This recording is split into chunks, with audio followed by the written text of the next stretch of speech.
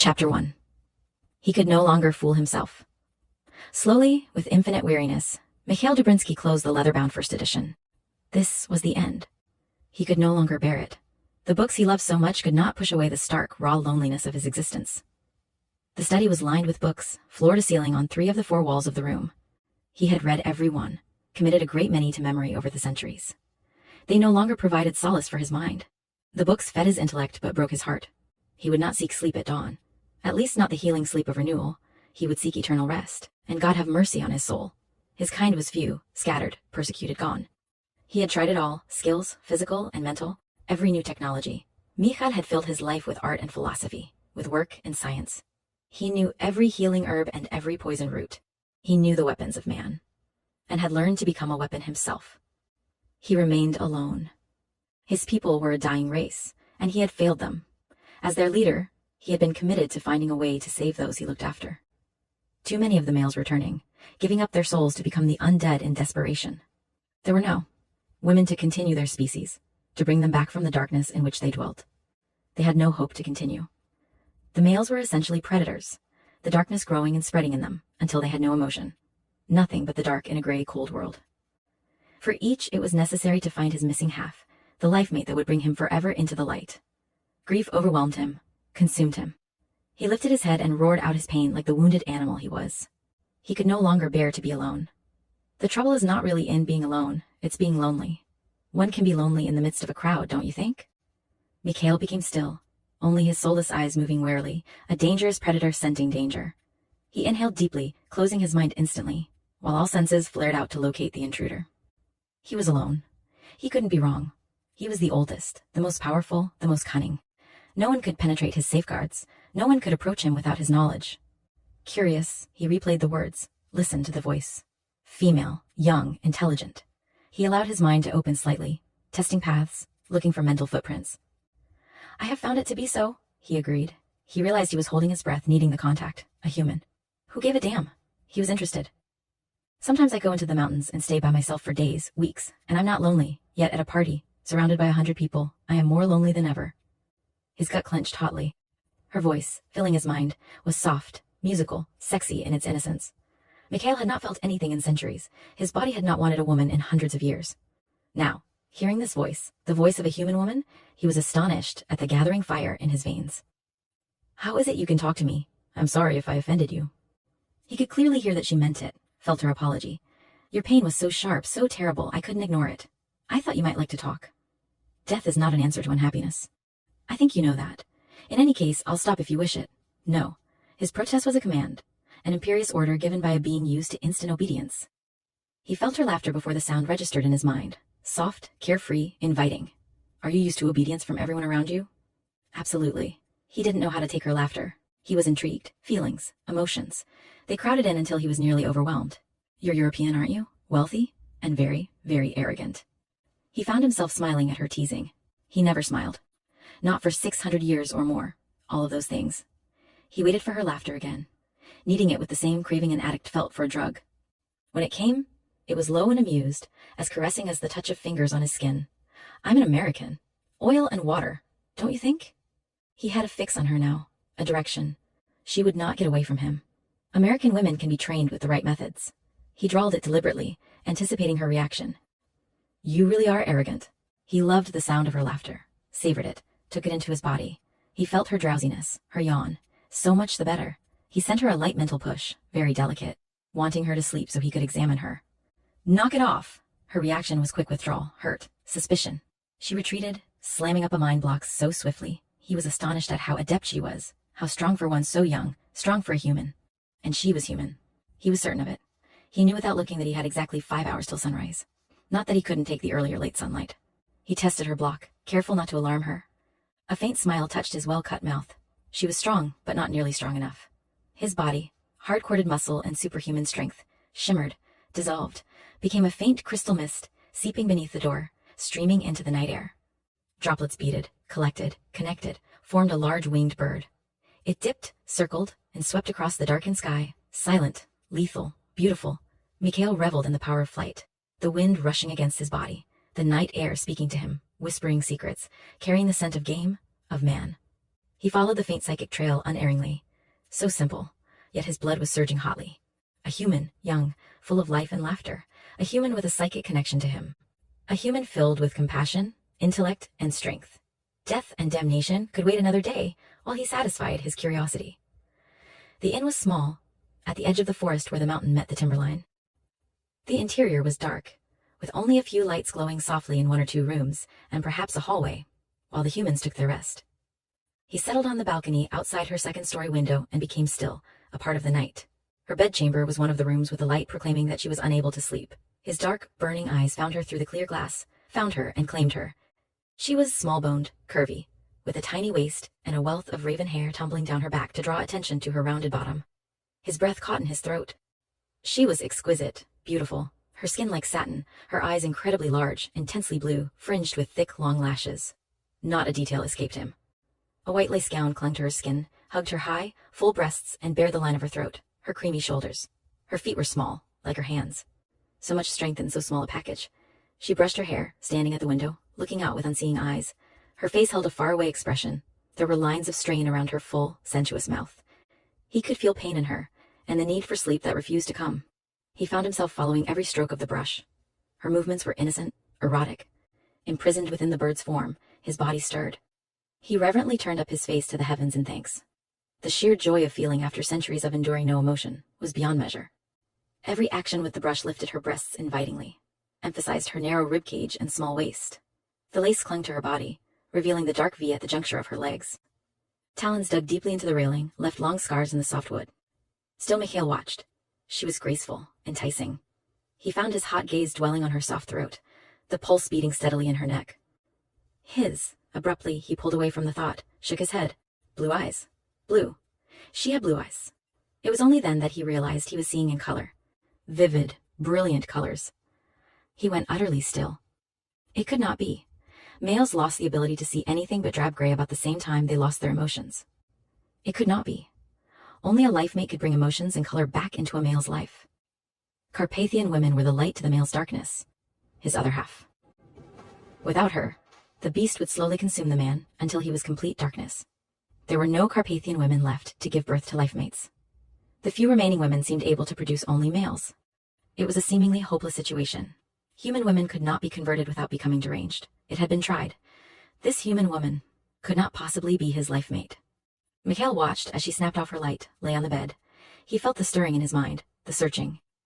Are you awake? Her question was tentative. At first he refused to answer, not liking that he needed this so much. He couldn't afford to be out of control. He didn't dare.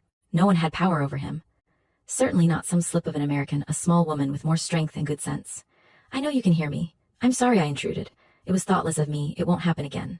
But just for the record, don't try flexing your muscle on me again. He was glad he was in the form of a creature, so he couldn't smile. She didn't know what muscle was. I was not offended. He sent the reassurance in gentle tones. He had to answer. It was nearly a compulsion. He needed the sound of her voice, the soft whisper brushing in his head like fingers on his skin. She turned over, rearranged her pillow, rubbed at her temple as if she ached. One hand curled over the thin sheet. Mikhail wanted to touch that hand, feel her warm, silky skin under his. Why did you try to control me? It wasn't purely an intellectual question, as she wanted it to be. He sensed he had hurt her in some way, disappointed her. She moved restlessly, as if waiting for her lover. The thought of her with another man enraged him. Feelings after hundreds of years. Sharp, clear, in focus. Real feelings. It is my nature to control. He was exhilarated, joyous, yet at the same time all too aware that he was more dangerous than he had ever been. Power always needed control. The less emotion, the easier the restraint. Don't try to control me. There was something in her voice, something he sensed more than named, as if she knew he was a threat to her. And he knew he was. How does one control one's nature, little one? He saw her smile even as it filled his emptiness, as it registered in his heart and lungs, sent his blood soaring. Why would you think I was little? I'm as big as a house. I am to believe this. The laughter faded from her voice. Her thoughts lingered in his blood. I'm tired, and again, I apologize. I enjoyed talking with you. But, he prompted gently. Goodbye, finality. Mikhail took flight, soaring high above the forest. It wasn't goodbye. He wouldn't allow it. He couldn't allow it. His survival depended on her. Someone had aroused his interest, his will to live. She had reminded him that there was such a thing as laughter, that there was more to life than existence. He soared above the forest, for the first time in centuries marveling at the sights. The canopy of waving branches, the way the rays of the moon spilled over the trees and bathed the streams in silver. It was all so beautiful. He had been given a priceless gift. A human woman had somehow managed to do this for him. And she was human. He would have known instantly had she been of his race. Could her voice alone do the same for the other males on the edge of despair? In the protection of his home, he paced with a long-forgotten restless energy. He thought of her soft skin, how it would feel beneath his palm, under his body, how it would taste. The thought of her mass of silky hair brushing his heated body, the line of her vulnerable throat exposed to him, excited him. His body tightened unexpectedly. Not the mild physical attraction he had felt as a fledgling, but a savage, demanding, relentless ache.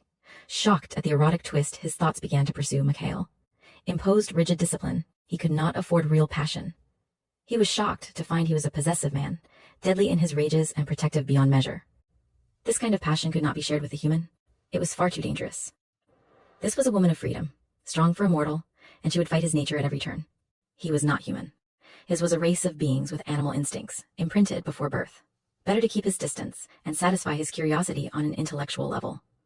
He meticulously locked every door and window, safeguarded every point of entry with impassable spells before descending to his sleeping chamber. The room was protected from even greater threats. If he gave up his existence, it would be of his own choosing. He lay down on the bed. There was no need of healing soil deep within the earth. He could enjoy mortal comforts. He closed his eyes, slowed his breathing. Mikhail's body refused to obey. His mind was filled with pictures of her, with erotic, taunting scenes. A vision of her lying on her bed, her body naked beneath white lace, her arms outstretched to greet her lover. He swore softly. Instead of his body taking hers, he pictured another man. A human. Rage shook him, raw and deadly, skin like satin, hair like silk. His hand moved. He built the picture with deadly precision and purpose in his mind. He paid every attention to detail, even to the silly polish on her toenails. His strong fingers circled her small ankle, felt the texture of her skin. His breath caught in his throat, his body tightening in anticipation. He slid his palm up her calf, massaging, tantalizing, moved up farther to her knee, her thigh. Mikhail knew the precise moment she awakened, her body on fire, her alarm slammed into him, her fear. Deliberately, to show her what she was dealing with, his palm found the inside of her thigh, stroked, caressed. Stop! Her body ached for his touch, for his possession. He could hear the frantic pounding of her heart, feel the strength of her mental struggle with him. Has another man touched you like this? He whispered the words in her mind, dark, deadly sensuality. Damn you, stop tears glittered like jewels in her lashes, in her mind. All I wanted to do was help you. I said I was sorry. His hand moved higher because he had to, found heat and silk, tiny curls guarding treasure. His palm covered the triangle possessively, pushed into the moist heat. You will answer me, little one. There is still time for me to come to you, to put my mark on you, for me to own you, he warned silkily. Answer me. Why are you doing this? Do not defy me. His voice was husky now, raw with need. His fingers moved, probed, found her most sensitive spot. I am being exceptionally gentle with you. You already know the answer is no, she whispered in defeat. He closed his eyes, was able to calm the raging demons knifing pain through his body. Sleep, little one. No one will harm you tonight. He broke contact and found his body hard, heavy, bathed in perspiration. It was far too late to stop the beast in him from breaking free. He was burning with hunger, consumed with it, jackhammers beating at his skull, flames licking along his skin and nerve endings. The beast was unleashed, deadly, hungry. He had been more than gentle. She had inadvertently released the monster. He hoped she was as strong as he believed her to be. Mikhail closed his eyes against his self-loathing. He had learned centuries ago that there was little point, and this time he didn't want to fight it. This was not simply a strong sexual attraction he felt. It was far more than that. It was something primal. Something deep within him, calling to something deep within her. Perhaps she craved the wildness in him, as he craved the laughter and compassion in her. Did it matter? There would be no escape for either of them. He touched her mind gently before closing his eyes and allowing his breath to cease. She was weeping silently, her body still in need from the effects of his mind touch. There was hurt and confusion in her, and her head was aching. Without thought, without reason, he enveloped her in the strength of his arms, stroked her silky hair, and sent warmth and comfort to surround her. I am sorry I frightened you, little one. It was wrong of me. Go to sleep now, and be safe. He murmured the words against her temple, his lips brushing her forehead in gentleness, brushing her mind with tenderness. He could feel the curious fragmentation in her mind, as if she had been using her mental capabilities to follow some sick and twisted path. It was as if she had raw, gaping wounds in her mind that needed to heal. She was too worn out from their previous mental battle to fight him. He breathed with her, For her, slow and even, matching her heartbeats until she relaxed, drowsy and worn, he sent her to sleep, a whispered command, and her lashes drifted down. They fell asleep together, yet apart, she in her room, Mikhail in his sleeping chamber. The pounding on her door penetrated the deep layers of sleep. Raven Whitney fought the thick fog, forcing her eyes closed, making her body heavy. Alarm spread. It was as if she had been drugged. Her gaze found the small alarm clock on the bedside table. 7 o'clock in the evening. She had slept the day away. She sat up slowly, feeling as if she was wading through quicksand. The pounding on her door began again. The sound echoed in her head, thundered at her temples. What? She forced her voice to be calm, although her heart was slamming against her chest. She was in trouble. She needed to pack quickly. Run. She knew how futile it could be. Wasn't she the one who had tracked 4 serial killers, following the mental path of their thoughts? And this man was 1,000 times more powerful than she. The truth was, she was intrigued that another person had psychic abilities. She had never met anyone like herself before. She wanted to stay and learn from him, but he was far too dangerous in his casual use of power. She would have to put distance, perhaps an ocean, between them to be truly safe. Raven, are you all right? The male voice was filled with concern. Jacob? She had met Jacob and Shelley Evans, a brother and sister, last night in the dining room when they had first come in off the train. They were traveling with a tour group of about 8 people. She had been tired, and the conversation was a blur. Raven had come to the Carpathian Mountains to be alone, to recover from her last ordeal of following the twisted mind of a depraved serial killer. She had not wanted the company of the tour group, yet Jacob and Shelley had sought her out. They had been wiped from her thoughts very efficiently. I'm fine, Jacob. Just a touch of the flu, I think, she assured him, feeling far from fine. She shoved a shaky hand through her hair. I'm just so tired. I came here to rest. Aren't we having dinner? He sounded plaintive, and that annoyed her. She didn't want any demands on her, and the last thing she needed was to be in a crowded dining room surrounded by a lot of people. I'm sorry. Another time, maybe. She didn't have time to be polite. How could she have made such a mistake as she had last night?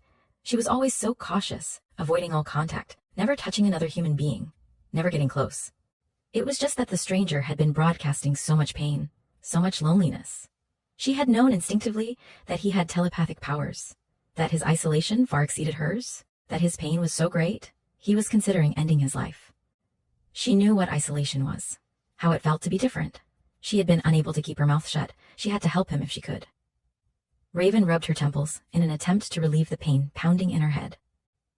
It always hurt after using her telepathic powers. Pushing herself up, she moved slowly to the bathroom. He was controlling her without contact. The thought terrified her. No one should be that powerful. She turned the shower on full force, wanting the steady stream of water to clear the cobwebs. She had come here for rest, to clear the stench of evil from her mind, to feel clean and whole again. Her psychic gift was draining to use, and physically she was worn. Raven lifted her chin. This new adversary would not frighten her. She had control and discipline, and this time she could walk away. No innocent lives were at stake. She pulled on faded jeans and a crocheted sweater in defiance. She had sensed he was old world would frown on her American clothes. She packed quickly, haphazardly, tossing clothes and makeup as fast as she could into the battered suitcase. She read the train schedule in dismay. There was no service for 2 more days. She could use charm to beg a ride from someone, but that meant being in the small confines of a car for an extended period of time. It probably was the lesser of 2 evils. She heard male laughter, low, amused, mocking. You would try to run from me, little one.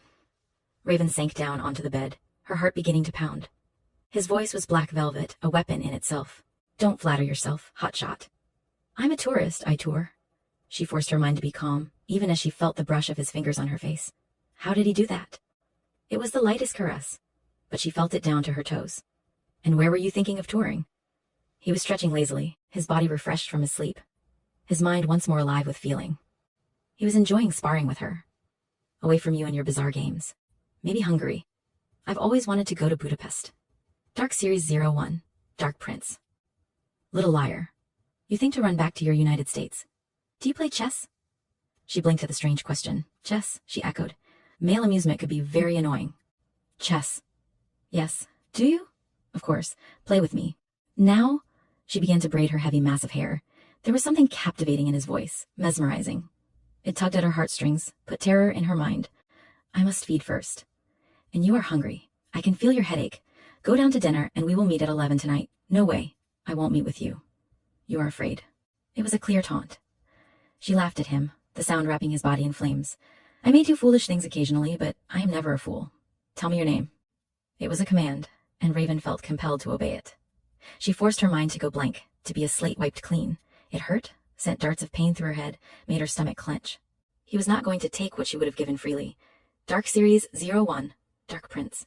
Why do you fight me when you know I am the stronger? You hurt yourself, wear yourself out, and in the end I will win anyway. I feel the toll that this way of communicating takes on you, and I am capable of commanding your obedience on a much different level. Why do you force what I would have given, had you simply asked? She could feel his puzzlement. I am sorry, little one. I am used to getting my way with the least amount of effort, even at the expense of simple courtesy. Sometimes it is more expedient. She punched the pillow. You need to work on your arrogance. Simply because you possess power does not mean you have to flaunt it. You forget, most humans cannot detect a mental push. That isn't an excuse to take away free will. And you don't use a push anyway. You issue a command and demand compliance. That's worse, because it makes people sheep. Isn't that closer to the truth? You reprimand me? There was an edge to his thoughts this time, as if all that male mockery was wearing thin. Don't try to force me. This time there was menace, a quiet danger lurking in his voice. I would not try, little one. Be assured I can force your compliance. His tone was silky and ruthless. Dark Series 01, Dark Prince. You're like a spoiled child wanting your own way. She stood up, hugging the pillow to her protesting stomach. I'm going downstairs to dinner. My head is beginning to pound. You can go soak your head in a bucket and cool off. She wasn't lying. The effort to fight him on his level was making her sick. She edged cautiously toward the door, afraid he would stop her. She would feel safer if she was among people. Your name, please, little one? It was asked with grave courtesy. Raven found herself smiling in spite of everything. Raven Whitney. So Raven Whitney, eat rest. I will return at 11 for our chess match. The contact was broken abruptly. Raven let out her breath slowly, all too aware that she should be feeling relief, not feeling bereft. There was seduction in his hypnotic voice, his masculine laughter, in their very conversation. She ached with the same loneliness as he did. She didn't allow herself to think of the way her body had come alive at the touch of his fingers, burned, wanted, needed. And he had only touched her with his mind. The seduction was far more than physical. It was some deep, elemental thing she could not precisely put her finger on. He touched her inside her soul. His need, his darkness, his terrible, haunting loneliness. She needed, too, someone to understand what it was like being so alone, so afraid to touch another being, afraid to be too close. She liked his voice, the old-world elegance, the silly male arrogance. She wanted his knowledge, his abilities. Her hand trembled as she opened the door, breathed the air in the hallway. Her body was her own again, moving lightly and fluidly, obeying her instructions. She ran down the stairs, entered the dining room. Several tables were occupied, certainly more than the night before. Ordinarily, Raven avoided public places as much as possible, preferring not to have to worry about shielding herself from unwanted emotions. She took a deep breath and walked in.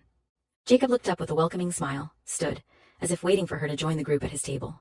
Raven made herself smile back at him, unaware of the way she looked, innocent, sexy, completely unattainable. She crossed the room, greeted Shelley, and was introduced to Margaret and Harry Summers. Fellow Americans. She tried not to let her alarm show on her face. She knew her picture had been plastered all over the newspapers, and even on television during the investigation of the last killer. She didn't want to be recognized, didn't want to relive the horrible nightmare of the man's twisted and depraved mind. There would be no discussion of such a hideous thing at dinner. Sit here, Raven. Jacob graciously pulled out a high-backed chair for her. Carefully avoiding skin contact, Raven allowed herself to be seated. It was hell to be so close to so many people. As a child, she had been overwhelmed by the bombardment of emotions around her. She had nearly gone insane until she learned to protect herself, to build a shield. It worked unless the pain or distress was too concentrated, or if she physically touched another human being, or if she was in the presence of a very sick and evil mind. Right now, with conversation flowing all around her, and everyone seemingly having a good time, Raven was experiencing classic signs of overload. Shards of glass pierced her skull, her stomach roiled in protest. She couldn't possibly eat a thing. Mikhail inhaled the night air, moved slowly through the small town, seeking what he needed, not a woman. He couldn't bear to touch another woman's flesh. He was aroused, dangerous in his highly sexual state, and far too close to turning. He might lose control, so it had to be a man. He moved among the people easily, returned greetings from those who knew him. He was well respected, looked up to. He slipped up behind a young man who was physically fit, strong. His scent spoke of health, veins bursting with life. After a brief, easy conversation, Mikhail spoke his command softly, laid a friendly arm across the other's shoulder. Deep within the shadows, he bent his dark head and fed well. He was careful to keep his emotions firmly in control. He liked this young man, knew his family. There could be no mistakes. As he lifted his head, the first wave of her distress hit him. Raven. He had unconsciously been seeking contact with her, touching her mind gently to assure himself that she was still with him. Alert now, he finished his task quickly, releasing the young man from his trance, implanting the continuing conversation, laughing amicably, accepting the handshake with ease, steadying the man when he was a bit dizzy. Mikhail opened his mind, focused on the thread, and followed it. It had been years. His skills were rusty, but he could still see when he wanted. Raven was seated at a table with two couples. Outwardly, she looked beautiful, serene. But he knew better. He could feel her confusion, the unrelenting pain in her head, her desire to leap up and run from everyone. Her eyes, brilliant sapphires, were haunted, shadows in the paleness of her face. Strain. It amazed him how strong she was. There was no telepathic spillage, no way for anyone with telepathic ability, other than he to tell she was in distress. And then the man beside her leaned forward, looked into her eyes, raw longing on his face, desire in his eyes. "Come for a walk with me, Raven," he suggested, and his hand moved from the table to rest just above her knee. At once the pain in Raven's head increased, crushing at her skull, stabbing at her behind her eyes. She jerked her leg out from under Jacob's hand. Demons leaped, raged, burst free. Never had Mikhail felt such terrible fury. It rushed over him, claimed him, became him, that someone could hurt her like that, so casually, without even knowing or caring. That someone might touch her while she was so vulnerable and unprotected. That a man would presume to put his hands on her. He hurtled through the sky, the cool air fanning his rage. Raven felt the force of his anger. The air in the room thickened outside, the wind rose, whirled fiendishly. Branches pelted the outside walls, the wind rattled ominously at the Dark Series 01, Dark Prince. Windows. Several waiters crossed themselves, looking with fright out into the black, suddenly starless night. The room was unexpectedly, strangely silent, as if everyone was collectively holding his and her breath. Jacob gasped, both hands going to his throat, tearing at it as if at strong, strangling fingers. His face was first red, then mottled, his eyes bulging. Shelley screamed. A young waiter ran to assist the choking man. People were standing, craning their necks to see. Raven forced calmness into her slender body. Emotions were running far too high for her to remain unscathed. Release him. Silence answered her, even with a waiter behind him, desperately working at the Heimlich maneuver.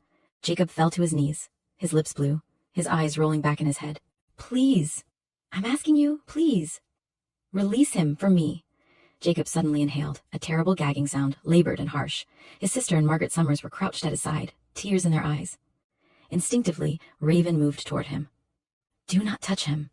The command was stark, without any mental enhancement, more frightening than if he had forced her compliance. Raven was besieged with emotion from everyone in the room. Jacob's pain and terror. Shelley's fear, the innkeeper's horror, the other Americans' shocked reaction. They were swamping her, beating at her already fragile state. But it was his all-consuming rage that sent needles shooting through her head. Her stomach heaved, cramped, and Raven nearly doubled over and looked desperately for the ladies' room. If anyone touched her, tried to come to her aid, she might go mad. "Raven?" The voice was warm, sensual, caressing, calm in the eye of the storm, black velvet, beautiful, soothing. A curious hush fell in the dining room as Mikhail strode in. He had a hard arrogance, an air of complete command. He was tall, dark, well-muscled, but it was his eyes, burning with energy, with darkness, with 1,000 secrets, that drew immediate attention. Those eyes could mesmerize, hypnotize, just like the power in his voice. He moved with purpose, sending waiters scurrying out of the way. "Mikhail, it is such a pleasure to have you join us," the innkeeper gasped in surprise. He spared the woman a glance, his eyes sweeping over her buxom figure. "I have come for Raven. We have a date this evening," he said it softly, imperiously, and no one dared argue with him. "She has challenged me to a game of chess." The innkeeper nodded her head as she broke into a smile. "Enjoy yourselves," Raven swayed, pressing her hands into her stomach. Her sapphire eyes were enormous, taking up her face at his approach. He was on her before she could move, his hands reaching out for her. "Don't."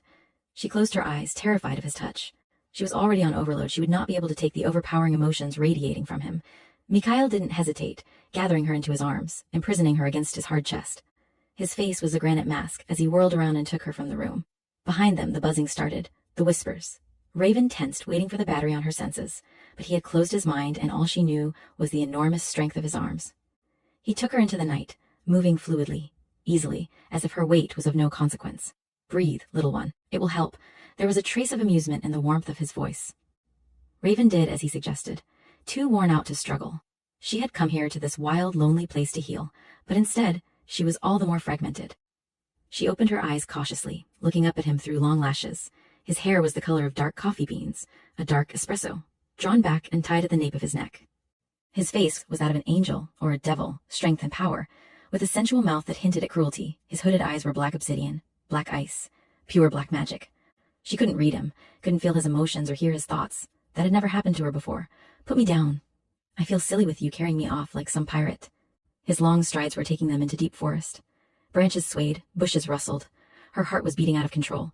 She tensed, pushed against his shoulders, struggled uselessly.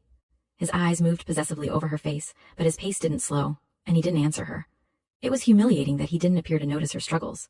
Raven allowed her head to fall back against his shoulder with a slight sigh. Did you kidnap me or rescue me? Strong white teeth gleamed at her, a predator's smile, a man's amusement, perhaps a little of both. Where are you taking me? She pressed a hand to her forehead, not wanting a battle, physical or mental. To my home. We have a date. I am Mikhail Dubrinsky. Raven rubbed at her temple. Tonight might not be so good for me. I'm feeling... She broke off, catching a glimpse of a moving shadow pacing them. Her heart nearly. Dark Series 01, Dark Prince. Stopped. She looked around, sighted a second, then a third. Her hand clutched his shoulder. Put me down, Dubrinsky. Mikhail, he corrected, not even slowing down.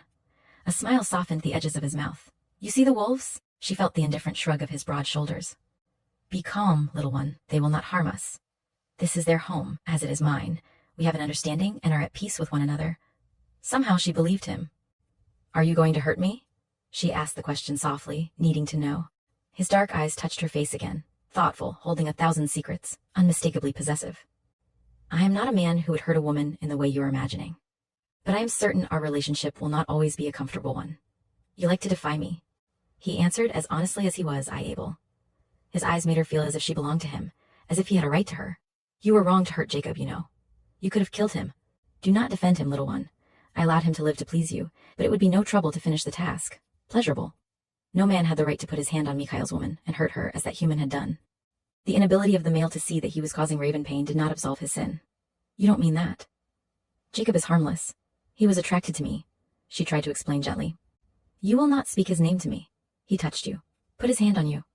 He stopped abruptly, there in the heart of the deep forest, as wild and untamed as the pack of wolves surrounding them. He was not even breathing heavily, though he had covered miles carrying her in his arms. His black eyes were merciless as they stared down into hers. He caused you much pain. Her breath caught in her throat as he lowered his dark head to hers. His mouth hovered inches from hers so that she could feel the warmth of his breath on her skin. Do not disobey me in this, Raven. This man touched you, hurt you, and I see no reason for his existence. Her eyes searched his hard, implacable features. You're serious, aren't you? She did not want to feel the warmth spreading through her at his words. Jacob had hurt her, the pain was so intense, it had stolen her breath, and somehow, when no one else knew, Mikhail had known. Deadly serious. He began moving again with his long, ground-eating strides. Raven was silent, trying to work out the puzzle. She knew evil had chased it, soaked in it, the obscene, depraved mind of a serial killer. This man spoke casually of killing, yet she could not feel evil in him. She sensed that she was in danger, grave danger from Mikhail Dubrinsky. A man with unlimited power, arrogant in his strength, a man who believed he had a right to her. Mikhail, her slender frame was beginning to tremble. I want to go back. The dark eyes drifted over her face again, noting the shadows, the fear lingering in her blue gaze. Her heart was pounding, her slight body trembling in his arms. Go back to what? Death? Isolation? You have nothing with those people and everything with me. Going back is not your answer. Sooner or later you will not be able to take their demands. They continually take pieces of your soul. You are much safer in my care. She pushed at the wall of his chest, found her hands trapped against the heat of his skin. He merely tightened his hold, amusement spreading warmth to the coldness of his eyes. You cannot fight me, little one. Dark Series 01, Dark Prince. I want to go back, Mikhail. She worked to keep her voice under control. She wasn't sure she was telling the truth. He knew her. He knew what she felt, the price she paid for her gift. The pull between them was so strong, she could hardly think straight. The house loomed up, dark, threatening, a rambling hulk of stone. Her fingers twisted in his shirt. Mikhail knew she was unaware of that nervous, telltale gesture. You are safe with me, Raven. I would not allow anyone or anything to harm you. She swallowed nervously as he pushed open the heavy iron gates and mounted the steps. Just you? He allowed his chin to brush the top of her silky hair, feeling the jolt in the core of his body. Welcome to my home. He said the words softly, wrapping her up in them as if they were firelight or sunshine. Very slowly, reluctantly, he allowed her feet to touch the threshold. Mikhail reached past her to open the door, then stepped back. Do you enter my home of your own free will? He asked it formally, his eyes burning on her face over it, dwelling on her soft mouth before returning to her large blue eyes. She was frightened. He could read it easily. A captive wild thing wanting to trust him yet unable to, run to the ground, cornered, but still willing to fight with her last breath. She needed him almost as much as he needed her. She touched the door frame with a fingertip. If I say no, will you take me back to the inn? Why did she want to be with him when she knew he was so dangerous? He wasn't pushing her. She had too much talent of her own not to know. He looked so alone, so proud, yet his eyes burned over her with hungry need. He didn't answer her, didn't try to persuade her, simply stood in silence, waiting. Raven sighed softly, knowing she was defeated. She had never known another human. Being she could just sit and talk with, even touch, without the bombardment of thoughts and emotions. That in itself was a type of seduction. She started across the threshold. Mikhail caught her arm. Your own free will, say it. My own free will. She stepped into his home, her lashes sweeping down. Raven missed the look of savage joy that lit his dark, chiseled features. Chapter 2. The heavy door swung closed behind Raven with a thud of finality. She shivered, rubbed her arms nervously. Mikhail whirled a cape around her, enveloping her in warmth, in his woodsy, masculine scent. He strode across the marble floor to throw open the doors to the library. Within minutes he had a fire roaring. He indicated a chair near the flames. It was high-backed, deep-cushioned, and antique, yet curiously not worn. Raven studied the room with awe. It was large, with a beautiful hardwood floor, each parquet piece a part of a larger mosaic. On 3 sides there were floor-to-ceiling shelves, completely filled with books, most leather-bound, many very old. The chairs were comfortable. The small table, in between the chairs, an antique in perfect condition. The chessboard was marble, the pieces uniquely carved. Drink this? She nearly jumped out of her skin when he appeared beside her with a crystal glass. I don't drink alcohol. He smiled the smile that made her heart beat faster. His acute sense of smell had already processed that particular bit of information about her. It is not alcohol, it is an herb mixture for your headache. Alarm slammed into her. She was crazy for being here. It was like trying to relax with a wild tiger in the same room. He could do anything to her, and no one would come to help. If he drugged her? Decisively, she shook her head. No, thank you, Raven. His voice was low, caressing, hypnotic. Obey me. She found her fingers curling around the glass. She fought the order, and pain sliced through her head so that she cried out. Mikhail was at her side, looming over her, his hand closing over hers around the fragile glass. Why do you defy me over so trivial a thing? There were tears burning in her throat. Why would you force me? His hand found her throat, circled it, lifted her chin. Because you are in pain, and I wish to ease it. Her eyes widened in astonishment. Could it be so simple? She was in pain, and he wanted to ease it. Was he really that protective, or did he enjoy imposing his will? It's my choice. That's what free will is all about. I can see pain in your eyes, feel it in your body. Knowing I can help you. Is it logical for me to allow you to continue to hurt yourself just so you can prove something? There was genuine puzzlement in his voice. Raven, if I was going to harm you, I would not need to drug you. Allow me to help you. His thumb was moving over her skin, feather-light, sensuous, tracing the pulse in her neck, the delicate line of her jaw, the fullness of her lower lip. She closed her eyes and let him put the glass to her mouth, tilt the bittersweet contents down her throat. She felt as if she was placing her life in his hands. There was far too much possession in his touch. Relax, little one, he said softly. Tell me about yourself. How is it that you can hear my thoughts? His strong fingers found her temples, began a soothing rhythm. I've always been able to do it. When I was little, I just assumed everybody else could do the same thing. But it was terrible to know other people's innermost thoughts, their secrets. I heard and felt things every minute of the day. Raven never talked about her life, her childhood, to anyone, least of all a complete stranger. Yet Mikhail didn't feel like a stranger. He felt like a part of her, a piece missing from her soul. It seemed important to tell him. My father thought I was a freak, a demon child, and even my mother was a little afraid of me. I learned never to touch people, not to be in crowds. It was better to be alone, in places of solitude. It was the only way I could stay sane, gleaming teeth bared above her head, a predator's menace. He wanted to be alone with her father for a few minutes, to show him what a demon really was. It interested him, yet alarmed him that her words could bring about such rage in him. To know she was alone so long ago, had endured pain and loneliness when he was in the world, angered him. Why hadn't he gone looking for her? Why hadn't her father loved and cherished her as he should have? His hands were working magic, slipping to the nape of her neck, his fingers strong, hypnotic. A few years ago, a man was murdering families, small children. I was staying with a friend from high school, and when I returned after work, I found them all dead. When I went into the house, I could feel his evil, knew his thoughts. It made me sick, the terrible things running around in my head, but I was able to track him and finally led the police to him. His hands moved down the length of her thick braid, found the tie and loosened the heavy mass of silk, tunneling his fingers to release the woven strands, still damp from her shower hours before. How many times did you do this thing? She was leaving things out. The details of horror and pain, the faces of those she helped as they watched her work, shocked, fascinated, yet repulsed by her ability. He saw those details, sharing her mind, reading her memories to learn her true nature. 4. I went after 4 killers. The last time I fell apart, he was so sick, so evil. I felt as if I was unclean, as if I could never get him out of my head. I came here hoping to find peace. I decided I would never do anything like that again. Mikhail, above her head, closed his eyes for a moment to calm his mind, that she could feel unclean. He could look into her heart and soul, see her every secret, know she was light and compassion, courage and gentleness. The things she had seen in her young life should never have been. He waited until his voice was calm and soothing. And you get these headaches if you use telepathic communication? At her solemn nod, he continued. Yet when you heard me, unguarded, in pain, you reached out to me, knowing the price you would pay. How could she explain? He was like a wounded animal, radiating so much pain that she had found tears streaming unchecked down her face.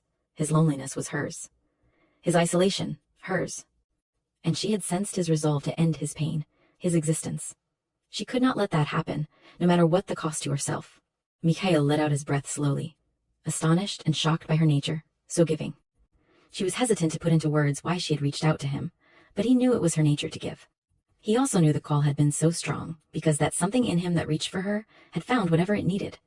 He inhaled her scent, taking her into his body, enjoying the sight and smell of her in his home, the feel of her silky hair in his hands, her soft skin under his fingertips. The flames from the fire put blue lights in her hair. Need slammed into him, hard and urgent, and as painful as the ache was, he reveled in the fact that he could feel it. Mikhail seated himself across the small table from her, his eyes drifting lazily, possessively over her alluring curves. Why do you dress in men's clothes? He asked. She laughed, soft and melodious, and her eyes lit with mischief. Because I knew it would annoy you. He threw back his head and laughed. Real, genuine, incredible laughter. There was happiness in him, and the stirrings of affection. He couldn't remember what those feelings were like, but the emotions were sharp and clear, and a sweet ache in his body. Is it necessary to annoy me? She arched an eyebrow at him, realizing that her headache was completely gone. So easy, Raven teased. He leaned closer. Disrespectful woman. So dangerous, you mean? Maybe that too. She slid her hand through her hair, pushed it away from her face. The action was an innocent habit, incredibly sexy, drawing his gaze to the perfection of her face, the fullness of her breasts, the smooth line of her throat. So, just how good a chess player are you? She challenged impudently. An hour later, Mikhail leaned back in his chair to watch her face as she studied the board. She was frowning in concentration, trying to puzzle out his unfamiliar strategy. She could sense that he was leading her into a trap, but she couldn't find it. Raven leaned her chin on the heel of her hand, relaxed, in no hurry. She was patient and thorough, and twice had gotten him into trouble simply because he was too sure of himself. Dark Series 01, Dark Prince. Suddenly her eyes widened, a slow smile curving her soft mouth. You are a cunning devil, aren't you, Mikhail? But I think your cleverness may have gotten you into a bit of trouble. He watched her with hooded eyes. His teeth gleamed white in the firelight. Did I happen to mention, Miss Whitney, that the last person impertinent enough to beat me at chess was thrown in the dungeon and tortured for 30 years? I believe that would have made you about 2 at the time, she teased, her eyes glued to the chessboard. He sucked in his breath sharply. He had been comfortable in her presence, felt totally accepted. She obviously believed he was mortal, with superior telepathic powers. Mikhail lazily reached across the board to make his move, saw the dawning comprehension in her eyes. I believe what we have is checkmate, he said silkily. I should have known a man who walks in the forest surrounded by wolves would be devious. She smiled up at him. Great game, Mikhail. I really enjoyed it. Raven sank back into the cushions of the chair. Can you talk to animals? She asked curiously. He liked her in his home, liked the way the fire burned blue in her hair, and the way the shadows clung so lovingly to her face. He had memorized every inch of it, knew that if he closed his eyes, the picture would still be there. The high, delicate cheekbones, her small nose and lush mouth. Yes, he answered truthfully, not wanting lies between them. Would you have killed Jacob? Her lashes were beautiful and held his attention. Be careful of what you ask, little one, he cautioned. She curled her legs beneath under her, regarded him steadily. You know, Mikhail, you are so used to using your power, you don't even stop to think if it's right or wrong. He had no right to touch you. He was causing you pain, but he didn't know he was. And you had no right to touch me, but you did anyway, she pointed out reasonably. His eyes glittered coldly. I have every right. You belong to me, he said it calmly, his voice soft with a hint of warning. More importantly, Raven, I did not cause you pain. Raven's breath caught in her throat. Her tongue moistened her lips with a small, delicate gesture. Mikhail, her voice was hesitant as she chose her words carefully. I belong to myself. I'm a person, not something you can own. In any case, I live in the United States. I'm going back there soon and intend to be on the next train to Budapest. His smile was that of a hunter. Predatory. For a moment, the firelight gleamed red, so that his eyes glowed like a wolf's in the night. He said nothing, simply watched her unblinkingly.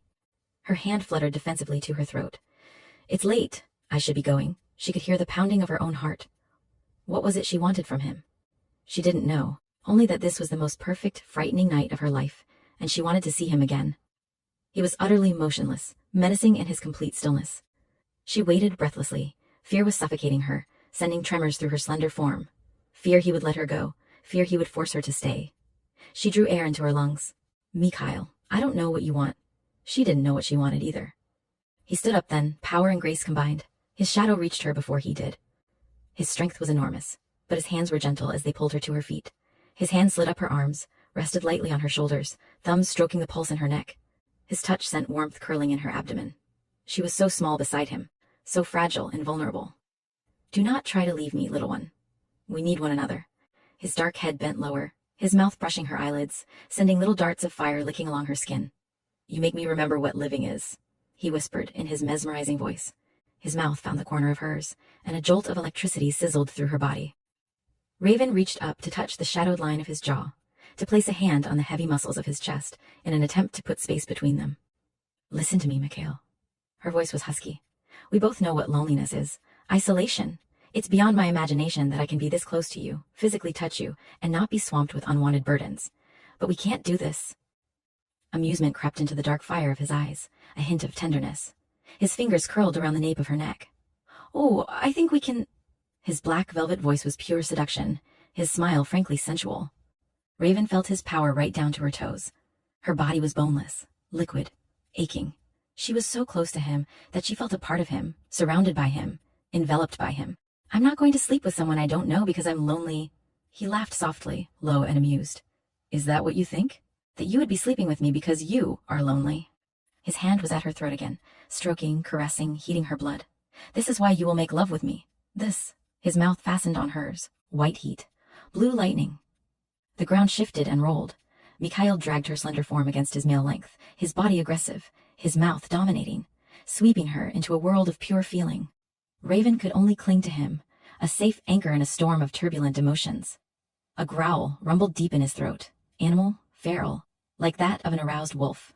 His mouth moved to the soft, vulnerable line of her throat, down to rest on the pulse beating so frantically beneath her satin skin. Mikhail's arms tightened, pinning her to his body, possessive, certain, his hold unbreakable. Raven was on fire, kneading, burning, hot silk in his arms, her body pliant liquid heat. She was moving against him restlessly, her breasts aching, nipples pushing erotically against the thin yarn of her sweater. His thumb brushed her nipple through the crocheted lace, sending waves of heat curling through her body, making her knees go weak so that only the hard strength of his arms held her up. His mouth moved again, his tongue like a flame licking over her pulse. And then there was white-hot heat, searing pain, her body coiling with need, burning for him, craving him. Waves of desire beat at her. His mouth on her neck was producing a combination of pleasure and pain so intense that she didn't know where one started and the other left off. His thumb tipped her head back, exposing her throat, his mouth clamped to her skin, his throat working as if he were devouring her, feeding on her, drinking her in. It burned, yet fed her own craving. Mikhail whispered something in his native tongue and lifted his head slightly, breaking the contact. Raven felt warm liquid run down her throat to her breast. Mikhail's tongue followed the path, sweeping across the creamy swell of her breast. Mikhail caught at her small waist, aware suddenly of the way his body raged at him for release. He had to claim her for his mate. His body demanded, burned. Raven caught at his shirt to keep from falling. He swore softly, eloquently, a mixture of two languages, furious with himself as he cradled her in his arms protectively. I'm sorry, Mikhail. Raven was appalled, frightened at her weakness. The room was spinning. It was difficult to focus. Her neck throbbed and burned. He bent his dark head to kiss her gently. No, little one. I am moving us too fast. Everything in his nature, beast and centuries, old man raged at him to keep her. But he wanted her to come to him willingly. I feel funny, Dizzy. He had been that little bit out of control, the beast in him hungry to put his mark on her, hungry for the sweet taste of her. His body was on fire, demanding release. Discipline and control fought with his instinctual predatory nature and won. He breathed deeply, carried her to the chair beside the fire. She deserved a courtship, deserved to know him, to come to feel affection if not love for him before he bound her to him. A human, a mortal. It was wrong. It was dangerous. As he gently placed her on the cushions, he caught the first warning of disturbance. He swung around, his handsome features dark and menacing. His body lost its protective posture, all at once threatening and powerful. "Stay," he ordered softly. He moved so fast that he blurred, closing the doors to his library, turning to face the front door. Mikhail sent a silent call to his sentries. Outside, a lone wolf howled, a second answered, a third, until there was a united chorus. When the noise subsided, he waited, his face an implacable granite mask. Mist drifted through the forest, tendrils of fog, collecting, moving, massing outside his home. Mikhail lifted his arm and his front door opened. The fog and mist seeped in, collected in pools until his foyer was thick with it. Slowly the mists connected, bodies shimmered and became solid. "Why do you disturb me this night?" he challenged softly, his dark eyes glittering dangerously. A man stepped forward, his fingers clasped solidly in his wife's. She looked pale and drawn, was obviously pregnant. "We seek your counsel, Mikhail, and bring you news." Inside the library, Raven felt fear slam into her, the emotion beating in her head, swamping her, driving out the heavy, trance-like cobwebs. Someone was distraught, crying, feeling pain as sharp as a knife. She staggered to her feet, clutched at the back of a chair. Images pushed in. A young woman with pale white skin, a large stake protruding from her chest, blood running in rivers, her head detached from her body, something sickening placed in her mouth. A ritual killing, symbolic, a warning of others to come. A serial killer, here, in this land of peace. Raven gagged, both hands going to cover her ears, as if that could somehow stop the images pouring into her mind. For a moment she couldn't breathe, didn't want to breathe, she just wanted it to end. Wildly, she looked around her, saw a door to her right leading in the opposite direction from the overwhelming emotions. Blindly she stumbled to her feet, weak, disoriented, and dizzy. She staggered out of the library, needing to get some fresh air, away from the details of death and horror that were so vivid in the minds of the newcomers. Their fear and anger was a living thing. They were animals wounded and ready to tear and rend in retaliation. Why were people so ugly, so violent? She had no answer, no longer wanted one. She had taken several steps down a long hall when a figure loomed up. A man a little younger than Mikhail, thinner, with glittering eyes and chestnut, wavy hair. His smile was taunting and held menace as he reached for her. An unseen force hit the man square in the chest, knocking him backward and slamming him into the wall. Mikhail loomed up, a dark, malevolent shadow. He towered over Raven, protectively thrust her behind him. This time, the throaty growl was a beast's roar of challenge. Raven could feel the terrible rage in Mikhail. Rage mixed with grief, his emotions so intense they beat at the air itself. She touched his arm, her fingers curling halfway around the thickness of his wrist, a tiny deterrent to the violence swirling within him. She felt the tension running through him as if it was alive. There was a collective, audible gasp. Raven realized she was the center of the group's attention. There was one woman and 4 men. All eyes were on her fingers circling his wrist as if she had committed some terrible criminal act. Mikhail's larger body moved to shield her completely from their scrutiny. He made no attempt to shake off her hand. If anything, he moved his body protectively, backing her farther into the wall so that he was pressing against her, obscuring their vision of her. "She is under my protection," a declaration, a challenge, a promise of quick, savage retribution. "As we all are, Mikhail," the woman said softly, appeasingly. Raven swayed, only the walls were holding her up. Vibrations of rage and grief were beating at her until she wanted to scream. She made a sound, a single, thread-like sound of objection. Mikhail turned to her at once, his arms sweeping around her, enveloping her. "Guard your thoughts and emotions," he hissed at the others. "She is very sensitive. I will escort her to the inn and return to discuss this disturbing news." Raven had no real chance to see the others before he was striding past them, taking her with him to the small car waiting in the garage. She smiled tiredly, her head resting against his shoulder. "You don't seem like you belong in this car, Mikhail. Your views on women are so archaic. In a former life you must have been Lord of the Castle." He glanced at her quickly. His gaze slid over the paleness of her face, dwelt on his mark on her neck, visible through the long mane of her hair. In truth, he hadn't meant to leave a mark, but now it was there, his brand of ownership. "I am going to help you." "Sleep tonight," he made it a statement. Who were those people, she asked, because she knew he didn't want her to ask. She was so tired, even dizzy. She rubbed at her head and wished that for once in her life she was normal. He probably thought she was the fainting type. There was a short silence. He sighed heavily. My family, she knew he spoke the truth, yet he didn't. Why would someone do such a terrible thing? She turned her face up to his. Do they expect you to track this killer? To stop him? There was raw pain in her voice, pain for him. Worry. His grief was sharp, edged with guilt and the need for violence. He turned her question over in his mind. She knew then. Knew one of his people had been killed. She probably had picked the details out of someone's head. The worry and pain was for him. There was no condemnation. Simply worry. Mikhail felt the tension ease from his body, felt warmth curl in his stomach. I will try to keep you as far from this mess as possible, little one. No one worried about him, about his state of mind or his health. No one thought to feel for him. Something inside him seemed to soften and melt. She was wrapping herself inside him, deep, somewhere he needed her. Perhaps we shouldn't see each other for a few days. I've never been so tired in my life. She tried to give him a gracious way out. Raven looked down at her hands. She wanted to give herself an out too. She had never felt so close to anyone, so comfortable, as if she had known him forever, yet was terrified that he would take her over. And I don't think your family was thrilled to see an American with you. We're too explosive together, she finished ruefully. Do not try to leave me, Raven. The car drew up in front of the inn. I hold what is mine, and make no mistake. You are mine. It was both a warning and a plea. He had no time for soft words. He wanted to give them to her. God knew she deserved them. But the others were waiting, and his responsibilities weighed heavily on him. She raised her hand to the line of his jaw, rubbing gently. You're so used to having your own way. There was a smile in her voice. I can go to sleep all by myself, Mikhail. I've been doing it for years. You need to sleep untroubled, undisturbed, deeply. What you saw tonight will haunt you if I do not help you. His thumb stroked across her lower lip. I could remove the memory if you wished. Raven could see he wanted to do it, believed that it would be best for her. She could see it was difficult to ask her to make a decision. No, thank you, Mikhail, she said demurely. I think I'll keep all my memories, good and bad. She kissed his chin, slid across the seat to the door. You know, I'm not a porcelain doll. I won't break because I see something I shouldn't. I've chased serial killers before. She smiled at him, her eyes sad. He shackled her wrist in an unbreakable grip. And it almost destroyed you. Not this time. Her lashes swept down, hiding her expression. That's not your decision. If others persuaded him to use his talents to chase the insane evil killers in the world, she would not leave him alone. How could she? You are not nearly as afraid of me as you should be, he growled. She flashed him another smile, tugging at her wrist to remind him to release her. I think you know what's between us would be worth nothing if you forced me to do your will in everything. He held her captive a heartbeat longer, his dark, dangerous eyes moving possessively over her fragile face. She was so strong-willed. She was afraid, but she looked him in the eyes and stood up to him.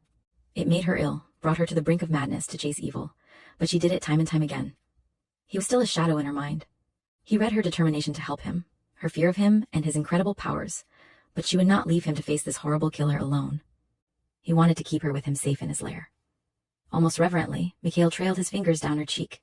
Go, before I change my mind, he ordered, abruptly releasing her. Raven walked away from him slowly, trying to overcome the dizziness that had taken hold of her. She was careful to walk straight, not wanting him to know she felt as if her body was lead, that every movement was difficult. She walked with her head up and kept her mind purposely blank. Mikhail watched her enter the inn. He saw her hand go up to her head, rub at her temple, the nape of her neck. She was still dizzy from his taking her blood. That had been selfish, beneath him, yet he couldn't stop himself. Now she was paying for it. Her head ached from the bombardment of emotions, his included. All of his people would have to be more careful to shield their minds. Mikhail unfolded his large frame from the vehicle, moved to the shadows, his senses flaring out to tell him he was alone. He took the form of mist. In the heavy fog it was unnoticeable, and he could easily see beneath her unsecured window. He watched her as she sank onto the bed. Her face was pale, her eyes haunted. Shudyu swept her mane of hair back, touching his mark as if it ached. It took her a few minutes to kick off her shoes, as if the task was too great. Mikhail waited until she had flung herself face down, fully clothed on the bed. You will sleep. He gave the order forcefully, expected her compliance. Mikhail. His name echoed in his head, soft, drowsy, with a hint of amusement. Somehow I knew you would just have to have your way. She didn't fight it, but went. Underwillingly, a smile curving her soft mouth. Mikhail undressed her, slid her slender body beneath the covers.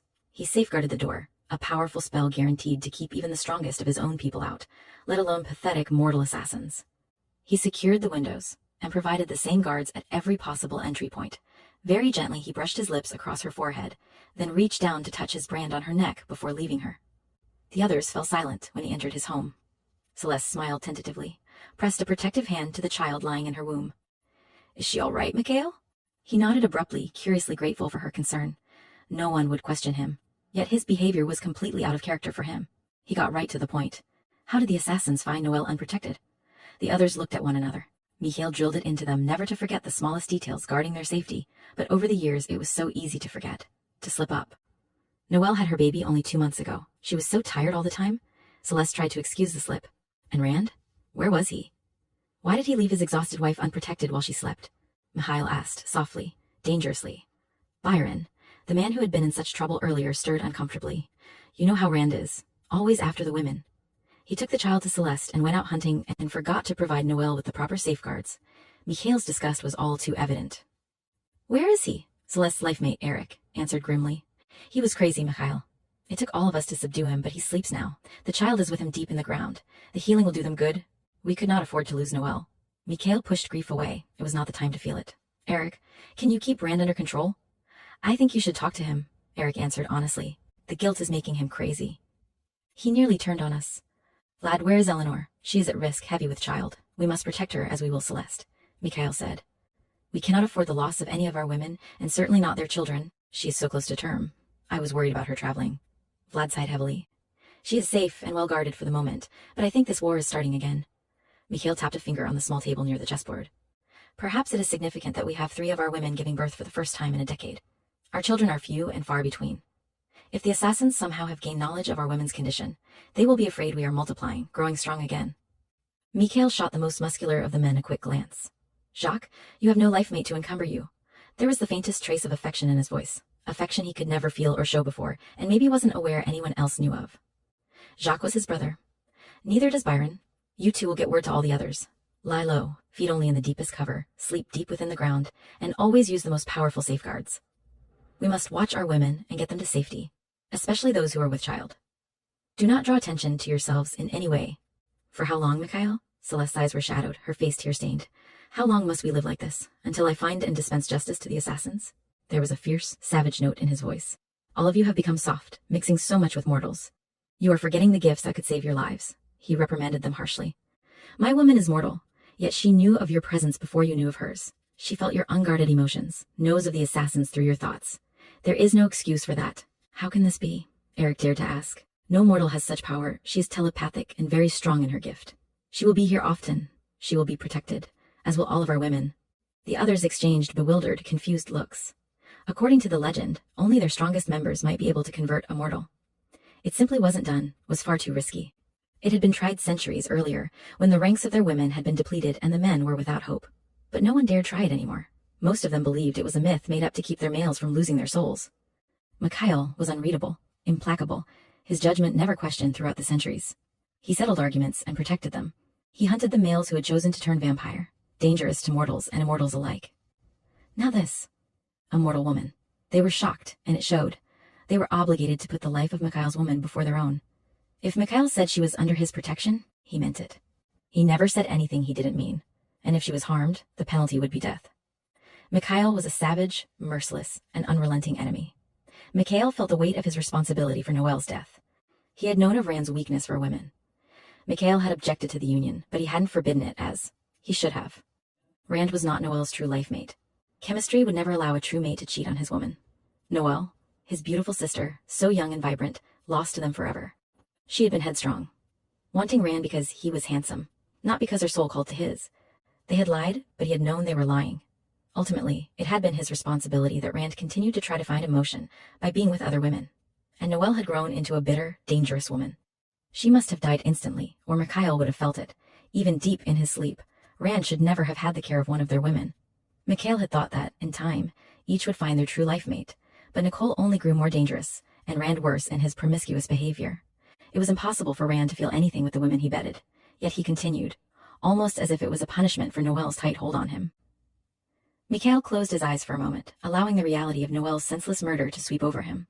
The loss was intolerable, his grief wild and intense, mixed with an ice-cold rage and deadly resolve. He bowed his head. 3 blood, red tears made their way unchecked down his face. His sister, the youngest of their women, it was his fault. Mikhail felt the stirring in his head. Warmth, comfort, as if arms had stolen around him. Mikhail? Do you need me? Raven's voice was drowsy, husky, worried. He was shocked. His command had been strong, far stronger than anything he had ever used on a human, yet his sorrow had penetrated her sleep. He glanced around him, took in the faces of his companions. None of them had picked up the mental contact. It meant that, as groggy as she was, Raven was able to focus, channel, and send directly to him without any spillage. It was a skill few of his people had bothered to accomplish. So complacent were they that humans could not tune into them. Mikhail? This time Raven's voice was stronger, alarmed. I'll come to you. Sleep, little one. I am well, he reassured, reinforcing his command with the tone of his voice. Be well, Mikhail, she whispered softly, succumbing to his power. Mikhail gave his attention to those awaiting his orders.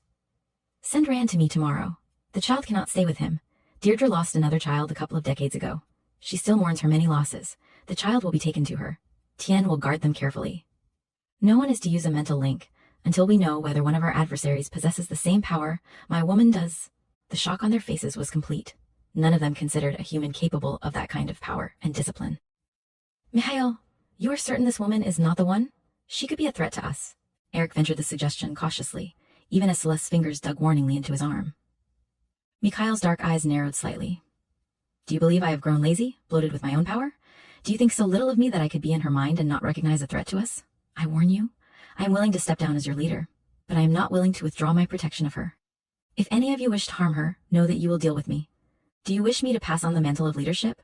I weary of my duties and responsibilities, Mikhail. Byron's voice was a sharp protest. The others voiced quick, alarmed denials, like frightened children.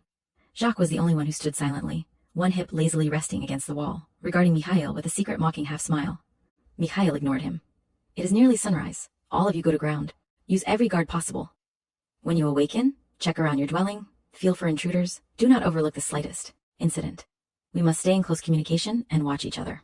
Mikhail, the first year is so critical. So many of our children do not survive. Celeste's fingers were twisting nervously within her husband's hand. I am not sure Deirdre could bear another loss. Mikhail's smile was gentle. She will guard the child as no other, and Tien will be twice as watchful as any other. He has been trying to get Deirdre to conceive, and she has refused. At least this way, her arms will not be empty, and she will long for another child, Celeste said angrily. If our race is to continue, we must have children. As much as I would like to provide them, it is only our women who can produce such a miracle. It is heartbreaking to lose so many, Mikhail, Celeste pointed out. For all of us, Celeste, his tone was final, and no one dared to argue or question. His authority was absolute, his rage and grief beyond boundaries. Not only Rand had failed to protect Noelle, a young, beautiful, vibrant woman, but her life had been lost because of some sadistic game Rand and Noelle had played together. He knew that he was every bit as responsible as Rand for Noelle's fate. His loathing of Rand was directed at himself as well. Chapter 3. Raven woke slowly in a dense fog, layers and layers of it. Somehow she knew she wasn't supposed to wake, but nevertheless it was imperative she do so. She pried her eyes open and turned her head toward the window. Sunlight was streaming in. She pushed herself into a sitting position, the covers sliding away to expose bare skin. Mikhail, she whispered aloud, you take altogether too many liberties. She reached out to him automatically, as if she could not deny herself that need. Sensing he was asleep, she withdrew. The slight touch was enough. He was safe. Raven felt different, happy even. She could talk to someone, touch someone. Never mind that it was a bit like sitting on the back of a hungry tiger. The freedom to relax in another's presence was a joy. Mikhail had heavy responsibilities. She didn't know who he was, only that he was someone important. Obviously, he was comfortable with his talents, unlike Raven, who still felt she was some kind of freak of nature. She wanted to be more like he was, confident, not caring what others thought. She knew very little of Romanian life. The rural populations were poor and superstitious, yet they were a friendly people and truly artistic. Mikhail was different. She had heard of Carpathians, not gypsies, but a people who were well-educated, had money, and lived deep in the mountains and forests by choice. Was Mikhail their leader? Was that why he was so arrogant and aloof? The shower felt good on her body, rinsing away the heavy, groggy feeling. She dressed carefully, in jeans, a turtleneck, and a sweater. Even with the sunlight, it was cold in the mountains, and she intended to go exploring. Her neck throbbed for a moment, burned. She peeled back her top to examine the wound.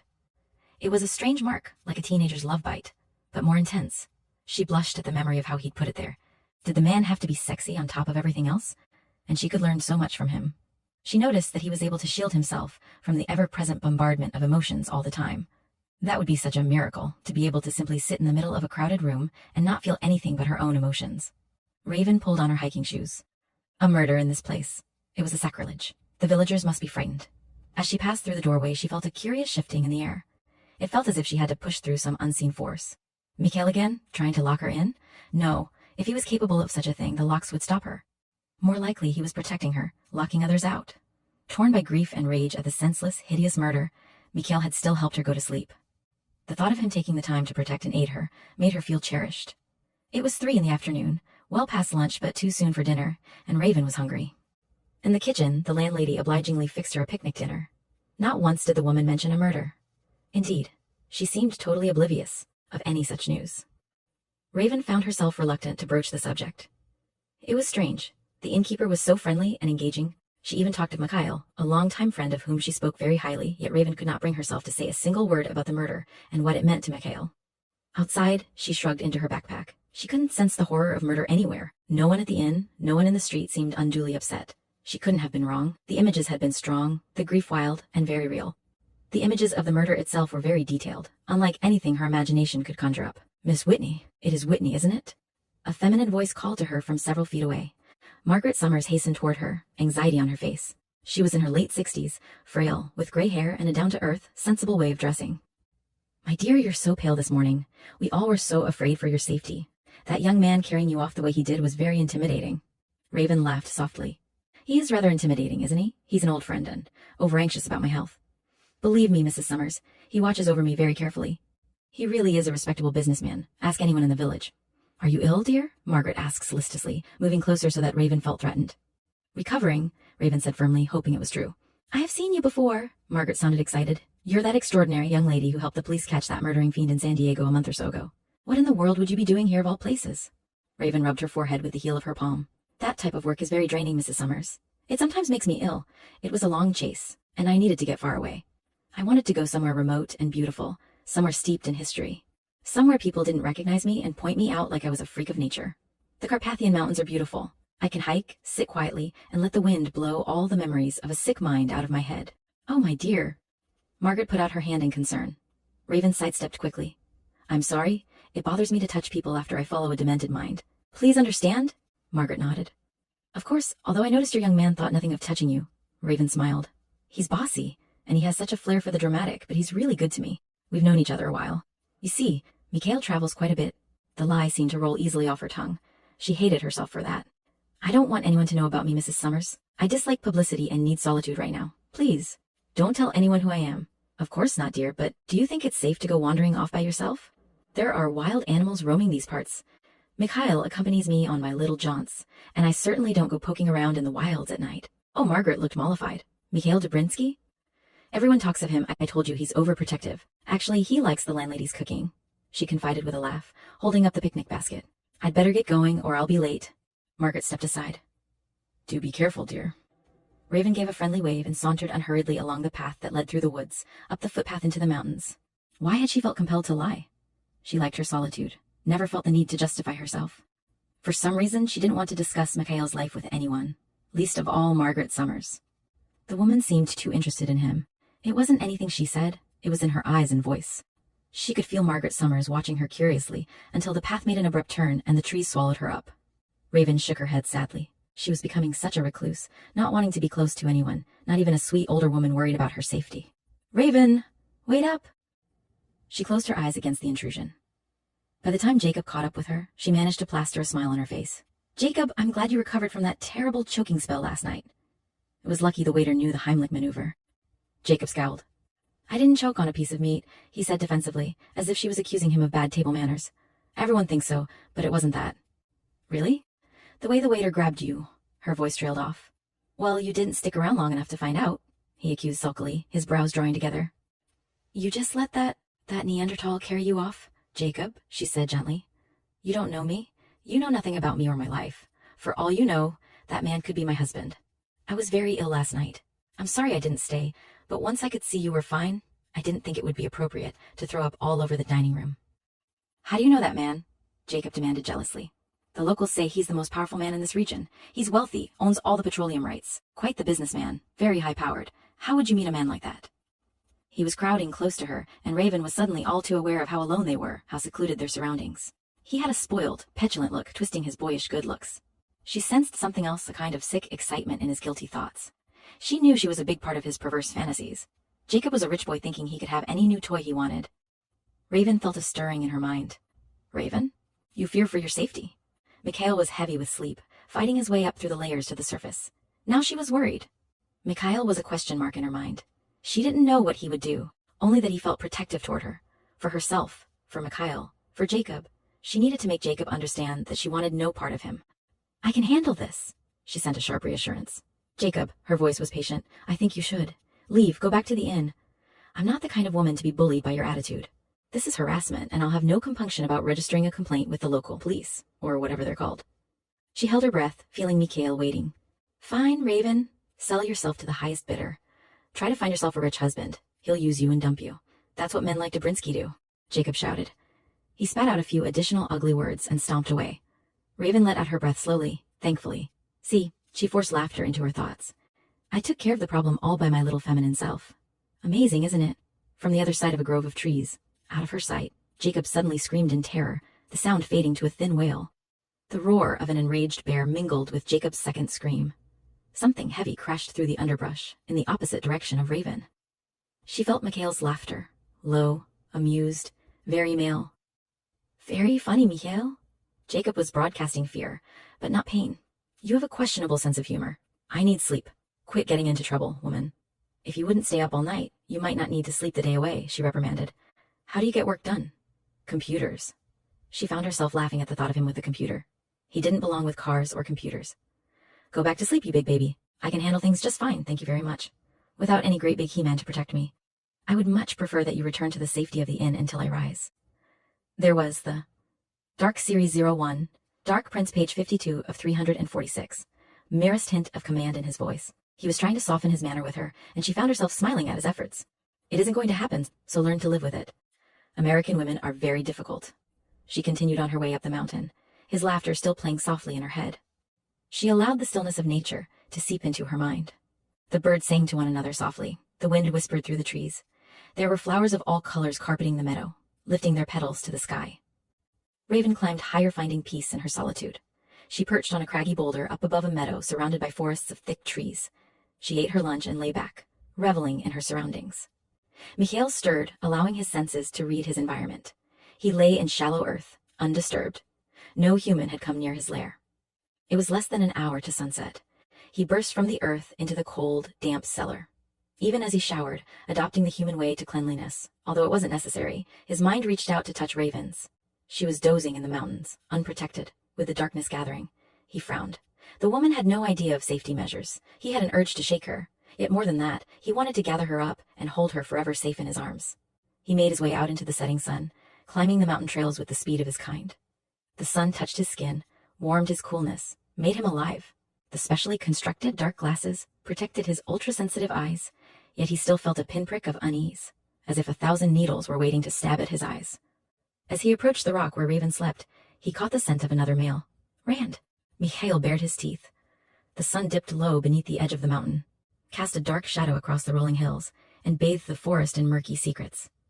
Mikhail moved out into the open, his arms held out from his sides, his body a fluid combination of power and coordination. He was pure menace, a stalking demon, silent and lethal. Rand had his back to him, approaching the woman on the rock. Sensing the power in the air, he spun around, his handsome features grief-stricken and ravaged. Mikhail!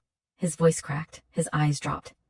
I know you can never forgive me. You knew I was not a true life mate to Noelle. She would not let me go. She threatened to kill herself if I left her, if I attempted to find another. Like a coward, I remained with her. Why do I find you crouched over my woman? Mikhail snarled, fury rising until the bloodlust coiled in him like a living thing. Rand's excuses sickened him, true though they might be. If Noelle had threatened to walk into the sun, the matter should have been brought before him. Mikhail had power enough to stop Noelle from her destructive behavior.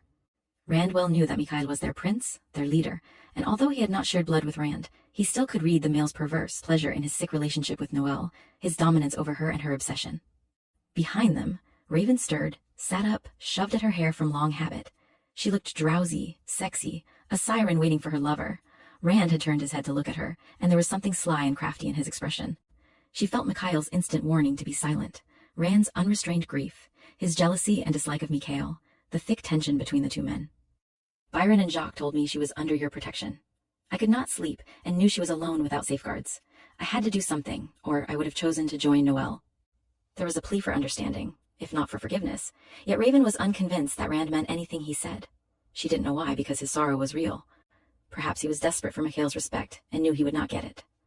Then I am in your debt, Mikhail said formally, working at controlling his loathing of a man who would leave unprotected a woman who had just given birth to his child to deliberately torment her with another woman sent on him. Raven slid from her perch, a small, fragile woman with compassion in her enormous blue eyes. I'm truly sorry for your loss, she murmured softly, careful to keep her distance. This man was the murder victim's husband. His guilt and grief crawled through her body with torturous intent, yet she worried for Mikhail. Something was not right with Rand. He was twisted inside, not evil, yet not completely right. Thank you, Rand said tersely. I need my child, Mikhail. You need the healing earth. Mikhail disagreed calmly, implacable in his decision, merciless in his resolve. He would not turn over a precious, helpless baby to this male in his present state of mind. Raven's stomach knotted, twisted, and pain went through her heart at the cruelty in those words. She only partially understood what Mikhail's decree meant. This man, grieving for his murdered wife, was being deprived of his child, accepting Mikhail's word as absolute law. She felt his deep pain as if it were her own, yet on some level she couldn't help agreeing with Mikhail's decision. Please, Mikhail. I loved Noelle. Instinctively, Raven knew Rand was not pleading for his child. Fury lent darkness to Mikhail's features, cruelty to his mouth, a red glint to his eyes. Do not speak of love to me, Rand. Go to the earth, heal. I will find this assassin and avenge my sister. No longer will I be swayed by sentiment. If I had not listened to her pleading, she would be alive today. I cannot sleep. It is my right to hunt. Rand sounded defiant, sulky, like a child who wanted respect and equality, yet knew it would never come. A flicker of impatience, of menace, crossed Mikhail's brooding features. Then I will command you and give you the healing rest your body and mind require. His voice was as soft and neutral as ever. If it hadn't been for the fury burning in his black eyes, Raven would have thought him gentle and caring toward the man. We cannot afford to lose you, Rand. His voice softened to velvet, enticed, commanded. You will sleep, Rand. You will go to Eric and have him prepare you, guard you.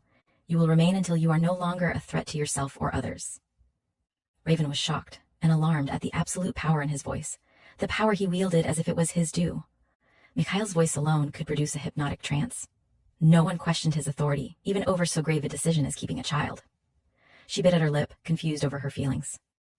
He was right about the baby. She sensed something wrong in Rand, yet that a grown man would obey his order Hato, obey his orders frightened her. No one should have such a voice, such a gift. Something so strong could be misused, could easily corrupt the one who wielded it. They stood, regarding each other in the gathering darkness, once Rand left them. Raven could feel the weight of Mikhail's displeasure pressing down on her. She lifted her chin defiantly. He moved closer, gliding unbelievably fast, his fingers finding her throat as if he might strangle her. You will never repeat this foolhardy act again. She blinked up at him. Don't try to intimidate me, Mikhail. It won't work. No one tells me what to do or where I can go. His fingers slipped to her wrists, tightened, threatened to crush her fragile bones. I will not tolerate any foolishness that might put your life in jeopardy. We have lost one of our women already. I will not lose you. Dark Series 01. Dark Prince. His sister, he had said. Compassion warred with self-preservation. Most of this confrontation was because he was so afraid for her. Mikhail, you can't put me in a box and keep me on a shelf. She spoke as gently as she could. I will not argue over your safety. Earlier, you were alone with a man who thought of forcibly taking you. Any wild animal could have attacked you, and if you had not been under my protection, in his present state, Rand might have harmed you. None of those things happened, Mikhail. She touched his jaw with gentle, placating fingers, a tender caress. You have enough to worry about, enough responsibilities, without adding me to them. I can help you. You know I'm capable. He tugged at her wrist so that she lost her balance and fell against his hard strength. You're going to make me crazy, Raven. His arms came up, pinning her soft slenderness against him. His voice dropped to a drawling caress, mesmerizing, pure black magic. You are the one person I long to protect, yet you will not obey. You insist on independence. All others lean on my strength, yet you seek to help me, to shoulder my duties. He lowered his mouth to hers. There was that curious shifting of the ground beneath her feet, the crackle of electricity in the air around them. Flames licked over her skin, heated her blood. Colors whirled and danced in her head. His mouth claimed hers, aggressive, male, totally dominating, sweeping all thoughts of resistance aside. She opened her mouth to him, allowed his probing exploration, his sweet, hot assault. Her hands found the broadness of his shoulders, crept up to circle his neck. Her body felt pliant, boneless, like hot silk. Mikhail wanted to press her to the soft ground, tear the offending clothes from her body, and make her irrevocably his. There was far too much innocence in the taste of her. No one had asked to share the weight of his countless burdens. No one, until this little slender slip of immortal, had even thought of the price he continually paid. A human. She had the courage to stand up to him, and he could do no, other than respect her for it. His eyes were closed, savoring the feel of her body against his. The fact that he could want her with such intensity. He held her, wanting her, needing her, burning for her, not even understanding how such a firestorm could consume him. Reluctantly, he lifted his head, his body raging at him. Let us go home, Raven. His voice was pure seduction. A slow smile curved her soft mouth. I don't think it's safe. You're the kind of man my mother warned me about. He kept his arm possessively around her shoulders, shackling her to him. Mikhail had no intention of allowing her to leave his side again. His body urged her in the direction he wanted. They walked together in companionable silence. Jacob wasn't going to hurt me, she denied suddenly. I would have known. You were not touching him, little one, and it was lucky for him. He's certainly capable of violence. It's always hard to miss violence. She flashed him her mischievous smile. It clings to you like a second skin. He tugged at her thick braid in retaliation for her teasing. I want you to come stay in my home, at least until we find and dispose of the assassins. Raven walked several steps in silence. He had said we, as if they were a team. That pleased her. You know, Mikhail, it was the strangest thing today. Not one person at the inn or in the village seemed to know of the murder. His finger flicked along her delicate cheekbone. And you said nothing, she flashed him a quelling glance from under long lashes. Of course, gossiping is not my form of entertainment. Noelle died cruelly, senselessly. She was Rand's life mate. You used that term before. What does it mean? It is like a wife or husband, he explained. Noelle had given birth to a child only 2 months ago. She was my responsibility. Noelle is not food for gossip. We will find her killers ourselves. Don't you think if there's a serial killer loose in so small a village, the people have a right to know? Mikhail chose his words carefully. The Romanians are not in any danger, and this is not the work of one individual. The assassins wish to stamp out our race. True Carpathians are almost extinct. We have bitter enemies who would see us all dead. Why? Mikhail shrugged. We are different. We have certain gifts, talents. People are afraid of what is different. You should know that maybe I have Carpathian blood in me, a diluted version, Raven said with a trace of wistfulness. It was nice to think she had an ancestor with the same gift. His heart went out to her. Her life must have been terribly lonely. Mikhail wanted to wrap her up, safe in his arms, sheltered from life's unpleasantness. His was a self-imposed isolation. Raven had no choice. Our petroleum and mineral rights in a country where most have very little is cause for concern and jealousy. I am the law to my people. I deal with the threats to our position and our lives. It was my poor judgment that placed Noelle in danger. It is my duty to hunt her killers and bring our justice to them. Why haven't you called the local authorities? She was struggling to understand, feeling her way carefully. I am the sole authority to my people. I am the law, alone. I have others who hunt, many in fact, but it is at my command. I hold the sole responsibility in all decisions, judge, jury, and executioner, she guessed, holding her breath for the answer. Her senses couldn't lie.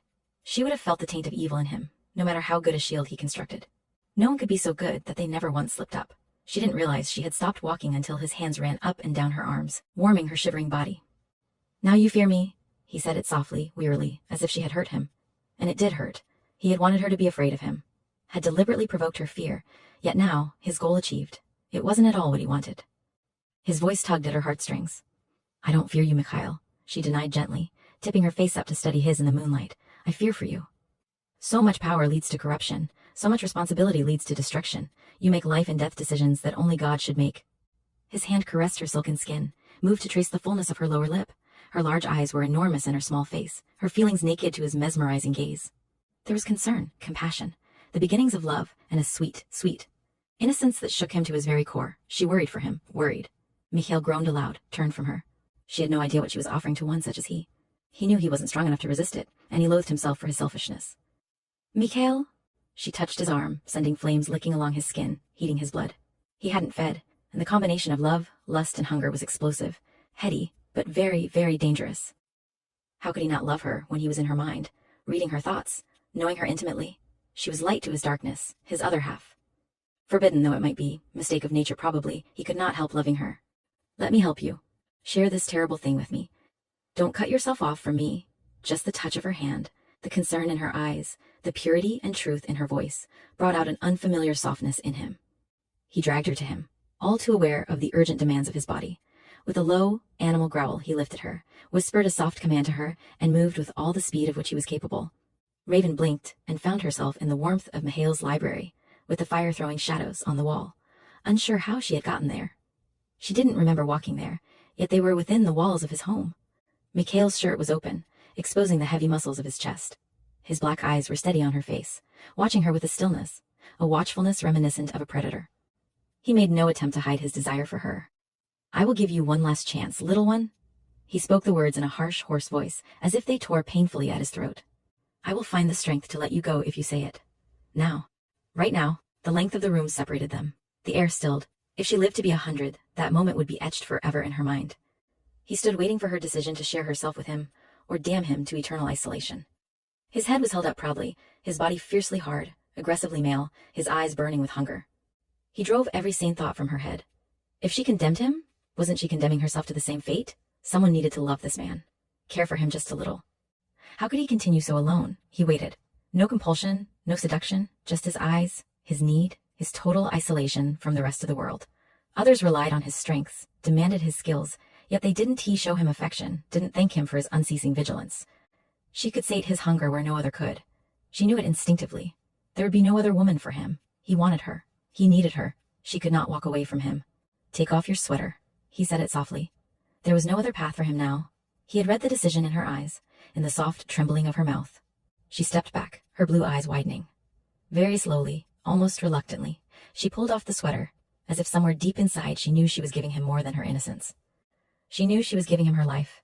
The shirt. Her tongue touched her lips, moistened the satin finish. The answering jolt in his body was savage, primitive. As she drew off the turtleneck, his hands went to the buttons of his pants. The fabric was stretched taut and confining, hurting him. He was careful to use the human form of disrobing, not wanting to frighten her any further. Her bare skin gleamed in the firelight. The shadows brushed the contours of her body. Her rib cage was narrow, her waist small, emphasizing the generous fullness of her breasts.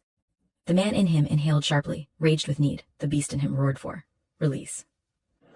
Mikhail dropped his shirt on the floor, no longer able to stand the feel of the material against his ultra-sensitive skin. A sound started deep in his throat. Animal, feral, a fierce savage claim. Outside the wind began to rise, and dark, ominous clouds roiled across the moon. He kicked aside human garments, exposing his body, chiseled muscle and burning need. Her throat worked convulsively as she slid the lacy straps of her bra loose, let the material slide to the floor. Her breasts thrust invitingly, nipples hard and erotic. He took the length of the room in a single fluid leap, uncaring of later explanations. Age-old instinct was taking over. He ripped the offensive jeans from her body with a single slash and tossed them aside. Raven cried out, blue eyes going smoky with fear at his intensity. Mikhail calmed her with a touch, stroking his hands over her body, committing every line to memory. Do not fear my hunger, little one, he whispered softly. I would never hurt you. It would be an impossibility for me to do such a thing. Her bones were small, delicate, her skin hot silk. The massive hair came loose with his marauding fingers, brushing the hard length of him, sending fiery arrows piercing his groin. His body tightened, raged. God, he needed her so much, so much. His hand closed over the nape of her neck in an unbreakable grip, his thumb tipping back her head to expose her throat and lift her breast to him. His hand moved slowly, tracing the swell of her breasts, resting for a moment on his mark on her neck, so that it burned and throbbed, returned to cup velvet softness. He traced every line of her ribs, feeding his hunger, soothing her fears. Mikhail trailed his fingers over her flat stomach and the ridge of her hip bones, to rest in the triangle of silky curls at the juncture of her legs. She had felt his touch before, but this was 1,000 times more potent. His hand created desperate need, a sensation of drowning in a world of pure feeling. Mikhail snarled something low in his own language, and took her to the floor in front of the fire. His body was so aggressive, trapping hers against the wood floor, that for a moment she had the impression of a wild animal forcing its mate into submission.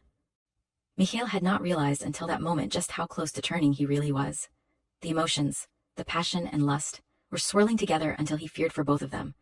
The light from the flames cast a demonic shadow over him. He looked huge, invincible, a dangerous animal as he crouched over her. Mikhail, she said his name softly, reaching out to ease the lines in his contorted features, needing him to go slower. He caught and pinned both her wrists in one hand, stretched her arms above her head, and held her there. I need your trust, little one. His voice was a combination of hoarse demand and black velvet magic. Give it to me. Please give it to me. She was afraid, so vulnerable, stretched out like a pagan sacrifice, like an offering to a long-dead god. His eyes moved over her, hot, glowing, burning her skin everywhere his gaze touched. Raven lay quiet beneath his merciless strength, sensing his implacable resolve, aware of some terrible inner struggle within him. Her blue gaze drifted over the lines etched in his face, his mouth, so sensual, capable of such cruelty, his eyes, burning with such fierce need. Raven moved her body, testing his strength, knowing it would be impossible to stop him. She feared their joining because she was unsure of herself, of what to expect, but she believed in him. The feel of her soft, exposed body writhing beneath his only inflamed him more. Mikhail groaned her name, his hand sliding up her thigh, finding her heated core. Trust me, Raven. I need your trust. His fingers sought velvet, probed, claimed, produced a rush of hot liquid. He bent his head to taste her skin, the texture, the scent of her. She cried out softly when his hot mouth found her breast, when his fingers probed deeper in her center. Her body rippled with pleasure. He moved lower, tracing the earlier path of his hands with his tongue. With every stroke his body tightened, his heart opened, and the caged beast became stronger. A mate. His. He inhaled her scent deeply, drawing her into the very essence of his body. His tongue slid across her slowly, a long caress. She moved again, still uncertain, but subsided when he raised his head and looked at her with stark possession burning in his eyes. Deliberately, he pushed her knees apart, exposing her vulnerability to him. His eyes holding hers in warning, he lowered his head and drank. Somewhere, deep inside, Mikhail recognized that she was too innocent for this particular brand of wild lovemaking, but he was determined that she would know pleasure from their union, pleasure he gave her, not some hypnotic suggestion. He had waited too long for a mate, endless centuries of hunger and darkness and total desolation. He could not be gentle and considerate when his entire being was demanding that she belong to him totally for all time. He knew her trust was everything.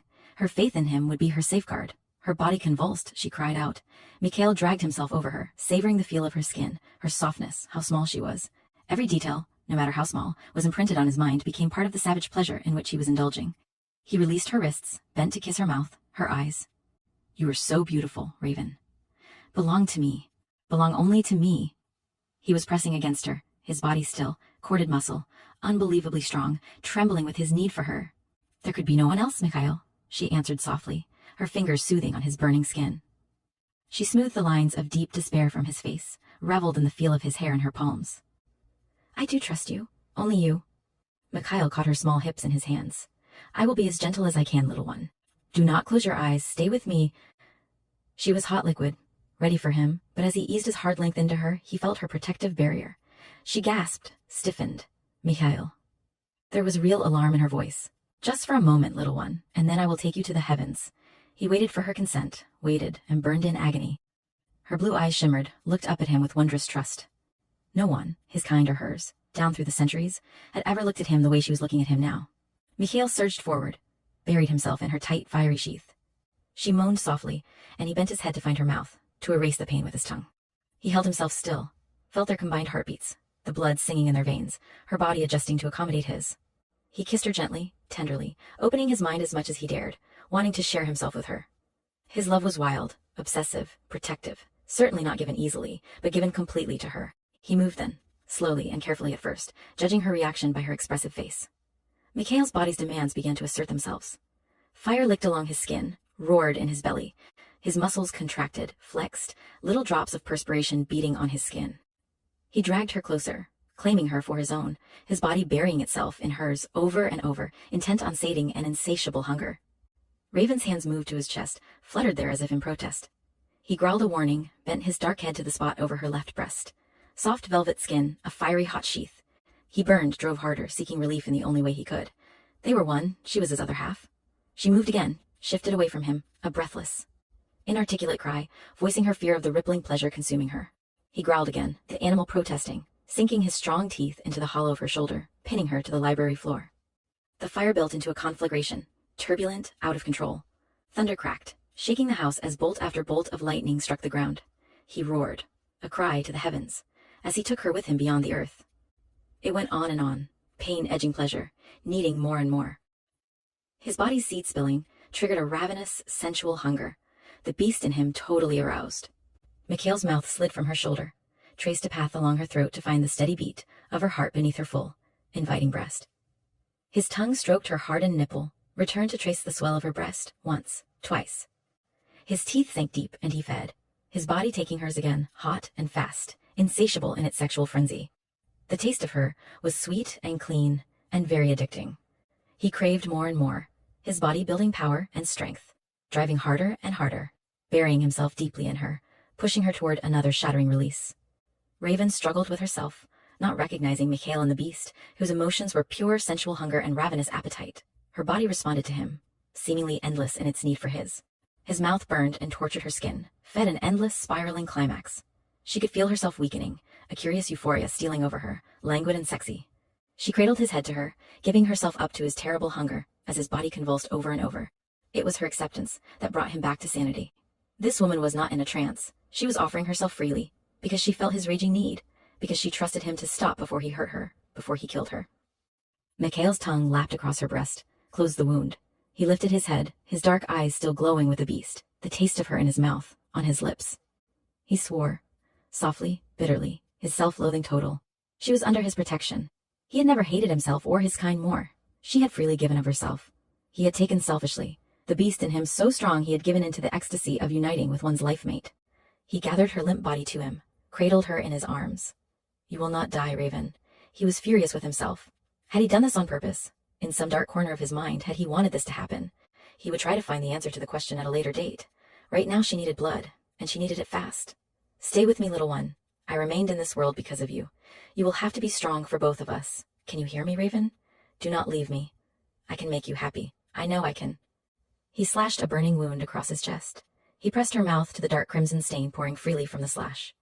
You will drink. Obey me in this. He knew better than to have her drink directly from his flesh. But he needed to hold her, needed the feel of her soft mouth against his skin taking his very essence, his life's blood, into her starving body. Her obedience was reluctant, her body threatening to reject his life-giving fluid. She gagged, tried to turn her head away. Ruthlessly he clamped her to him. You will live, little one. Drink deeply. Her will was incredibly strong. Even his own people did not require so much effort to force obedience. Of course his people trusted in him, wanted to obey. Although Raven was unaware of what he was forcing on her, some deep sense of self-preservation fought his commands. It didn't matter. His will would prevail. It always prevailed. Mikhail carried her to his sleeping chamber. He crushed sweet, healing herbs around the bed, covered her small, still form. He placed her in a deep sleep. In an hour he would make her drink again. He stood for a moment staring down at her, feeling the need to cry. She looked so beautiful, a rare, precious treasure he had treated cruelly, when he should have guarded her against the beast in him. Carpathians were not human. Their lovemaking was intensely wild. Raven was young, inexperienced, a human. He had not been able to keep his newly acquired emotions under control in the heat of passion. With trembling fingers, he touched her face, a light caress, then bent to kiss her soft mouth. With an oath, he spun around and left the room.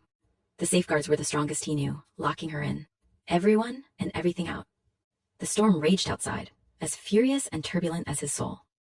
He took 3 running steps and launched himself into the sky, hurtling toward the village. The winds whirled and screamed around him.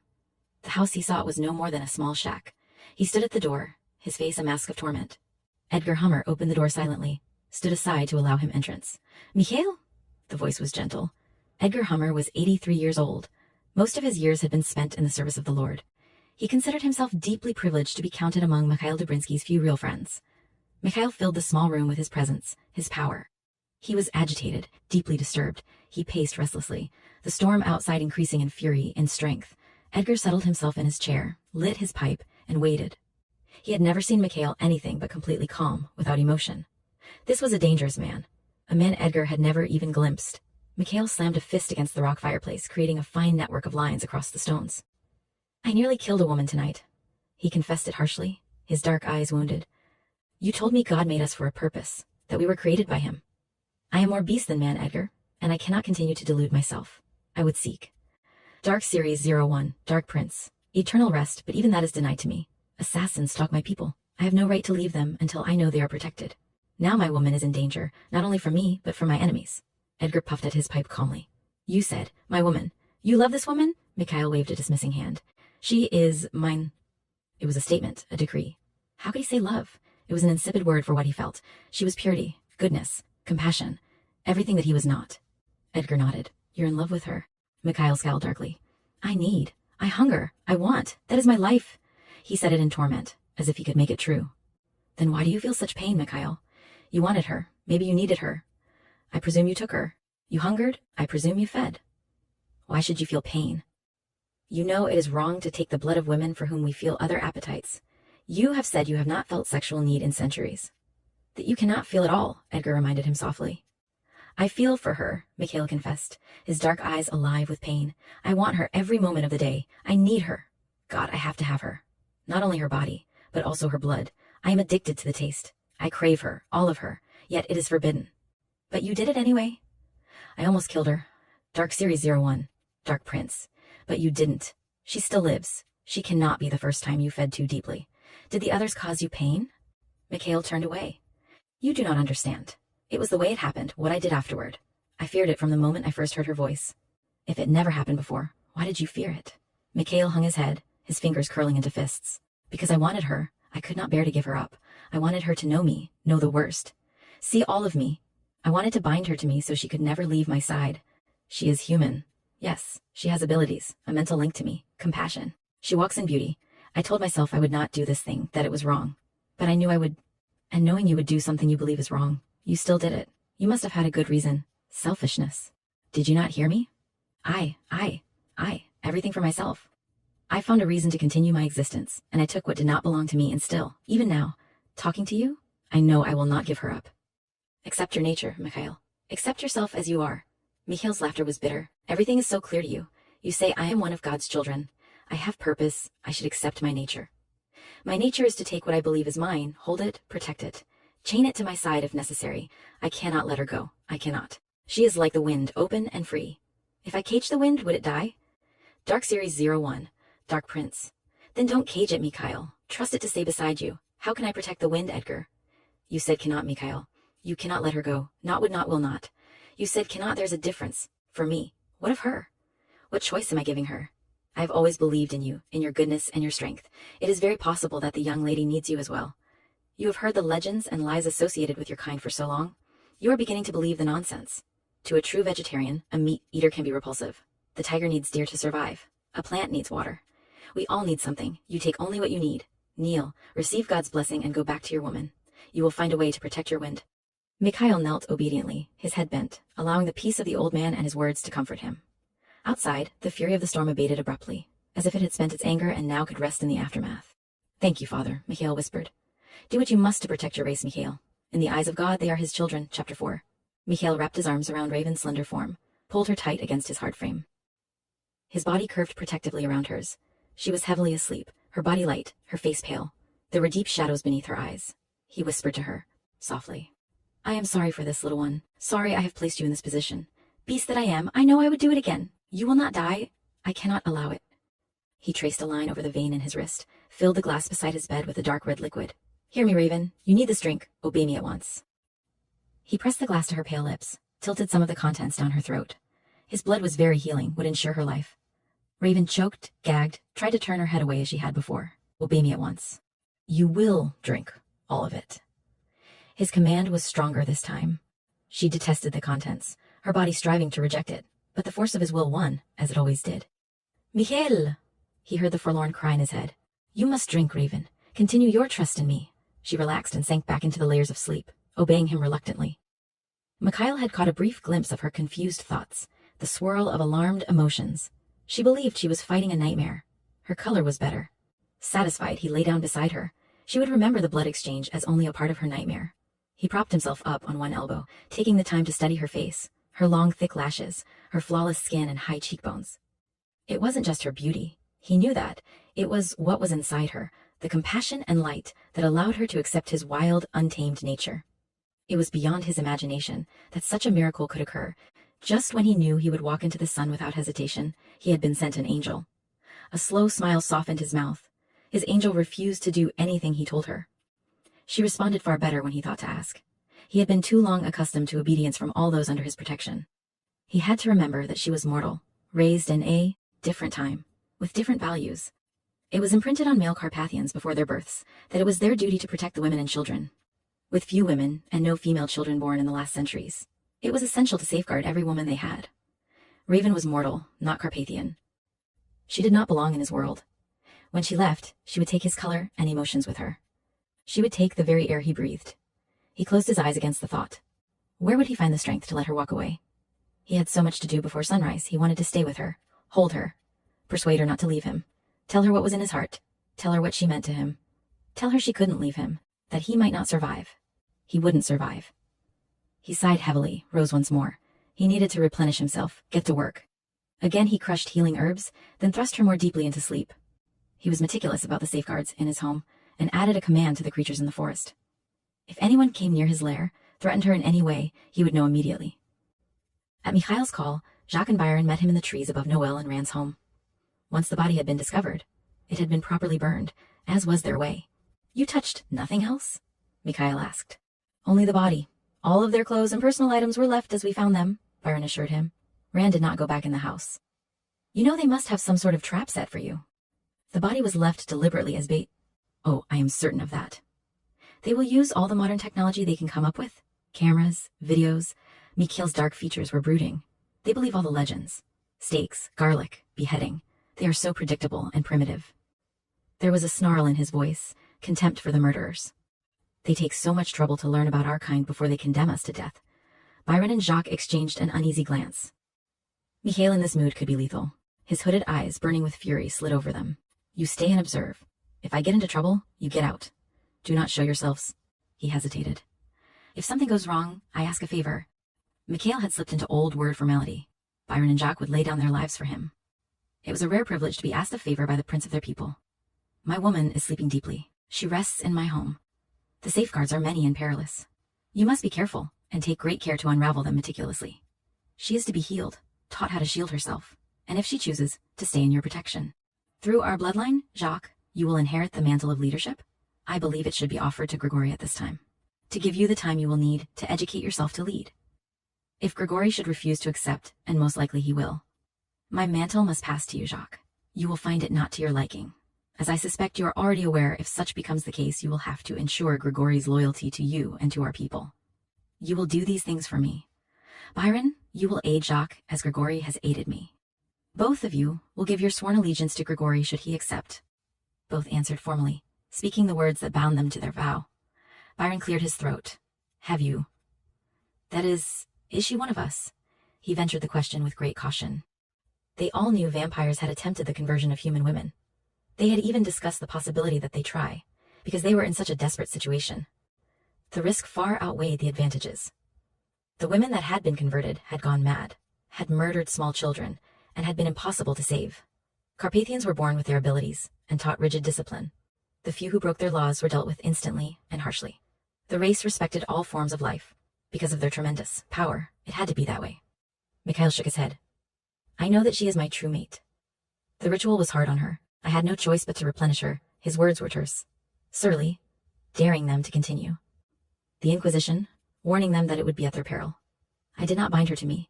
She is mortal, and it would be wrong. We will do as you wish. Byron reiterated with an uneasy glance at Jacques, who looked more amused than worried. Mikhail dissolved effortlessly, streamed down through the heavy branches of the fir tree. Once on the ground, he took the form of a wolf. Mist couldn't scent, and he needed the unique capabilities of his furred brethren. He would find spoor and follow it. After all, first and foremost, above all else, he was a predator. His shrewd intellect only served to enhance his hunting abilities. The wolf circled the clearing warily, nose close to the ground, examining each tree in the vicinity near the house. The wolf smelled death. It filled his nostrils with its sour, pungent odor. He began to crisscross the ground, covering every inch in his search pattern, identifying Rand's odor, Eric, and Jacques. He found where the assassins had approached the house. 4 men. He lingered over each scent until they were imprinted deeply in his mind. He took his time unraveling the macabre, gruesome story. The men had approached stealthily, even crawling from cover to cover at times. The wolf followed their path, straying here and there to cover ground, looking for hidden traps.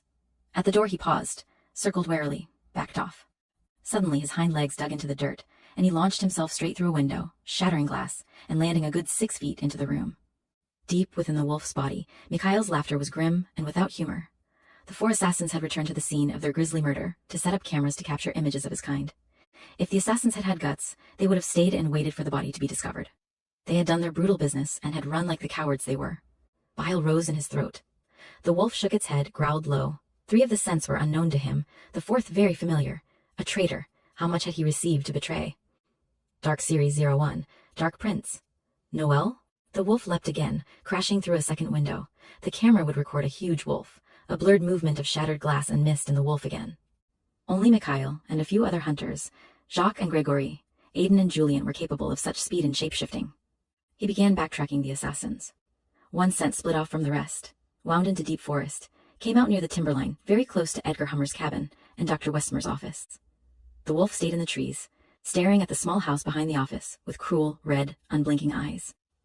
Abruptly, the wolf spun around, trotted back to where the assassins had split paths, and picked up the trail of the other 3. It led straight to the inn where Raven was staying.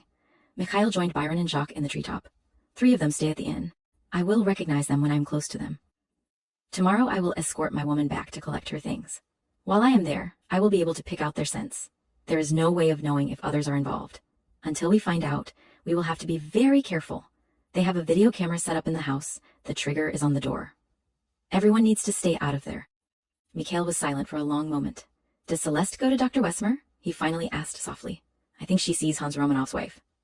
She works with the doctor and delivers most of the babies, Jacques replied. And Eleanor? Mikhail asked. Jacques stirred uncomfortably. I believe so. This woman assisted Noelle's birth? Byron cleared his throat. Noelle delivered the child at home with Heidi Romanov. Dark Series 01, Dark Prince. Helping her. Rand was there. I came at his call. After the midwife left, Noelle hemorrhaged. Rand had to give her blood. I stayed with Noelle while Rand hunted. And no, Mrs. Romanov did not see any of it. There was no one close I would have known. It was Hans Romanov who led the others to Noelle. I do not know if his wife was involved, but someone informed the assassins that the Carpathians were reproducing. Mikhail gave the information in a soft monotone. His eyes burned, glowed. His body trembled with fury. His hands opened and closed, but his voice was perfectly controlled. It is necessary to know if the woman is involved. She must be, Byron snapped. Why are we waiting? Because we are not the barbaric animals these evil ones have named us. We have to know if the midwife is a traitor. And it is not your duty to dispense justice, Byron. It is not an easy thing to live with. The taking of life. Mikhail had felt the weight of each of those lives down through the centuries. But as his power and responsibilities grew, so did the ease with which he killed. As his emotions had faded, it was only his strong will and sense of right and wrong that prevented him from losing his soul to the insidious whispers of the darkness struggling for supremacy. What do you want us to do? Jacques asked. It is not safe for Eleanor or Celeste to be in their homes. No more trips to the midwife. Take Celeste to my home above the lake. Eric will be able to study the ancient arts, which he has neglected. It is an easy place to defend. Eleanor cannot travel as far. They can use my home, Byron offered. They will be close if they need help. Eleanor was his sister, and he had always loved her dearly. Despite the fact that his emotions were long gone, he remembered what it felt like. It is risky. If your relationship is known and she is under suspicion, or if you were seen. Assisting Rand? Mikhail shook his head, not liking the idea. Maybe they should take over my home. No. The simultaneous protests were instant and sharp. No, Mikhail, we cannot afford the risk to you. Jacques sounded alarmed. Our women come first before any of us, Jacques. Mikhail reminded him gently. Without them, our race will die. We can have sex with humans, but we cannot procreate with them. Our women are our greatest treasures. Each of you must eventually mate and father children. But be certain the one you choose is your true life mate. All of you know the signs, colors, emotions, the burning for her. The bond is strong. When one dies, the other usually chooses to die also. It is death or vampire. We all know that, but Rand. Byron trailed off. Rand became impatient with the waiting. Noelle was obsessed with him. But they were not true life mates. I think they ended up hating each other, trapped in the sickness of their relationship. He will survive her passing? Mikhail worked to keep the disgust from his voice. True life mates could not survive long without each other. That fact and the high mortality rate of their children had taken a huge toll on their dwindling race. Mikhail was not certain his people would survive into the next century. No matter how hard he tried, he could not find the hope necessary to keep the males from turning vampire. Mikhail, Jacques chose his words carefully. Only you and Gregory know the secrets of our race. You know Gregory will choose his solitary existence. Only you can teach the rest of us, lead us, help us to grow. If we are to survive, grow strong again, it cannot be done without you. Your blood is the life of our people. Why do you say this to me? Mikhail snapped, not wanting to hear the truth. Jacques and Byron exchanged a long, uneasy glance. We have been concerned for some time about your continued withdrawal. My withdrawal was inevitable, and is hardly your business. You have chosen to remain completely alone, even among those of us you call bloodkin, Jacques went on. What is it you are trying to say? Mikhail snapped impatiently. He had been away from Raven for too long. He needed to see her, hold her, touch her mind with his. We cannot afford to lose you, and if you do not wish to continue your life, you will begin to take greater risks, become careless, Jacques drawled slowly. Mikhail's dark, brooding eyes slowly warmed, and a smile tugged at the hard corners of his mouth, softening the lines in his beautifully chiseled features. You young devils. How have you managed to watch me without my knowledge? The alpha pair fear for you also, Jacques admitted. As I am of your blood and under your protection, they accept and speak with me. They watch over you when you take your solitary walks and when you run with the pack. They say there is no joy in you. Mikhail laughed softly. I need a good wolf hide for this winter. Whatever my feelings, Noelle was our sister, one of my people. I will not rest until her murderers are brought to justice. Jacques cleared his throat, a cocky grin dispelling the ruthless set of his dark features. I do not suppose this woman you are hiding has anything to do with your sudden desire to rise with the night. The toe of Mikhail's boot nearly pushed Jacques from his perch in retaliation for his audacity. Byron caught at the branch with a tight grip. Eleanor and Vlad can stay with me. It will be double protection for her and her unborn child. Mikhail nodded. Though he was uncomfortable with the decision, he could see that they would continue their protests if he insisted on taking the personal risk. For a couple of days, until we find a safer solution. Take great care, Mikhail, Jacques warned. Sleep deep tomorrow, he responded. They hunt us. Byron paused, suddenly alarmed. How can you go to ground if the human woman is with you? I will not leave her, Mikhail's voice was implacable. The deeper we are in the earth, the harder to hear your call if you're in trouble, Jacques reminded quietly.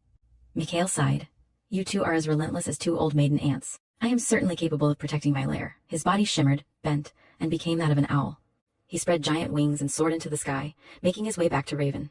He inhaled deeply, filling himself with the pure, clean scent of her, wiping out the ugliness of the night's discoveries. Her scent was in the library, mingled with his own. He took their combined scents deep within his lungs, bent to pick up their scattered clothing. He wanted to be inside her, to touch her, to fasten his mouth to hers, their blood one, to recite the ritual words so that they would be tied for eternity the way they were meant to be. The thought of her offering him that gift, accepting his offering was so arousing that Mikhail had to stand still until the urgent demands of his body eased somewhat. He took a long shower, washing away the wolf from his body, the dust and dirt, the odor of a traitor. All Carpathians took great care to acquire the habits of mortals. Food in the cupboards and clothes in the closets, lamps throughout the house. All of them took showers when there was no real need, and most of them found they enjoyed it. He left his coffee-colored hair hanging free and went to Raven. For the first time, he took pride in his body, the way he hardened, thrusting aggressively at the sight of her. She was asleep, her hair spilling like a curtain of silk across the pillow. The blanket had slipped, and her long hair was the only covering across her breast. The picture was erotic. She lay waiting for him, needing him even in her sleep. He gently murmured the command to release her from her trance-induced sleep. She lay gleaming in the moonlight, her skin soft, the color of peaches. Mikhail slid his hand over the contour of her leg. The feel of her jolted his insides. He stroked her hips, traced her small, tucked-in waist. Raven stirred, shifted restlessly. Mikhail stretched out beside her, pulled her into the shelter of his arms, his chin resting on the top of her head. He wanted her, any way he could get her, but he owed her some semblance of honesty, at least as much as he dared give her. She emerged from the layers of sleep slowly, burrowing against his hard strength as if for comfort from a bad dream. How could a human possibly understand the needs of a Carpathian male in the sexual frenzy of a true mating ritual? Down through the long ages, he had feared few things, yet more than anything he feared to see himself through her innocent eyes.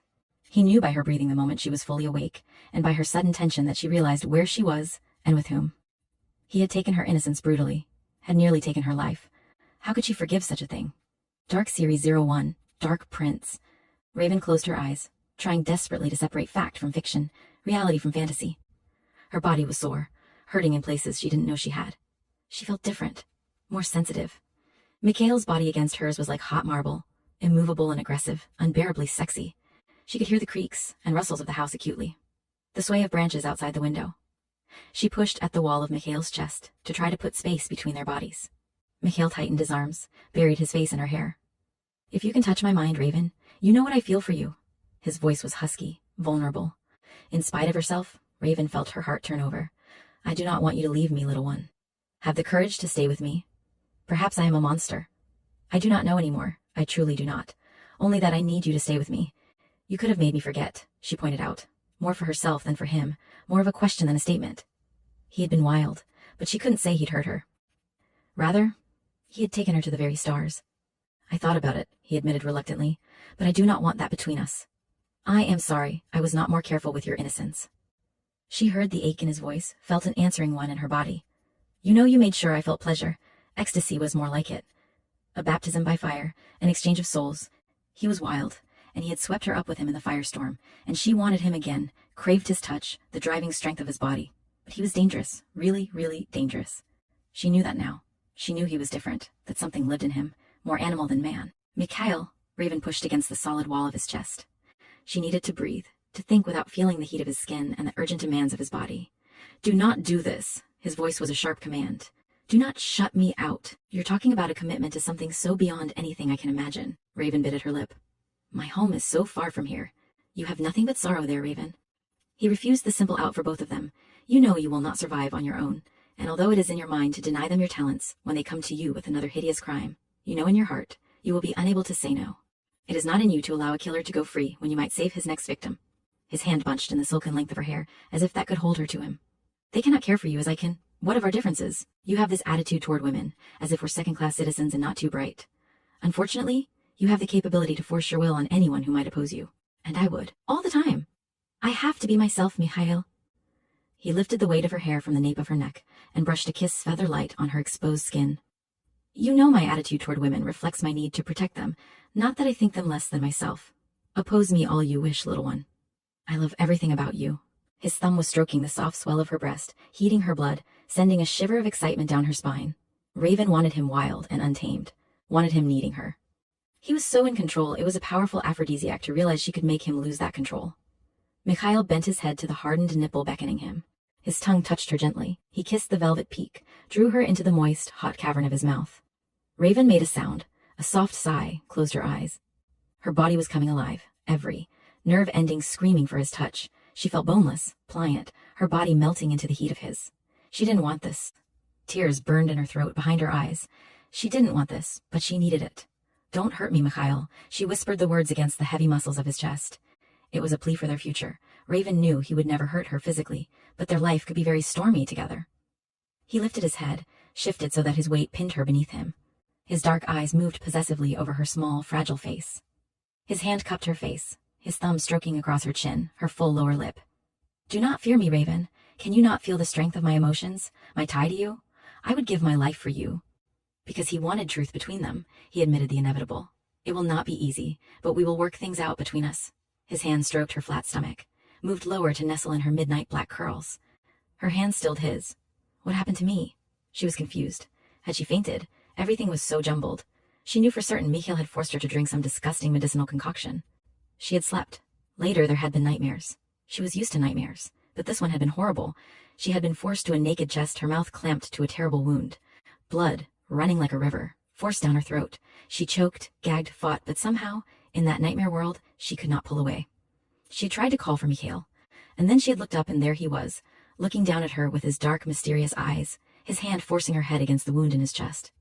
Was it because she was in the heart of Dracula country, and Mikhail reminded her of a dark, mysterious prince? Raven couldn't help herself. She smoothed gentle fingertips over his unblemished chest. Something had happened to her, and she knew she was changed for all time, that she was somehow a part of Mikhail and he was a part of her. Mikhail's knee gently pushed her legs apart. He shifted once more above her, blocking out everything with his broad shoulders. He took her breath away with his size and power, his strength and beauty. Very gently, the way he should have the first time he eased into her. Raven gasped. She would never get over the way he filled her, stretched her, the way he could turn her body to liquid fire. If he had been wild the first time, he was tender and gentle this time. Every deep stroke built a heavy craving for more, an urgency that had her hands caressing the chiseled muscles of his back, her mouth moving over his neck, his chest. Mikhail worked at control, called on his extraordinary discipline. Her mouth was driving him mad, the feel of her fingers on his skin. Raven was so tight, hot velvet gripped him, fed the fires. He could feel the beast in him fighting to break free, his hunger raging, his body moving harder, faster, burying itself in her, merging their bodies, their hearts. He opened his mind, sought hers. The need in her drove him on. Her fingernails dug into his back as wave after wave rippled through her body. Mikhail gave into the fire before the beast could break free. He surged into her, felt her body, tight and hot, grip his. He allowed himself a low growl of total satisfaction. Mikhail lay over her slender body, still joined to her, momentarily sated. He felt her tears on his chest. Lifting his head slowly, he bent to taste her tears. Why do you cry? How will I ever find the strength to leave you? She murmured softly, painfully. His eyes darkened dangerously. Mikhail rolled over, felt how uncomfortable she was with her nudity, and dragged a blanket around her.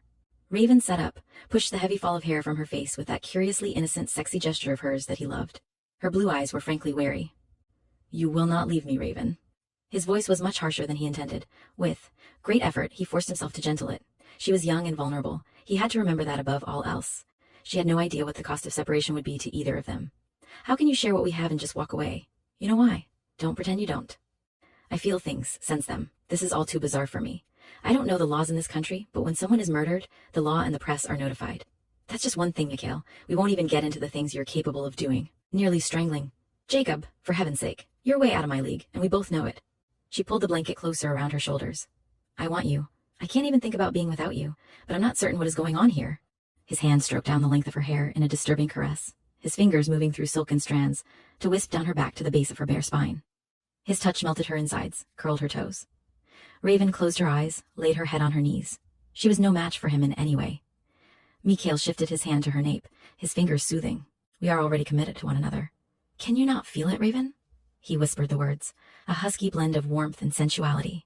He knew he was fighting her instincts, her innate sense of self-preservation. He chose his words carefully. You know who I am, what is inside me. If distance separated us, you would still need to feel my hands on you, my mouth on yours, my body in yours, a part of yours. Just his words alone warmed her blood, fed the ache deep inside. Raven covered her face, ashamed that she had such need of what amounted to a total stranger. I'm going home, Mikhail. I'm so wrapped up in you, I'm doing things I never thought possible. It wasn't only physical she wished it were. She didn't want to feel his loneliness, his greatness, his incredible will, and drive to keep those he led safe from harm. But she did feel it. She could feel his heart, his soul, his mind. She had talked to him without speaking aloud. She had shared his mind. She knew he was in her.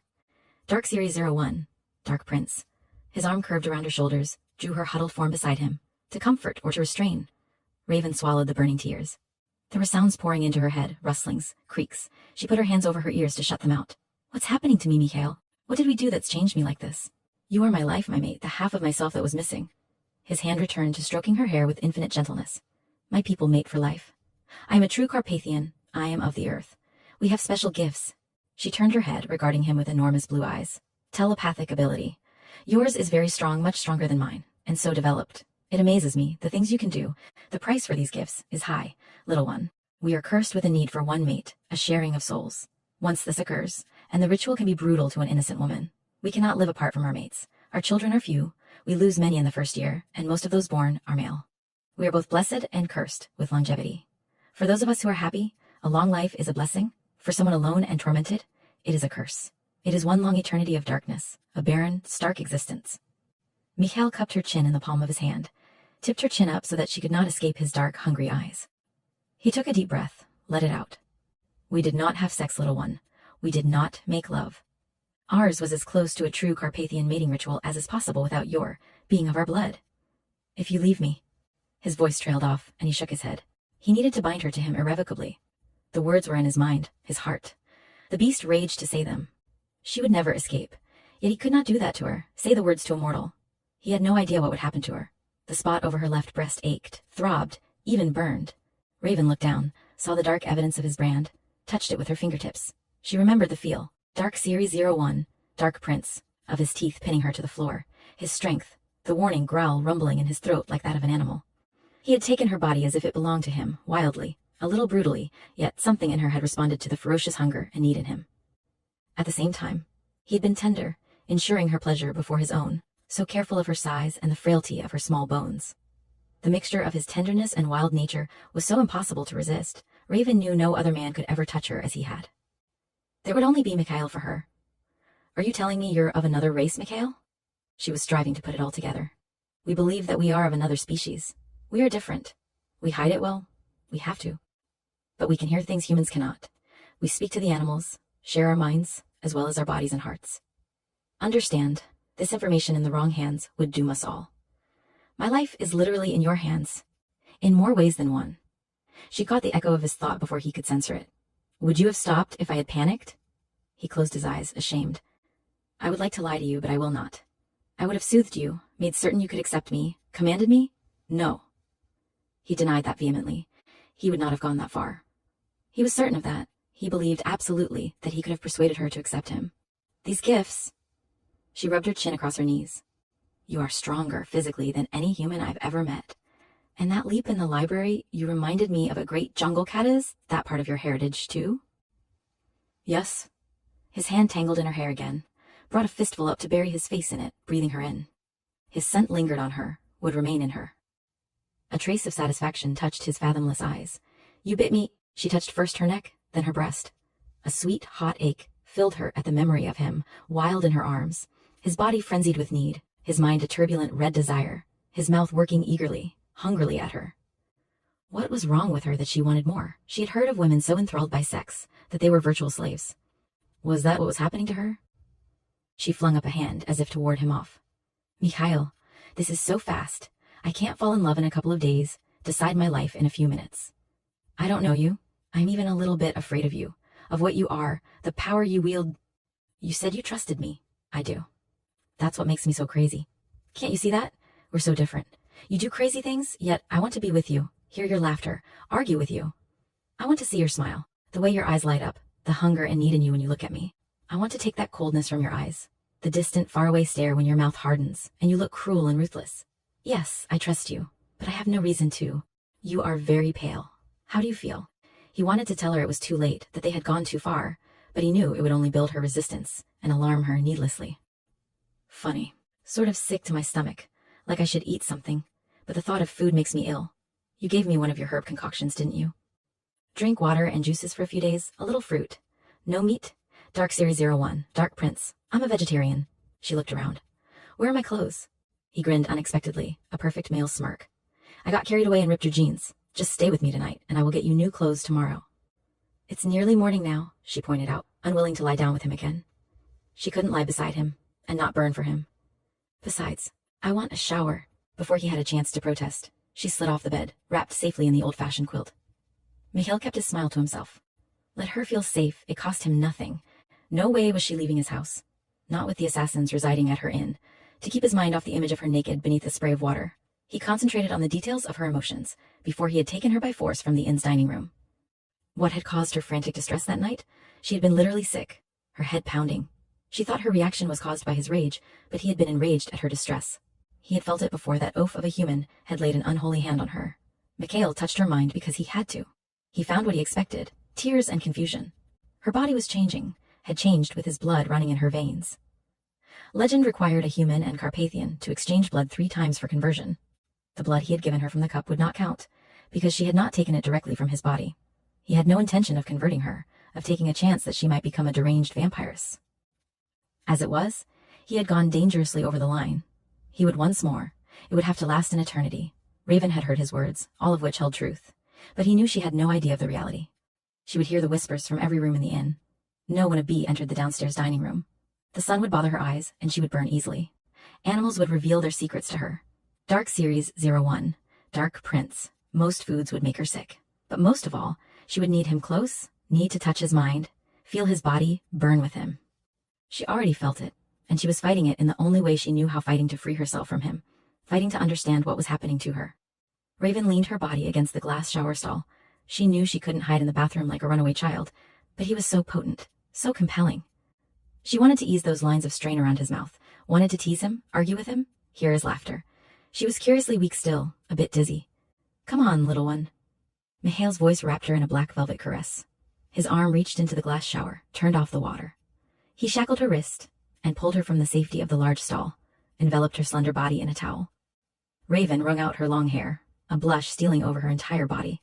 Mikhail was so comfortable, uncaring of his nudity. There was something untamed and magnificent about his raw strength, the casual way he accepted it. He rubbed her body with a large bath towel, buffing her skin until she was warm and rosy. The towel brushed her sensitive nipples, lingered along her rounded bottom, delved in the crease of her hip. Despite her resolve, her body came alive under his ministrations. Mikhail cupped her face, bent to brush his mouth against hers, feather-light, enticing. Come back to bed, he whispered, leading her there. Mikhail, she protested softly, breathlessly. He tugged on her wrist, unbalanced her so that her body came up against him. Her body melted into his, soft breasts pushing against heavy muscle, the evidence of his desire pressing against her stomach. His thighs were 2 strong columns welded with hers. I could love you all night, Raven, he murmured enticingly against her throat. His hands moved over her body, leaving fire in their wake. I want to love you all night. Isn't that the point? It's dawn.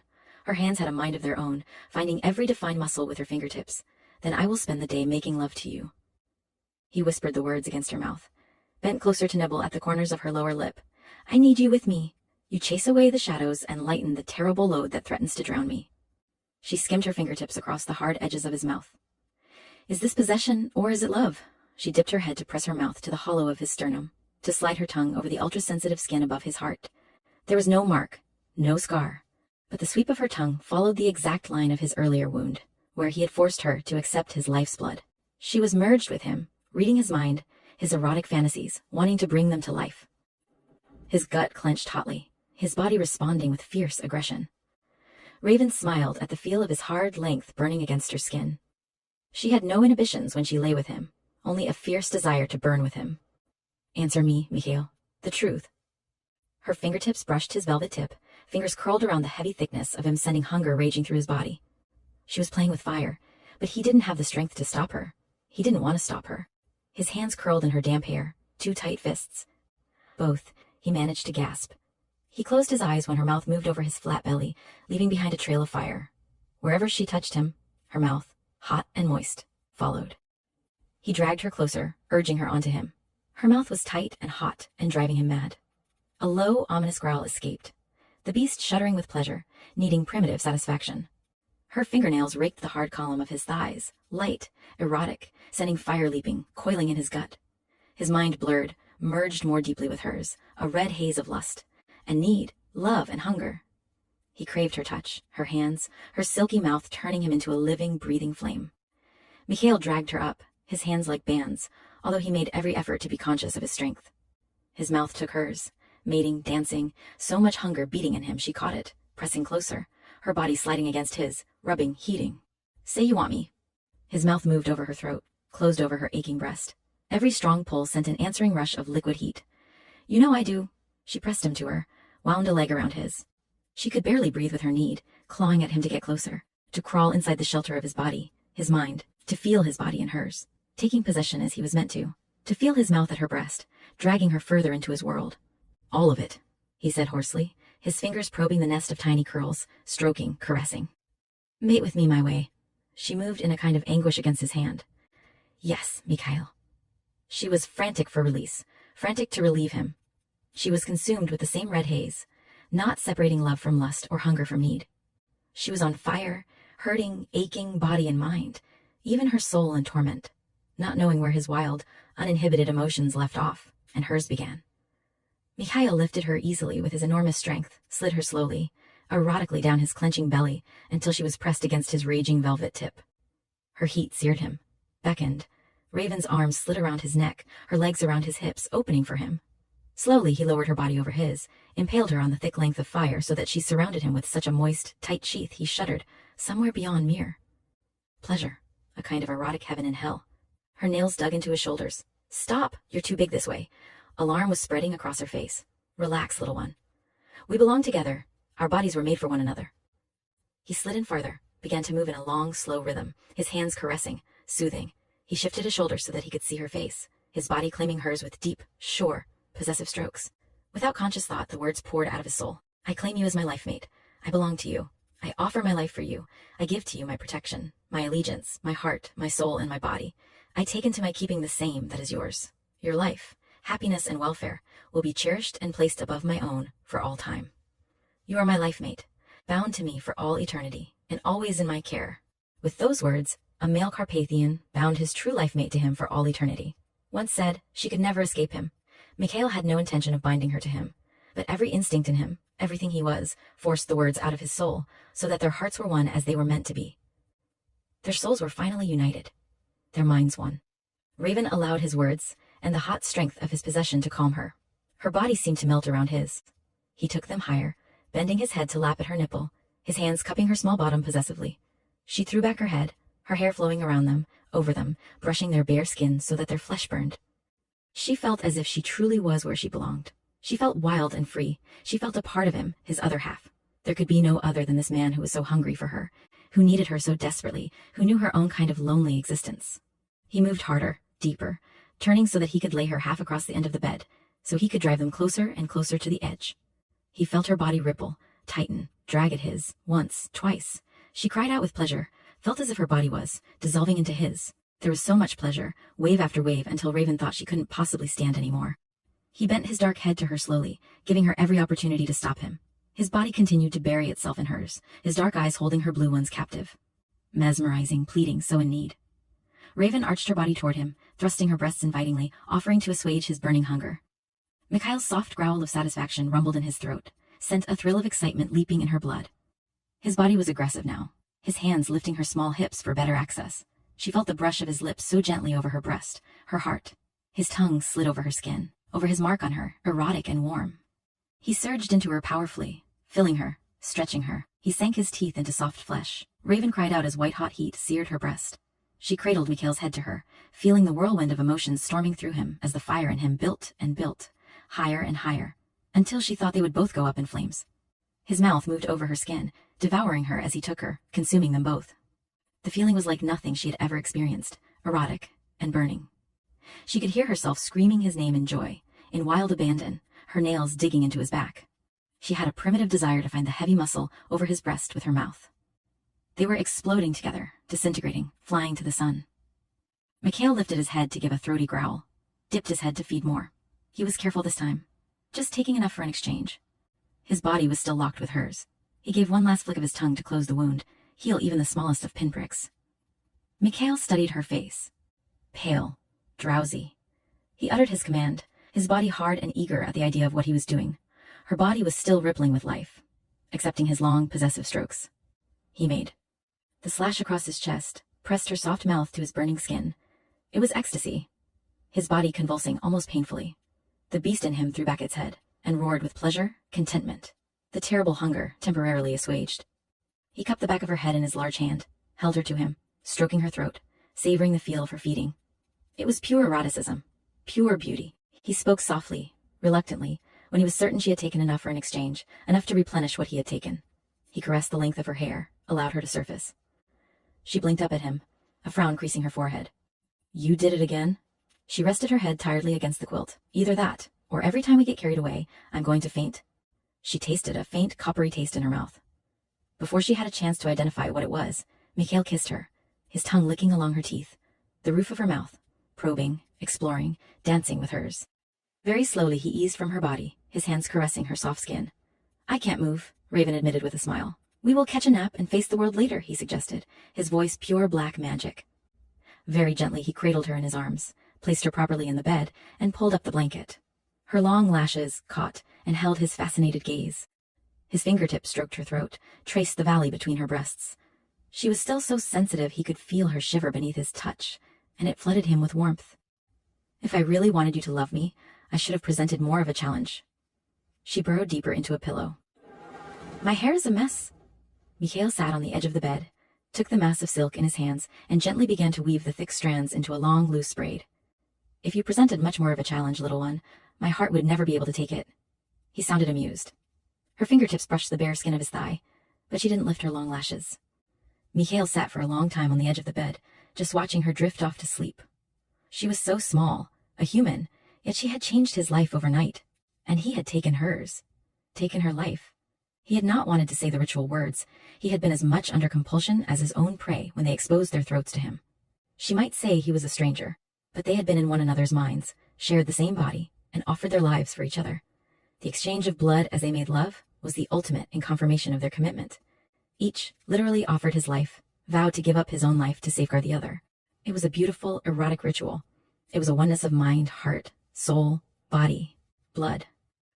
Carpathians safeguarded their sleeping quarters from one another. They were vulnerable in sleep, and while they were in the throes of sexual passion.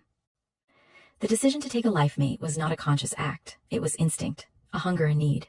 They knew. They recognized their other half. Mikhail recognized Raven as his. He had fought the binding ritual, yet his animal instinct had overcome his civilized trappings. He had dragged her halfway into his world, and he was totally responsible for the consequences. Light was beginning to filter in from upstairs. Mikhail completed the task of making his home safe against intruders. The next night would be long. Work had piled up, and he needed to go hunting.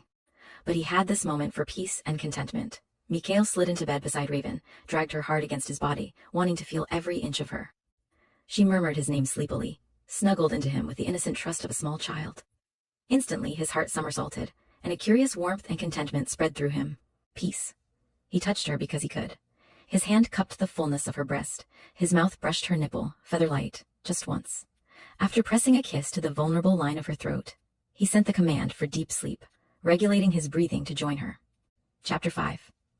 Raven surfaced through layer after layer of sleep, felt as though she were wading through quicksand.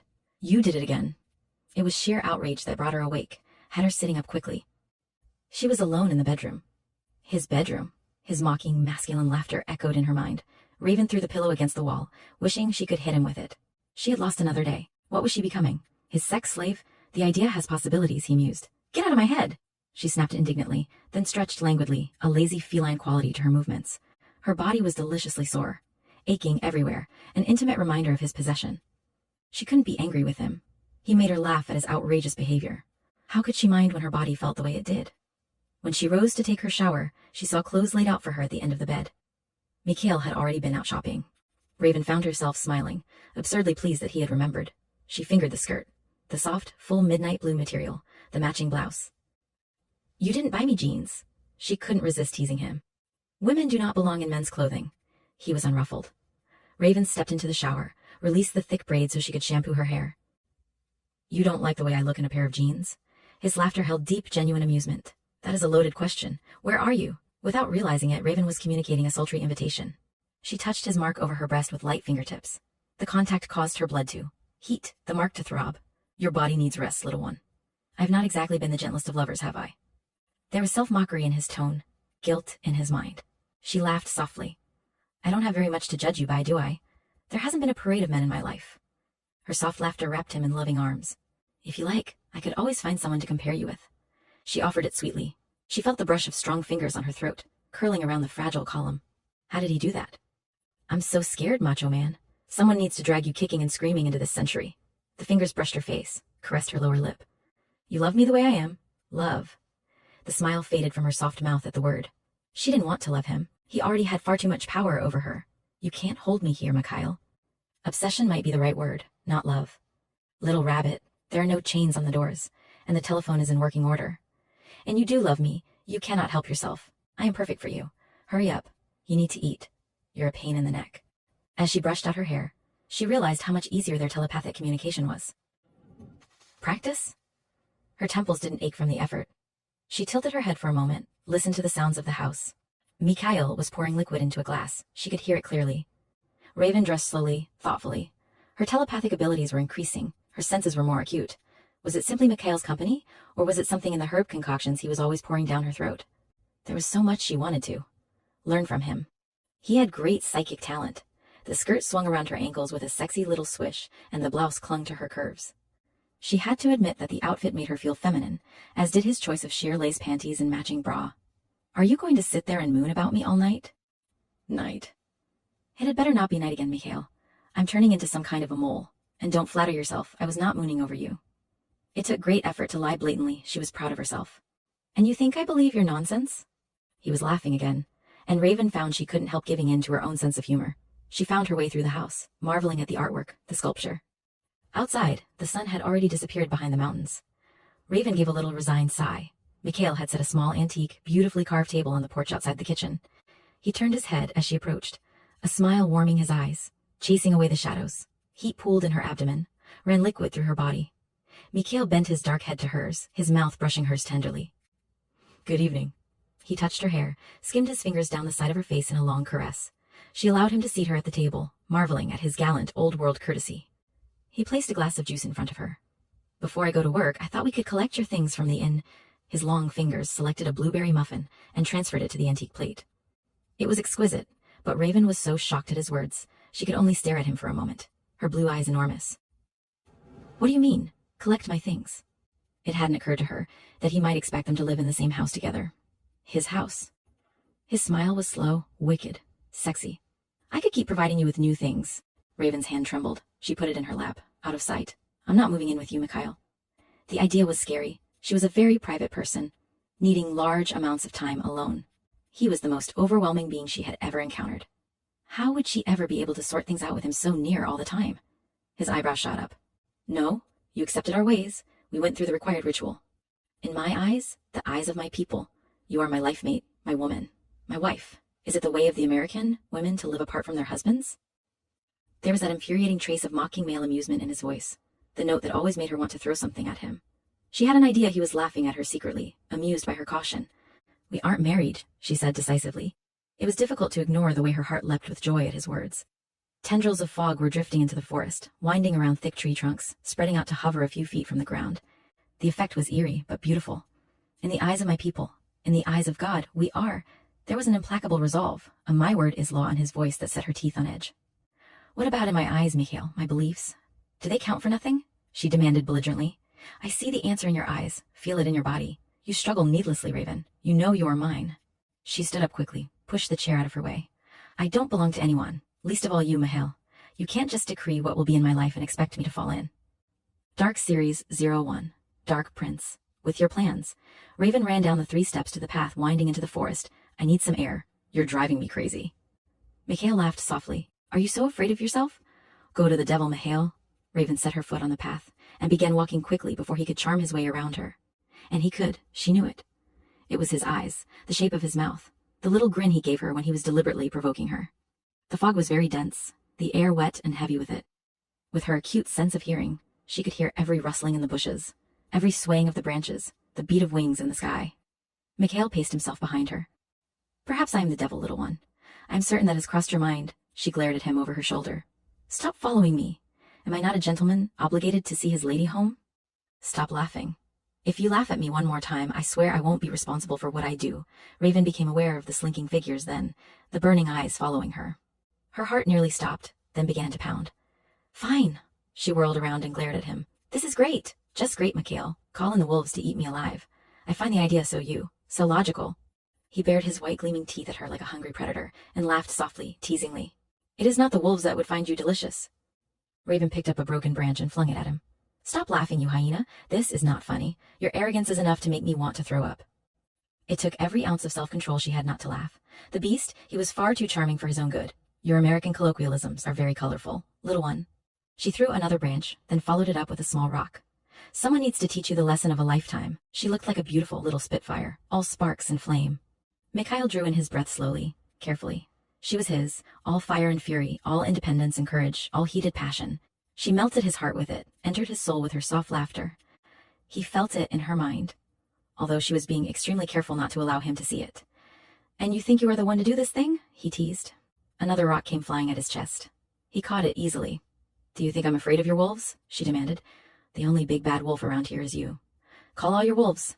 Go ahead. She pretended to glare into the secret dark interior of the forest. Come and get me. What did he tell you? Mikhail pried her fingers loose from the branch she held like a club, allowed it to fall. He curved an arm around her slender waist, brought her small, soft body up against his much larger, rock-hard frame. I told him you tasted like warm honey. He whispered the words with his black velvet sorcerer's voice. Turning her in his arms, he cupped her small, beautiful face in his hands. Where is all that marvelous respect a man as powerful as myself deserves? His thumb stroked across her full lower lip, a sensuous caress. Raven closed her eyes against the inevitable. She wanted to cry. Her feelings for him were so strong her throat was aching and burning. Mikhail brushed her eyes with his lips, tasted a tear, sought refuge in the sweetness of her mouth. Why would you cry for me, Raven? He murmured the words against her throat. Is it that you still want to run from me? Am I really so terrible? I would never allow any living creature, man or beast, to harm you, not if it was in my power to prevent it. I thought our hearts and minds were in the same place. Am I wrong? Is it that you no longer want me? His words tore at her heart. It isn't that, Mikhail, never that, she denied quickly, afraid she had hurt him. You defeat my every good intention. She caressed his face with her fingertips, reverence in her touch. You are the most fascinating man I've ever known. I feel as if I belong here with you, as though I know you completely. It's impossible in the short time we've been together. I know if I could put some distance between us, I could think more clearly. Everything happens so fast. It's as though I'm obsessed with you. I don't want to make a mistake that will cause both of us pain. His hand cupped her cheek. It would cause me great pain if you were to desert me, to leave me alone again after I have found you. I just want some time, Mikhail, to think things through. It's frightening, the way I am about you. I think about you every minute. I want to touch you, just to know I can, to feel you beneath my fingers. It's as if you crawled into my head and my heart, even my body, and I can't get you out. She said it like a confession, her head bent, ashamed. Mikhail took her hand, tugged at her to get her walking with him. This is the way of my people, the way we feel about a mate. It is not always comfortable, is it? We are passionate by nature, highly sexual and very possessive. The things that you are feeling, I feel, too. Her fingers tightened around his, and she sent him a small, tentative smile. Am I right in thinking you're deliberately keeping me here? Mikhail shrugged his broad shoulders. Yes and no. I do not want to force you against your will, but as to my wanting you to stay, I believe us to be life mates, bound more irrevocably than by your marriage ceremony. I would be extremely uncomfortable without you here, both in body and mind. I do not know how I would react to your contact with another man, and quite frankly, I fear it. We really are from two different worlds, aren't we? She asked sadly. He brought her hand to the warmth of his mouth. There is such a thing as compromise, little one. We can move between the two worlds or create our own. Her blue eyes slid over him, a faint smile touching her mouth. That sounds so good, Mikhail, so 20th century. But somehow I think it's more likely I would be the one compromising. With his strange old-world courtesy, Mikhail held up a branch for her to pass beneath. The path was a large oval leading back to his home. Perhaps you are right, male amusement again. But then, it has always been my nature to control and protect. I have no doubt you are more than a match for me. Then why are we back at your house instead of at the inn? She asked, one hand on her hip and a smile dancing in her blue eyes. What would you do there so late at night anyway? His voice was pure velvet, more enticing than ever. Stay with me tonight. You can read while I work, and I will teach you how to build better shields to protect yourself from the unwanted emotions of those around you. How about for my hearing? Your little medicinal concoctions have increased my hearing to the point of absurdity? She arched an eyebrow at him. Do you have any idea what else is going to happen to me? His teeth grazed the back of her neck. His fingers brushed across her breast. Possessively. I have all kinds of ideas, little one. I'll just bet you do. I think you're a sex maniac, Mikhail. Raven slipped out of his grasp. I think you put something in that concoction to make me a sex maniac, too. She seated herself at the table, calmly picked up her glass of juice, and looked up at him steadily. Did you? Drink that slowly, he ordered absently. Where do you come up with your ideas? I've been so careful with you. Have you felt me giving you suggestions? She found herself reluctant to drink. You're always making me sleep. Raven took a cautious sniff of the juice. Pure apple, nothing else. She hadn't had a thing to eat or drink in nearly 24 hours, so why was she reluctant? You needed to sleep, he said without remorse. Mikhail watched her with his brooding, hawk-like eyes. Is something wrong with your juice? No, of course not. Raven put the glass to her lips, felt her stomach clench in protest. She replaced the glass on the table, the contents untouched. Mikhail sighed softly. You know you must take nourishment. He leaned close. How simple it would be if you allowed me to help you, but you have said I should not. Does this make sense? Her gaze slid from his, her fingers nervously fiddled with the glass. Maybe I'm just coming down with the flu. I've been feeling funny for a few days, dizzy and weak. She pushed the glass away. Mikhail pushed it back. You need it, little one. He touched her slender arm. You already are too small. I do not think losing weight is a good idea. Take a sip. She speared a hand through her hair, wanting to please him, knowing he was right. Her stomach insisted on rebelling. I don't think I can, Mikhail. She raised a troubled gaze to his. I'm really not trying to be difficult. I think I'm sick. His face, dark and sensual, had a slightly ruthless set to it.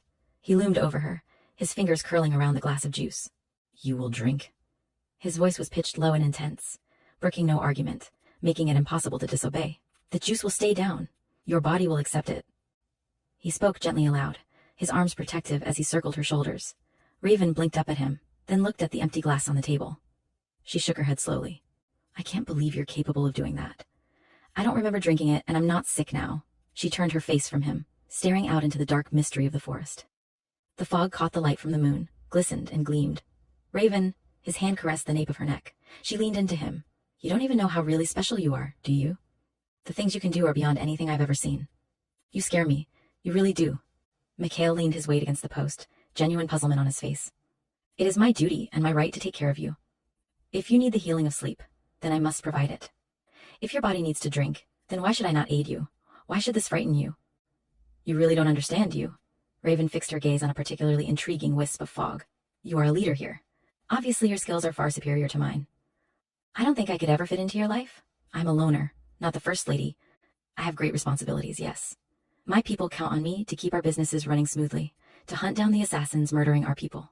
They even think I should single-handedly find out why we lose so many of our children in their first year of life.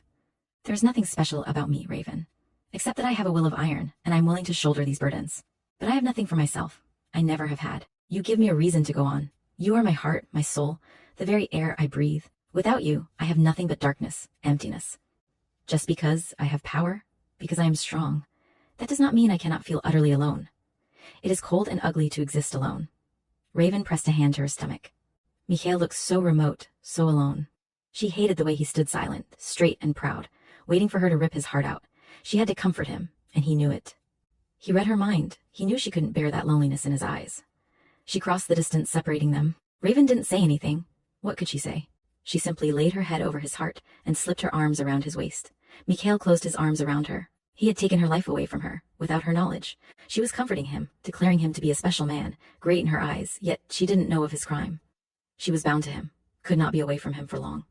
He had no words to explain it to her without giving away more about their race than he could safely do. She thought she couldn't live up to his greatness. She made him feel humble and ashamed of himself. His hand cupped her face, his thumb caressing the delicate line of her jaw. Listen to me, Raven. He brushed a kiss on the top of her silky head. I know I do not deserve you. You think you are somehow less than what I am, but in truth, you are so far above me, I have no right even to reach for you. When she stirred as if to protest, Mikhail held her tighter. No, little one, I know this is true. I see you clearly, whereas you do not have access to my thoughts and memories. I cannot give you up.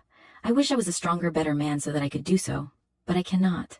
I can only promise you that I will do everything in my power to make you happy, to provide for you everything I can possibly give you. I ask for time to learn your ways, for room to make mistakes. If you need to hear words of love, his mouth skimmed down the side of her face to find the corner of her mouth, then I can say them to you in all honesty. I have never wanted a woman for my own. I have never wanted anyone to have that kind of power over me. I have never shared with any woman what I've shared with you. His kiss was infinitely tender, a searing, smoky flame tasting of love and longing.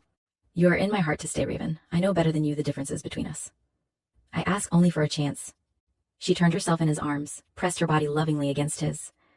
You really think we can make this work? We can find a middle ground? She really had no idea of the risk he would be taking. Once she lived with him, he could never seek the safety and sanctuary of the earth. He could not leave her without his protection, even for a day. From the moment she moved in with him, the danger to him would increase tenfold, as it would to her. The assassins would not differentiate between them. She would be condemned in their eyes. On top of all his other crimes, he was dragging her into a dangerous world. His hand moved to the nape of her neck. So fragile, so small. We will never know unless we try. His arms closed around her, holding her to him as if he would never let her go. Raven felt the sudden tensing of his body. He lifted his head alertly, as if scenting the wind, as if listening to the night. She found herself doing the same, inhaling deeply, striving to hear deep into the forest. Far away, the faint, distant howls of the wolf pack floated on the breeze as they called to one another, called to Mikhail. Shocked, Raven flung back her head. They're talking to you! How do I know that, Mikhail? How could I possibly know such a thing? Dark Series 01, Dark Prince. He ruffled her hair lightly, affectionately. You hang out with the wrong crowd? He was rewarded with a bubble of laughter. It tugged at his heart, left him open and vulnerable. What is this? She teased. Lord of the Manor picks up 90s slang. He grinned at her boyishly, mischievously. Maybe I am the one hanging out with the wrong crowd, and maybe there's hope for you yet. She kissed his throat, his chin, the stubborn line of his blue shadowed jaw. Did I tell you how beautiful you look in that outfit? His arm curved around her shoulders, turned her toward the table. We're about to have company. With unhurried movements, he poured half a glass of juice into the goblet on his side of the table, crumbled a small piece of pastry to dust between his fingers, and sprinkled it over both of their plates. Mikhail, Raven's voice was wary. Be careful if you use mental contact.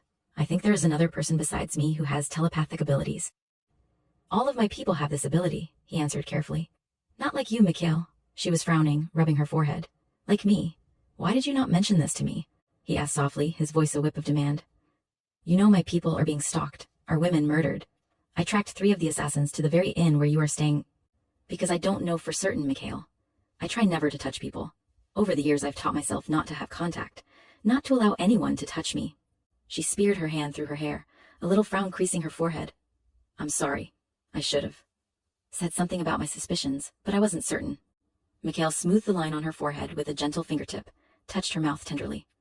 I did not mean to jump down your throat, little one. We need to discuss this at our first opportunity. Can you hear it? She reached out into the night. A car, a mile or so away. He dragged the night air into his lungs. Father Hummer and 2 strangers. Women. They wear perfume. One is older. There are only 8 guests besides myself staying at the inn. Raven was finding it hard to breathe. They came in on a tour together. An older couple from the States, Harry and Margaret Summers. Jacob and Shelley Evans are a brother and sister from Belgium.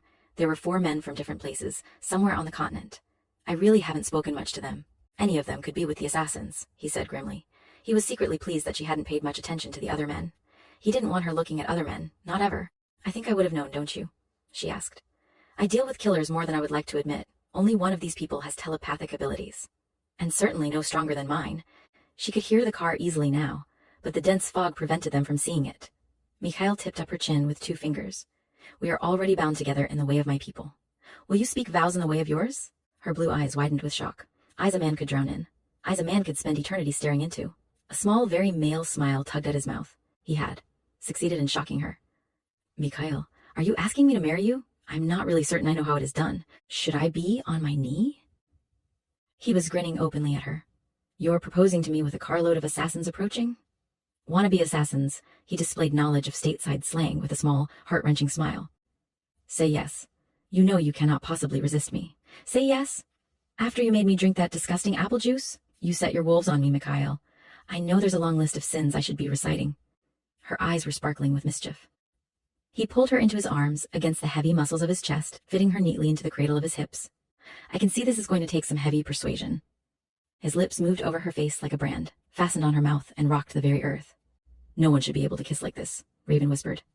He kissed her again, tantalizingly sweet, his tongue sliding over hers sensuously, pure magic, pure promise. Say yes, Raven. Feel how much I need you. Mikhail dragged her closer, so the hard evidence of his desire was clearly imprinted against her flat stomach. Taking her hand in his, he brought it down to cover the aching bulge, rubbed her palm slowly back and forth across him, tormenting both of them. He opened his mind so she could feel the sharpness of his hunger, the edge to his passion, the flood of warmth and love enveloping her, them. Say yes, Raven, he whispered it in her head, needing her to want him back, to accept him, good or bad. You take such unfair advantage. Her reply held a trace of amusement, was warm honey spilling over with love. The car nosed out of the mist, came to a halt under a canopy of trees. Mikhail turned to face the outsiders, instinctively placing his body protectively between Raven and the three visitors. Father Hummer, what a pleasant surprise. Mikhail extended a welcoming hand to the priest, but there was a hard bite to his voice. Raven! Shelley Evans pushed rudely past the priest and rushed toward Raven, although her eyes were devouring Mikhail. Mikhail saw the ripple of dismay in Raven's eyes before Shelley reached her, flinging her arms around Raven and hugging her tightly. Shelley had no idea Raven could read her envy and her sexual interest in Mikhail. He could feel Raven's natural revulsion to physical touch, to the woman's concern, to her fantasies about Mikhail. But Raven managed to smile and returned the hug. What's this all about? Is something wrong? Raven asked softly, gently disentangling herself from the taller woman. Well, my dear Margaret Summers, said firmly, glaring at Mikhail and reaching for Raven. We insisted Father Hummer bring us to check on you. The moment the thin, wrinkled hand touched her arm, Raven recognized the push at her mind. At the same time, her stomach heaved, rolled, and shards of glass pierced her skull, fragmenting her mind. For a moment, she couldn't breathe. She had touched death. She drew away instantly, wiping her palm on her thigh. Mikhail! She focused on him entirely. I'm sick. Mrs. Galvenstein did not assure you Raven was safe in my care. Mikhail gently but firmly inserted his body between Raven and the older woman. He had felt the older woman's clumsy attempt at a probe when she brushed by him. His teeth gleamed whitely. Please enter my home and make yourselves comfortable. I believe it is growing rather cold out. Margaret Summers was twisting this way and that, observing the table with 2 glasses and plates, the crumbs of pastry on 2 plates. Her eyes pinned Raven, as if trying to see through the material of her dress to her neck. Mikhail's arm curved around Raven's shoulder, swept her into the healing shelter of his body. He hid his smile as he watched Mrs. Summers hold Shelley back until Father Hummer preceded them into Mikhail's house. They were so predictable. He bent his head. Are you all right? I'm going to throw up. The apple juice. She looked up at him accusingly. Let me help you. They will not know. He turned, blocking her smaller frame with his large one. He spoke a soft command, kissed her gently. Better? She touched his jaw, her fingers conveying what she felt. Thanks. They turned together to face their visitors. Margaret and Shelley were staring in awe at Mikhail's home.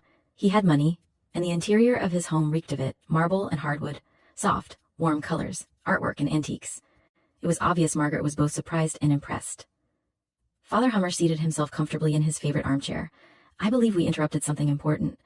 He looked pleased with himself, and secretly amused, his faded eyes twinkling every time they met the blackness of Mikhail's fathomless gaze. Raven has consented to become my wife. Mikhail brought her fingers to the warmth of his mouth. I did not have enough time to give her the ring. You drove up before I could put it on her finger. Margaret touched the well-worn Bible sitting on the table. How very romantic, Raven.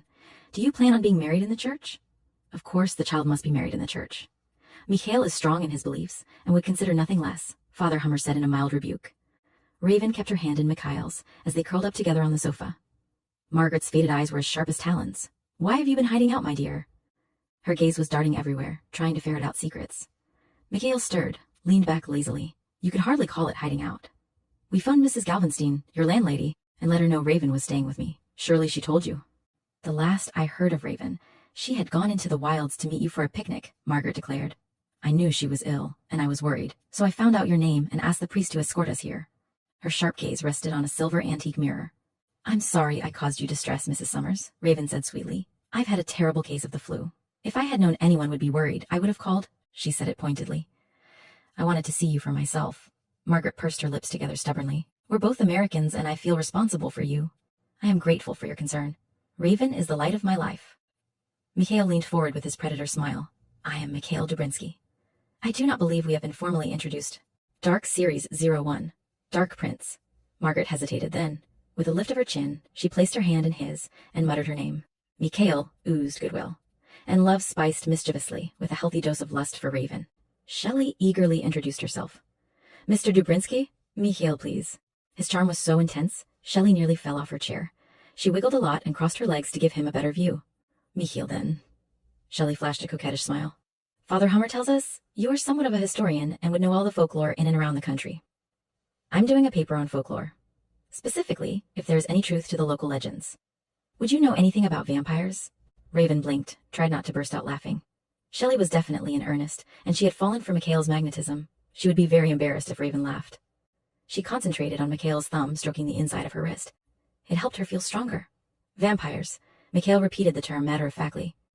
Of course, the most popular area for vampires is in Transylvania, but we have our own stories. All through the Carpathian Mountains there are extraordinary tales. There's a tour, following Jonathan Harker's route to Transylvania. I'm sure you would find it most enjoyable. Margaret leaned forward. Do you believe there is truth to the stories, Mrs. Summers? Raven showed her shock. You don't, do you? Margaret's face closed down, her lips pursed again belligerently. I always have believed there is a grain of truth in nearly every story handed down, through the ages.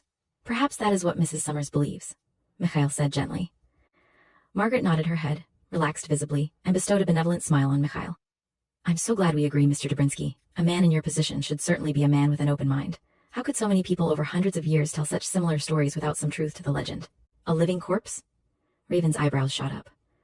I don't know about the Middle Ages, but I'd notice if dead people started walking around dragging off children. There is that, Mikhail agreed. We haven't had a large number of unexplained deaths that I'm aware of in the last few years. But some of the locals tell stories of some pretty strange things. Shelley was loath to give up her ideas. Of course they do. Mikhail grinned engagingly. It is so much better for business. A few years ago, when was it, Father? You remember when Swaney wanted to drum up the tourist trade and he poked himself in the neck with a couple of knitting needles and had the newspaper take pictures? He hung a wreath of garlic around his neck and walked about town, claiming the garlic made him sick. How do you know it wasn't real? Margaret demanded. The pinpricks became infected. It turned out he was allergic to the garlic, and he had no option but to confess. Mikhail grinned mischievously at the two women. Father Hummer made him do penance. Swaney said the rosary 37 times in a row. Father Hummer threw back his head and laughed heartily. He certainly had everyone's attention for a while there. Newspaper people were flying in from all directions. It was quite an entertaining show. Mikhail grimaced. As I recall, I had to spend so much time out of my office. I worked day and night for a week to catch up.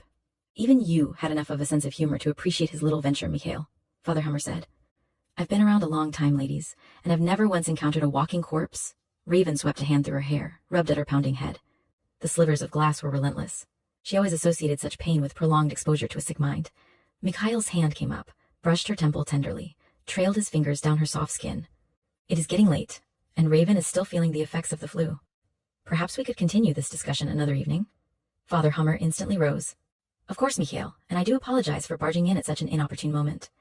The ladies were very agitated, and it seemed the most expedient way to alleviate their fears. Raven can come back with us, Margaret offered solicitously. Raven knew she would never survive a car ride with the woman. Shelley was nodding her head eagerly, giving Mikhail her best smile. Thank you so much, Mikhail.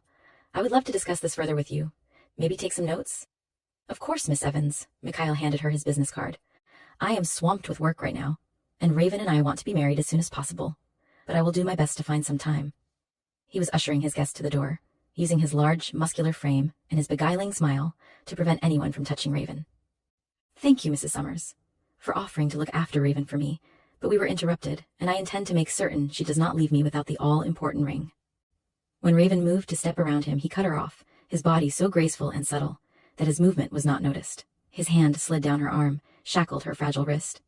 Thank you for coming, she called softly from behind him, afraid that if she spoke too loud her head would shatter into 1,000 fragments. When their visitors had left, Mikhail dragged her protectively into his arms, his face a mask of dark menace. I am sorry, little one, that you had to endure such a thing. He carried her into his house and made for the library. Raven could hear soft words in his own language muttered under his breath. He was swearing, and it made her smile. She isn't evil, Mikhail. She's twisted, fanatical. It was like touching the mind of a burning crusader. She believes what she's doing is right. She rubbed the top of her head against the rigid set of his jaw. She is beneath contempt. He spat the words. She is obscene. Very gently, Mikhail deposited her in the comfort of his armchair. She came to test me, to bring a priest into my home and try to outwit me. Her brush in my mind was clumsy and inept. She uses her gift to mark others for murder. She read only what I allowed. Mikhail, she believes in vampires. How could she possibly think you're a walking corpse? You have unusual gifts, but I can't see you murdering a child to keep yourself alive. You go to church, you're wearing a cross. The woman is nuts. She rubbed at her pounding temples in an effort to relieve the pain. Chapter 6. Mikhail loomed over her, a dark shadow holding one of his herb concoctions in his hand. And what if I was a mythical vampire, little one, holding you captive in my lair? She smiled up at his serious face, the pain in his brooding eyes. I would trust you with my life, Mikhail, vampire or no. And I would trust you with the life of my children. You're arrogant and sometimes overbearing, but you could never be evil. If you are a vampire, then a vampire is not the creature of the legends. He moved away from her, not wanting her to see how much her words meant to him. Such total, unconditional acceptance. It didn't matter to him that she didn't know what she was saying. He felt the truth of her words. Most people have a dark side, Raven. I more than others. I am capable of extreme violence, cruelty even, but I am not a vampire. I am a predator, first and foremost, but I am not a vampire. His voice was husky, strangled. Raven moved to close the distance between them, to touch the edge of his mouth, smooth a deep line. I never thought such a thing. You sound like you believe such a terrible being exists. Mikhail, if such a thing was true, I would know you could not be one of them. You always judge yourself so harshly. I can feel the good in you. Can you, he asked grimly, drink this? It better not put me to sleep. I'm going back to the inn to my own bed sometime this night, she told him firmly as she took the glass from him. Her voice teased him, but her eyes were anxious. I do feel the good in you, Mikhail. I see it in everything you do. You put everyone else first in your life. He closed his eyes in pain. Is that what you think, Raven? She studied the contents of the glass, wondering why her words were hurting him. I know it. I have done what is being asked of you. Yet I did not have to follow through and bring the killer to justice. That must eat away at you all the time. You give me far too much credit, little one. But I thank you for your faith in me. His hand curled around the nape of her neck. You are not drinking. It will help with your headache. His fingers found her temples with their soothing magic. How can you go back to that inn when we both know the assassins are staying there? It is the old woman who leads them to our people. She is curious about you already. She can't possibly believe I'm a vampire, Mikhail. Why would I be in danger? I might even be of some help to you. A mischievous smile curved her soft mouth. I can hear so much better these days. She toasted him with a glass and drank the mixture. There is no argument when your safety is involved. I will not have you in the middle of this battle. His black gaze was clearly troubled. We agreed to compromise. Your world and mine. I have to be my own person, Mikhail. I have to make my own decisions.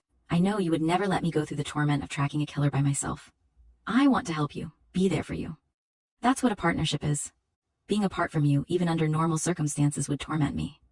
How can I tolerate such a thing, as you being in the same house with those who murdered my sister? She attempted to tease him, wanting the darkness to recede from his eyes. Do one of your sleeping numbers on yourself, or teach me how to do it. I'll be more than happy to put you out. His hand slipped around her throat experimentally. I bet you would. How does your head feel, little one? Better? Much, thank you. So, tell me what you know so far. Raven watched him pace across the hardwood floor, all restless energy. I have done this, Mikhail. I'm not an amateur, and I'm not stupid. Mrs. Summers may look like a sweet old lady, but she's very sick. If she's targeting people as vampires and has a fanatical following, a lot more people could be hurt, and these people must believe Mrs. Summers. They killed the woman. Noelle, he supplied softly. Her name was Noelle. Her eyes touched his face, her mind flooding his with warmth and comfort. Noelle, she echoed gently, was killed in a textbook style for vampires. Steak, beheading, garlic. This is a sick group. We at least have a place to start. I think it would be safe to assume Mr. Summers is involved. So that's 2 of them. That silly girl Shelley is a blind. They are using her to help them by asking her ridiculous questions. She is not directly involved. They do not trust her to keep her mouth shut. Her brother planted the idea of studying folklore in her head, and this tour is supposedly a research trip for her. She is easily led by him.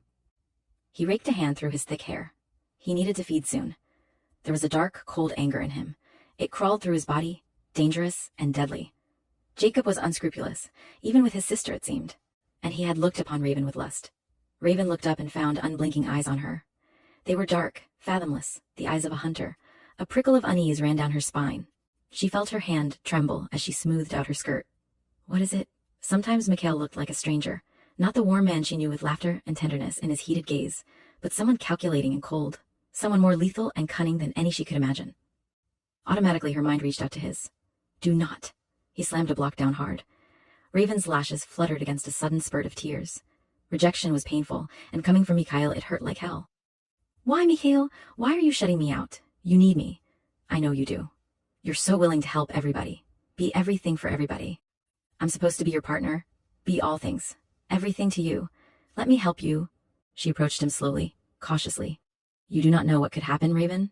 He stepped backwards away from temptation, away from her pain. She smiled. You always help me, Mikhail. You look after me. I'm asking you to trust me enough to let me be what you need. He was allowing his mind block to fragment, bit by bit. She sensed grief mixed with rage at Noelle's senseless murder and fear for Raven's safety. Love, strong and growing. A hunger. Sexual and physical. Raw need. Someone definitely needed to love and comfort this man. I need you to do as I ask you, he said in desperation, fighting the beast, lifting its head hungrily. Her laughter was soft, enticing. No, you don't. Too many people think your word is law. You need someone to defy you a little bit. I know you won't hurt me, Mikhail. I can feel your fear of yourself. You think there's something in you I can't love. Some kind of monster you're afraid for me to see. I know you better than you know yourself. You are so reckless, Raven. So heedless of danger. He gripped the back of a chair so hard the wood threatened to disintegrate into dust. As it was, it would hold the imprint of his fingers for all time. Danger, Mikhail? She tipped her head to one side, her hair falling in a slide over one shoulder. Her hands went to the top button of her blouse. I would never be in danger from you, even if you were furious with me. The only danger right now is to my clothes. She took a step back, laughing again, letting the sound warm him, ignite the fuse deep inside him. Heat coiled, spread, need slammed into him, hard and urgent. Hunger tore at him, a blind red haze. You, little one, are playing with fire, and I am totally out of control. He made one last attempt to save her. Why couldn't she see how selfish he really was? How he had taken over her life and would never release her? He was the monster she. Dark Series 01. Dark Prince. Couldn't see. Perhaps with the rest of the world cold logic and justice ruled him, but not with her. With Raven he was taken over by emotions with which he was so unfamiliar that he could not control them. He did things he felt were unconscionable. He let her see the violence in his mind, tearing her clothes, taking her body without thought or control. She answered him in her mind. Warmth, love, her body eager for his, receptive, accepting of his violent side. She had total trust and faith in his feelings for her, in his commitment to her. He swore softly, ripping the clothes from his fettered body, leaping upon her like an attacking jungle cat. Mikhail, I love this dress, she whispered against his throat. Laughter still spilling into his mind. Laughter, joy, no fear. Get out of the damned thing, he said hoarsely, not realizing he was confirming her belief in him. She took her time, teasing him by fumbling at buttons, making him find the hook in her skirt. You do not know what you are doing, he objected raggedly, but his hands were gentle on her body, carefully stripping away her clothes until she was all bare satin skin and long, silky hair. Mikhail curled strong fingers around the nape of her neck. She felt so small and fragile, her skin warm. She had a woman's haunting scent, like wild honey, a breath of fresh air. He backed her into the bookcase, his hands shaping her body, stroking the soft swell of her breast, absorbing the feel of her into his skin, his tissues, his very insides. He lowered his head, found the dark tip of her nipple with his tongue. The demon in him receded at the feel of her soft skin, her acceptance of his nature. He didn't deserve her. Raven's body went weak at the first touch of his mouth, so hot and demanding, fastened on her breast. The shelf behind her held her up, pushing against the bare skin of her bottom. Excitement surged through her, anticipation. His eyes drifted over her with so much hunger, so much possession, with so much tenderness. That melted her heart, made her want to cry that he could have so much feeling for her. Everywhere his gaze traveled, her skin burned for him, her body ached for his touch. She reached up to loosen his hair, to fill her hands with it, to revel in her ability to smooth her fingertips over his heavy muscles. She could feel him tremble under her caressing hands, feel the wildness in him striving to break free. It touched something wild in her. She wanted to feel him in her arms, trembling for her, his hard muscles against her soft skin, his body surging into hers. She sent him the erotic pictures dancing in her head as she tasted his skin with her soft mouth. His hands were everywhere, and so were hers. His mouth blazed fire, and so did hers. His heart pounded, and hers matched it. Their blood surged like molten lava. His fingers found her moist and open to him. Mikhail dragged her to the floor, lifting her hips so he could join them. Blood roared in his ears, his every emotion swirling together in a violent storm of need. The harder and deeper he thrust, the more soft and welcoming she became. Her body was hot and tight, taking his, accepting his storm. Hunger raged dangerously. He craved the sweet taste of her, wanted the ecstasy of the ritual exchange. If he fed... He groaned at the temptation. He would never be able to stop without needing to replenish her. He could not do that. She had to consciously make the decision to become fully a part of his world. It was too big a risk. If she did not survive, he would follow her into the unknown. He knew exactly what the ancients meant when they said one life mate could not survive the passing of the other. He would not want to live in the world without her. There would be no Mikhail without Raven. His body, his needs, his battered emotions were taking over again, pushing him to the very edge of control. He had never known such a depth of feeling, such a total, encompassing love for another. She was everything, his air, his breath, his heart. Mikhail's mouth found hers in long, drugging kisses, moved to her throat, her breast, found his mark. One taste. Only one. Raven moved in his arms, turned her head to give him better access, her hands entwined in his hair. I'd better marry you, Mikhail. You need me desperately? He lifted his head, looked at her face, so beautiful with his lovemaking, so accepting of him and his needs. Her heart wrapped his in love. Her mind soothed his, fed his, teased his, matched the wildness in him. His hands framed her face, his black eyes staring into her blue-violet ones, drowning in his feelings for her. Then he was smiling. Mikhail, she protested as he very gently eased out of her. He turned her over, dragging her hips back toward his. When he entered her, his hands pinning her small waist, he felt exultant. She was safe. Joy surged through him, and he gave himself up to the sheer pleasure of her body. He moved, she moved. She was incredibly tight, fiery hot, velvet soft. The combination was explosive. The wolves had said he no longer knew joy, but Raven had brought it back to him. His body sang with it, shone with it. Twice, he felt her body ripple, pulse, and still he went on wanting their bodies to be one for all eternity. The dark shadow across his soul was lifting. This small, beautiful woman had given him that. He built the pace of their rhythm, reveling in the way her body followed the lead of his. He felt her body clench, grip, heard her cry out over and over. Soft little mewling sounds in her throat that sent him over the edge. His own body burst into flames, carried them both into the sky so that Raven called his name as her anchor. Mikhail's hands were gentle as he helped her to lie down. He caressed her silky hair, bent to kiss her tenderly. You have no idea what you did for me tonight. Thank you, Raven. Her eyes were closed, lashes lying like two dark crescents against her soft skin. She smiled. Someone has to show you what love is, Mikhail. Not possession or ownership, but real unconditional love. Her hand rose, and, even with her eyes closed, her fingertips unerringly found the lines around his mouth. You need to remember how to play, to laugh. You need to learn to like yourself more. The hard edges of his mouth softened, curved. You sound like the priest. I hope you confess that you took advantage of me, she teased. Mikhail's breath caught in his throat. Guilt washed over him. He had taken advantage. Maybe not the first time. When he was so out of control after such isolation, it had been necessary to make the exchange to save her life. But the second time had been pure selfishness. He had wanted the sexual rush, the total completion of the ritual, and he had uttered the ritual words. They were bound. He knew it, felt the rightness of it, felt the healing in his soul only a true life mate could effect. Mikhail. I was teasing you. The long lashes fluttered, lifted so her eyes could confirm what her fingertips tracing his frown told her. His teeth caught her finger, his tongue stroking over her skin. His mouth was hot, erotic, his eyes burning down at her. Answering heat leapt into her eyes. Raven laughed softly. You have it all, don't you? Charm. You're so sexy you should be locked up, and you have a smile men would kill for. Or women, however you want to look at it. He bent to kiss her, one hand closing over her breast possessively. You need to mention what a great lover I am. Men need to hear these things. Really? She arched an eyebrow at him. I don't dare. You're already as arrogant as I can stand. You are crazy about me. I know. I read minds. He suddenly grinned mischievously, like a little boy. Next time you make love to me, do you think we might go for convention and find a bed? She sat up gingerly. Mikhail's arm curved around her in support. Did I hurt you? She laughed softly. Are you kidding? Though I wouldn't mind a long soak in a hot tub. He rubbed the top of her head with his chin.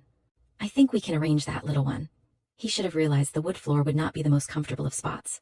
You tend to drive every sane thought from my head. It was an apology as he lifted her into his arms. His long strides took them through the house to the master bathroom. Raven's eyes warmed, melted, her smile so loving his breath caught in his throat. You do tend to get a little primitive, Mikhail. He growled at her, lowered his head to hers slowly, fastened his mouth to hers. There was such a mixture of tenderness and hunger, she ached for him. Very gently he set her on her feet, her small face framed in his hand. I will never get enough of you, Raven. Never. But you need to soak in the tub, and I need to feed. Eat. She bent to fill the tub with hot, steamy water. In English, you use the word eat. I'm not the greatest cook, but I could put something together for you. His white teeth gleamed like a predator's as he lit candles for her. You are not here as my slave, little one. At least not in the domestic sense. His eyes watched without blinking as she nodded her hair on top of her head. It was unnerving, yet Raven's body tingled under the heat of his gaze. He held out a hand to help her into the large tub. The moment his strong fingers closed around hers, Raven had the peculiar sensation of being captured. Raven cleared her throat, then lowered her body gingerly into the steaming water. So, do you believe in being faithful? She tried to sound casual. A dark shadow crossed his craggy features. A true Carpathian of my race does not feel the shallow, childish, pale version of human love. If you were to be with another man, I would know, feel you, your thoughts, your emotions. He traced his fingertip along her delicate cheekbone. You would not want to face the demon in me, little one. I am capable of tremendous violence. I will not share you. You would never hurt me, Mikhail. No matter what the cause of your anger, Raven said softly, with complete conviction. You will always be safe with me, he agreed, but I cannot say the same for anyone who would threaten to take you from me. All of my people are telepathic. A strong emotion such as sexual passion is impossible to conceal. Do you mean to say those of you who marry take a life mate? He corrected. They never are unfaithful to one another, she asked incredulously. Not a true life mate. There have been instances. Mikhail's fist clenched tightly. Poor sweet Noelle, so obsessed with wanting Rand. The few that do betray their chosen mate do not feel as they should, otherwise it would be impossible. That is why it is so important to know absolutely in one's mind, heart, soul, and body. As I know it is so with you, the ritual words could not bind two who were not already one. Life mating united two halves of the same whole, but he could not find a way to express such a thing in terms she would understand. But, Mikhail, I'm not one of your people. She was beginning to realize there were differences, besides customs, that she needed to be aware of, to take into consideration. He crushed herbs into a bowl, dumped the mixture into her bathwater. It would help with her soreness. You would know if I touched another woman, but you could make me forget, she mused aloud, a small frown pulling at the corners of her mouth. He could feel her heart begin to race, the sudden doubt in her mind. He crouched beside the tub, cupping her face with gentle fingers. I am incapable of betraying you, Raven. I might force your compliance for the sake of your safety or your protection, for your life and health, but not to get away with betrayal. She touched the tip of her tongue to her full lower lip. Don't force me to do anything unless you ask the way you did when I was feeling sick. Mikhail hid a smile. She always tried to sound so tough, his small package of dynamite, with more courage than good sense. Little one, I live only for your happiness now. I have to go out for a little while. You can't go looking for the murderers by yourself. I mean it, Mikhail. It's too dangerous. If that's what you're doing, he kissed her, his laughter genuine. Business, Raven. Take a long soak, look over the house, my books, anything you want. He grinned at her boyishly. I have a stack of work beside the computer if you want to try your hand at looking at bids for me. Exactly how I planned to spend my evening. One last thing. Mikhail was gone almost before she could blink, and returned nearly as fast. He took her left hand in his. Your people will recognize this as a clear sign that you are taken. She hid her smile. He was so territorial, like a wild animal staking his claim. Like the wolves roaming so freely in his forest. She touched the ring with a reverent finger. It was antique, gold, a fiery ruby surrounded by diamonds. Mikhail, this is beautiful. Where did you find such a thing? It has been in my family for generations. If you prefer something else, something more modern. It looked as if it belonged on her finger. It's perfect, and you know it. She touched it reverently. I love it. Go, but hurry back. I'll find out all your secrets while you're gone. Mikhail was hungry, needed to feed. He bent to brush her forehead with his mouth, his heart aching. Just for one day, little one. I would like to have a normal, happy conversation with you. Court you as I should? She tilted her head to look at him, her blue eyes dark with emotion. You court me just fine. Go eat now and leave me be. Mikhail touched her hair just once before he left. He moved among the townspeople, breathing in the night. The stars seemed brighter, the moon a gleaming silver light. Colors were sharp and clear, smells drifting on the breeze. Wisps of fog trailed here and there in the street. He felt like singing. He had found her after so long, and she made the earth move and his blood heat. She brought laughter back into his life, and taught him what love was. The hour was growing late, the couples drifting toward their homes. Mikhail chose a trio of young men. He was hungry and needed strength. The night would be long. He had every intention of confirming or eliminating Mrs. Romanoff as one of the assassins. The women needed a midwife, and a sorrowing, bereaved one was better than one who might betray them at the first opportunity. He drew the trio to him with a single silent command, marveling, as he had so many times, at how easy it was to control his prey. He joined their conversation, laughing with them, confiding a couple of hot business opportunities. In their early 20s, they were thinking more about women than making money. It always amazed him how disrespectful human men were toward their women. Perhaps they could not understand what their lives would be like without them. He led them to the safety of the darkened trees and drank his fill, making certain not to take too much from any of them. He finished as he did everything, carefully, completely. That was why he was the oldest and the most formidable. He paid attention to the smallest of details. He walked with them for a few more minutes, ensuring that they were all fine before leaving them with a casual wave and a feeling of friendship. Mikhail turned away from them, the smile fading from his lips. The night concealed the hunter in him, the dark, terrible purpose in his eyes, the cruel edge to his sensuous mouth. His muscles rippled with raw power, flexed and contracted with his enormous strength. He moved around the corner and simply disappeared. His speed was incredible, without compare. His mind reached out for Ravens, craving the contact. "What are you doing all alone in that spooky old house?" Her soft laughter filled his utter coldness with warmth. "Waiting for my big bad wolf to come home. Do you have your clothes on?" This time her response sent fingers playing over his skin, touching him intimately, heating his body. Warmth, laughter, purity. He hated being away from her, hated the distance separating them. "Of course I have my clothes on. What if more unexpected visitors arrive? I can't very well greet them naked, can I?" She was teasing, but the thought of anyone approaching his home with her alone and unprotected made a sliver of fear slice through him. It was an unfamiliar emotion, and he almost couldn't identify it. "Mikhail, are you all right? Do you need me? I'll come to you. Stay there. Listen for the wolves. If they sing to you, call me right away." There was that brief hesitation that meant she was annoyed with his tone. "I don't want you to worry about me, Mikhail. You have enough people who make demands on you. Perhaps that is so, little one, but you are the only one I truly give a damn about. And drink another glass of juice. You will find some in the refrigerator." He broke the contact, found he was smiling at their brief exchange. She would have argued over the order for nourishment if he had waited long enough. He rather liked to irritate her sometimes. He liked the way her blue eyes deepened into sapphire, and how she got that little edge in her carefully controlled voice. "Mikhail?" Her voice startled him, low and warm and filled with feminine amusement. "Try making suggestions next time. Or just plain asking. You go do whatever it is you're doing, and I'll go search your extensive library for a book on manners." He nearly forgot he was crouched at the base of a tree only a few hundred feet from the shack belonging to Hans and Heidi Romanov. Mikhail managed to suppress his urge to laugh. "You will not find one. Why am I not surprised?" This time Raven broke contact. For a brief moment he allowed himself the luxury of wrapping himself in her warmth, her laughter, her love. Why God had chosen this time, when Mikhail was in his darkest hour, to send him such a gift, he had no idea. What he had to do was inevitable. The continuation of his race demanded it. The brutal ugliness of it filled him with revulsion. He would have to return to her, with death on his hands. The deaths of more than one human. He could not walk away from it, could not hand the job over to someone else. His regret was not in taking the life of Noel's murderers, so much as in having to ask Raven to live with his deed. It would not be the first time he'd taken a life. With a sigh, he shifted. The small rodent scurried easily through the leaves on the ground to cross the open space to the shack. The beat of wings came to his ears and the rodent froze. Mikhail hissed a warning, and the owl gliding in for the attack veered off. The rodent gained the safety of the wooden stairs, flicked its tail, and began to search for a crack or hole in the wall to gain entry. Mikhail had already picked up two familiar scents. Hans was entertaining. The rodent squeezed through a chink between two rotting boards and found its way into a bedroom. Silently, the creature raced across the floor to the doorway. Mikhail allowed the odors of the household to be processed by the rodent's body. He moved carefully in little stops and starts until he managed to gain a position in a darkened corner of the room. Heidi Romanov sat in a wooden chair directly across from him, weeping softly, a rosary clutched in her hand. Hans faced three men, a map spread between them on a table. "You are wrong, Hans.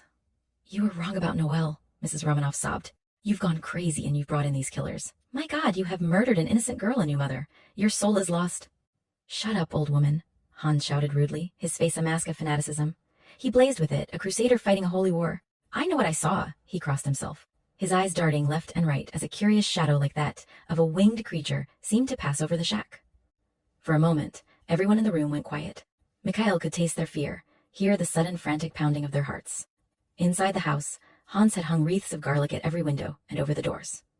He stood up slowly, licking suddenly dry lips, grabbing at the cross hanging around his neck, and moving to a window to assure himself the wreath was in place. "What about that? That shadow just now? You all still think I made a mistake because we found her in a bed and not sleeping in the ground?" "There was nothing. No dirt. No protections," a dark-haired foreigner said reluctantly. Mikhail recognized the man's spoor. Assassin. One from the inn. Inside the rodent, the beast unsheathed its claws and flexed. They had murdered Noelle without even being certain she was what they sought. I know what I saw, Eugene, Hans declared. After Heidi left, the woman began to lose blood. I'd arrived to walk Heidi home because the woods are dangerous. I was going to tell the husband I would bring Heidi back to help. He was very agitated and did not see me as I looked in. I saw it with my own eyes. She drank so much. He was weak and pale. I got out of there and contacted you immediately. Eugene nodded his head. You did the right thing. I came as soon as I could and brought the others. If they've learned a way to whelp, we'll be overrun with the devils. The largest man in the room stirred uncomfortably. I've never heard of a vampire breeding. They kill the living to enlarge their ranks. They sleep in the ground and guard their lairs. You acted before we could investigate this thoroughly. Kurt, Eugene protested. We saw the opportunity and we took it. And how come her body just disappeared? After we did it, we ran.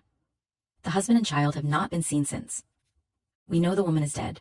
We killed her, yet there is no hue and cry over her death. We must find the husband and child, Hans decreed. And any others, we must stamp them out. He peered nervously out the warped glass into the night. He let out a low exclamation of alarm. Look, Eugene Wolf. That damn Dubrinsky protects them on his land.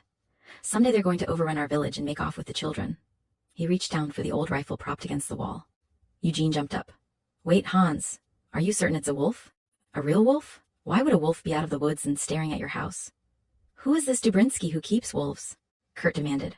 He is of the church, Heidi hissed, shocked at the implication. He is a good man, in church every Sunday. Father Hummer is one of his dearest friends.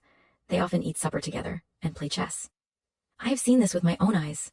Hans waved her testimony aside. Dubrinsky is the devil himself. See it out there, the wolf slinking in the bushes watching the house? I tell you, that's not natural. Eugene lowered his voice. It's one of them. They couldn't know it was us, Hans denied. But he betrayed his fear with his trembling hands. He lifted the rifle to his shoulder. You'll have to get it with the first shot, Hans, Eugene warned. The rodent raced across the floor into the bedroom and squeezed through the small crack. Mikhail burst from the rodent's body, his mind reaching out into the night with a warning, shape shifting as he ran, becoming a huge black wolf with burning eyes of vengeance.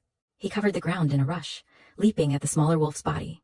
As his heavier frame crashed into the smaller one, Mikhail felt fire exploding in his flesh. The smaller, Dark Series 01, Dark Prince. Wolf slunk into the heavy woods. Although blood gushed from its hindquarters, the huge black wolf didn't utter a cry, didn't run away. Instead, the wolf turned its large head and stared at the house with two burning coals for eyes, staring with a promise. Vengeance, retribution, the dark promise of death itself. Mikhail. Raven's sharp cry rang in his head. The black wolf stared a moment longer, holding Hans Romanoff in his power. Then it turned and simply vanished into the night. There was no way that any of the men would dare attempt to track it. The huge wolf had come out of nowhere, leaping to protect the smaller wolf. The black wolf was no ordinary wolf, and not one of them wanted to follow it into the timber. Mikhail trotted to the safety of the deep forest, before pain and loss of blood drove him to take his human form. He staggered, caught at a thick tree branch, and sat down abruptly. Mikhail, please, I know you're hurt. Where are you? I can feel your pain. Let me come to you. Let me help you. Behind Mikhail, the bushes rustled. He didn't bother to turn, knowing Byron was there, ashamed, embarrassed, filled with remorse. Mikhail. God, I am sorry. Is it bad? Bad enough? Mikhail clamped his hand over the wound to stop the blood flowing so freely. What were you doing there, Byron? It was madness. Foolhardy. Mikhail. Raven's fear and tears were filling his mind. Be calm, little one. A scratch, no more. Let me come to you. She was pleading with him, and it broke his heart. Byron tore a strip from his shirt and bound Mikhail's thigh. I'm sorry. I should have listened to you. Should have known you would be hunting. I thought. He trailed off, looking uncomfortable.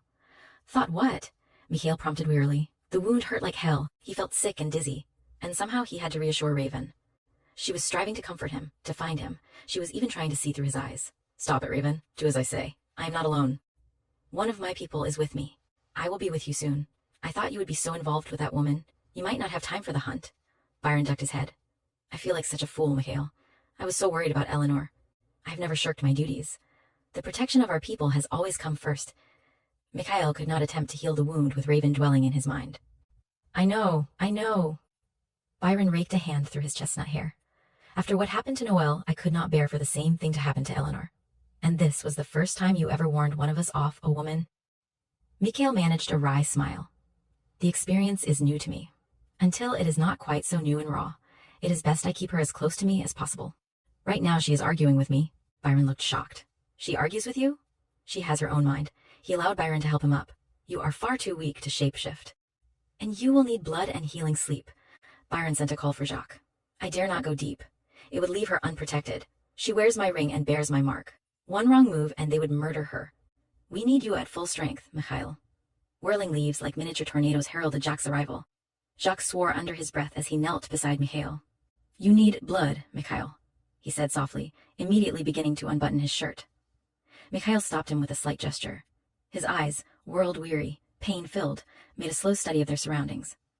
Byron and Jacques went still, senses flaring out, scanning the forest.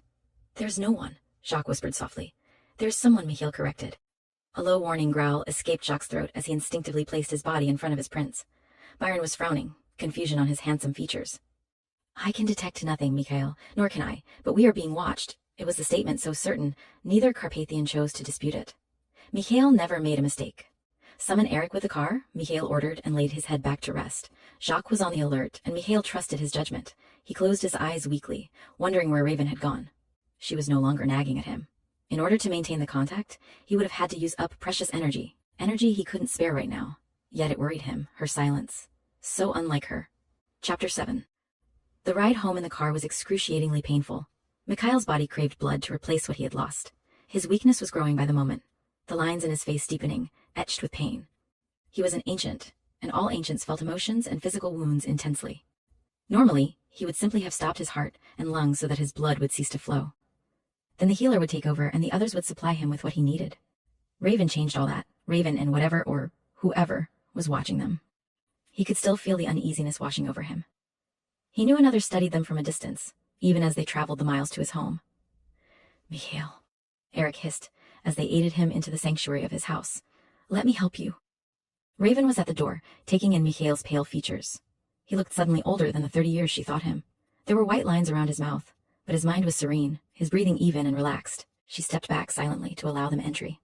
She was hurt by Mikhail's refusal to allow her to help him. If he preferred the company of his people, she was not going to be so undignified as to let them see that it bothered her.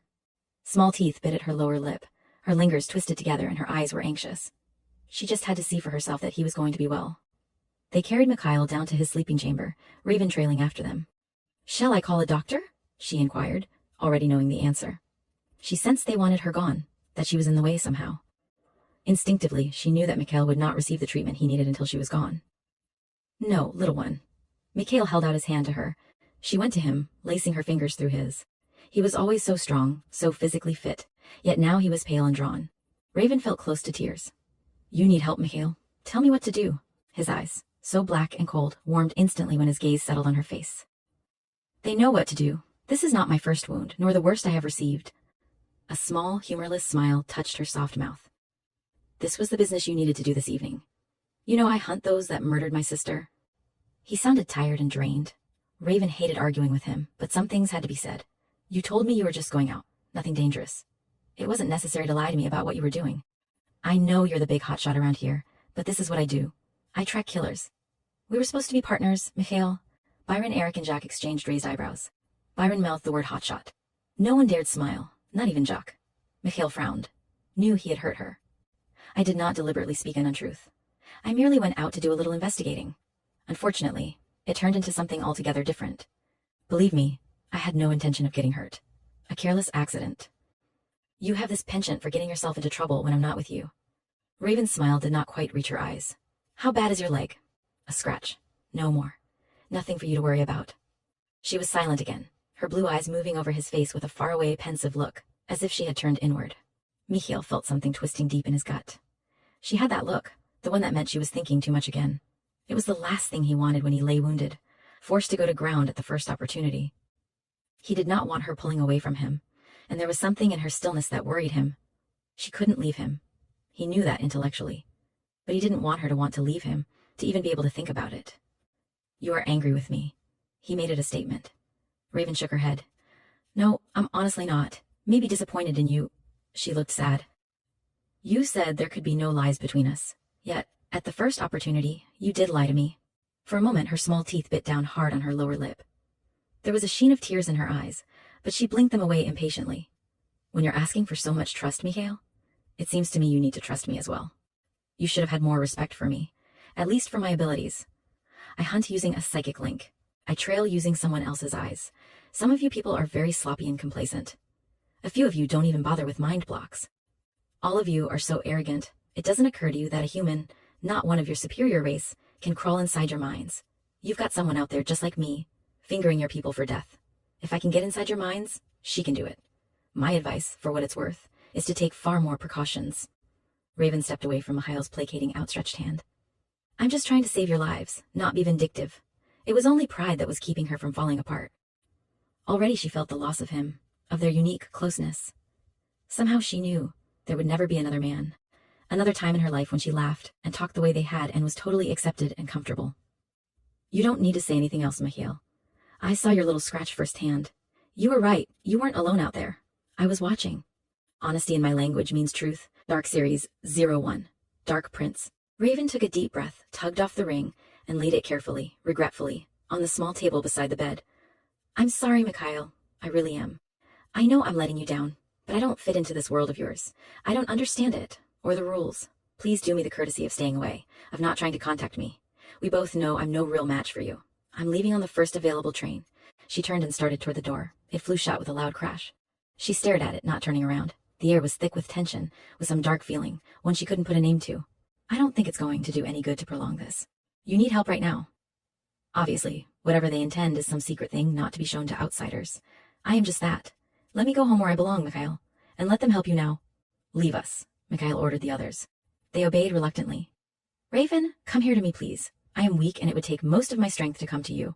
There was a gentleness in his voice, an honesty she found heartbreaking. She closed her eyes against the power in his voice, the soft caressing tone that rubbed sensuously like black velvet over her skin, and crawled into her body, wrapping itself around her heart.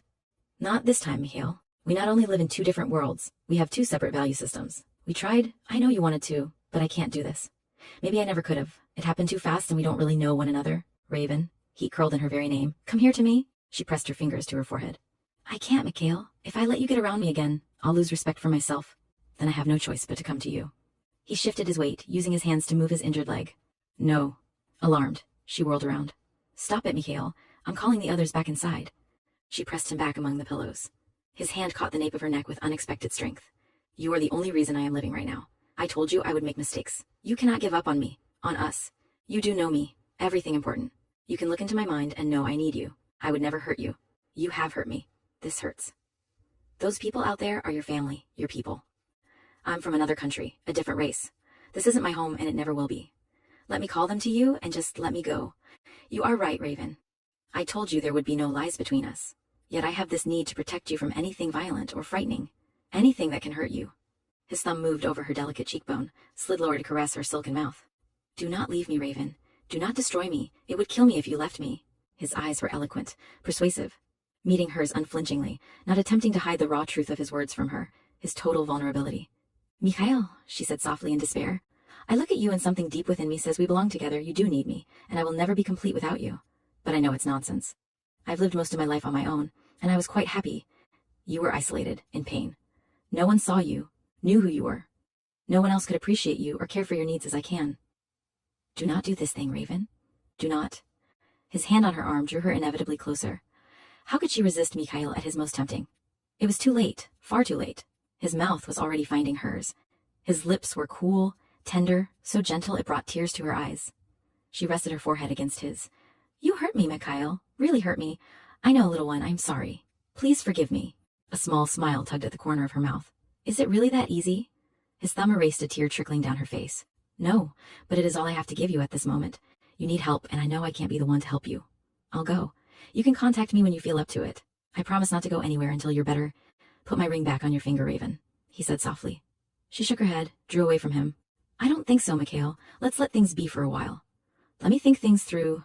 His hand caressed her nape, slid over her shoulder, down her arm until his fingers circled her wrist. I need to sleep tomorrow, really sleep. I want you protected from these people. He knew she would assume he meant that they would drag him. Raven smoothed back the tangle of coffee-colored hair from his forehead. I'll be fine on my own. As I have been for years, you're so busy looking after the world. You think there's no one who is capable of looking after themselves. I promise you I won't leave, and I promise I will be careful. I won't go hiding in their closets or under their beds. Mikhail caught her chin firmly. These people are dangerous, Raven, fanatical. I found that out tonight. Can they identify you?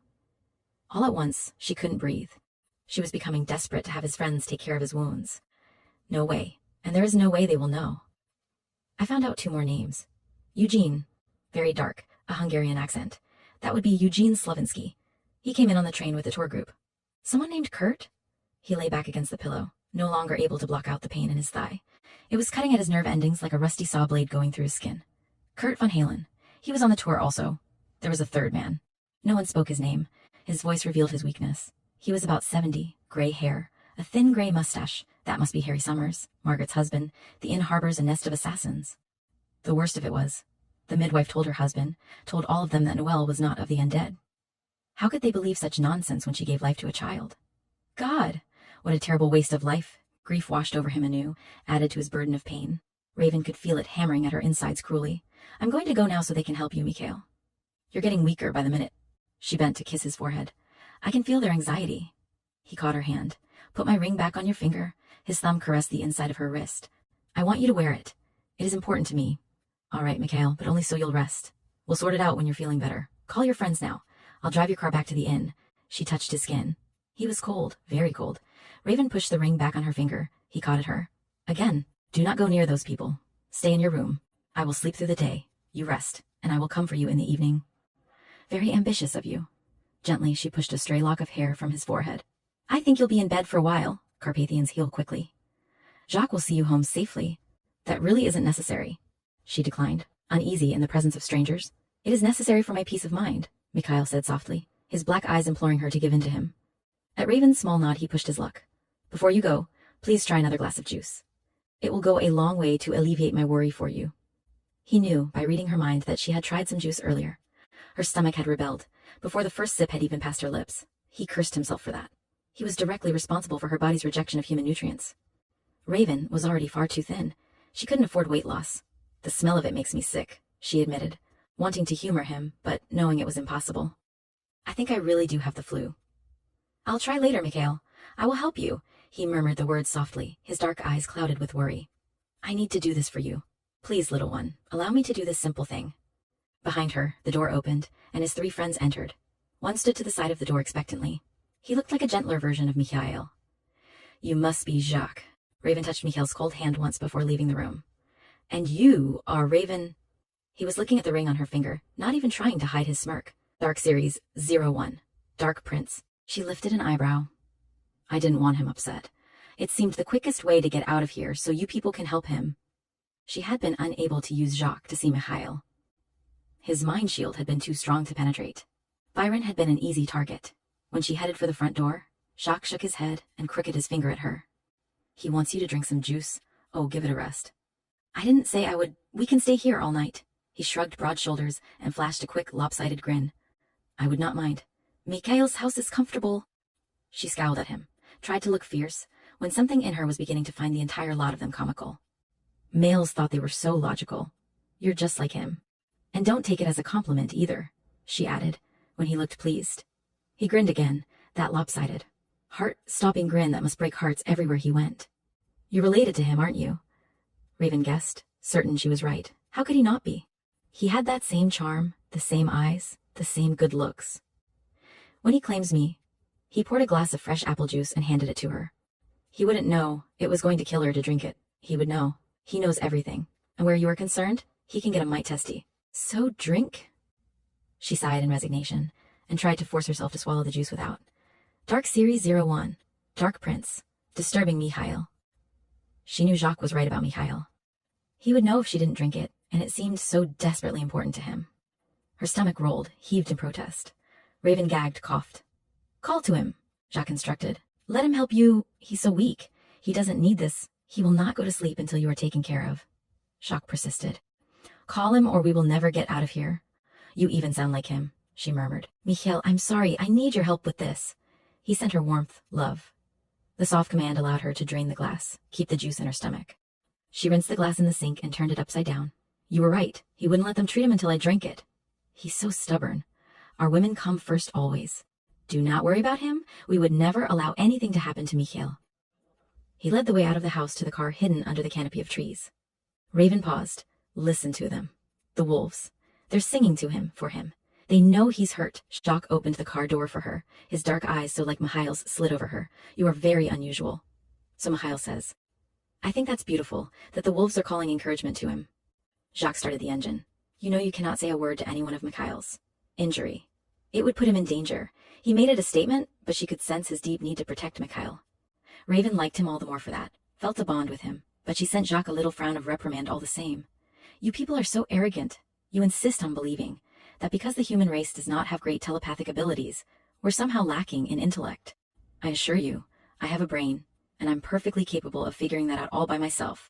He grinned at her again. You must make him completely crazy. The hotshot thing was great.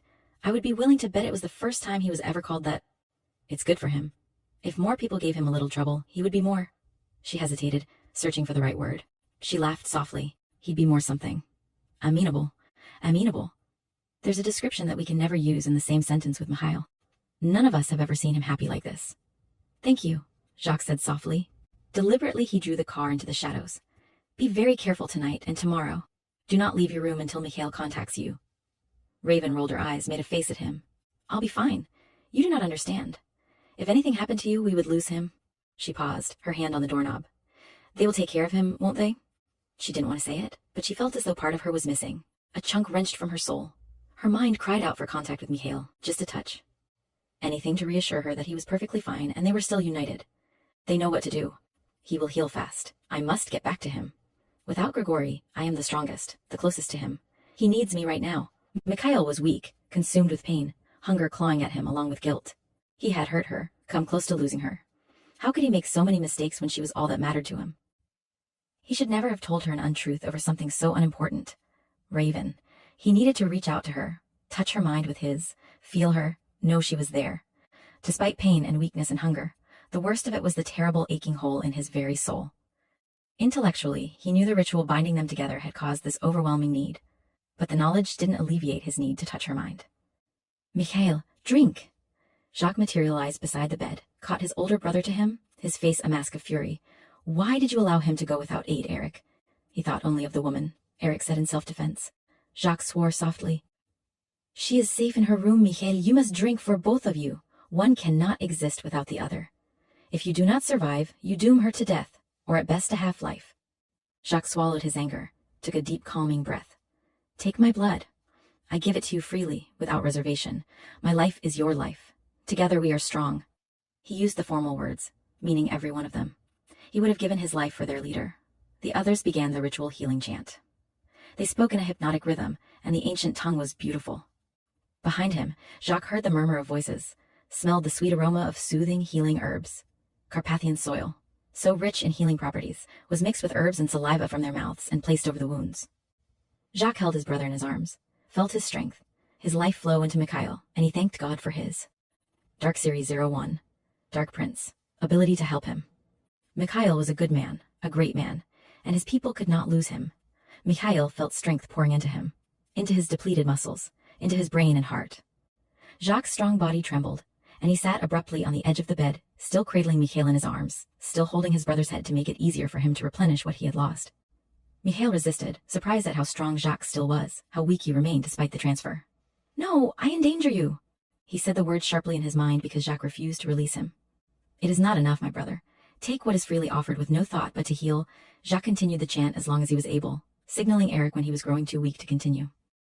Eric slashed his wrist without thought, without wincing at the gaping, painful wound, offering his wrist to Jacques, who continued to supply Mikhail with his life's blood. Eric and Byron provided the soft, rhythmic words of ritual, while Jacques replenished himself, and Mikhail. The room itself seemed filled with warmth and love, smelled clean and fresh. The ritual healing signaled a new beginning. It was Eric who called a halt when he could see Mikhail's color had returned, when he could hear the steady beat of his heart and feel the blood flowing freely, safely in his veins. Byron put a supporting arm around Jacques, helped him to a chair. Without a word, he took Eric's place, supplying life-giving fluid to Jacques. Mikhail stirred, accepted the pain of his injury as part of the healing process, as part of the mechanics of living. He turned his head. His dark gaze sought and found Jacques, rested on him like a touch. Is he all right? His voice was very soft, but commanding all the same. Mikhail was authoritative no matter what the circumstances. Jacques looked up, pale and wan, flashed a grin, and winked.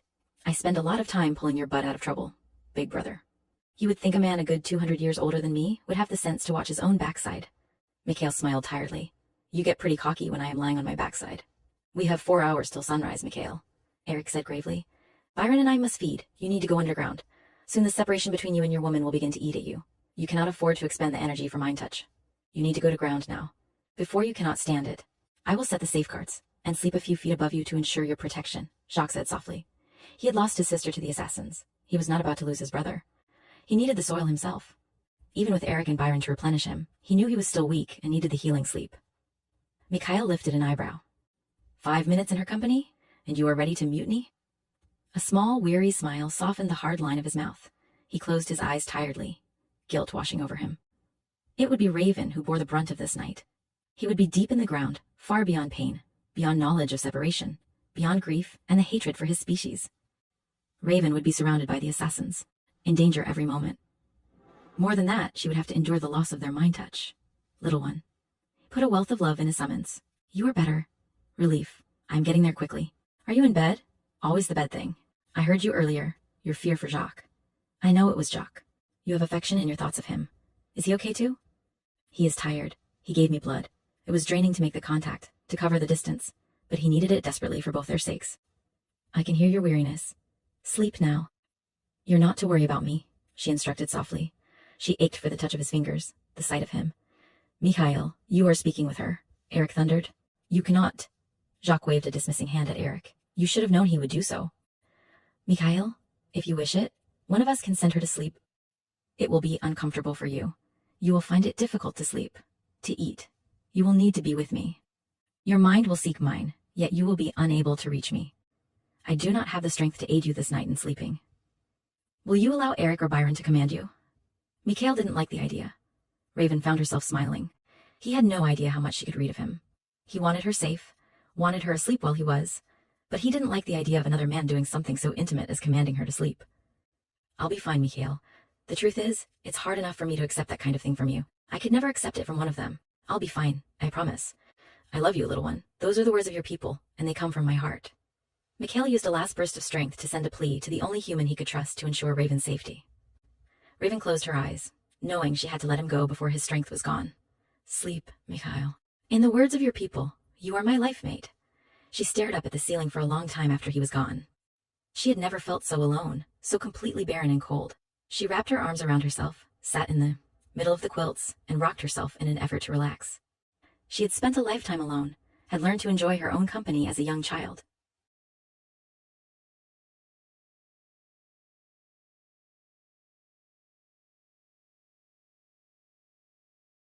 Raven sighed. It was so silly. Mikhail was going to be perfectly fine. She would take the opportunity to read a book, continue her study of the language. Mikhail's language. She walked barefoot around the room, paced. She felt cold and rubbed her arms to warm herself.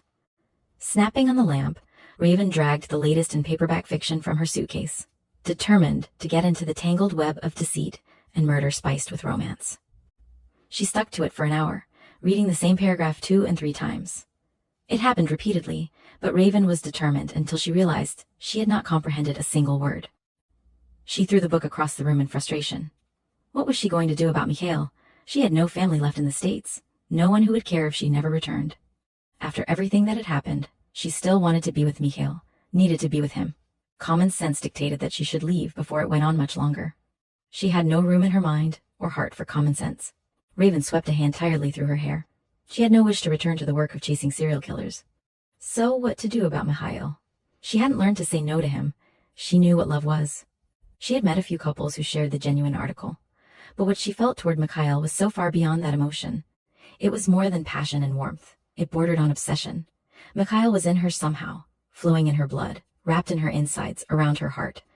He had somehow entered her mind, stolen some secret part of her soul. It wasn't simply that her body craved his, burned for his, that her skin crawled with need for him. She was like a drug addict desperate for a drug. Was that love or some sick obsession? And then there was what Mikhail felt for her. His emotions were so sharp, so intense. The way he felt around her made what she felt seem a pale imitation. Their relationship frightened her. He was so territorial, so possessive, so wild and untamed. He was dangerous, a man who ruled others and was used to having complete authority. Judge, Jury and executioner. So many people depended on him. Raven put her hands over her face. He needed her. There was no one else for him. He truly needed her. Only her. She wasn't sure how she knew that, but she did. There was no doubt in her mind. She saw it in his eyes. They were cold and emotionless when he looked at others. Those same eyes smoldered with molten heat when they looked at her. His mouth could be hard, edged with cruelty until it softened when he laughed with her, talked to her, kissed her. He needed her. She went back to pacing.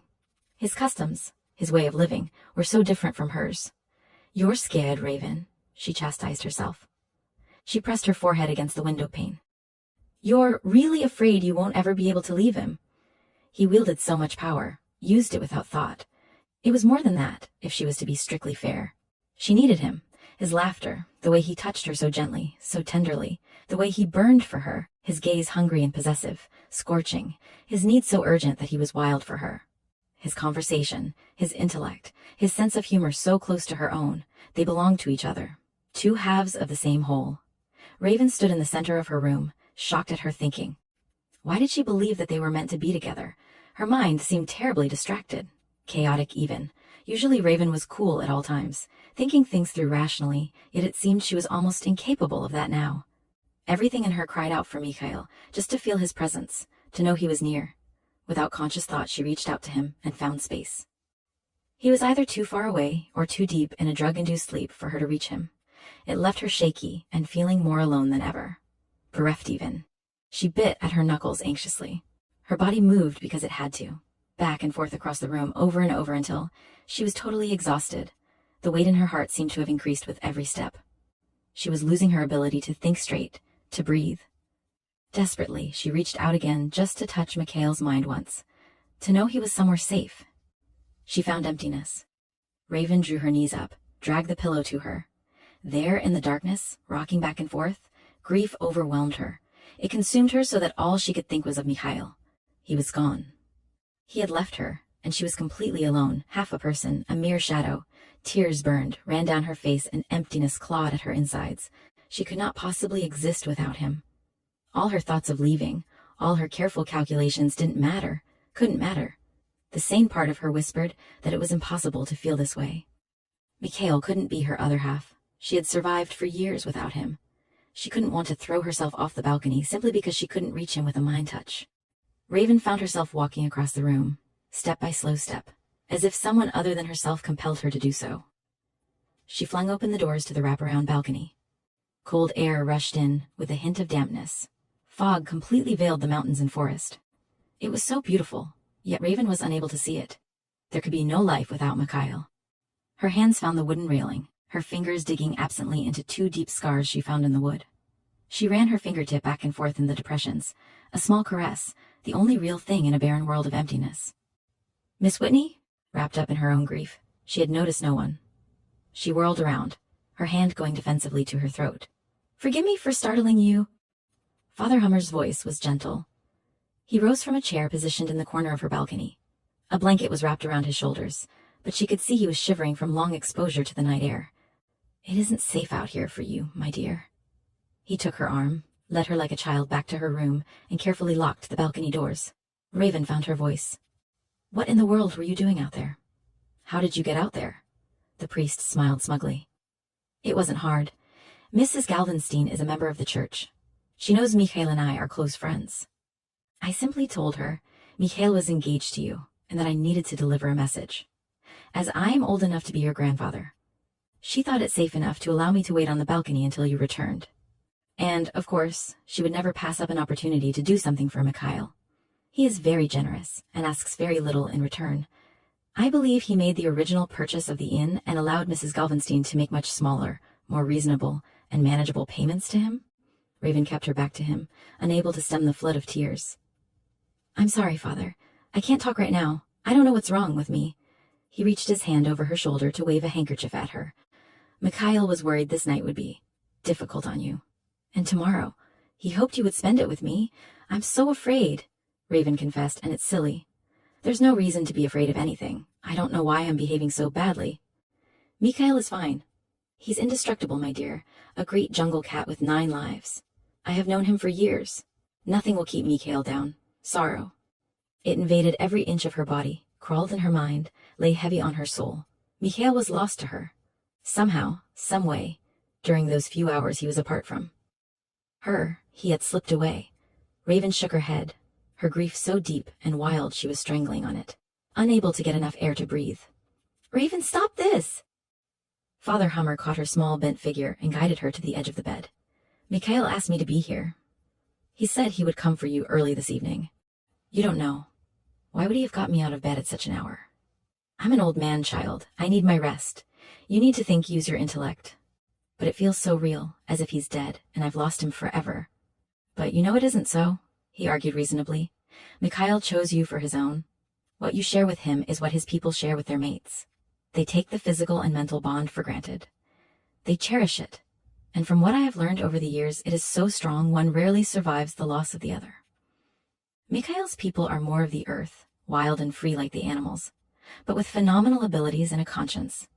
He surveyed her tear-ravaged face, the grief in her eyes. She was still laboring to breathe, but he felt her tears lessen. "Are you listening to me, Raven?" She nodded, striving desperately to latch onto his words, to regain her sanity. This man knew Mikhail had known him for years. She could read his affection for Mikhail, and he was certain of Mikhail's strength. For some reason, God has given you the ability to form a mental as well as physical link to Mikhail. With that comes awesome responsibility. You literally hold his life in your hands. You must get beyond this feeling and use your brain. You know he isn't dead. He told you he would return. He sent me to you, afraid you might harm yourself. Think, reason. You are human, not an animal crying out for its mate." Raven tried to grasp what he was saying. She felt as if she was in a deep hole and couldn't claw her way out. She concentrated on each of his words, forcing them into her mind. Deep breathing forced air into her burning lungs. Was it possible? Damn him for putting her through this, for knowing it would happen. Was she really that far gone? Raven brushed the tears from her face, determined to pull herself together. She was determined to push the grief aside enough to let in rational thought. She could feel it eating at her, waiting on the outer edges of her consciousness to consume her. And why can't I eat or drink anything but water? She rubbed at her temples, missing the alarm that spread across the priest's weathered features. Father Hummer cleared his throat. "How long has that been going on, Miss Whitney?" The terrible emptiness crouched in her gut, in her mind, waiting to leap, to sink its teeth into her again. Raven struggled for control. She lifted her chin. "Raven, please call me Raven. You seem to know all about me anyway." She was trying to control the trembling. Holding out her hands, she stared at them as they shook. "Isn't this silly? Come to my house, child. It will be dawn soon. You can spend the day with me. I would consider it a great honor." "He knew this would happen to me, didn't he?" Raven asked softly, beginning to understand. "That's why he sent you." "He was afraid I might actually harm myself." Edgar Hummer let out his breath slowly. "I'm afraid so, child. They are not as we are, so he tried to tell me, but I'm not like them. Why would this happen to me, Raven?" Dark Series 01. Dark Prince asked. "It doesn't make any sense. Why did he think this would happen? You completed the ritual with him. You are his other half. The light to his darkness. One can't be without the other. Come with me, Raven, back to my house. We'll sit together and talk of Mikhail until he comes for you." Chapter 8. Raven hesitated. The idea of learning more about Mikhail was tempting. Very tempting. "I think now that I know what is happening to me, I might be able to handle it on my own. It's very late, Father, and I already feel ashamed that you've had to sit in the cold and watch over me." Father Hummer patted her wrist. "That's nonsense, girl. I enjoy these little errands. At my age, one looks forward to the unusual. At least come downstairs and spend some time with me. Mrs. Galvenstein keeps a fire going in the parlor." Raven shook her head vigorously, an instinctive act of protection for Mikhail. The inn held many of his enemies within its walls. She would never place him in danger, no matter how difficult a time she might be experiencing. Edgar Hummer sighed softly. "I can't leave you, Raven. I gave my word to Mikhail. He has done so much for my congregation, the people in this village, and asks little in return." The priest rubbed his jaw thoughtfully. "I must stay, child, in case it grows worse." Raven swallowed hard. Margaret Summers was asleep somewhere in the building. Raven could guard herself, even her most intense grief, but she could easily read. Dark Series 01. Dark Prince. Father Hummer's natural worry. If she could do it, Margaret could. Making up her mind, Raven caught up her jacket, brushed at the tears on her face, and led the way down the stairs before she changed her mind. The most important thing for her at that moment was to protect Mikhail. The need was elemental, part of her soul. Once outside, Raven zipped her jacket to her chin. She had changed to her faded jeans and a college sweatshirt the moment she had returned to her room. Fog was everywhere, thick, only a foot or so from the ground. It was very cold. She glanced at the priest. His English might be a bit halting, but intelligence and integrity shone on his weathered features and in the faded blue of his eyes. He was cold from the time spent on the balcony. The priest was too old to be dragged from the warmth of his cottage to do such a task in the middle of the night. She pushed back stray tendrils of hair as she forced herself to walk calmly through the village. It should have been peaceful, but she carried the knowledge that a group of fanatical people was murdering those they believed to be vampires. Inside, her heart was aching and heavy. Her mind needed the reassurance of a mind touch with Mikhail. She glanced at the older man beside her. His walk was brisk, his manner restful, soothing. This was a man long ago at peace with himself and those around him. "You're certain he's alive?" The question slipped out before she could stop it, just when she was so proud of herself for appearing normal. "Absolutely, child." He gave me the impression that he would be gone this day until nightfall without the usual means of contacting him. He grinned at her, a conspirator's grin. "Personally, I use his pager. Gadgets fascinate me. When I visit him, I play on his computer as often as I can. Once I locked the thing up, and it took him a while to figure out what I did to it. He was absurdly pleased with that. Of course, you understand. I could have told him, but it would have taken all the fun out of it." Raven laughed. She couldn't help herself. "At last, a man after my own heart. I'm glad. Someone besides myself gives him a hard time. He needs it, you know. All those people bowing and scraping. It's not good for him." Her hands were freezing, so she shoved them into her pockets. "I do my best, Raven," the priest admitted, "but we don't need to be telling him. Some things are best kept between us." She smiled at him, relaxing just a little. "I agree with you on that. How long have you known Mikhail?" If she couldn't reach out to him, touch him, maybe she could soothe the gaping raw wound of emptiness by talking about him. She found she was beginning to feel angry at Mikhail.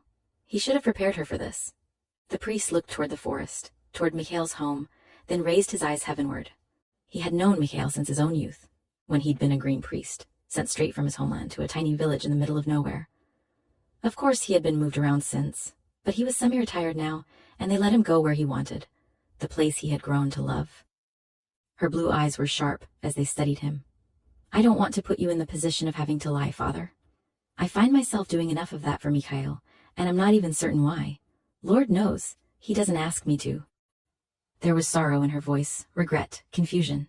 "I wouldn't lie," he said. "Is omission the same thing as a lie, Father?" Tears made her eyes luminous, sparkling on her long lashes. "Something is happening to me, something I don't understand, and it terrifies me. Do you love him?" She could hear the sound of their footsteps loud in the silence of the pre-dawn hours. Their hearts beat steadily, their blood pumping in their veins.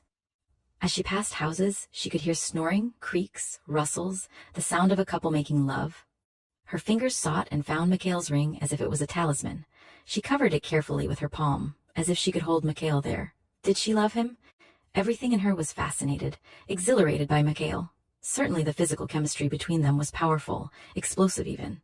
But Mikhail was a mystery, a dangerous man who lived in a world of shadows she could not possibly comprehend.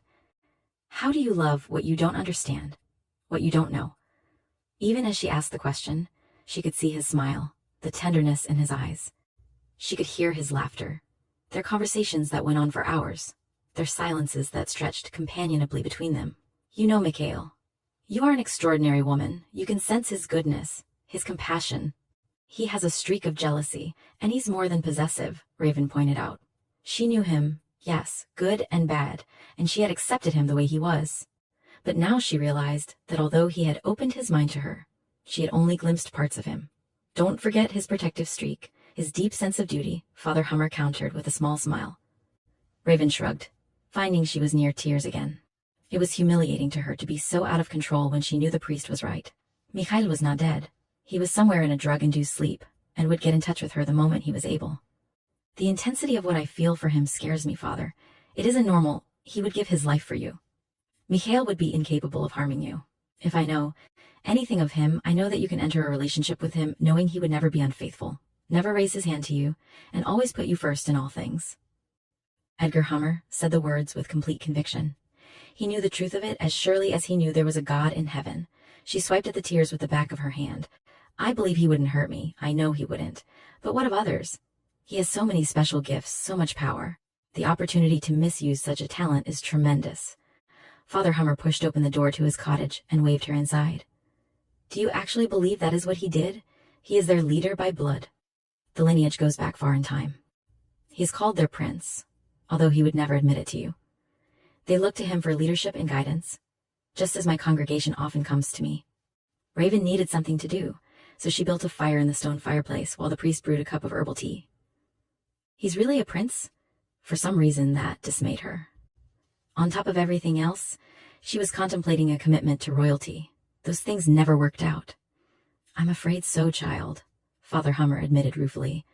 He is considered the last word on everything. Perhaps that is why he tends to look and act as though he might be an important person. He has many responsibilities, and as long as I've known him, he has never failed to meet any of them. She sat back on the floor, pushing the heavy fall of hair away from her tear-stained face. Sometimes when Mikhail and I are together, it feels as if we're two halves of the same whole. He can be so serious and brooding, and so alone. I love to make him laugh, to bring life into his eyes.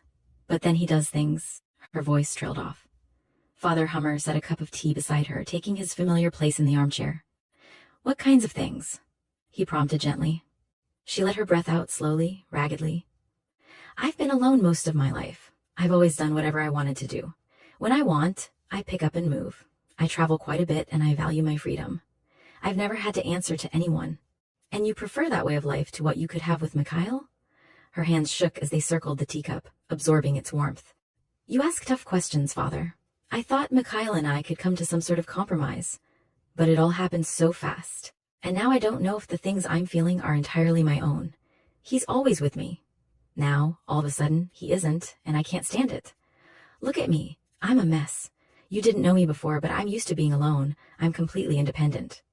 Could he have done something to make this happen? Mikhail would never force you to love him. I'm not certain he could do such a thing. She swallowed a steadying sip of tea. I know that. But what about now? Why can't I be away from him? I like being alone. I value my privacy, yet without his touch, I'm falling apart.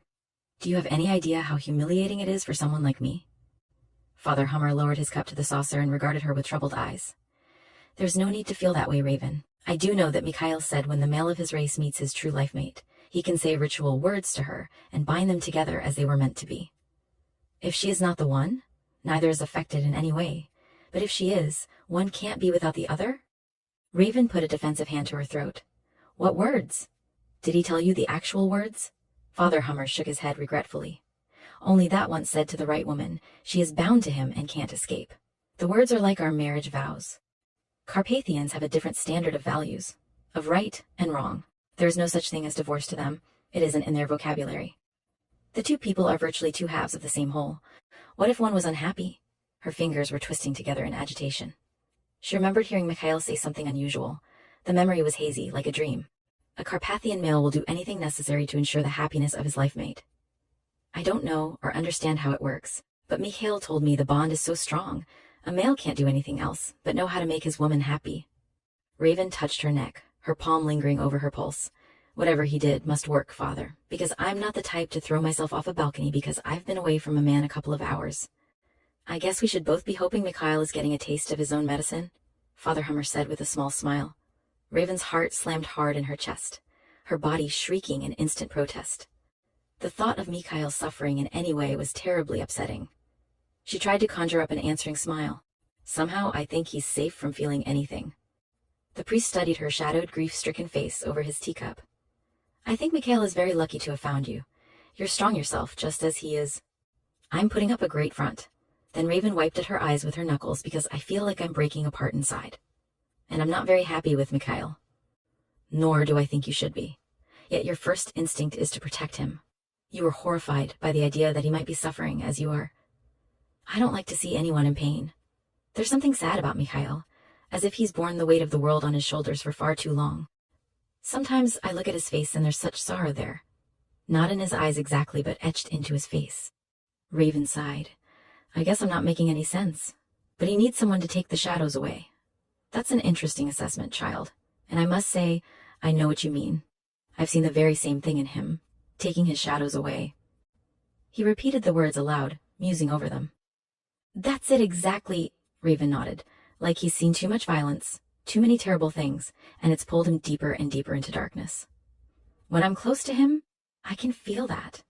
He stands like a guardian in front of some evil, malevolent gate and holds monsters at bay so the rest of us can go about our lives and never know we were even threatened. Father Hummer's breath caught in his throat. Is that how you see him? A guardian of the gate? Raven nodded. It's an image very vivid in my mind. I know it probably sounds melodramatic to you. I wish I could have said those very words to him myself, the priest said softly. Many times he has come here seeking comfort, yet I never knew exactly what to say. I prayed God would send help to him to find his answer, Raven, and perhaps he sent you.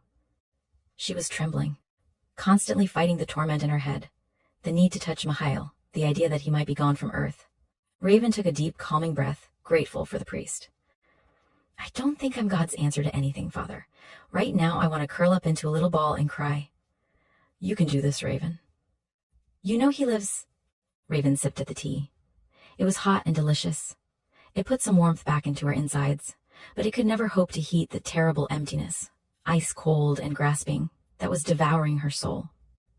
Slowly, inch by inch, that black hole was growing. She tried to concentrate on other things, to enjoy her conversation with this man who knew and respected, even had great affection for Mihail. Raven took another drink of tea, struggling desperately to hang on to her sanity.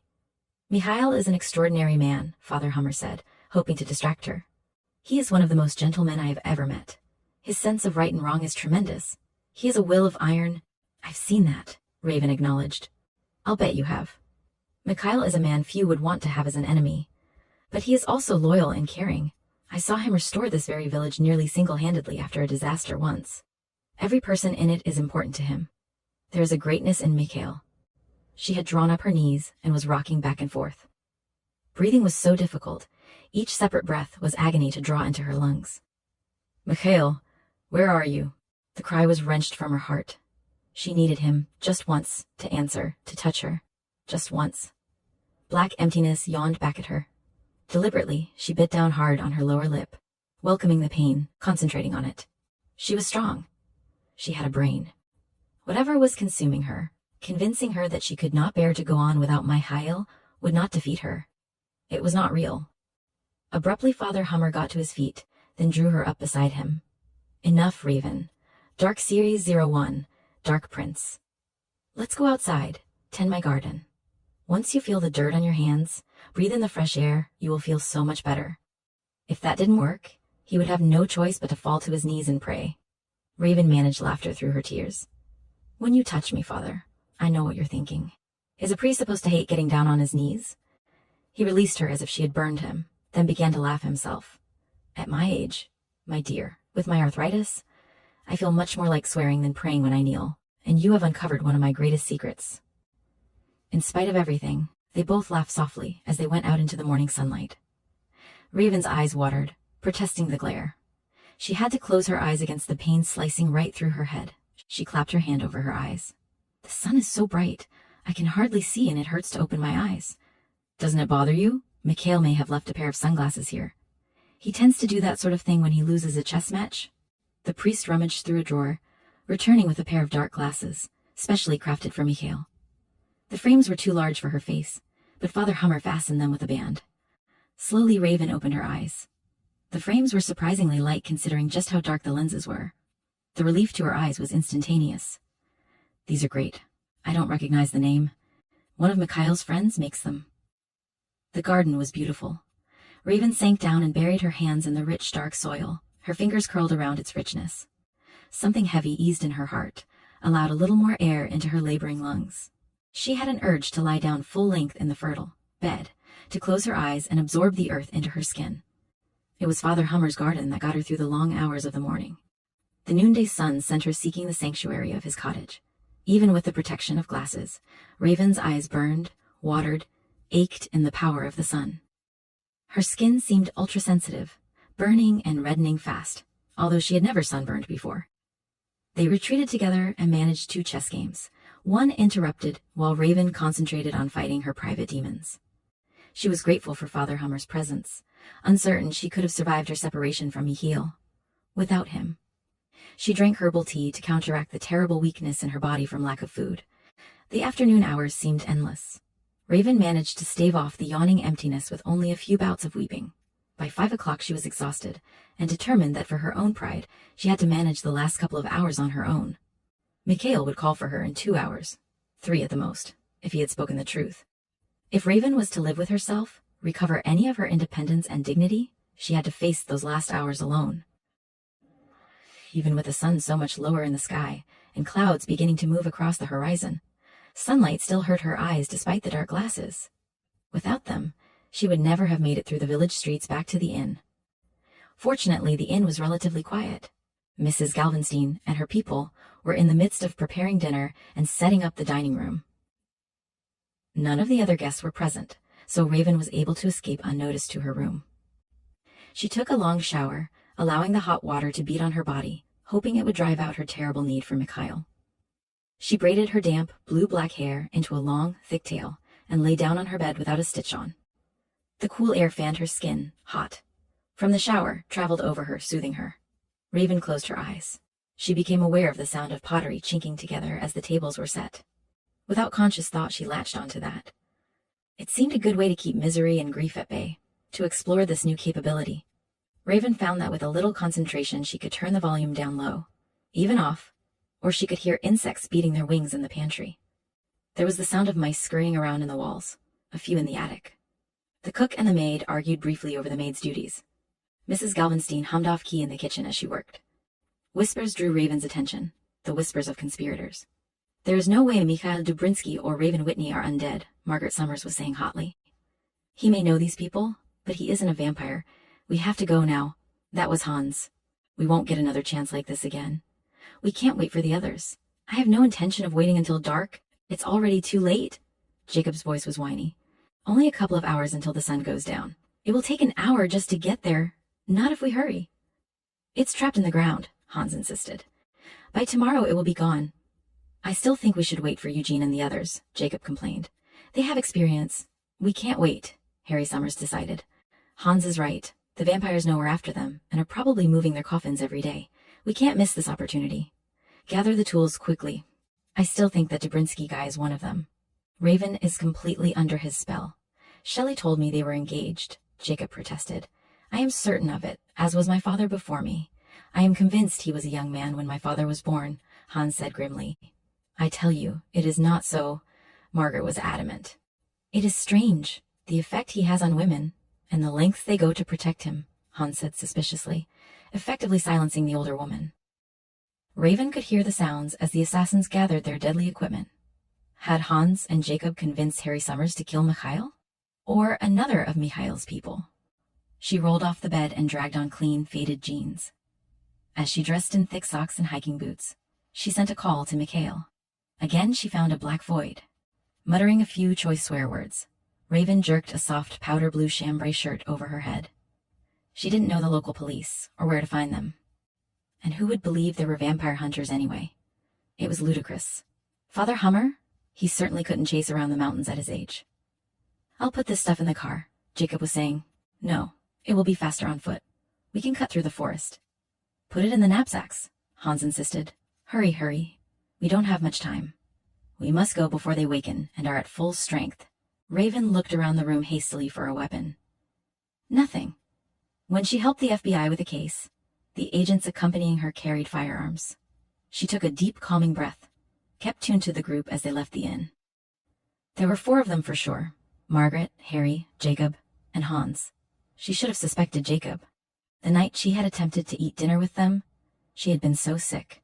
She should have realized it was her body's natural reaction to the demented minds of killers. But she had put it down to an overload of emotion from everything that had happened to her. Yet Jacob had touched her. He couldn't have taken part in Noelle's murder, or Raven would have known. Harry and Margaret might have convinced him there were vampires around. They were fanatical, dangerous people. Raven knew Shelley wasn't involved. She was sitting on her bed, writing her papers for school. There might be a chance to appeal to Jacob, make him realize just how insane a vampire hunt was. Catching up the dark glasses, Raven slipped out of her room and moved noiselessly down the hall. It was necessary to guard her thoughts and emotions with Margaret Summers close by. Since knowing Mikhail and using telepathic communication with him, Raven was finding it easier and easier to focus her talent. She waited until the group had disappeared onto the path leading into the forest. Her heart jumped, nearly stopped for a moment, then began to pound. Her mouth went dry. The path led to Mikhail's home. She was certain it was the same footpath he had used the first time he had taken her to his house. He was helpless, wounded, in a drug-induced sleep. Raven began to jog, careful not to catch up with the assassins or get too close. She would defend Mikhail with her life if need be, but she wasn't over-anxious for a confrontation if she could avoid it. Darker, more ominous clouds floated across the blue sky. The wind began to pick up, just enough to signal a slow approaching storm. Leaves blew across the footpath in a steady stream. Lighter branches swayed and dipped as she passed. Raven shivered in the cooler air, fear clutching at her. "Mikhail, hear me!" She sent the imperious demand in desperation, praying as she got closer that she might penetrate whatever barriers the drugs had erected. She heard the sound of ragged breathing and stopped, shrinking back against a broad tree trunk. Harry Summers had fallen behind the rapidly moving group, stopping to catch his breath. Raven watched as he huffed and puffed, dragging air into his lungs. They were climbing higher into the mountains. With a sigh of relief, Raven realized they had taken a fork in the footpath and were now moving away from Mikhail. She sent up a silent prayer of thanks and began to pace behind Harry. She moved with the stealth of one of Mikhail's wolves, astonished that she could do so. Not a twig snapped beneath her feet. Not a single rock rolled. If only she had their strength. She was so weak from lack of food, exhausted from lack of sleep. Raven lifted her chin. These people would not commit another senseless murder. It didn't matter that the intended victim was not Mikhail. She had to try to prevent whatever they were going to do. Harry was slowing her down, resting every few minutes. She considered slipping through the trees and getting ahead of him, but that would put enemies both at her front and her back. Half an hour later, Raven glanced anxiously up at the sky. There were thick stands of trees in places, long stretches of meadow in others. That forced her to slow down even more. She didn't dare get caught out in the open, and now the wind was increasing enough to send splinters of cold blasting through her. In her haste to follow the group, she had forgotten her jacket. The sun was still a good hour from sinking, but the gathering clouds had dimmed its light. Storms often gathered quickly in these mountains and raged for hours. Over the next ridge, Raven halted abruptly. A meadow spread out before her, covered in green grass, beds of herbs and fields of wildflowers. A house was tucked into the trees, surrounded by lush bushes. Harry had joined the others a yard or so away from the house, circling an area of ground. Harry held a wooden stake in his hand, Hans, a heavy hammer. They were chanting, sprinkling the ground with water from an urn. Jacob was clutching a shovel and a pickaxe. The first wave of nausea hit Raven, then a peculiar sensation, a wave of pain starting in her lower back, spreading around to her abdomen, tightening every muscle. Not her own pain. It belonged to another. She tasted fear in her mind, her mouth. Desperation. Raven was locked mind to mind with another. She needed to get to the surface so her baby could be born. "It's the devil's harlot she gives birth," Margaret screamed, her face a mask of revulsion and hatred. "I feel her fear. She knows we're here, and she's helpless." Jacob sank the pickaxe deep into the soft earth. Hans began a frenzied digging. The terrible clinking of metal on rock sickened Raven. It provided background music for the depravity of their fanatical minds. Raven imagined she could hear the very earth scream in pain and outrage. She fought for a calming breath. She needed a plan. The woman must be caught in one of the many mineshaft crypts crossing the area, or an underground cellar of some kind. She was in pain and labor, afraid for her life and the life of her unborn child. Raven caught the mental footprints, followed them, blocking out everything else and concentrating on bringing the woman into focus. She waited until the contraction subsided and very gently sent a probe. "The woman with the assassins can hear your thoughts, feel your pain and fear. Guard yourself, and any communication with me carefully, or we're both in danger." "Shock then? Nothing." Tentatively the woman responded. "Are you one of them?" "No." "Are you trapped? They're digging up the earth." Panic, fear, then the emptiness while the woman struggled for control. "I do not want my baby to die. Can you help me? Us? Please help us."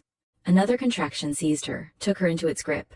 "She's trying to contact someone," Margaret shrieked. "Hurry, Mikhail, we need you." Raven sent the call hopelessly.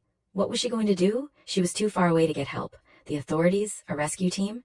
She needed someone, anyone, to help her figure a way to save the woman and her unborn child. "I must surface," the woman said in despair. "I cannot allow my baby to die. My life mate will attempt to fight them off while I give birth. They will kill all of you. Try to hang on.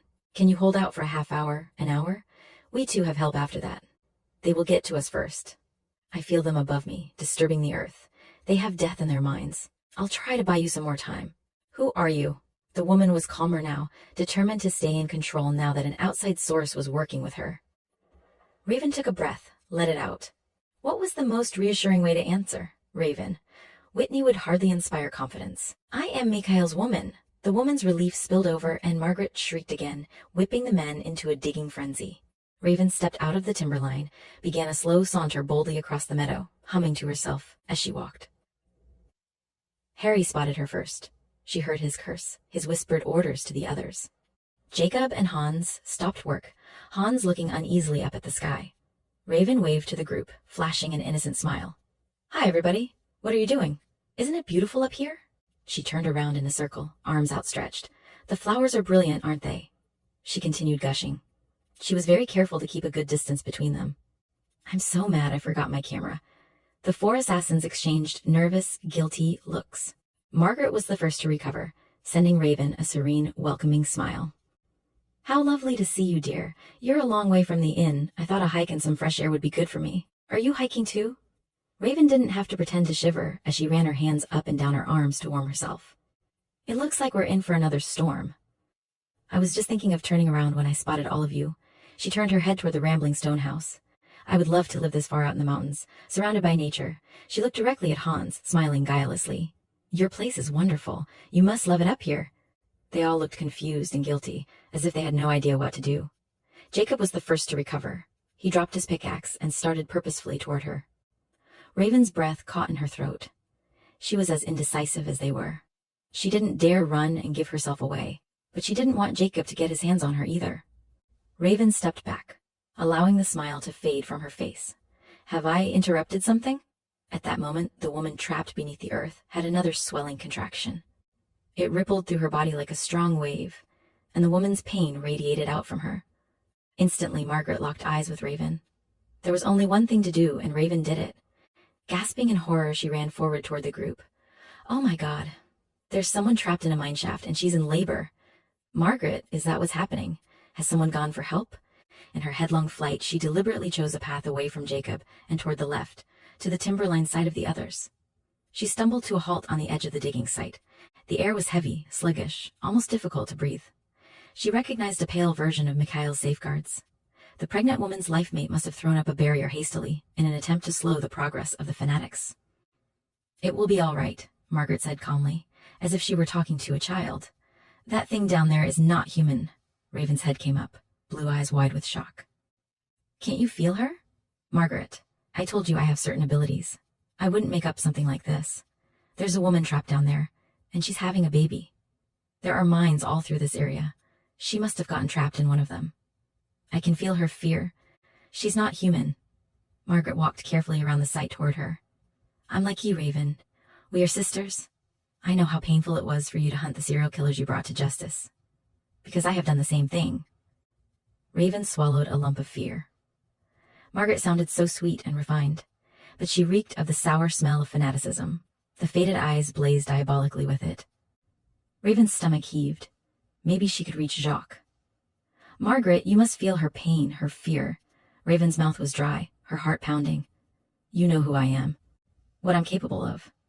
I would never make a mistake in something like this. Hans went back to work with the shovel, muttering a warning to the others.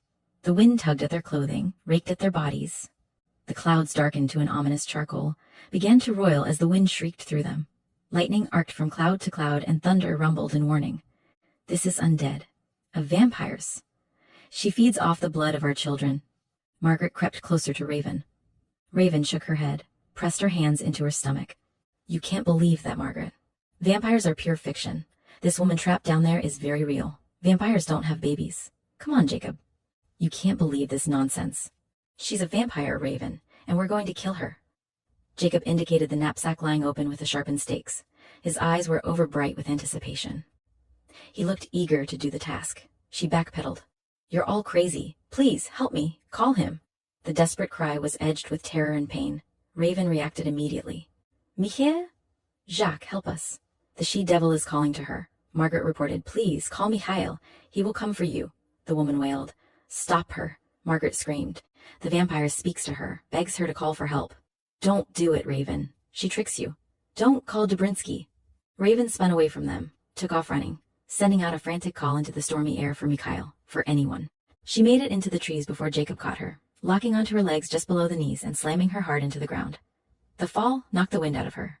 Her head spun, and for a moment she lay still, face down on the forest floor, wondering what had happened. Jacob flipped her over roughly, straddling her, his boyish good looks twisted with lust and the urge for domination. She caught the sickening chemical odor of cocaine emanating from his pores. "Mikhail!" She sent the call like a prayer, knowing what Jacob had in mind, knowing she wasn't strong enough to stop him. The wind increased. Far off, a wolf howled, and another answered. Farther away, a bear growled irritably. "You think you're so damn smart, selling yourself to the highest bidder, so innocent and untouchable."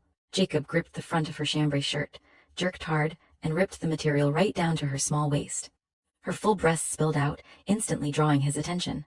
Roughly he grabbed her, bruising soft flesh. "I'm sorry." The trapped woman's cry was edged with guilt. She had failed to guard her mental cries, had allowed Margaret Summers to hear her calls to Raven. "Mikhail, please." Raven's hopeless plea went out again. "You must hear me. I need you. God, please help me. Help that poor woman." Jacob roared, slapped her once, twice. "He's marked you." "My God, you're one of them." His hand closed over her throat, threatening to cut off her air. "He's impregnated you like the others. I knew it was him. Dark Series 01. Dark Prince." He raised his hand above her, and Raven caught the glint of shiny metal. Jacob stabbed down, his face a mask of fury and hate. Pain sliced low and wicked through her abdomen. Blood gushed warm.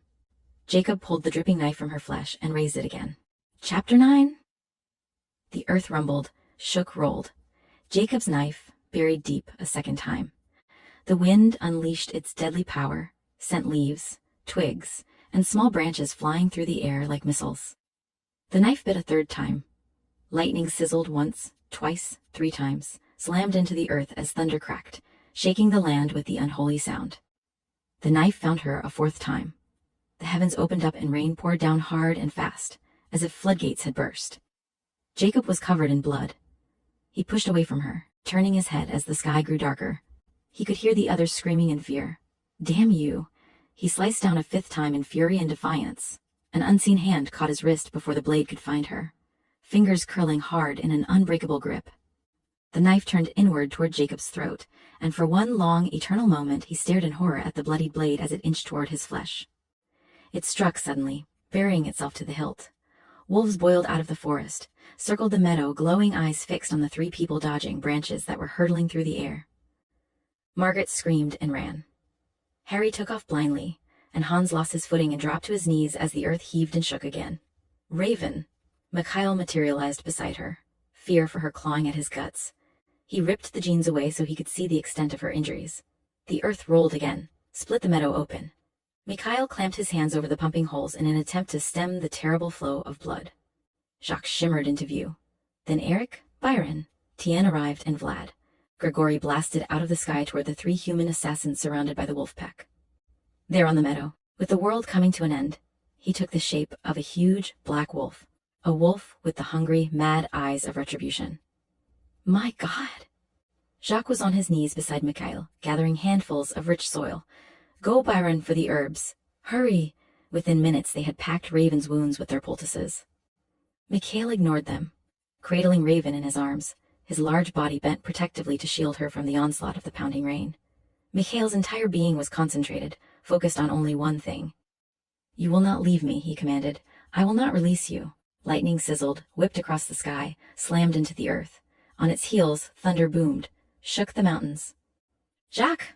Eleanor is going to give birth." Vlad was desperate. "Get her into the house. Call Celeste and Deirdre." Jacques towed Jacob's body contemptuously as he added his large frame as a shelter over Raven. "She is not dead," Mikhail hissed, seeing the compassion in his brother's eyes. "She is dying, Mikhail." Jacques' chest hurt with the knowledge. Dark Series 01. Dark Prince. Mikhail dragged her to him, bent his head until his cheek lay against hers. "I know you can hear me. You must drink, Raven. Drink deeply." He felt the faint stirring in his mind. Warmth, regret, so much pain. "Let me go." "No. Never. Do not talk. Just drink. For me, if you love me. For me, for my life. Drink what I offer." Before Jacques could guess his intent and try to stop him, Mikhail jabbed deeply into his own jugular. Dark blood spurted. Mikhail forced her to him, used every power he possessed to force compliance. Her will obeyed. Her body was almost too weak to follow. She swallowed what poured into her but could not draw deeply on her own. Bolt after bolt of lightning slammed to earth. A tree exploded, rained fiery sparks. The earth heaved again, rolled, came apart at the seams. Grigori loomed over them, the darkest of the Carpathians, his pale eyes ice-cold and holding the stark promise of death. The wolves did their job, Eric reported grimly. The lightning and earthquakes will do the rest. Jacques ignored him, gripping Mikhail's shoulder. Enough, Mikhail. You grow too weak. She has lost too much blood. She has internal injuries. Black rage filled Mikhail. He threw back his head and roared his denial, the sound exploding through the forest and mountains like the booming of the thunder. Trees burst into flames around them, exploding like sticks of dynamite. Mikhail? Jacques refused to relinquish his hold. Stop her now. She has my blood. It will heal her. If we can keep blood in her, get her into the soil, and perform the healing ritual, then she will live. Enough, damn it. Jacques' voice held very real fear.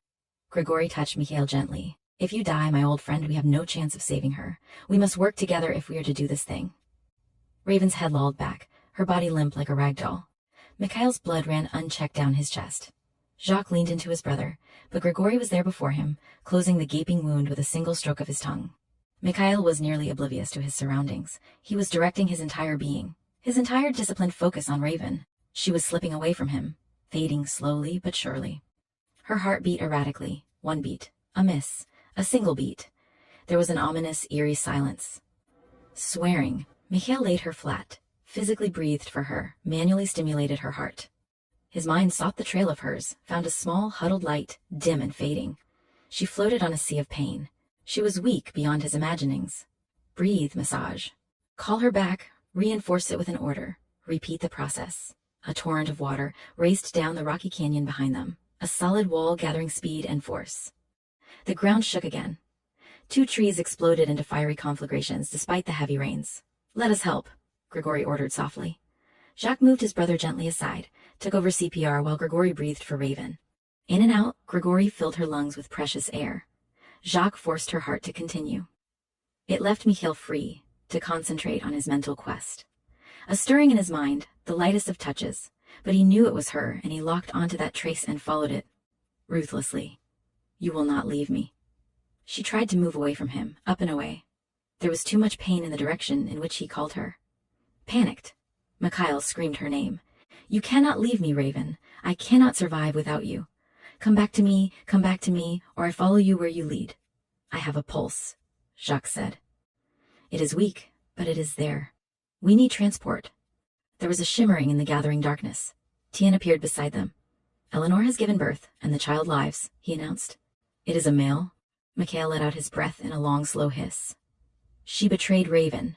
Jacques shook his head in warning when Eric would have spoken, would have tried to defend the woman. Mikhail was in a killing rage. The slightest mistake might provoke him. Mikhail's fury was triggering the turbulent weather, the raging storm and heaving earth. Mikhail sank back into his mind, holding Raven to him, taking as much of her pain as he could. The trip home was a blur to him, the rain pelting the windshield, lightning sizzling and snapping. The village was deserted and dark, the electricity out in the terrible ferocity of the storm. Inside their houses, people were huddled and praying, hoping to live through the ferocious storm, not understanding their very lives could depend on one small human woman's courage and tenacity. Raven's body, so limp and lifeless, was stripped of her blood-stained clothing and placed on Mikhail's bed. Healing herbs were crushed, some lit. The poultices were replaced with newer, stronger ones to try to stem further blood loss. Mikhail touched the dark bruises on her face with trembling fingers, the dark marks that stood out starkly. Dark Series 01, Dark Prince, against her full white breasts where Jacob had deliberately hurt her in his jealous, drugged rage. Fury seized Mikhail, and he longed to crush Jacob's throat beneath his hands. She needs blood, he said abruptly. So do you. Jacques waited for Mikhail to draw the sheet over Raven before he offered his wrist. Drink while you can. Gregory touched his shoulder. Forgive me, Jacques, but my blood is stronger. It holds immense power. Allow me to do this small thing for my friend. At Jacques' nod, Grigori drew a single mark over his vein. There was silence as Mikhail availed himself of Grigori's rich blood. Jacques sighed softly. She has exchanged blood on 3 occasions with you. He forced his voice to be neutral, not wanting to appear to reprimand his leader and brother. Mikhail's dark eyes flickered warningly. Yes, if she lives, she will most likely be one of us. It was left unsaid that she might live to be destroyed by the very one who had converted her. We cannot seek human medical aid for her. If our way does not work, Mikhail, her doctors will be useless anyway, Jacques cautioned. Damn it, do you think I do not realize what I have done? You think I do not know I failed her, that I failed to protect her, that by my selfish actions I put her life in jeopardy? Mikhail stripped off his bloody shirt, balled it in one hand, and threw it to the farthermost corner of the room. This is senseless, looking back, Grigory said calmly. Mikhail's boots hit the floor, his socks. He dragged himself onto the bed beside Raven. She cannot take blood our way. She is too weak. We have no choice but to use their primitive transfusion methods. Mikhail, Jacques said warningly, we have no choice. She did not take all that she needed, not even close. We cannot afford the delay of argument. I ask you, my brother, and you, Grigory, as my friend, to do this for us. Mikhail cradled Raven's head in his lap, sat back among the pillows, and closed his eyes tiredly while they began the primitive process. If he lived another 1,000 years, Mikhail would never forget that first stirring of unease in his mind while he lay as dead beneath the earth. Knowledge had exploded in his brain, spread terror in his heart, and fury in his soul. He had felt Raven's rippling fear, Jacob's hand on her precious body, the brutal blows, the tearing sensation of the knife as it sliced through skin and into her soft insides. So much pain and fear, so much guilt that she had failed to protect Eleanor and her unborn child. Raven's weak touch had slipped inside his mind, so whispery, edged with pain and regret. I'm sorry, Mikhail. I failed you. Her last coherent thought had been for him. He loathed himself. Loathed Eleanor for not having the discipline to learn mental communication, focused and pure. In that 1 second of understanding, as he lay helpless, locked in the soil, the very foundations of his life, his beliefs, had been rocked. As he burst free, Jacques rising with him, he had mentally reached for Jacob, had buried the blood-stained knife to the hilt in the murderer's throat. The storm enabled Vlad to break Eleanor and him free, without the fear of blindness, or that one moment of complete disorientation that would have given the assassins the time to kill his laboring wife. Mikhail sought Raven's mind, crawled to her with warmth and love, his arms a shelter. The needle jabbed the inside of his arm, pierced hers. He had no doubt that his brother would monitor the transfusion closely. Jacques held Mikhail's life along with Raven's in his hands. If she died, Mikhail followed her. He knew in his heart the black fury that remained would endanger anyone near him, Carpathian and human alike. He could only hope that Grigory was up to the job of dispatching Carpathian justice to him swiftly and accurately if Raven should die. No. Even in an unconscious state, she was trying to save him. He stroked her hair in long caresses. Sleep, little one, you are in need of healing sleep. Using his mind, he breathed for both of them, in and out, forcing oxygen into his lungs, her lungs. He kept the rhythm of their hearts together. He took on as much of the mechanics of her body as he could to enable her to heal. Jacques knew Mikhail's mind was made up. If this woman failed to live, they would lose Mikhail. Right now, Mikhail was using his power to keep her blood flowing, her heart pumping, and her lungs working. It was a draining process. Grigory met Jacques' eyes over Mikhail's head. He was not going to allow the couple to die. It was up to them to heal her. I will do it, Jacques. It wasn't a request. The air stirred beside them, and Celeste materialized with Eric. He chooses to follow her, she said softly. He loves her that much. It is already known? Jacques asked. He is withdrawing, Eric answered. All Carpathians can feel it. Is there a chance to save them? Jacques looked up, his handsome face haggard, his dark eyes, so like Mikhail's, grief-stricken. She fights for him. She knows he will choose to follow her. Enough! Grigory hissed, bringing them all to attention. We have no choice but to save them. That is all that can be in our minds. Celeste reached toward Raven. Let me do this for her, Jacques. I am a woman. I carry a child. I will make no mistakes. Grigory is a healer, Celeste. You are with child, and it is difficult, Jacques denied softly. Both of you are supplying blood for them. You could make a mistake. Celeste pushed the sheet from Raven's stomach. Her gasp was audible, her horror very real. Involuntarily, she stepped back. My God, Jacques. There is no chance. Furious, Jacques elbowed her out of the way. Grigory stepped between them, his pale eyes flowing over Celeste like mercury, glittering with a calm, cold menace, with a terrible rebuke. There is no question that I will be the one to heal her, and she will be healed. While I perform this task, I want only those who believe completely to attend. Go now if you cannot give me this aid. I must have only complete conviction in my mind and the minds of those around us. She will live because there is no other alternative. Grigori placed his hands over the wounds, closed his eyes, and went seeking out of his own body and into the one lying so hideously wounded, as still as death. Mikhail felt Raven's stirring of pain. She flinched, tried to move away, tried to fade so that this new, painful sensation could not touch her. Mikhail surrounded her effortlessly, held her still for Grigori to do the intricate work of repairing damaged organs. Relax into it, little one. I am here in this place with you. I can't do this. It was more a feeling than words, so much pain.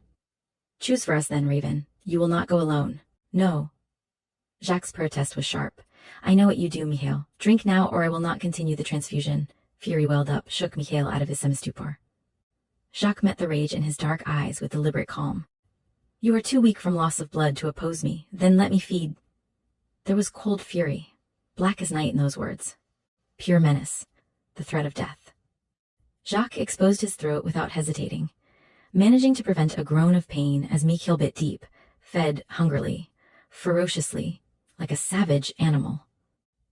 Jacques did not struggle or make a sound, offering up his life for his brother and Raven. Eric moved toward them as Jacques' knees buckled, and he sat down hard, but Jacques motioned him away. Mikhail lifted his head abruptly, his shadowed features so haunted and grief-stricken, Jacques ached for him. Forgive me, Jacques. There is no excuse for my treatment of you. There is nothing to forgive when I offer freely, Jacques whispered raggedly. Eric moved immediately to his side, supplying Jacques with blood. How could anyone do such a thing to her? She is so good, so courageous. She risked her life to help a stranger. How could someone want to harm her? Mikhail asked, raising his eyes toward the heavens. Silence was his only answer. Mikhail's gaze found Grigori. He watched his friend work with the intense concentration of the healing ritual. The low chant was soothing to him, brought a measure of relief to his tormented soul. He could feel Grigori with them, inside her body, working, weaving. The magic of body repair, a painstakingly slow process. Enough blood, Jacques whispered hoarsely as he lit the scented candles and began another low chant. Grigori stirred, his eyes remaining closed, but he nodded. Her body is attempting the conversion. Our blood is soaking into her organs and working to change and repair tissue. She needs time for the process. He moved back inside to the deep, penetrating wounds he was aligning. Her womb was damaged, and it was far too important to take any chances. She must be made perfect. Her heart is too slow, Jacques said weakly as he slid from the bed to the floor. He looked startled to find himself there. Her body needs more time to make the change and heal, Celeste added, watching Grigori work. She knew she was witnessing a miracle. She had never been this close to the legendary Carpathian everyone whispered about. Few of their people actually saw Grigori up close. Power emanated from his every pore. She is right, Mikhail agreed weakly. I will continue to breathe for her, continue to ensure her heartbeats. Eric, you must care for Jacques. Rest, Mikhail. See to your woman. Jacques will be fine. Tian is here if there is a problem. Grigori has many hours of work ahead of him, Eric replied. If it is necessary, we can call others in to help. Jacques reached up his hand to his brother. Mikhail took it. You must calm your anger, Mikhail. The storm is too strong. The very mountains rage with you. He closed his eyes and laid his head against the bed frame, his hand still clasped in Mikhail's. Raven felt almost detached from what was happening to her body, her awareness of. Others in the room and their movements came through Mikhail. He was with her somehow, in her body, breathing for her, and there was another, one she didn't recognize, but he was also in her, working like a surgeon would, repairing the extensive damage to her body, to her internal organs, paying special attention to her female organs.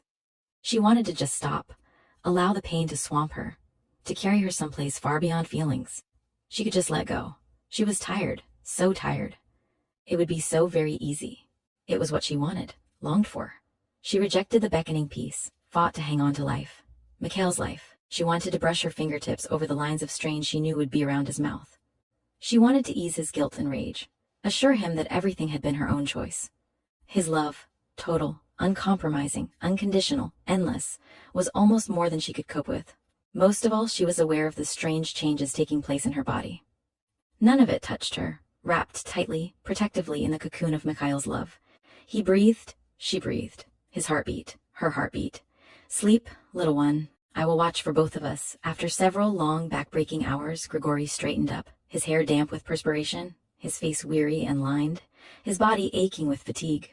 I have done my best. If she lives, she will be able to have a child. Mikhail's blood and the soil should complete the healing process. The change is taking place rapidly. She does not understand and does not fight it. He pushed a hand stained with her precious blood through his hair. She fights only for Mikhail's life, thinks only of his life and how her death would affect him. I think it is better if she does not understand what is actually happening to her. She does not know the extent of her wounds. There is much pain. She suffers greatly, but she is not a quitter. This one... Jacques was already preparing new poultices to replace the blood-soaked ones. Can we give her more blood? She is still losing more than I like, and is so weak, I fear she will not live through the night. Yes, Grigory replied tiredly, thoughtfully, but no more than a pint or two. We must do this slowly, or we will alarm her. What she would accept unconditionally in Mikhail, she will not accept in herself. Give her my blood.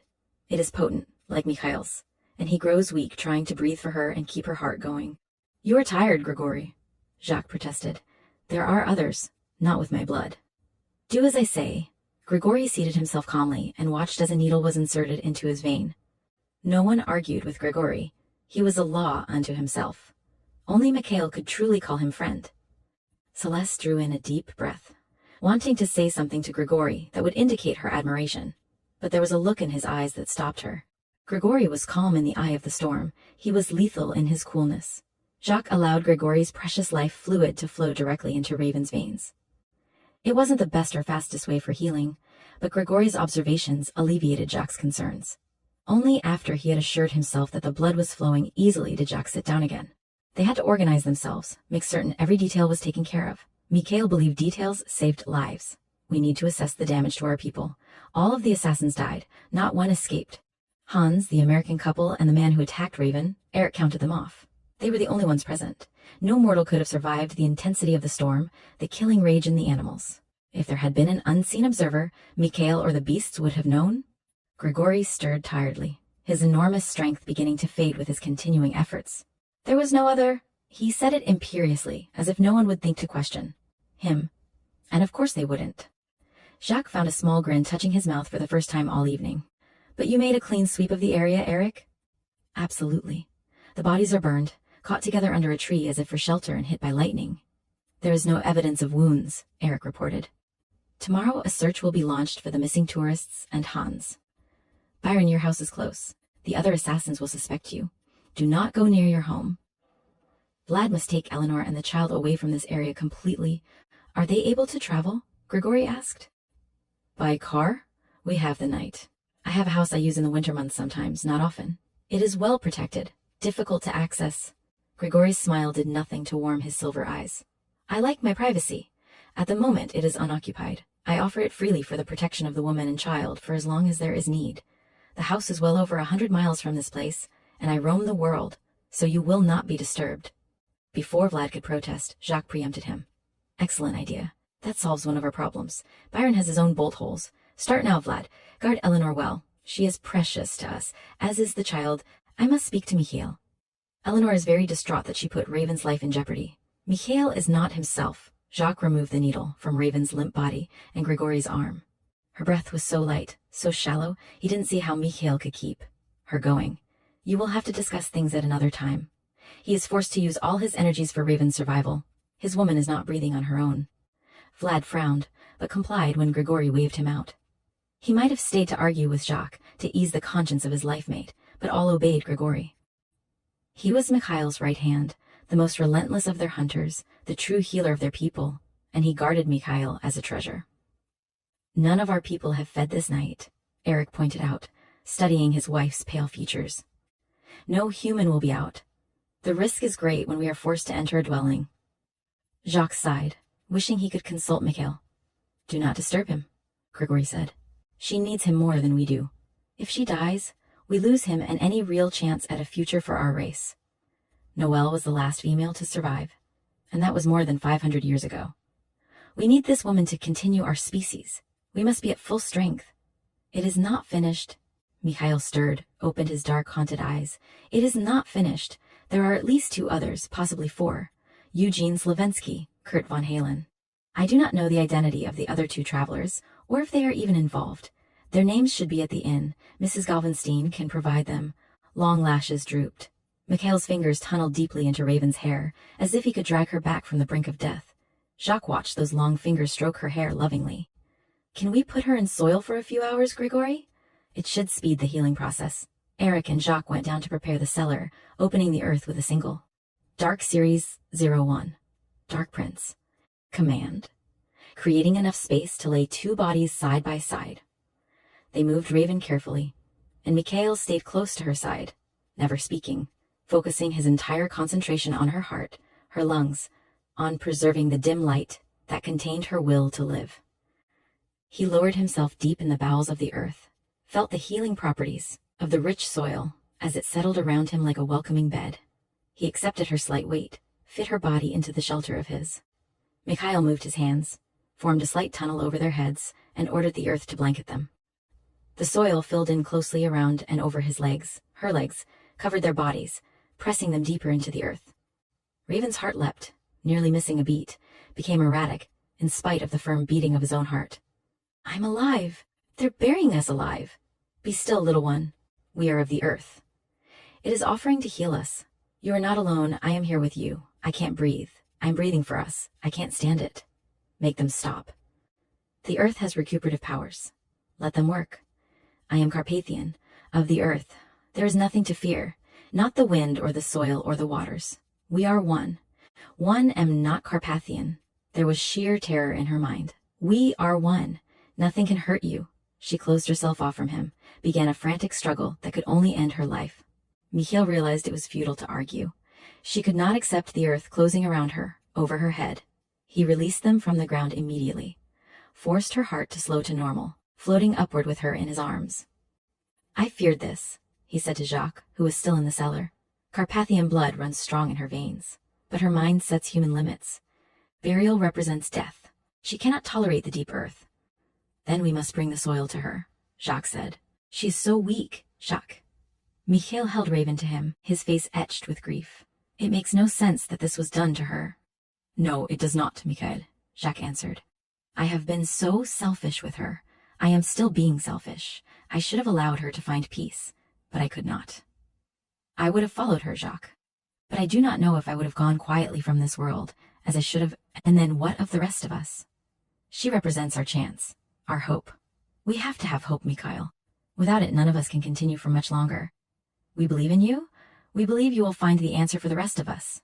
Jacques paused at the door out of the cellar. I will get a mattress. Byron, Eric, and I will cover it in the richest soil we can find. Have they fed? The night is on us. We have many hours.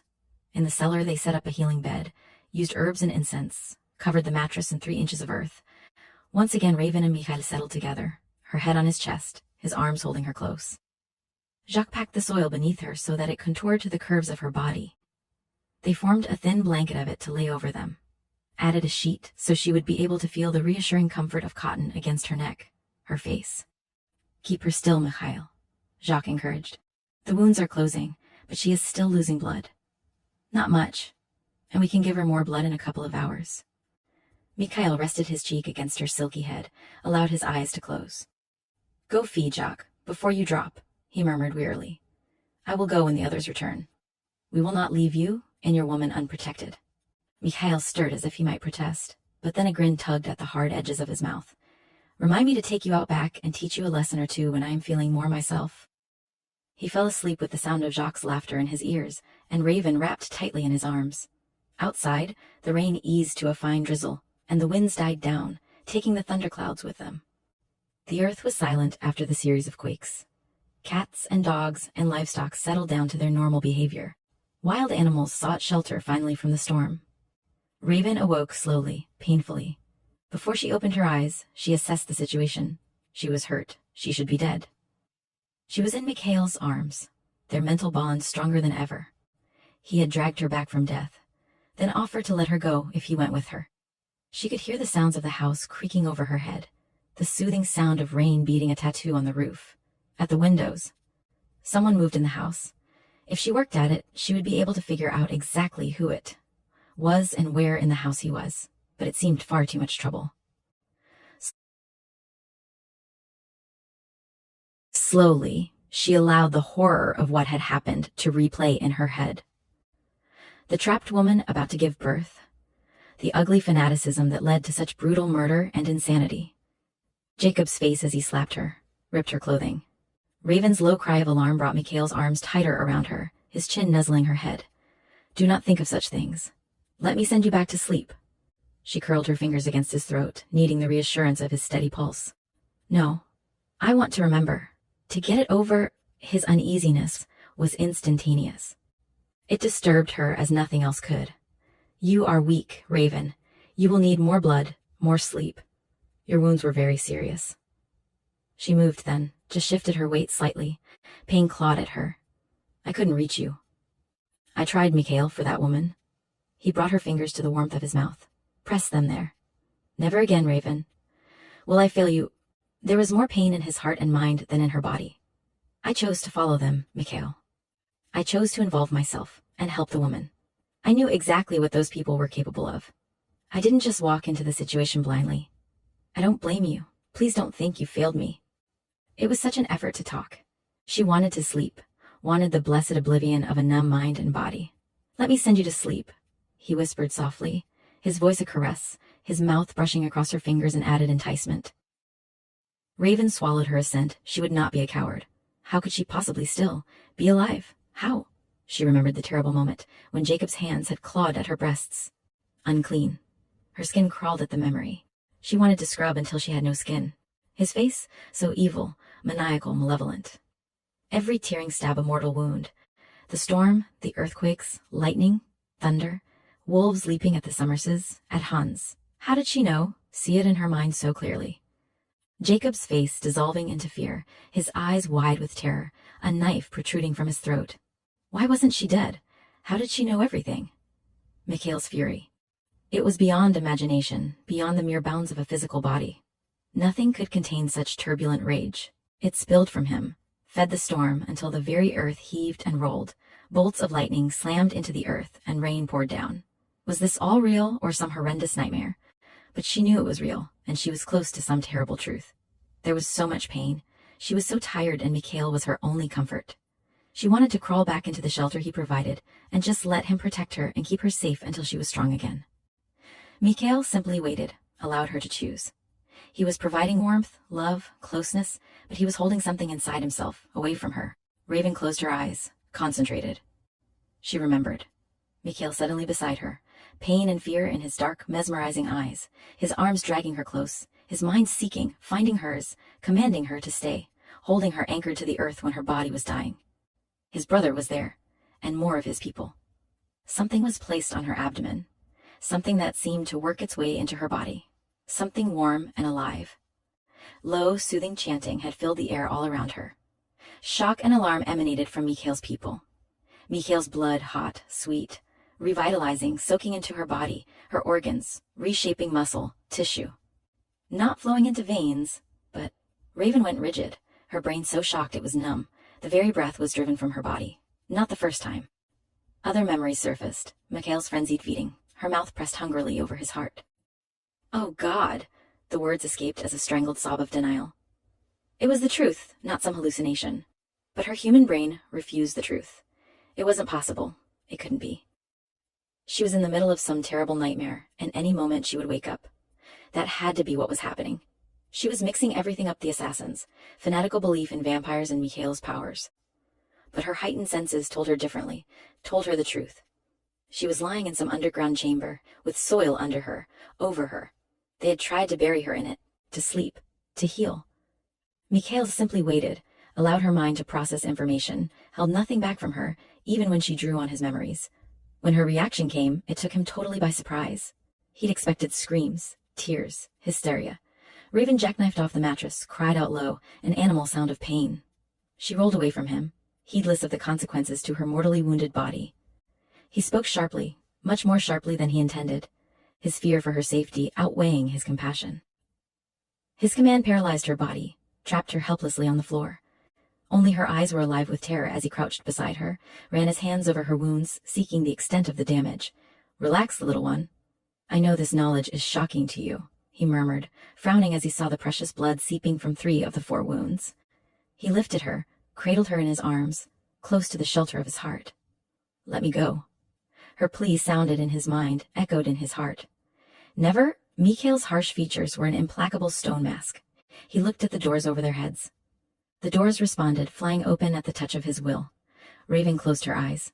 Mikhail, please, I'm begging you. I cannot be as you are. You have no idea what I am, he said gently, floating up to the next level so nothing would jar her body. Humans mix up the truth about my race with stories of the undead, stealing babies, killing, tormenting victims. I could not have saved you if you were dead. We are a race of people who belong to the earth, the sky, the wind, and the water. Like any other people, we have our talents and our limitations. He did not go into details about where vampires came from. She needed truth, but not everything at once. Mikhail took her to a guest room, laid her carefully on the bed. We are not the vampires in your horror stories, the walking dead, for God's sake. We love, we worship, we work, we give service to our countries. We find it disgusting that the human male can beat his wife or child, that a mother could neglect her child. We are repulsed that the human race can eat the flesh of an animal. To us, blood is life-giving, sacred. We would never dishonor the human by hurting or killing. It is taboo to have sex with a human and then drink of his or her blood. I know I should never have taken your blood. It was wrong, but it was wrong, because I did not tell you what could happen. I knew you were my true life mate, and my existence could not continue without you. I should have had more control. For that I will pay through all eternity, but it is done. We cannot undo what has already been wrought. Mikhail finished new poultices, placed them precisely over the wounds to seal them.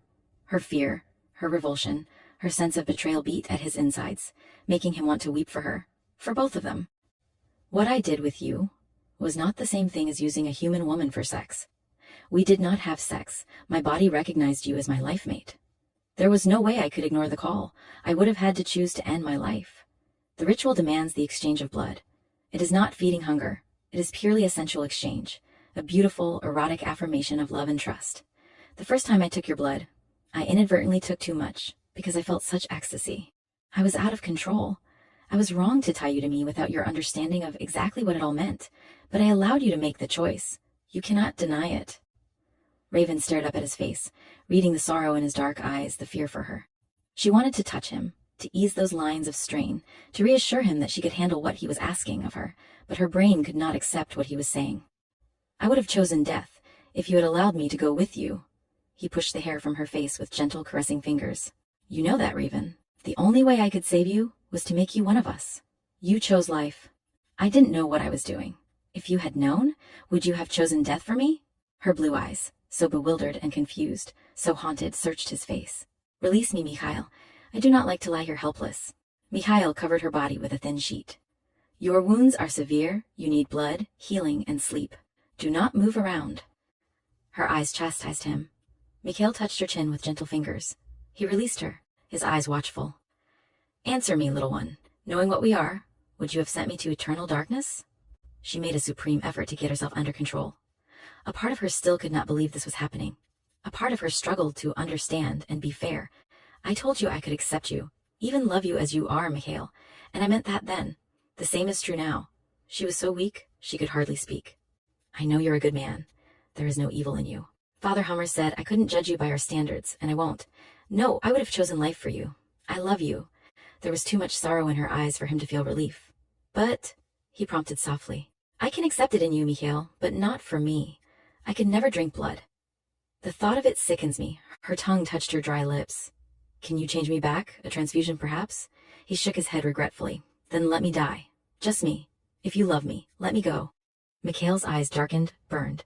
You do not understand. You are my life, my heart. There is no Mikhail without Raven. If you wish to seek eternal darkness, I must go with you.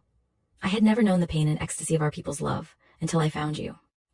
You are the very air I breathe, the blood in my veins, my joy, my tears, my very feelings. I would not wish to continue a barren, empty existence. It would be impossible. The torment you felt for those short hours without our mind touch would be nothing compared to the hell to which you wish to condemn me. Mikhail. She whispered his name in anguish. I am not Carpathian. You are, little one. Please give yourself time to heal, to absorb all this and adjust to it. He was pleading with her, his voice soft and persuasive.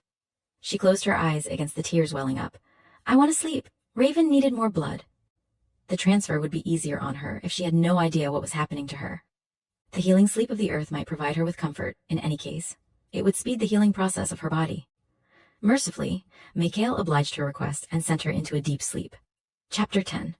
Raven woke sobbing, her hands curling around Mikhail's neck, clutching him to her, hot tears spilling onto his chest. He dragged her closer protectively, holding her as tight as he dared without crushing her. She seemed so fragile and light, so ready to fly away from him.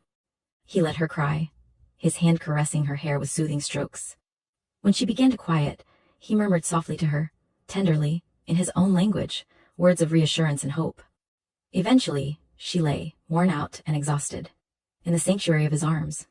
It will take time, little one, but give our ways a chance. There are wondrous things we can do. Concentrate on the things you would enjoy. Shape-shifting, flying with birds, running free with the wolves. Her small fist jammed into her mouth to stop a strangled sound somewhere between fear and hysterical laughter. Mikhail brushed the top of her head with his chin. I would never leave you to face any of this on your own. Lean on my strength. She closed her eyes against another wave of hysteria. You don't even understand the enormity of what you've done. You've taken away my very identity. Don't, Mikhail. I feel your protest stirring in my mind. What if you woke up no longer Carpathian, but a human? No longer able to run free and fly. No special powers, no healing earth. No more ability to hear and understand animals. Everything that was ever the essence of you would be gone. To survive, you had to eat meat. She felt his instant revulsion. You see, the very thing Carpathians considered disgusting. I'm afraid. I look into the future and I'm so terrified I am unable to think. I hear things, sense things. She trailed off before making any admissions. Don't you see, Mikhail? I can't do this. Not even for you. He stroked her hair with loving fingers, trailed a caress over the soft skin of her face. You have known for a short time. Your sleep was deep and undisturbed. He did not tell her she had been given blood twice more during her sleep, that her body had gone through the rigorous change, ridding itself of all human toxins. He felt she had to absorb certain aspects of their lifestyle slowly. Do you wish us to seek eternal rest? Her fist thumped his chest. Not us, Mikhail, me. There is no you or me. There is only us. She took a deep, calming breath.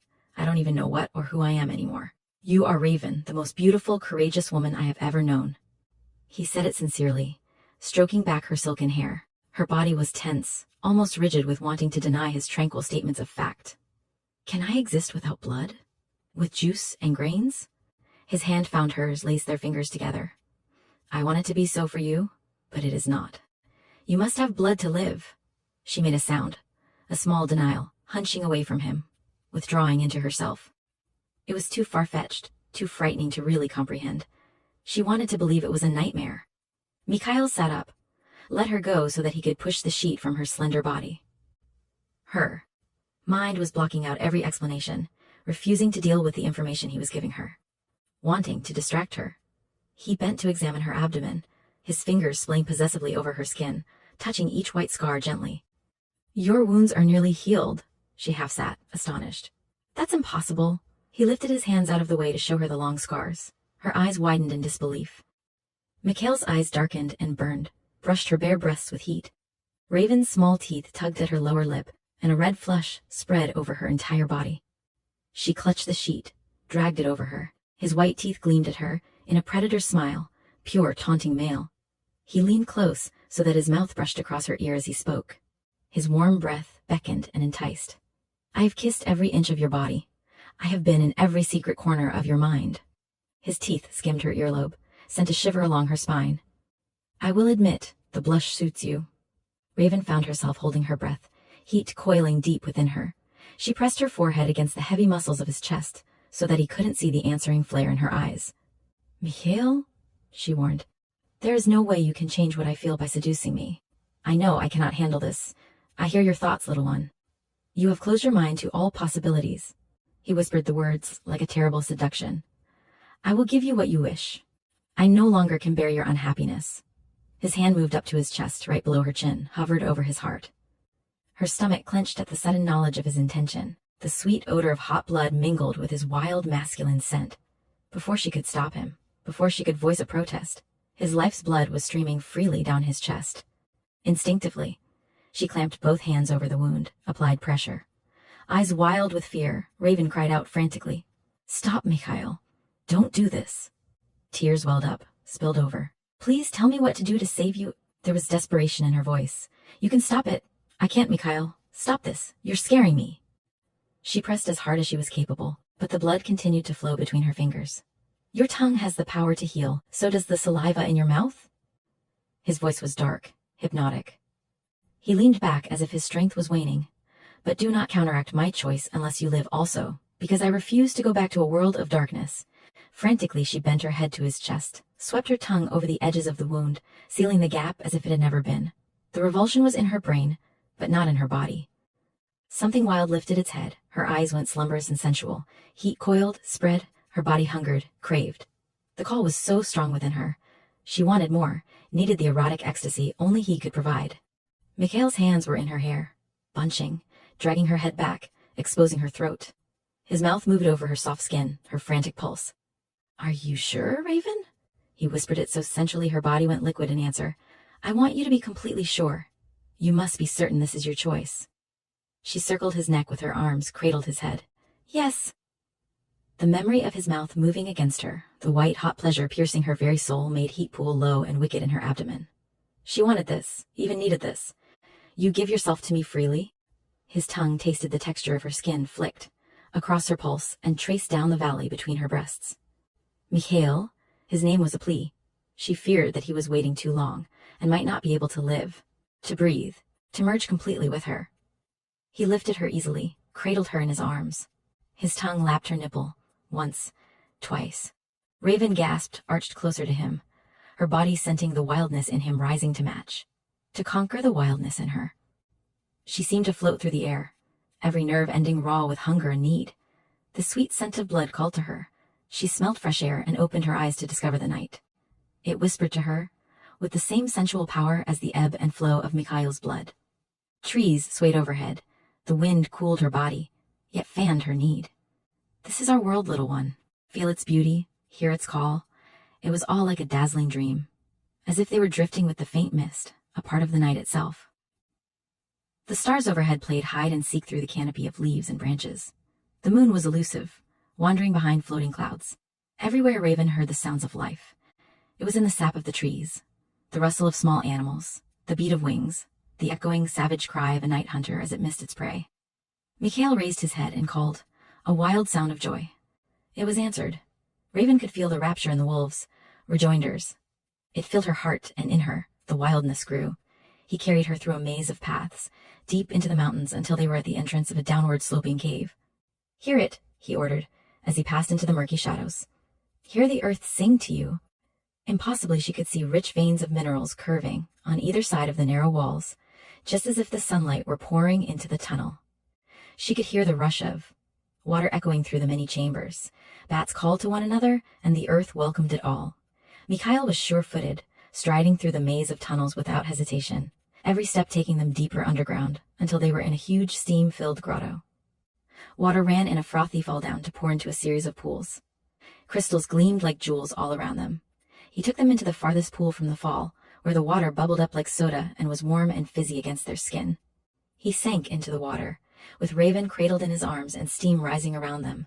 The bubbles nibbled at sensitive skin, danced and teased like so many fingers, foamed and caressed like the lapping of tongues. With lazy, languid movements, Mikhail began to wash her slender body, her small feet, her calves, her thighs. Raven moved against his hands, closed her eyes to give herself up to pure sensation. Carpathian blood flowed hotly in her veins. Carpathian needs and desire warred with the human limitations and taboos her brain insisted on. His hand slid in a tender, loving caress over her flat stomach, his fingertips reverently tracing each scar, wiping away the last traces of the poultices and blood. He paid careful attention to each rib, her back, and finally, her face and hair. Mikhail was so gentle, he made her want to cry. He had not touched her anywhere intimately, yet he had begun a slow fire in her blood, a melting in her body. She ached for him, needed him. Raven opened her blue eyes. They were slumberous, sexy, darkened with desire. She tilted her head to look up at him, and then moved to rinse his body. She had no intention of being so kind. Her every stroke was designed to tease, to inflame. Fingertips delved into the dark tangled hair, veeing toward his flat belly, slid tantalizingly over the heavy muscles of his chest, rinsing every drop of blood from his skin. So much. It worried her, and she wanted him to feed, to replace what was lost. Some small part of Raven recognized that the thought should be appalling to her. Yet with her body needing his so desperately, she craved his mouth on her, felt hunger herself. Her hands wandered lower, moved across his flat belly, dipped over the ridge of his hip bones. Raven felt his swift intake of breath, the tensing of every muscle. A low growl rumbled deep in his throat, sent darts of fire leaping in her blood. Her fingers sought the hard evidence of his arousal, teased and enticed. Her fingertips dancing intriguingly, her palms sliding and gripping, testing the weight of him. He groaned at the effort it took to control himself. This time she was going to participate in the ritual. There would be no way she could argue that she had not known what she was doing. He spread his legs wider to support his trembling body as she touched his shoulder with her tongue, followed, a droplet of water that ran in a bead from his neck to his chest. Raven's body clenched, grew heavy, ached, and burned. Her tongue slid over his heart in a lazy, sensual pattern. Her blood leaped and sang to match his. All the time her hands caressed, teased, promised. Her long hair, masses of silk, brushed his body as she followed little beads of water, lower, lower still. She felt him shudder as she tasted him, his body thrusting to meet her silken mouth. The feeling of power was incredible. His hands bunched in her hair, low, aggressive growls escaped from deep in his throat. She found his thighs with her nails, raking lightly, driving him wild, wanting him crazy for her, wanting him mindless with passion. Mikhail dragged her up, closer. His hands found the firm muscles of her bottom, cupped, massaged. "I claim you as my life mate," he whispered the words, a black magic incantation, centuries old. His hand moved up her spine, around to the fullness of her breast, down satin skin to find the thatch of midnight black curls.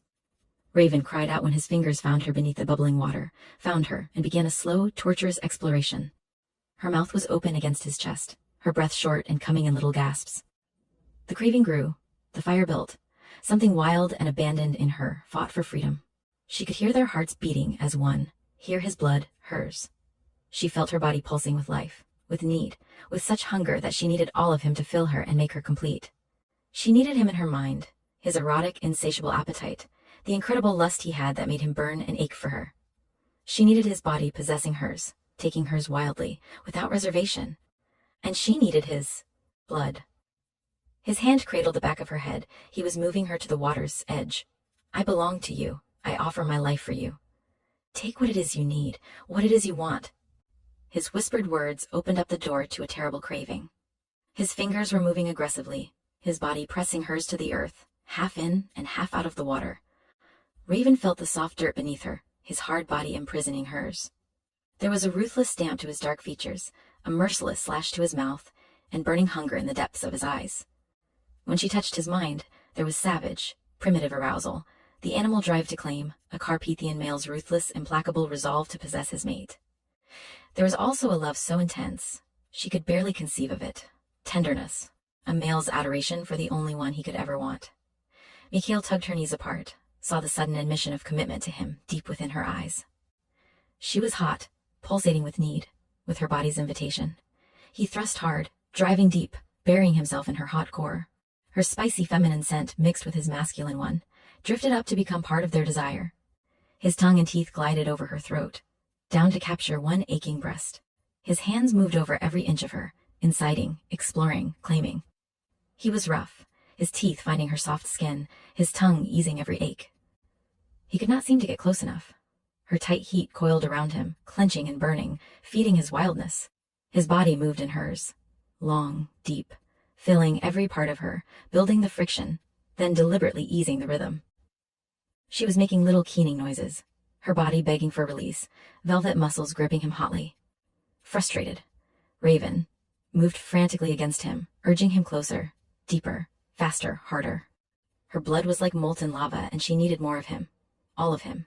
She hungered for a deeper mating, hungered for his mouth feeding at her, burning her, branding her, welding them together for all eternity. "Mikhail," she was pleading. He lifted his head, dark eyes burning with hunger.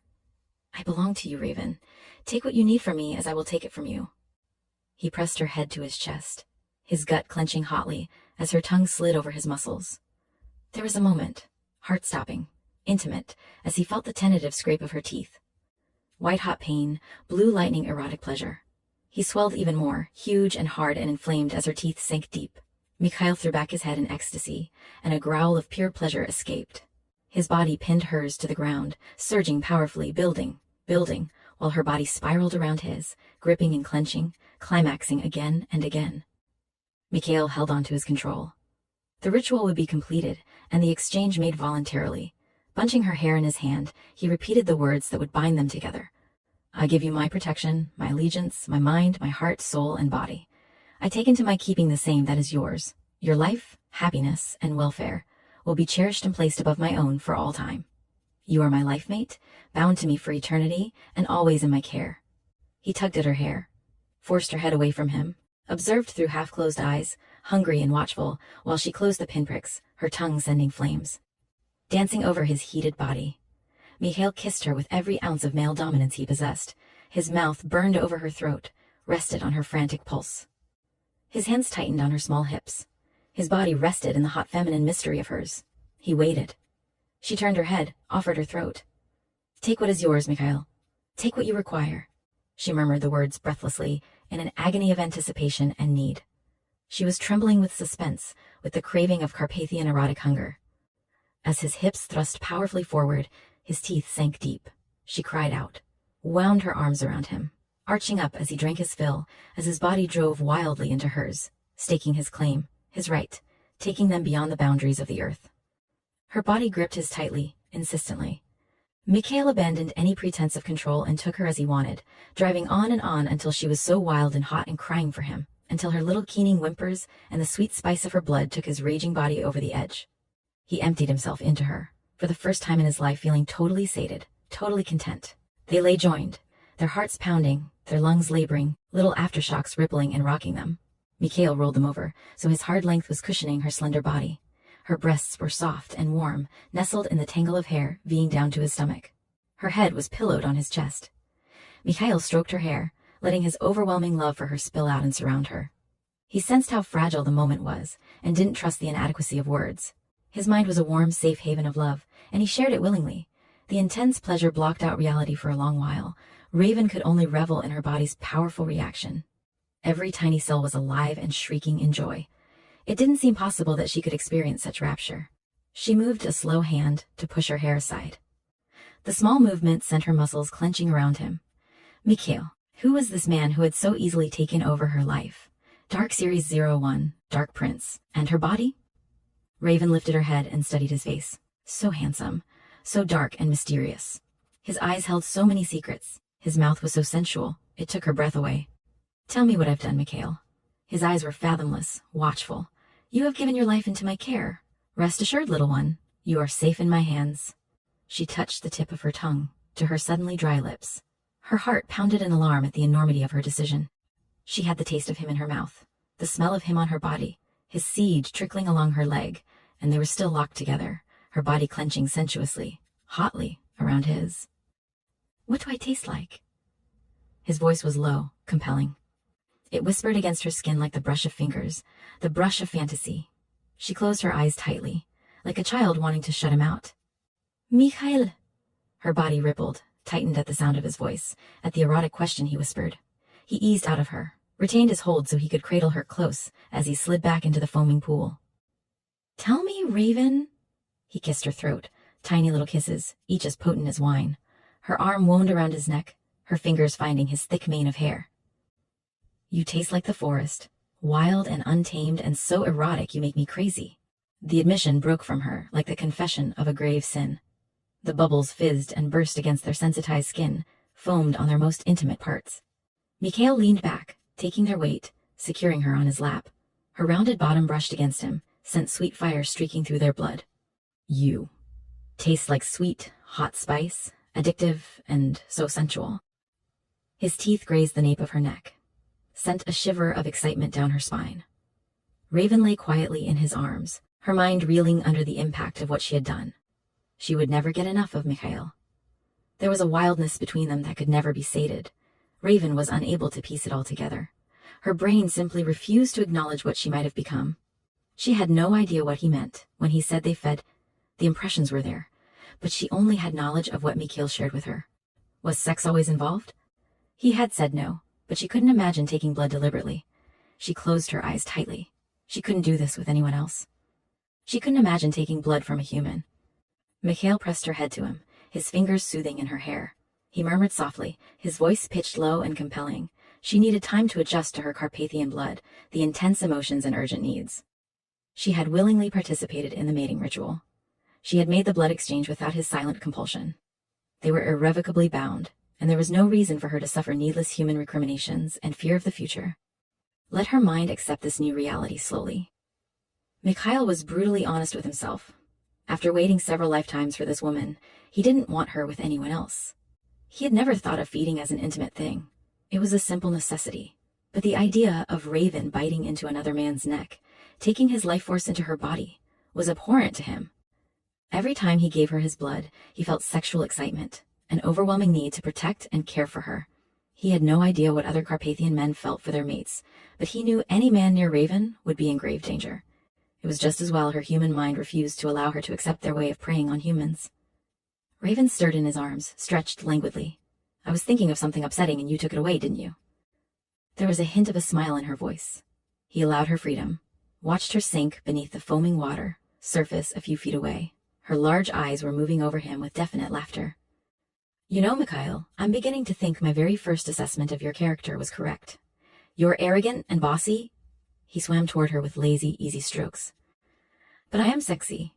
She backpedaled, sent a spray of water at him with the flat of her hand. Stay away from me. Every time you get near me, something crazy happens. Now might be a good time to take you to task for placing your life in danger. You should never have followed the assassins from the inn. You knew I was unable to hear if you called for help. He kept swimming toward her, as relentless as a shark. Raven took the coward's way out and waded out of the pool, flinging herself into the next large one. The water was cold on her heated skin. She pointed a finger at him, her soft mouth curving. I told you I was going to try to help you. In any case, if you dare to lecture me, I'll have no choice but to go into just how unethical it was to bind me to you without my consent. Tell me if I hadn't followed the assassins and Jacob hadn't stabbed me, I would have remained human, wouldn't I? Mikhail rose out of the pool, water streaming off his body. Raven's breath caught in her throat. He looked magnificent, so masculine and powerful. In one fluid leap, he launched himself into the air, jackknifed, and cut cleanly into the deep pool. She found her heart beating frantically, her blood singing for him. He came up behind her, his hands spanning her waist, dragging her close, his powerful legs keeping them afloat. You would still be human, he agreed, his voice a black magic spell that could send heat coiling through her despite the cold water. If I had stayed human, how could you have remained with me as a life mate? She. Dark Series, 01, Dark Prince, pushed her rounded bottom against the cradle of his hips, enjoying the sudden excitement as his body swelled and hardened in response to the pressure. She laid her head back on his shoulder. I would have chosen to grow old with you and die when you died. His reply was husky, and one hand cupped the softness of her breast. Her hair was brushing his body like so much silk, sending darts of pleasure through him. Raven lifted her head abruptly, swung around to face him, her blue eyes searching the mysterious depths of his eyes. Do you mean that, Mikhail? You would have stayed with me as I grew older. He nodded, trailed his fingers down her cheek in a gentle caress. I would have aged right along with you. When your breath ceased, so would mine. She shook her head. How can I resist you, Mikhail, when you steal my heart? His grin turned her heart over, somersaulted her stomach. You are not supposed to resist me, little one. I am your other half. His hands settled around her neck, urged her close to him, until his mouth found hers and they melted together, sinking beneath the cool waters of the natural pool. Half the night was gone when Mikhail carried her back to their home. Raven hastily wrapped herself in one of his shirts. Do you realize I don't have any clothes here? She couldn't quite meet his eyes, blushing every time his dark gaze brushed her body. She could still feel the imprint of his body on hers, the strength of his possession. I need to get back to the inn. All of my things are there. His eyebrow shot up. Now was not the time to tell her she really wouldn't need clothes. Her personal things would help ease the transition. He reached a lazy arm for his own clothes. I'm sure Mrs. Galvenstein will deliver your things for us. I will call and make. Sure, it is done immediately. I will be going out for a short time, Raven. There are a few loose ends that need to be taken care of. You will be safe here. Her chin lifted in challenge. I'll throw something together and come with you. I never want to go through another day like the one I had when I couldn't reach you. It was hell. It really was, Mikhail. At once his dark eyes touched her face with gentleness. I never wanted that for you. Grigori placed me in a healing sleep, little one, and I could not answer your call. That was not supposed to happen. I sent Father Hummer to you, thinking I would be asleep, but if there was great need, I would surface enough to reassure you. But it didn't happen like that. He shook his head. No, Raven. Grigori sent me into a healing sleep. One does not surface when Grigori has elected otherwise. He did not know about you, about your need for my touch. It was my failing, not his, and I'm sorry. I know, she acknowledged. You can see why I can't be without you now. I'm afraid, Mikhail, afraid of everything. Myself, you, what I've done here. Not this time, little one, he said very gently, wishing it could be otherwise. It is essential to find the other assassins. I cannot let any danger come near you. You will be safe here. I am not asleep. I can touch your mind with mine, and you can just as easily reach for me if necessary. There is no need for fear. I'm not the stay-at-home-and-be-safe type, she objected. He turned, large, powerful, his face an implacable mask. Mikhail looked menacing, invincible. Raven stepped backwards involuntarily, her blue eyes darkening to a deep sapphire. Instantly, Mikhail took her hand and brought it to the warmth of his mouth.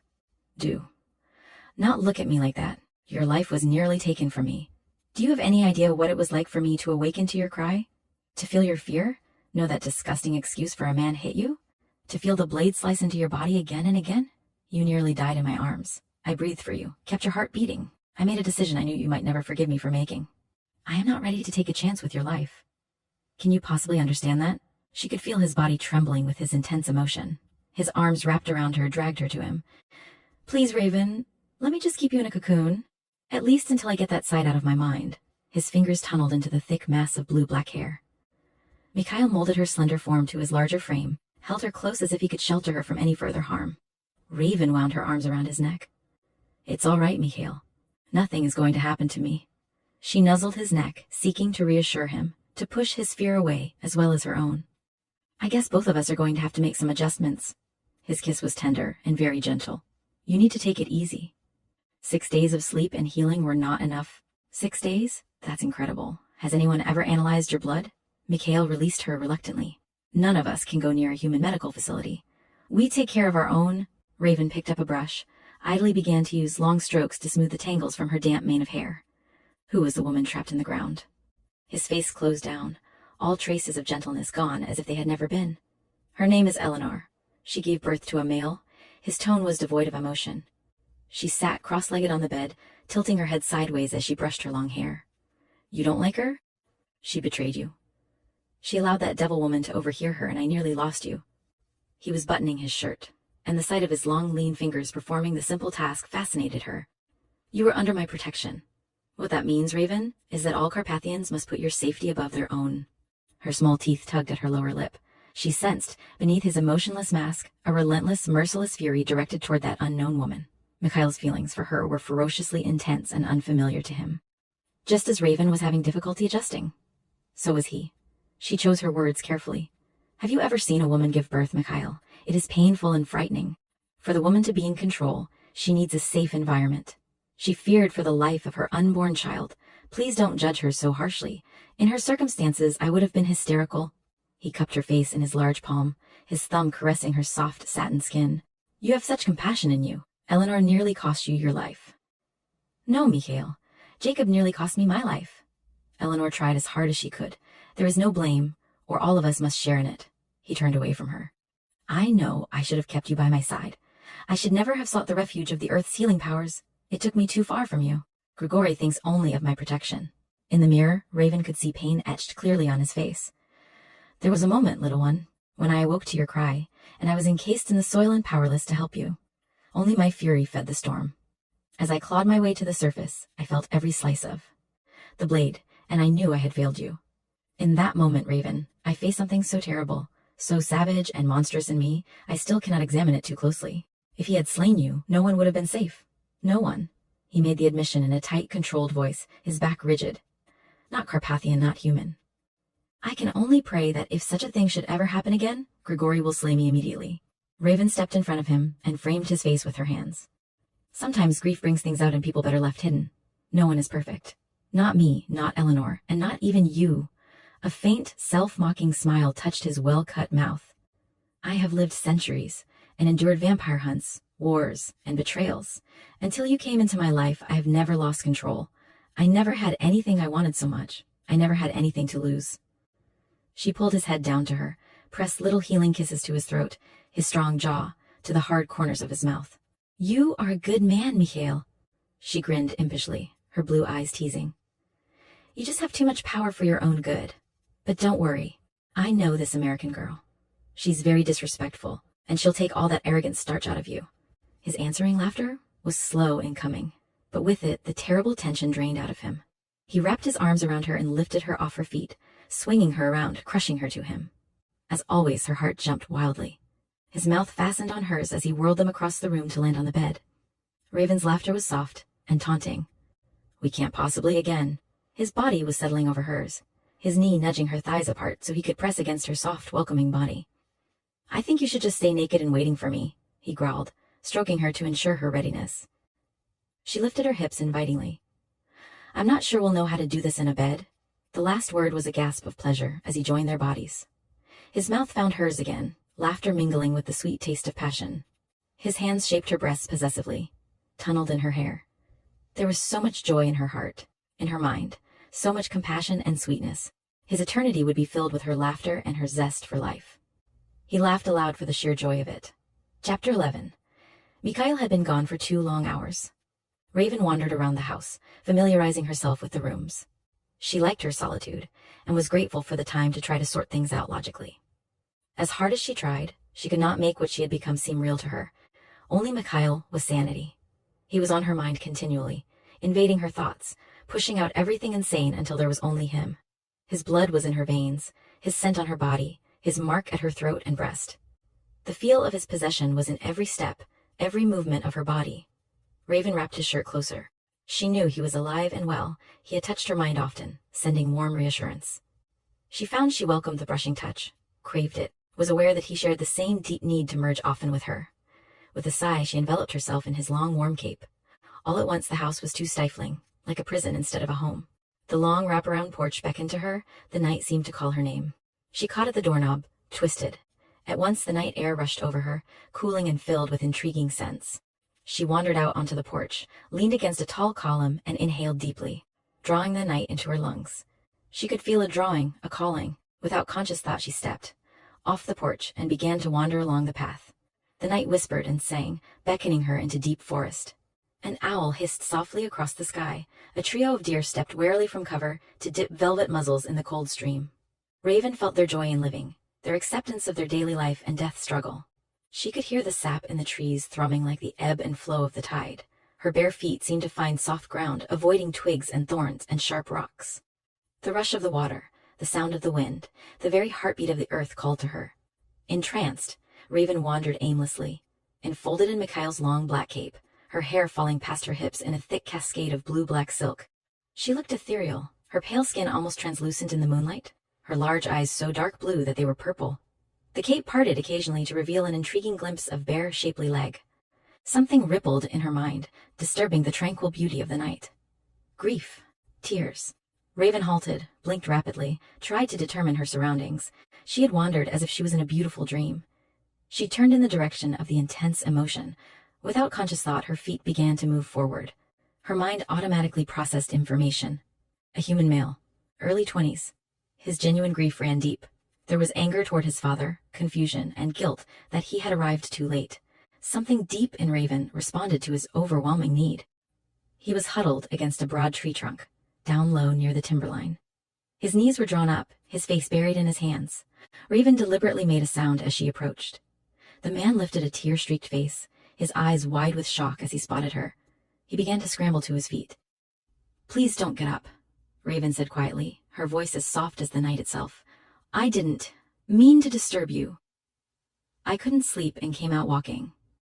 Would you prefer me to leave?" Rudy Romanov found himself staring in awe at a dream figure that seemed to materialize out of the mist. She was like nothing he had ever seen before, as shrouded in mystery as the dark forest itself. Words caught in his throat. Had his grief conjured her up? He could almost believe the ridiculous, superstitious tales his father had told him. Tales of vampires and women of the darkness, sirens luring men to their doom. The man was staring at her as if she were a ghost. "So sorry," she murmured gently and turned to leave him. "No, don't go." His English was heavily accented. "For a minute coming out of the mist like that, you hardly looked real." Aware that she had little on beneath the long cape, Raven drew it closer around her. "Are you all right? Can I call someone for you?" The priest, perhaps? Your family? There is no one, not anymore. I'm Rudy Romanoff. You must have heard the news about my parents. An unholy vision burst in her head. She saw wolves boiling from the forest, red eyes gleaming fiercely. A huge black wolf leading the pack and bearing straight down on Hans Romanoff. From the young man's head, she picked up the memory of his mother, Heidi, lying on her bed, her husband's fingers around her throat. For one awful moment she couldn't breathe. What this man had suffered, both parents taken from him in a matter of hours. His fanatical father had murdered his mother. I've been ill. This is my first time out in days. She moved closer to him beneath the outstretched limbs of the trees. She couldn't very well tell him the truth, that she had been involved in the entire horrendous affair. To Rudy, she seemed a beautiful angel sent to console him. Rudy longed to touch her skin to see if it was really as soft as it appeared in the moonlight. Her voice was a gentle whisper, sexy, soothing, reaching into his mind to calm and heal. He cleared his throat. My father murdered my mother a couple of nights ago. If only I had come home sooner. My mother called me, telling me some nonsense about him murdering a woman. He had delusions of vampires preying on people in the village. My father had always been superstitious, but I never thought he would go completely crazy. Mother said he and a group of fanatics were hunting vampires and marking prominent members of the community for murder. I thought he was just talking big, like he always did. He glanced down at his hands. I should have listened to her, but she admitted that no one else seemed to know of the murder. I assumed he'd lied about killing a woman, that it wasn't the truth. Hell, maybe it wasn't, but he was nuts. He strangled my mother. She died with her rosary in her hands. Rudy wiped his eyes with trembling fingers. Somehow, he had no idea how, his mystery lady was in his mind, providing warmth and understanding. The illusion was so real his body stirred to life, and he became acutely aware that they were very much alone. Unbidden, the thought came to him that no one knew she was with him. The thought was disturbingly exciting in the midst of his grief. I stayed one more day at the university to take a test I thought was really important. I didn't really believe my father would kill someone, least of all a woman. My mother was a midwife. She brought so many lives into the world, helped so many people. I told her I was on my way home, and I'd take care of things. She wanted to go to the priest, but I talked her out of it. I wish I had known her, Raven said sincerely. You would have liked her. Everyone liked her. She must have tried to stop my father. The night of the storm, he went out with a group of outsiders. That's when he must have killed my mother, right before he left the house.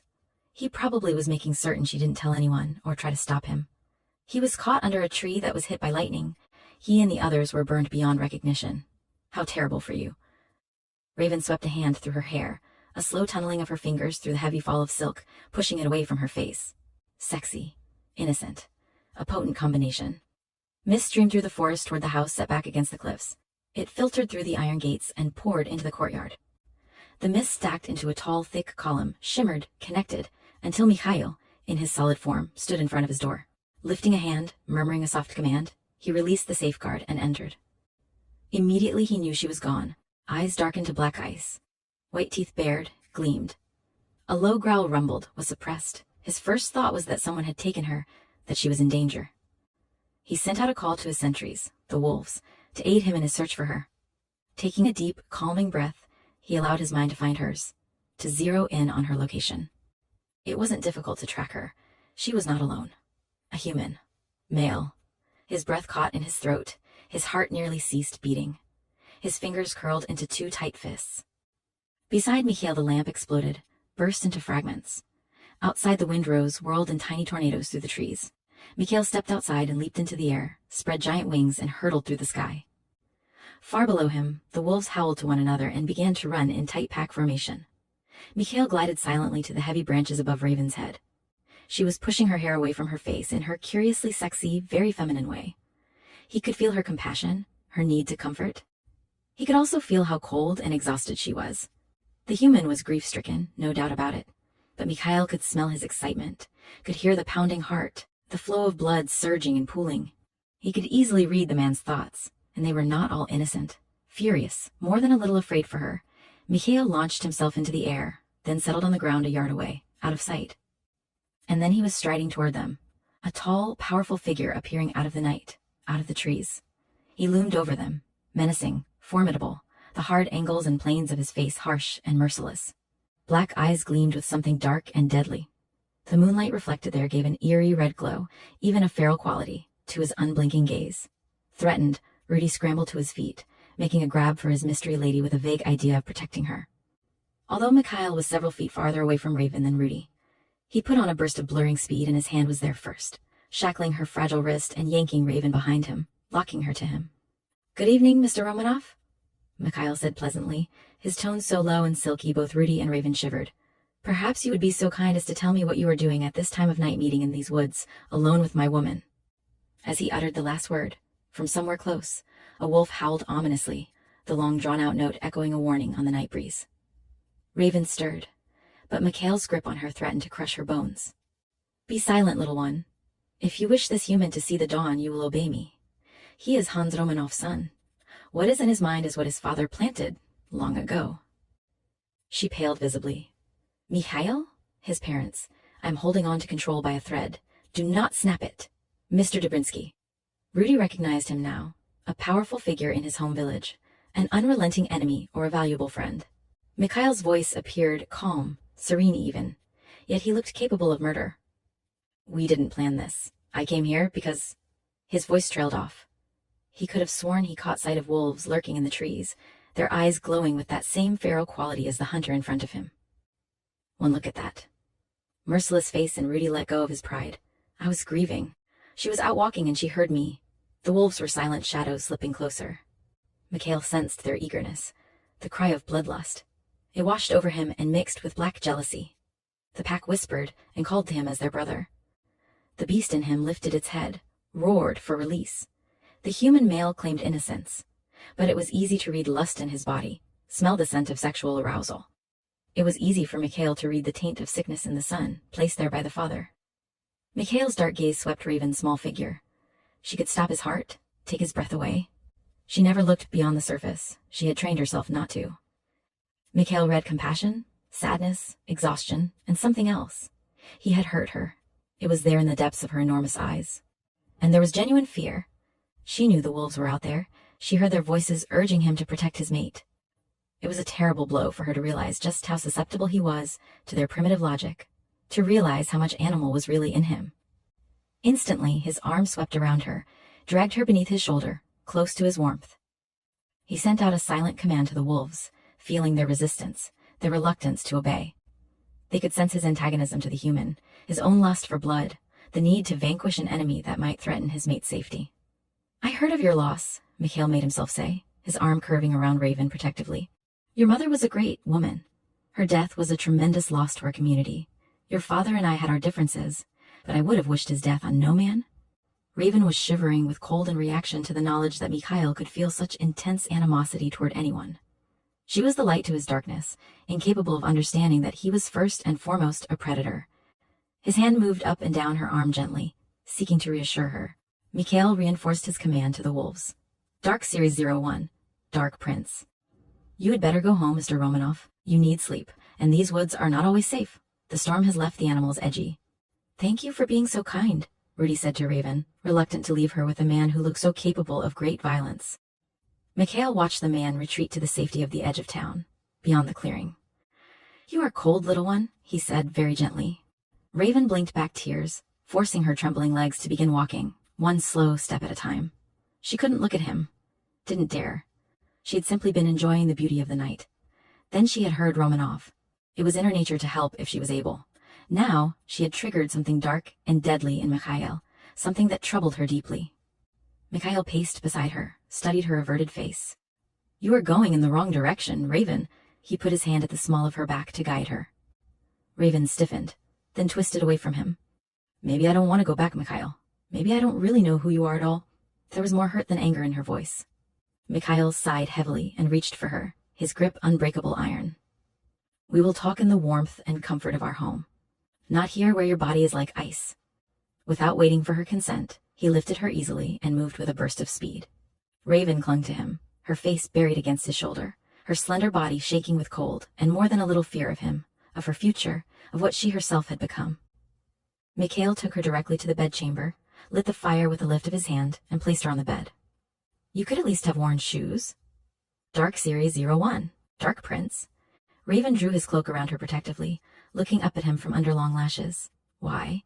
And I'm not asking about shoes." He lit candles and crushed a variety of herbs to fill their chamber with soothing, healing sweetness. I am a Carpathian male. I have the blood of the earth flowing in my veins. I have waited centuries for my life mate. Carpathian men do not like other men near their women. I am struggling with unfamiliar emotions, Raven. They are not easy to control. You do not behave as a Carpathian woman would. A small smile tugged at the corner of his mouth. Mikhail leaned lazily against the wall. I did not expect to come home to find you gone. You put yourself in danger, Raven, something the males of our race cannot allow. And then I find you with a human. A male? He was in pain, she said quietly. Mikhail made a sound of annoyance. He wanted you... Her eyelashes fluttered, blue eyes meeting his, startled and unsure. But no, Mikhail, you're mistaken, you must be. I was only trying to comfort him. He lost both of his parents. She looked close to tears. He held up his hand to silence her, and you wanted to be in his company. Not sexually, but still his human company. Do not deny it. I could feel the need in you. Her tongue touched her lips nervously. She couldn't deny it. It had been entirely subconscious on her part. But now that he had spoken the words aloud, she knew it was true. She had felt the need for human companionship. Mikhail was so intense, everything in his world so unfamiliar. Raven hated that she hurt him. Hated that she had been the one to push him to the edge of his control. I'm sorry. I didn't intend to do anything but go for a short walk. When I heard him, I felt the need to make certain he was all right. I didn't know, Mikhail, that I was seeking human company. Dark Series 01. Dark Prince. I do not blame you, little one. Never that... His voice was so gentle, it turned her heart over. I can easily read your memories. I know of your intent. And I would never blame you for your compassionate nature. I guess we both have difficulties to contend with, she said softly. I can't be what you want me to be, Mikhail. You use the word human, like a curse, something less than what you are. Did it ever occur to you that you're prejudiced against my race? Carpathian blood may flow in my veins, but in my heart and my mind I'm human. I didn't set out to betray you. I went for a walk. That's all I did. I'm sorry, Mikhail, but all my life I've known freedom. Changing my blood is not going to change who I am. He paced across the floor with quick, fluid energy, all power and coordination. I am not prejudiced, he denied. Of course you are. You view my race with a measure of contempt. Would you have been happy if I had fed, using Romanov's blood? Is that acceptable? To use him for food, but not for a few friendly words? I do not like this picture you paint of me, Raven. Mikhail crossed the room to hold out his hand for the cape. The bedchamber was warm and smelled of nature wood and meadow. Reluctantly, Raven slipped the cape from her shoulders. Mikhail frowned when he saw she was clad only in his crisp white shirt. Although the tails reached her knees and covered her bottom, a generous portion of her thighs was exposed, right up to her hips. The effect was incredibly sexy, with her long, wild mane of hair cascading in waves down to the bed, framing her slender form. Mikhail swore softly, a few choice words in his own language, thankful he hadn't realized she was wearing nothing but his shirt beneath his cape. He probably would have torn out Romanov's throat. The thought of Raven approaching the young man, smiling at him, mesmerizing him with her siren's eyes, bending her head to his throat, touching him with her mouth, her tongue, her teeth. His gut clenched in total rebellion at the picture. He raked a hand through his hair, hung the cape in his closet, and filled the old-fashioned pitcher and basin with warm water. Once he had his imagination under firm control, he could answer her with his usual gentleness. No, little one. After giving it thought, I cannot say I would have been happy had you been feeding. Isn't that what I'm supposed to do? A Carpathian woman preys on unsuspecting humans. There was an edge of unshed tears in her voice. Mikhail carried the water over to the side of the bed, knelt down in front of her. I am trying to understand my feelings, Raven, and they do not make sense. Very gently he began to bathe her feet. More than anything, I want your happiness. But I feel the need to protect you. His hands were gentle, his touch tender as he removed every speck of earth. Raven ducked her head, rubbing her temples. I know you do, Mikhail, and I even understand to a point your need to do it. It's just that I am always going to be me. I'm impulsive. I do things. I decide I want to fly a kite, and the next thing I'm doing it. Why did you not stay inside? I asked for time to come to grips with my terrible fear for your safety. His voice was so incredibly gentle. It brought tears to her eyes. She touched his coffee-colored hair with her fingertips, felt an ache in her throat. I wanted to go outside on the porch for fresh air. I had no other thought, but the night just called to me. Mikhail glanced up at her, his dark eyes warm with his feelings for her. It was my mistake. I should have set safeguards to protect you. Mikhail, I am capable of looking after myself. Her blue eyes were very earnest, impressing on him the truth of her words. He really didn't need to worry. Mikhail did his best to keep from smiling. She was too good, always believing the best of everyone. His fingers circled her small calves. You are the most beautiful woman in the world, Raven. You do not have a mean bone in your body, do you? Raven looked indignant. Of course I do. Don't smile like that, Mikhail. I really do. I can be just as mean as necessary. In any case, what has that to do with what we're talking about? His hand moved upward to her ribcage beneath the thin silk of his shirt. We are talking about me needing to protect the one person who matters to me, the one who can only see good in everyone. I do not, she denied, shocked that he would think so. I knew Margaret Summers was fanatical. His hand moved upward to caress the soft underside of her breast, to cup the weight of it in his palm. His eyes had gone black and deep with emotion. You defended her, as I recall. He was taking her breath away with his absent, leisurely exploration of her body. It was more than physical. She felt him inside her, admiring her, even as he wanted to force her compliance to his will. She felt him in her body, stroking her mind, caressing her heart. She sensed his feelings for her growing and growing until they consumed him. Mikhail sighed softly. I am never going to get anywhere with you, am I? You have a way of disarming me. I am the leader of my people, Raven. I cannot have this. I have no choice but to resort to orders. Her eyebrows flew up. Orders? She echoed. You think you'll give me orders? Absolutely. It is the only recourse open to me that prevents me from being a laughingstock among my people. Unless, of course, you have a better idea. There was laughter in the depths of his eyes. How do I divorce you? I am sorry, little one, he answered blandly. I do not understand this word. In my language, please. You know very well you speak English far better than I speak your language, she said. How does one life mate split from the other? Separate. Break apart. No longer together. The glint of humor in the depths of his eyes deepened to total amusement. There is no such thing. And if there was, Raven, he bent very close, his breath fanning her cheek. I would never allow you to go. Raven looked innocent and wide-eyed. The hand on her breast, his thumb stroking her nipple, was making it hard to breathe. I was only trying to help you. Royalty has so few options these days. You have to worry about what the public thinks. You can rely on me, Mikhail, to help you ponder such issues. He laughed softly, tauntingly male. I guess I must be thankful to have such a clever life mate. His fingers slipped a button of the white shirt free. Just one, widening the gap across her breasts to give him more room for his lazy exploration. Raven's breath caught in her throat. He was doing nothing really, simply touching her. His touch so gentle and loving she was melting inside. I really am trying to understand your way of life, Mikhail, but I don't think my heart can take it yet. She tried to be truthful. I know nothing of your laws or your customs. One don't even know exactly what. You are what I am. I think of myself as human. We're not even married in the eyes of God or man. This time Mikhail threw back his head and laughed loudly, heartily. You think the pale ceremony of humans is a deeper binding than that of a true Carpathian ritual? You do have much to learn of our ways. Her small white teeth scraped at her lower lip. Has it occurred to you that I might not feel bound by Carpathian laws and rituals? You have so little regard for things I consider sacred. Raven! He was shocked, and it showed. Is that what you think? I have no regard for your beliefs. That is not so... She ducked her head so that her silky hair fell around her face, hiding her expression. We know so little about one another. I know nothing about who I've become. How can I fulfill your needs, or you mine, if I don't even know what, or who I am? He was silent, his dark, fathomless eyes studying her sad face, the sorrow in her eyes. Perhaps there is some truth in your words, little one. His hands followed the contours of her body, shaped her narrow ribcage, her small waist, moved up to frame her face. I look at you and know what a miracle you are. The feel of your skin, soft and inviting. The way you move, like water flowing.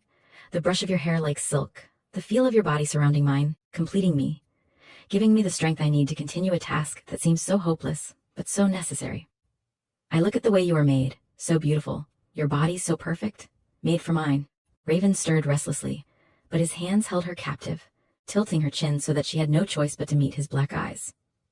But it is not your body that holds me, Raven. Not your flawless skin or the perfection of the combination of our bodies when we come together. It is when I merge with you and see who you really are that I realize what a Dark Series 01, Dark Prince, miracle really is. I can tell you who you are. You are compassion. You are gentleness. You are a woman who is so courageous. You are willing to risk your life for complete strangers. You are a woman willing to use a gift that causes you great pain for the benefit of others. There is no hesitation in your giving. It is who you are. There is such a light in you. It shines through your eyes and radiates through your skin, so that anyone seeing you can easily see your goodness. Raven could only stare at him helplessly, lost in his mesmerizing eyes. Mikhail took her hand, pressed a kiss in the exact center of her palm, slipped her hand beneath his shirt, and held it over his steadily beating heart. Look beyond my skin, Raven. Look into my heart and soul. Merge your mind with mine, see me for what I am. Know me for who I am. Mikhail waited silently. A heartbeat. 2. He saw her sudden determination to know what she had bound herself to know just whom it was she had formed an alliance with. Her mind merge was tentative at first, her touch so light and delicate it felt like the brush of butterfly wings. She was cautious, moving through his memories as if she might discover something that would hurt him. He felt the breath leave her body as she saw the gathering darkness. The monster that lived within. The stain on his soul. The deaths and battles he was responsible for. The stark ugliness of his existence, before she had come into his life. The loneliness that ate away at him, at all the males of their species, the barren emptiness they endured century after century. She saw his determination never to lose her. His possessiveness, his animal instincts. Everything he was, it was all there laid out for her to see. He hid nothing from her, not the kills he had made, not the ones he had ordered, not his absolute conviction that no one would ever take her from him and live. Raven pulled out of his mind, her blue eyes steady on his. Mikhail felt the sudden pounding of his heart. There was no condemnation there, only serene calm. So you see the beast you are tied to for all eternity. We are predators, after all, little one, and the darkness in us is only balanced by the light in our women. Her hands crept around his neck, gentle, loving. How terrible a struggle all of you must have, and you more than most, to have to make so many life and death decisions. To sentence friends, and even family to be destroyed, must be a burden beyond belief. You are strong, Mikhail, and your people are right to believe in you. The monster you battle daily is part of you, maybe the part that makes you so strong and determined. You see that side of you as evil, when in fact it is what gives you your power, the ability and strength to do what you must do for your people. Mikhail ducked his head, not wanting her to see the expression in his eyes, what her words meant to him. There was an obstruction in his throat that threatened to choke him. He did not deserve her, would never deserve her. She was unselfish, while he had all but taken her captive and forced her to find a way to live with him. Mikhail, her voice was soft, she brushed his chin with the softness of her mouth. I was alone until you came into my life. Her lips found the corner of his. No one knew me, not who I was. And people feared me because I knew things about them they could never know of me. She wrapped her arms around him, comforting him as if he were a child. Was it really so wrong to want me for yourself? Knowing I would end such a terrible existence for you? Do you really believe you must condemn yourself? I love you. I know that I love you totally and without reservation. I accept who you are. He raked a hand through his hair. I cannot control my emotions at this time, Raven. I cannot lose you. You have no conception of what it was like. No daylight, no laughter, centuries of complete loneliness. I know a monster lives in me. The longer one lives, the more powerful he becomes. I fear for Grigory. He is but a mere 25 years younger than I am, but he has had the weight of hunting the undead for centuries. He isolates himself from his own kind. Sometimes we do not see or hear from him for half a century. His power is immense, and the darkness in him grows.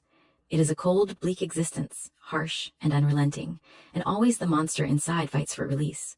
You are my salvation.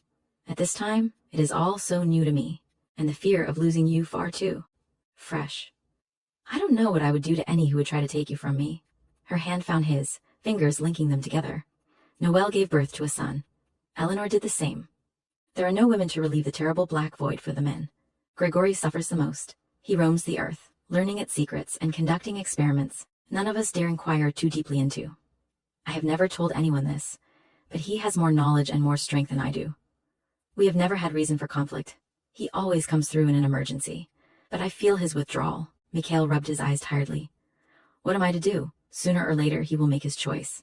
Either way we will lose him. I don't understand. There is ultimate power in the taking of life while we feed, and it is so easy, drawing our victims to us. No one can survive darkness and despair for 1,000 years. Grigory has lived from the Crusades to men walking on the moon, always fighting the monster inside. The one hope we have for salvation is our life mate. And if Grigory does not find his life mate soon, he will seek the dawn or turn. I fear the worst. What is turning? Killing, for the pleasure of it, the power, becoming the vampire humans recognize. Using women before feeding, forcing them to become slaves, Mikhail answered grimly. He and Grigori had often hunted their own kind and discovered just how depraved a Carpathian-turned vampire could be. You would have to stop Gregory? Fear shot through her like a flaming arrow. She was beginning to understand the complexity of Mikhail's life. You say he is more powerful, without a doubt. He has had freedom of movement and far more experience in hunting and tracking the undead. He has learned so much, participated in life across the earth. His tremendous power is only exceeded by his utter isolation. Grigori is more like a brother than a friend. We have been together since the beginning. I would not wish to fail him or hunt him, nor attempt to pit my strength against his. He has fought numerous battles for me, with me. We have shared blood, healed one another, guarded each other when there was need. What of Jacques? She already felt affection for the man who was so much like Mikhail. Mikhail stood up, dumping the water wearily. My brother is 200 years younger than I. He is strong and wise and very dangerous given the right circumstances. The blood of the ancients runs strong in him.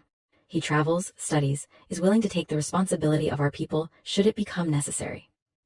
You carry the burdens of your people on your shoulders. Her voice was very soft. She caressed his coffee-colored hair with gentle fingers. Mikhail sat up carefully, regarding her with old, weary eyes. We are a dying race, little one.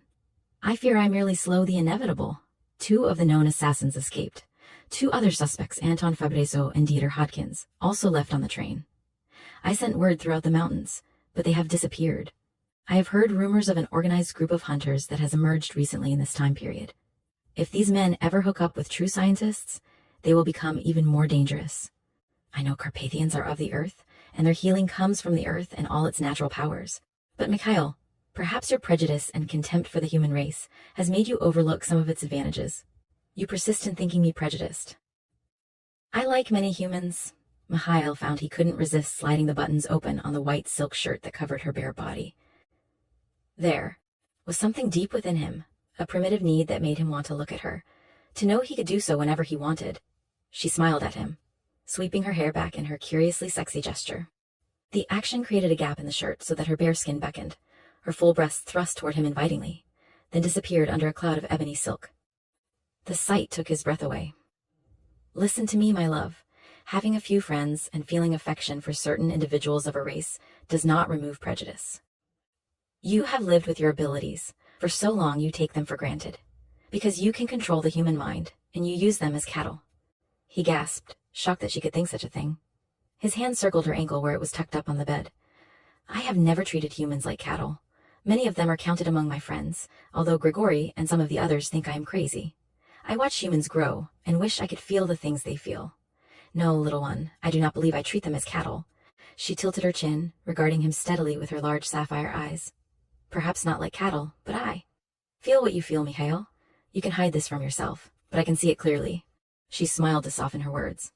I know you don't want to feel superior, but it is so easy to control us. He snorted his disagreement. I have failed to control you at every turn. You have no idea how often I wanted to force your obedience when you placed yourself in danger. I should have gone with my instincts. But no, I allowed you to go back to the inn. Your love for me caused you to pull back.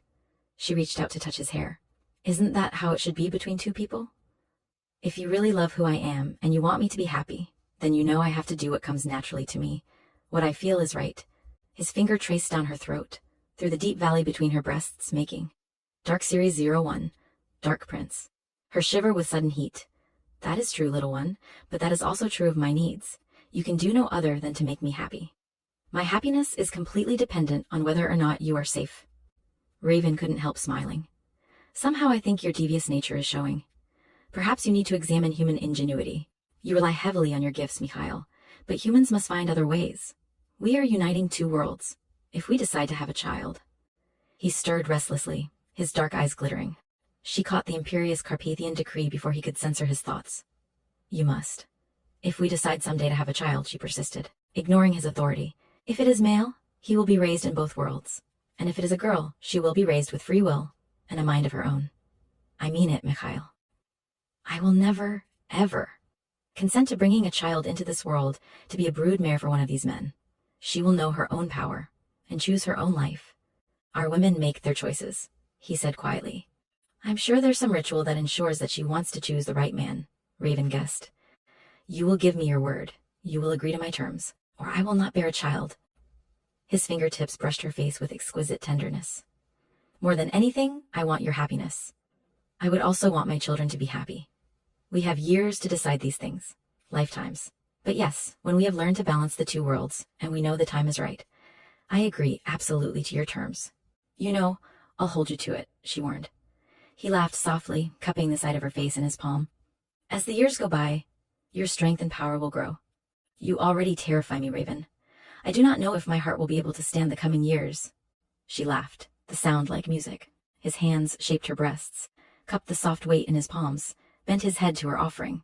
His mouth was hot and moist and needy, his teeth scraping back and forth on sensitive skin. His hair brushed against her like tongues licking at her ribs. At once her arms circled him as she relaxed back against the headboard. Mikhail stretched out on the bed, his head in her lap. You are going to turn my well-ordered world upside down, are you not? She tunneled her fingers in his hair, enjoying the feel of its silky thickness against the bare skin of her hips and thighs. I certainly intend to do my best. You people are in a rut. You need to move into this century. He could feel his body relaxing, and peace stole into him, edging out the terrible tension. The beauty of her inner soul washed over him. How could he fault her need to reach out to someone in pain, when it was her very compassion that had drawn him out of the dark shadows and into a world of joy and light? He might feel pain and anger, but at least he was capable of feeling intense emotion, joy, lust, sexual hunger, love. You are my life, little one. We will ask Father Hummer to marry us in the way of your people. His white teeth gleamed at her, his dark eyes were warm with contentment.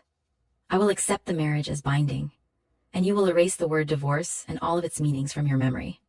That will please me? He grinned at her, male amusement taunting her. Her fingertips traced the hard line of his jaw tenderly. How do you manage to turn everything to your advantage? His hand found the bare skin of her satin, smooth thigh. I do not know the answer to that, little one. Perhaps it is sheer talent. He turned his head and nuzzled aside the tails of his shirt to burrow against her. A low sound escaped from deep in Raven's throat as his tongue stroked her. Obligingly, she moved her legs to accommodate him, to give him room. She tangled her fingers in his thick coffee-colored hair. Mikhail delved deeper, drew a shudder of pleasure from her. He could feel the spreading flames in his blood, swift, savage excitement, joy singing in his veins. His arms circled her hips, dragged her closer to him so that he could burrow deeper.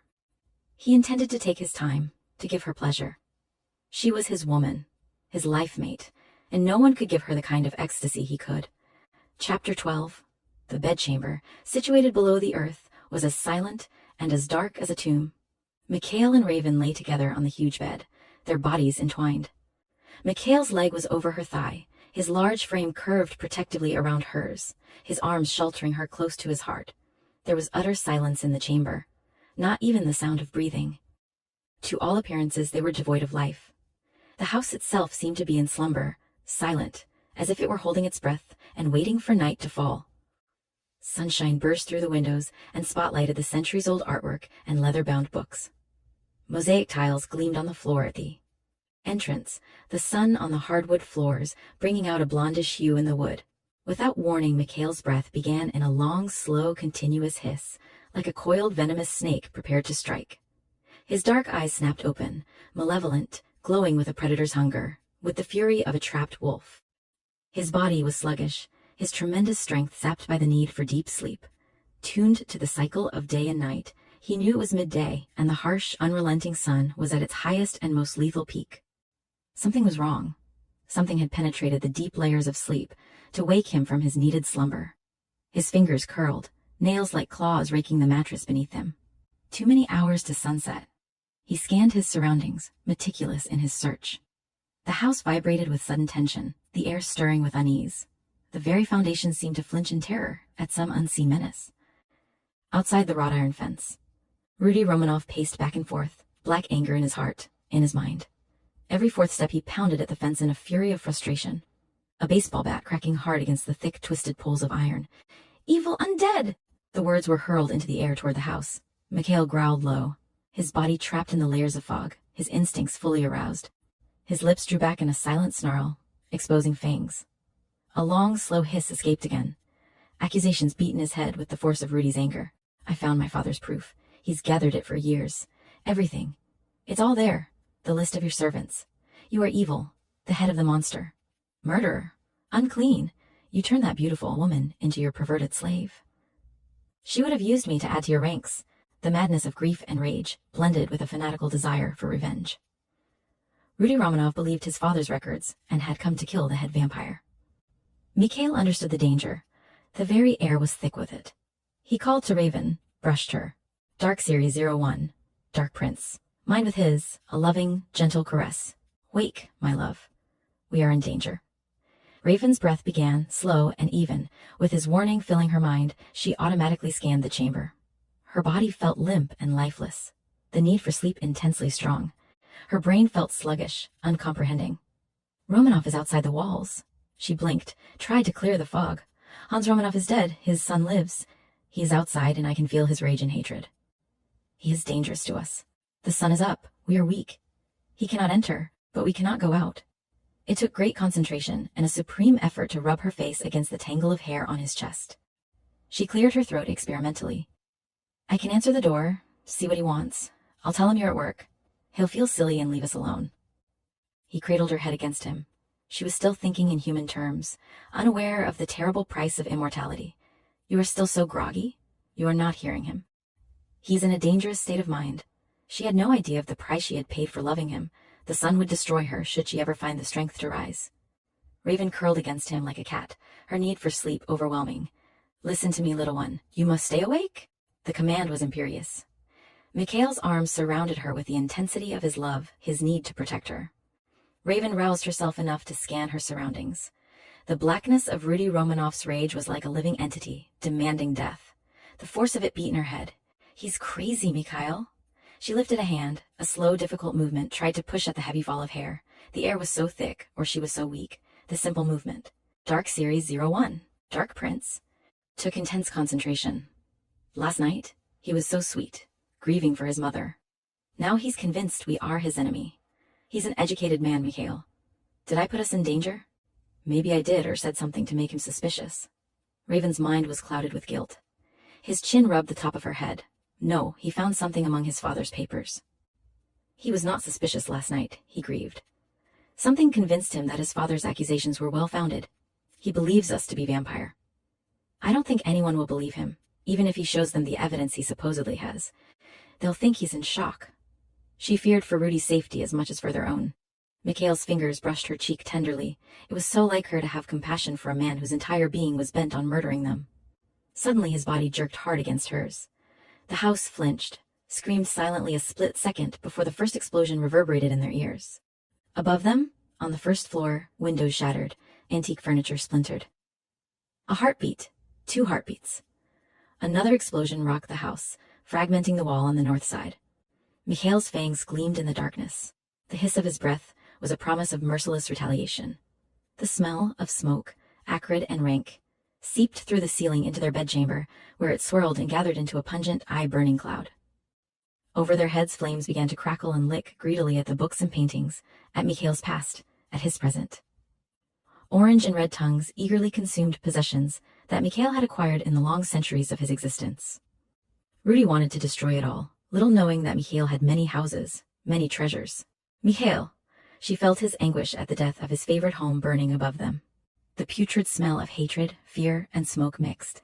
Dark Series 01, Dark Prince. We must go below. The house will eventually fall.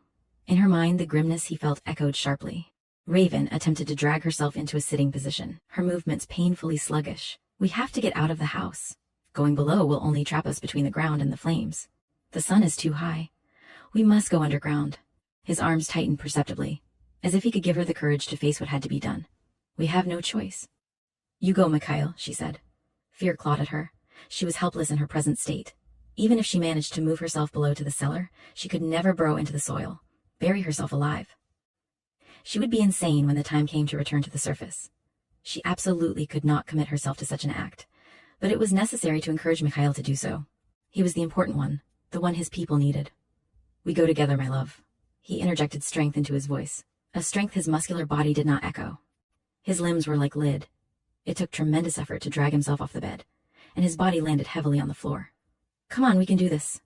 The smoke was thicker now, the room beginning to heat like an oven. Overhead, The ceiling began to blacken ominously. The smoke hurt her eyes, stung enough to burn. "Raven!" It was an imperious command. She rolled off the bed, landing heavily enough to knock the wind out of her. "It's going up so fast." Alarm bells were shrieking in her head. There was so much smoke the house was groaning above them. Raven dragged herself, inch by slow inch, following Mikhail's painfully sluggish movements across the floor. They could not even crawl. They were so weak it was impossible to get on their hands and knees. They slid full length on their stomachs, using their arms to propel themselves forward until they were at the hidden entrance to the cellar. Raven would have done anything to get Mikhail to a safe sanctuary. Heat sucked the air from the room so that their bodies were bathed in perspiration, their lungs labored and burned. Even with their combined strength, it seemed impossible to lift the trap door. "Concentrate," Mikhail instructed. "Do it with your will." She blocked out everything, her fear, the smoke, the fire, Mikhail's agony and rage at his burning home, the predatory beast rising in him. She narrowed her thoughts to the heavy door, focused, aimed. With infinite slowness, it began to move. A groaning creak of wood and metal protesting movement, but obeying reluctantly. Mikhail fed her power with his own. When the door lay open to them, revealing the yawning chasm below, they slumped exhausted against each other, clinging for a moment, their hearts laboring, their lungs burning with the clouds of smoke whirling around them. Debris rained down from the roof to the ceiling above their heads. The fire roared, like a giant monster, a stormy conflagration, loud and fearsome. Raven slipped her hand into Mikhail's. He locked his fingers around hers. The roof went. "The ceiling above us is going to go up fast. You go, Mikhail. I'll wait here as long as I can." The hole below was as terrifying as the fire itself. "We go together." Mikhail's orders were law. Raven could sense the change in him. No longer man, but full Carpathian, a beast gathering its strength, waiting. An enemy was destroying his home, his belongings threatening the life of his mate. A slow, deadly hiss escaped from Mikhail. The sound made her heart pound. Always with Raven, he was gentle and kind, tender and loving. This was the predator unleashed. Raven swallowed her fear, closed her eyes, and cleared her mind. For Mikhail, she had. To find a way to go down into that dark earth beneath the cellar below them, Mikhail swirled in her as strong as ever. "You can do this, my love. You are light, like a feather, so light you float."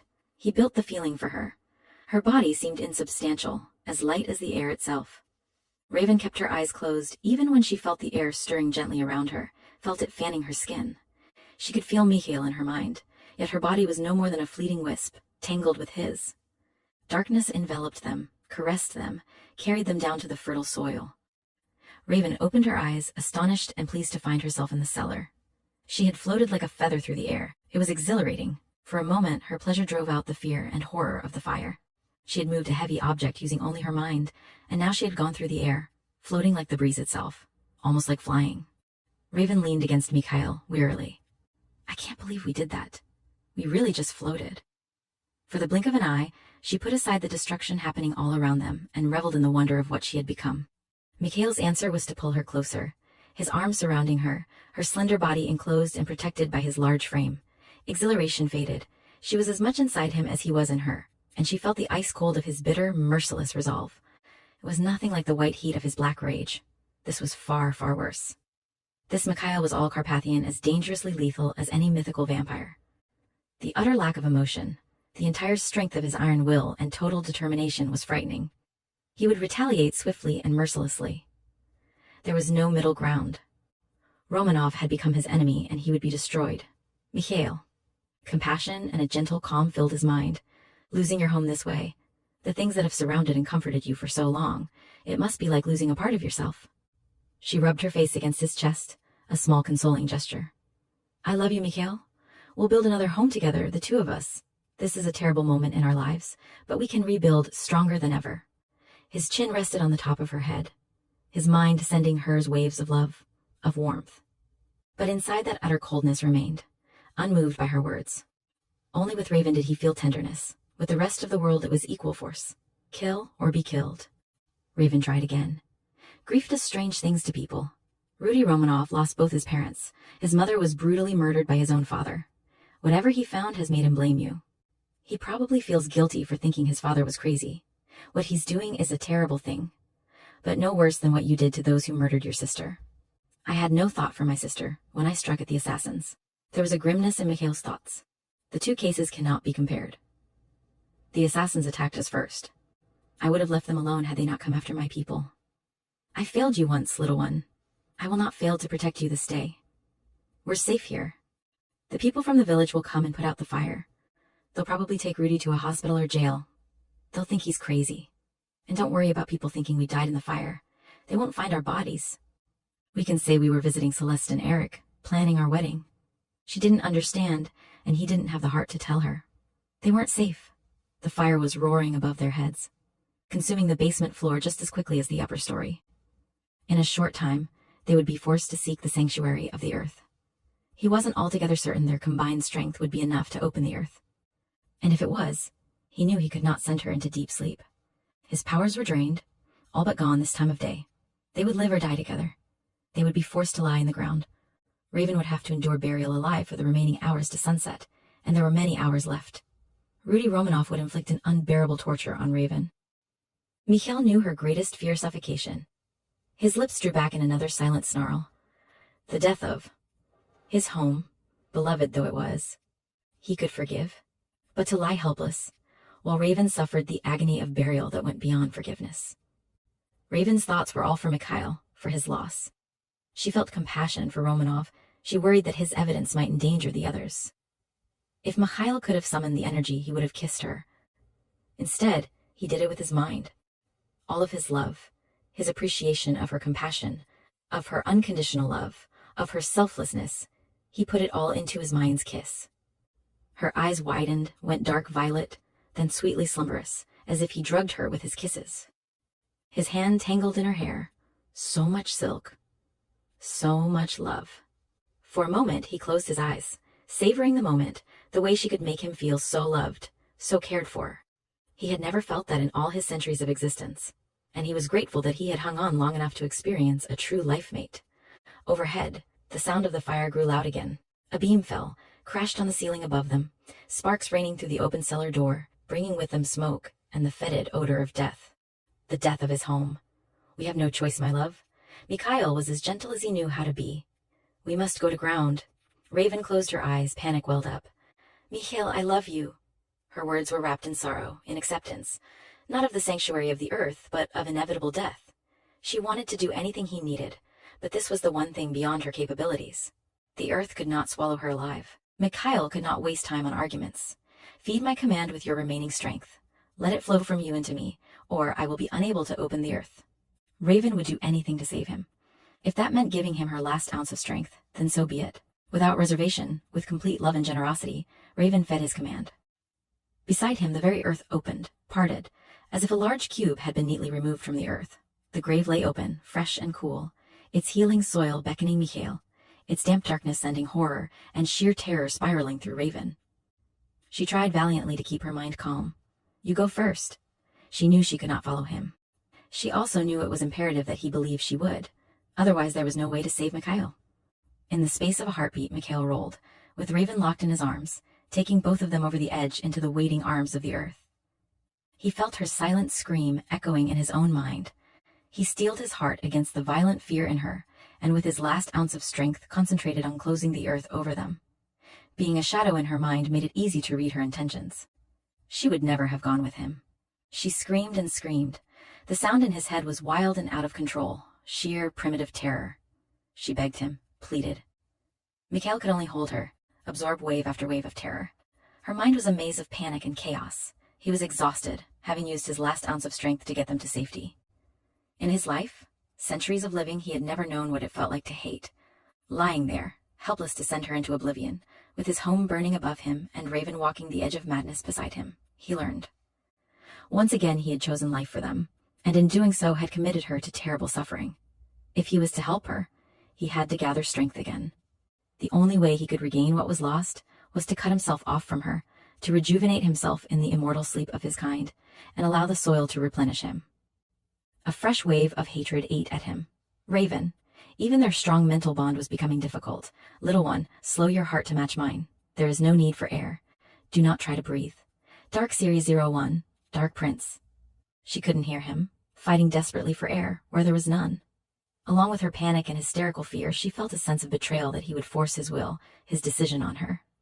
Mikhail refused to commit himself to sleep. Instead, he stayed alert, his hands in her hair, his body relaxed, absorbing the healing richness of the soil. He would not leave her alone to face what she considered a burial. While she suffered, he was determined to share that terrible burden. The chaos in her mind continued for what seemed an eternity. As her body wore out completely, as exhaustion penetrated the mindless screaming, she began to strangle, the sound a horrible gurgle in her throat. "Raven?" His tone was sharp, an imperious command. Her fear was far too great, and his powers no more than a mere shadow, insubstantial. Mikhail could feel her throat closing as if it was his own, heard the terrible death rattle. He closed off his mind for a moment to allow the soil to cradle him, the soothing, healing balm of the earth. It sang to him with soft whisperings, a crooning lullaby. It seeped into his body, revitalizing, energizing. The earth gave him the necessary calm to face her torment. "Feel me, little one. Feel me." Her mind remained chaotic. The strangling continued. "Feel me, Raven. Reach for me." He was patient, quiet, calm in the eye of the storm. "Raven, you are not alone. Feel me in your mind. Be calm and reach out, just for a moment. Block out everything except me." He felt the first stirring, her first try. The earth sang through him, filling his cells until they were like sails billowing in the wind. "Feel me, Raven. In you, around you, beside you. Feel me." Mikhail. She was ragged, torn, fragmented. "I can't stand this, help me. I really can't do this, not even for you. Give yourself to me." He meant to the healing richness of the soil, but he could make no references to where they were. He allowed her to feel the strength moving into him, a promise of rest and aid. In his mind, he kept only warmth and love, and the impression of power. She needed to believe in him, needed to merge with him so that she could feel the powers of the soil as he did. Raven knew she was going insane. She had always been terrified of closed-in places. It didn't matter that Mikhail had said she didn't need air. She knew she did. It took several tries, and every ounce of discipline she possessed, to block out the fear, the terror, the truth that she lay buried deep within the earth. She crawled into Mikhail's mind with her last exhaustive effort and retreated from the reality of what she had become and what she had to do to survive. Mikhail's hold on her was precarious. She was light, insubstantial in his mind, so quiet, never moving, not accepting the earth's healing powers, not fighting their situation. Raven made no response to his gentle inquiries. He was aware of her only as a small, huddled flicker in a corner of his mind. It took some time before he became aware of a faint shifting in power, a ripple of awareness, like a searching crystal, an eye opening in the earth beside them. They were not alone. The presence touched him, stirred in his mind. Male, powerful. "Grigori, you are well, my friend." There was that cool menace in his mind. They knew one another so well after all the centuries of standing together against all odds. Grigori had not voiced it as a question, and Mikhail was shocked, truly shocked that he could make contact. Raven and he were deep in the bowels of the earth. The sun was at its greatest peak and all Carpathians were weak. How could Grigori accomplish such a feat? It was unheard of, even in the legends and myths of the past. "Your woman needs to sleep, Mikhail. Allow me to assist you." Grigori was far away. Mikhail could detect that, yet the bond between them was strong. Sending Raven to sleep gave Grigori a semblance of power over her. Indecision. Did he trust Grigori? The power that Grigori wielded was phenomenal. Low, humorless laughter. "She will not survive this day, Mikhail. Even locked with you, her human limitations will overcome her desire to aid you. And you can do this, even at this distance. You can safely send her to sleep, take away her torment. There will be no mistakes." Mikhail found himself wanting to believe it. Grigori was their healer. If he said Raven would be unable to last buried within the earth, that only confirmed his own belief. "Yes, through you. You are the only person on this planet I have given my allegiance to. You have always had my loyalty. I count you as my family and my friend. Until your woman, or some other, gives me my life mate, you are the only person standing between the darkness and me." Grigori would never have admitted such a thing, unless he considered the situation a dire emergency. He was giving Mikhail the only reason he could to reassure Mikhail that he could be trusted. Affection and regret welled up, mingled. "Thank you, Grigori. I am in your debt. I intend you to be the father of my life mate." There was a faint note in his voice, something Mikhail could not name, as though Grigori had already ensured that he would get his wish. "I have the feeling Raven's daughter would be more than a handful." Mikhail tested his intuition. "I have no doubt I am up to the challenge." Grigori's reply was purposely vague. "I will send your life mate to the sleep of our people, that she will no longer be tormented by her human limits." Grigori's soft command was clear, imperious, impossible to ignore. Raven's breath left her body in a soft sigh. Her heart slowed, missed a beat, ceased. Her mind was closed to the yawning terror. her body open to the healing power of the rich soil. Sleep now, Mikhail. I will know if you are disturbed. You do not have to guard me, Grigory. You have done much for our people, things they will never know. I can never repay my debt to you. I can do no other, Mikhail. Nor would I want to. Grigory withdrew. Mikhail allowed himself the luxury of sleep to give the earth the chance to bring him to his full, immense power. He would need the strength the soil gave him for retribution. He wrapped Raven tighter in his arms as he took his last breath, certain the immediate danger to them had passed. The sun seemed to take a long while to sink from the sky. The colors of the heavens were blood red, surrounded by shades of orange and pink. As the moon appeared, the clouds covered it like a thin veil. A ring appeared around the moon like some terrible omen. The forest was dark, eerily silent. Tendrils of fog wound low to the ground around tree trunks and bushes. A gentle wind lazily pushed the clouds, brushed at heavy branches, and tried vainly to disperse the smell of smoke that lingered persistently in the forest. The wind fingered the black ashes and burned beams, the blackened stones, all that remained of what had once been Mikhail Dubrinsky's home. Two wolves nosed at the blackened remains, lifted their muzzles skyward, and howled, mournfully. Throughout the forest other wolves answered, sang out their grief. Within a few minutes, the echoes of their tribute died away. The two wolves circled the charred ruins and sniffed at the two shadowy sentinels they found standing sharply alert near the wrought iron gate. The wolves swung quickly away, finding something menacing in the two lethal figures. They trotted briskly back into the darkened interior of the forest. Silence once more blanketed the mountains like a shroud. The forest creatures huddled in their dens and holes, rather than face the smell of the ashes and the death of the home of one who was so much a part of them. Below the earth, two bodies lay motionless, lifeless. Into the silence, a single heart began to beat, strong, steady. Blood rushed, receded. A long, low hiss of air heralded the working of lungs. Dark eyes snapped open, and Mikhail searched the grounds above him. It was well after midnight. The fire was long out. Firefighters, investigators, and curiosity seekers had long returned home. He sensed Jacques and Grigory above the earth. No others, human or Carpathian, were in the vicinity. Mikhail turned his attention to Raven. It was a huge temptation to command Grigory to awaken her, but that was selfish, and certainly not in her best interests. Until she was completely out of the ground, Raven was best left to sleep. She needed no reminder of her terrible ordeal. He tightened his arms around her motionless, cold body, held her for a long moment close to his heart. Mikhail burst through the earth's crust, experiencing an odd disorientation as he emerged into the night air. The moment he was able, he launched himself skyward, the better to protect Raven, if necessary. Air rushed into his lungs, fanned his body. Feathers shimmered in the sliver of light from the moon, huge wings spread, spanning a good 6 feet, and beat heavily, lifting the enormous owl into the sky, where it circled above the dark forest, seeking any enemy that might be foolish enough to threaten. Mikhail needed the freedom of the sky to dull the sounds of Raven's terror, which still echoed strongly in his head. He dived toward the earth, plummeting as close as he dared before dissolving into mist. The stream of drops poured through the trees and collected together until they formed a huge wolf. Mikhail ran effortlessly, sustaining great speed as he swerved through the underbrush. The trees loped across a meadow and took off again, as if shot from a bow. When his mind was once more clear and calm, Mikhail trotted to the blackened ruins, changing back into his own muscular form, complete with clothes, as he strode toward his brother. He was well aware that all of nature, everything he was so much a part of, could feel his ice-cold rage. It was buried deep, seething below the surface, disturbing the harmony in the air, in the forest. His enemies would not escape. Jacques straightened slowly, as if he had been waiting for hours. His hand went to the nape of his neck, rubbing at a kink. Mikhail and Jacques stared at one another, dark sorrow in their eyes.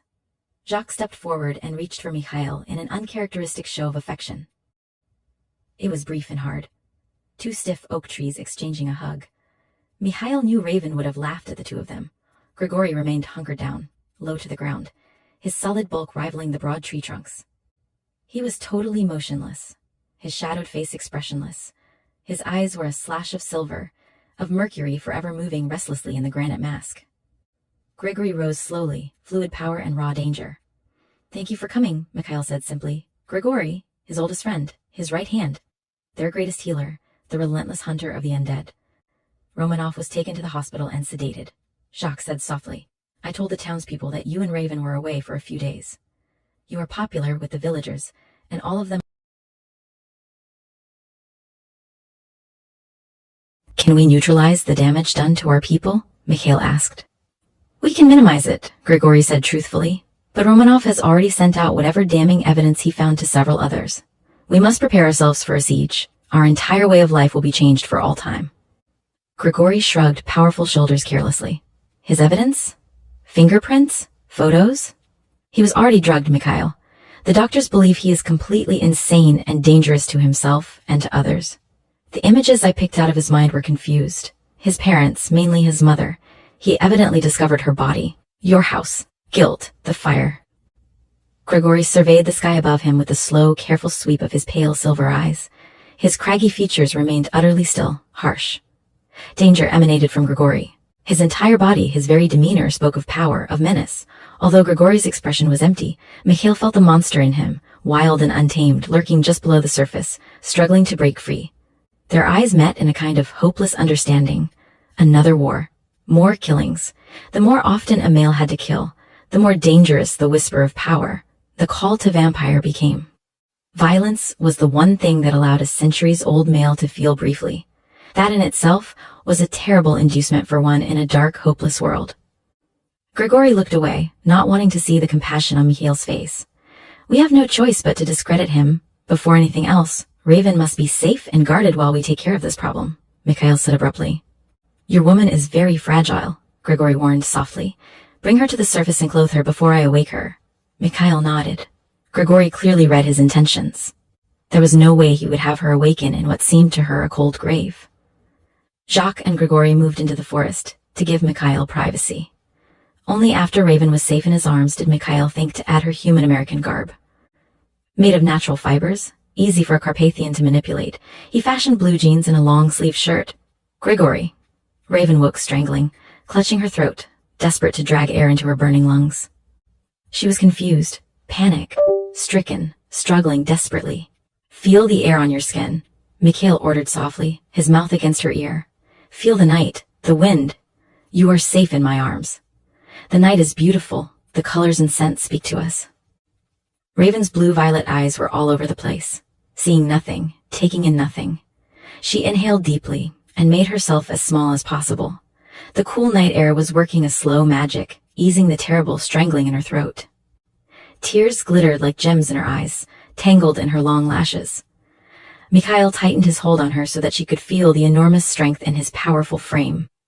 Slowly, inch by inch, her body became less rigid, so that she relaxed into him. He touched her mind with a gentle, warm stroke, finding her struggling for control. I am here with you, Raven. Deliberately, he spoke the words out loud, so he would sound as human as possible. The night is calling to us, welcoming us. Can you hear it? There is such beauty in the song of insects, the night creatures. Let yourself hear it. He used a rhythmic, compelling tone, almost hypnotic. Raven drew her knees up, lay her forehead on them, hunching into herself. She was rocking back and forth, her hold on reality a tenuous thread. She simply breathed in and out, appreciating the ability to do so, concentrating on the mechanics of it. I want to take you to a safer place, somewhere away from here. His sweeping gesture took in the charred remains of his once beautiful home. Raven's head remained down. She simply breathed in and out. Mikhail touched her mind again. There was no thought of blame or betrayal. Her mind was fragmented, bruised and broken, trying desperately to survive. Her familiar clothes and his presence gave her a measure of comfort. His ice-cold fury, his need for violent retaliation stirred to life. Little sister, Jacques emerged from the edge of the timberline, flanked by Grigory. When Raven didn't look up, Jacques sat beside her, his hand brushing her shoulder. The wolves are quiet tonight. Did you hear them before? They were mourning the loss of Mikhail's home. Now, they are silent. She blinked, her lost gaze focusing on Jacques' face. She didn't speak. His identity didn't seem to register. She was trembling, her small frame shaking, locked between the three powerful men. You could remove her memories. Grigory suggested, clearly not understanding why Mikhail did not do the obvious. She would not like such a thing. She would not know. Grigory put a small edge in his tone. He sighed when Mikhail did not respond. Allow me to heal her then. She is important to all of us, Mikhail. She suffers needlessly. She would want to do this on her own. Mikhail was well aware that Grigory thought he had lost his mind, but he knew Raven. She had her own courage, and her own ideas of right and wrong. She would not thank him when she learned he had removed her memories. There could be no untruths between life mates, and Mikhail was determined to give her time to come to terms with what they had endured together. Mikhail found the rose-petal soft skin of her face, traced her delicate cheekbones with gentle fingers. You were right, little one. We will build our home together, stronger than ever. We will pick a place, deep within the forest, and fill it with so much love. It will spill over to our wolves. Her blue-violet gaze flickered with sudden awareness, jumping to Mikhail's face. The tip of her tongue touched her full lower lip. She managed a tentative smile. I don't think I'm cut out to be a Carpathian. Her voice was a mere thread of sound. You are everything a Carpathian woman should be, Grigori said gallantly, his tone low and melodious, a soothing, healing cadence. Both Mikhail and Jacques found themselves listening intently to the compelling pitch. You are fit to be the life mate of our prince, and I give you freely my allegiance and my protection, as I have given it to Mikhail. His voice deliberately was pitched low, so that it seeped into her fragmented mind like a soothing balm. Raven's shattered gaze swung to Grigori. Her long lashes fluttered, her eyes so dark they were nearly purple. You helped us. Her fingers sought and found Mikhail's, entwined with his, yet her gaze never left Grigori's face. You were so far away. The sun was out, yet you knew, and you were able to help us. It was difficult for you. I felt it even as you reached for me to take away what I could not endure. The silver eyes, pale in Grigori's dark face, narrowed to a slash of quicksilver, mesmerizing, hypnotic. The voice lowered an octave. Mikhail and I are bound together. We have shared long dark years of emptiness without hope. Perhaps you represent hope for both of us. Raven regarded him steadily, seriously. That would please me. Mikhail felt a surge of love for her wash over him, a surge of pride. Raven had so much compassion in her. Although she was mentally bruised and battered, although Grigori's mind was firmly close to them, his harsh features impossible to read, she realized that Grigori was fighting to survive, that he needed to be drawn into the circle of light, of hope. Mikhail could have told her that Grigori was like water flowing through fingers impossible to hold or control. He was a law unto himself, a dark, dangerous man on the edge of a yawning abyss of madness. Mikhail slipped his arm around her shoulders. We are going to take you somewhere safe, he spoke softly, as if to a child. Raven's gaze clung to Mikhail's for a long, slow moment. Her smile was genuine this time, reaching her eyes and lighting them for the first time. If only the three of you could see yourselves. It's very sweet of you to treat me like I'm a fragile porcelain doll, especially when I feel a bit like one. But Mikhail is in me, as I am in him. I feel what he feels and know his thoughts, although he tries to keep them from me. She leaned over to kiss his blue-shadowed jaw. I love you for trying to protect me, but I'm not weak. I simply have to come to terms with the human bonds my mind puts on me. None of you can do it for me. I have to do it myself. Jacques extended his hand to Raven with old-world gallantry. She took it and allowed herself to be pulled to her feet. Mikhail rose beside her, his arm sweeping her into the shelter of his body. She needed the contact, the closeness, the solid reality of his hard frame. Grigori was the bodyguard, scanning the air, the ground, moving so that his body continually blocked the prince of their people and his life mate. The three imposing figures surrounded the smaller one, moving as a unit, an honor guard, their paces slow and leisurely, their minds serene, with no hint of impatience or sign of their desire to get on to the night's work. Hunger gnawed at Mikhail, but that too was kept at bay. When her mind touched his, she felt only love and concern, the desire to please her. Raven enjoyed the feel of the soft leaves under her feet as they moved through the forest. She lifted her face to embrace the wind, inhaled deeply to take in every secret the breeze could carry and would divulge. Every insect, every rustle in the underbrush, every separate sway of a branch lightened the terrible dread in her heart, pushed the fearful memories a little farther away. I can take them away completely, Mikhail offered gently. Raven flashed him a small smile, meant to reassure. Her body moved briefly against his. She was well aware of what a temptation that had been for him, how the other two males thought him insane for not taking the choice from her. You know I prefer to keep my memories. All of them. They walked for an hour, Mikhail subtly guiding her up a winding narrow track deeper into the forest and higher up the mountain. The cabin was hidden back against a cliff. The trees grew thick, nearly to the very walls. It looked small from the outside, dark and abandoned. It was Jacques and Grigori who transformed the dark interior of the cabin. The layer of dust disappeared with a hand wave.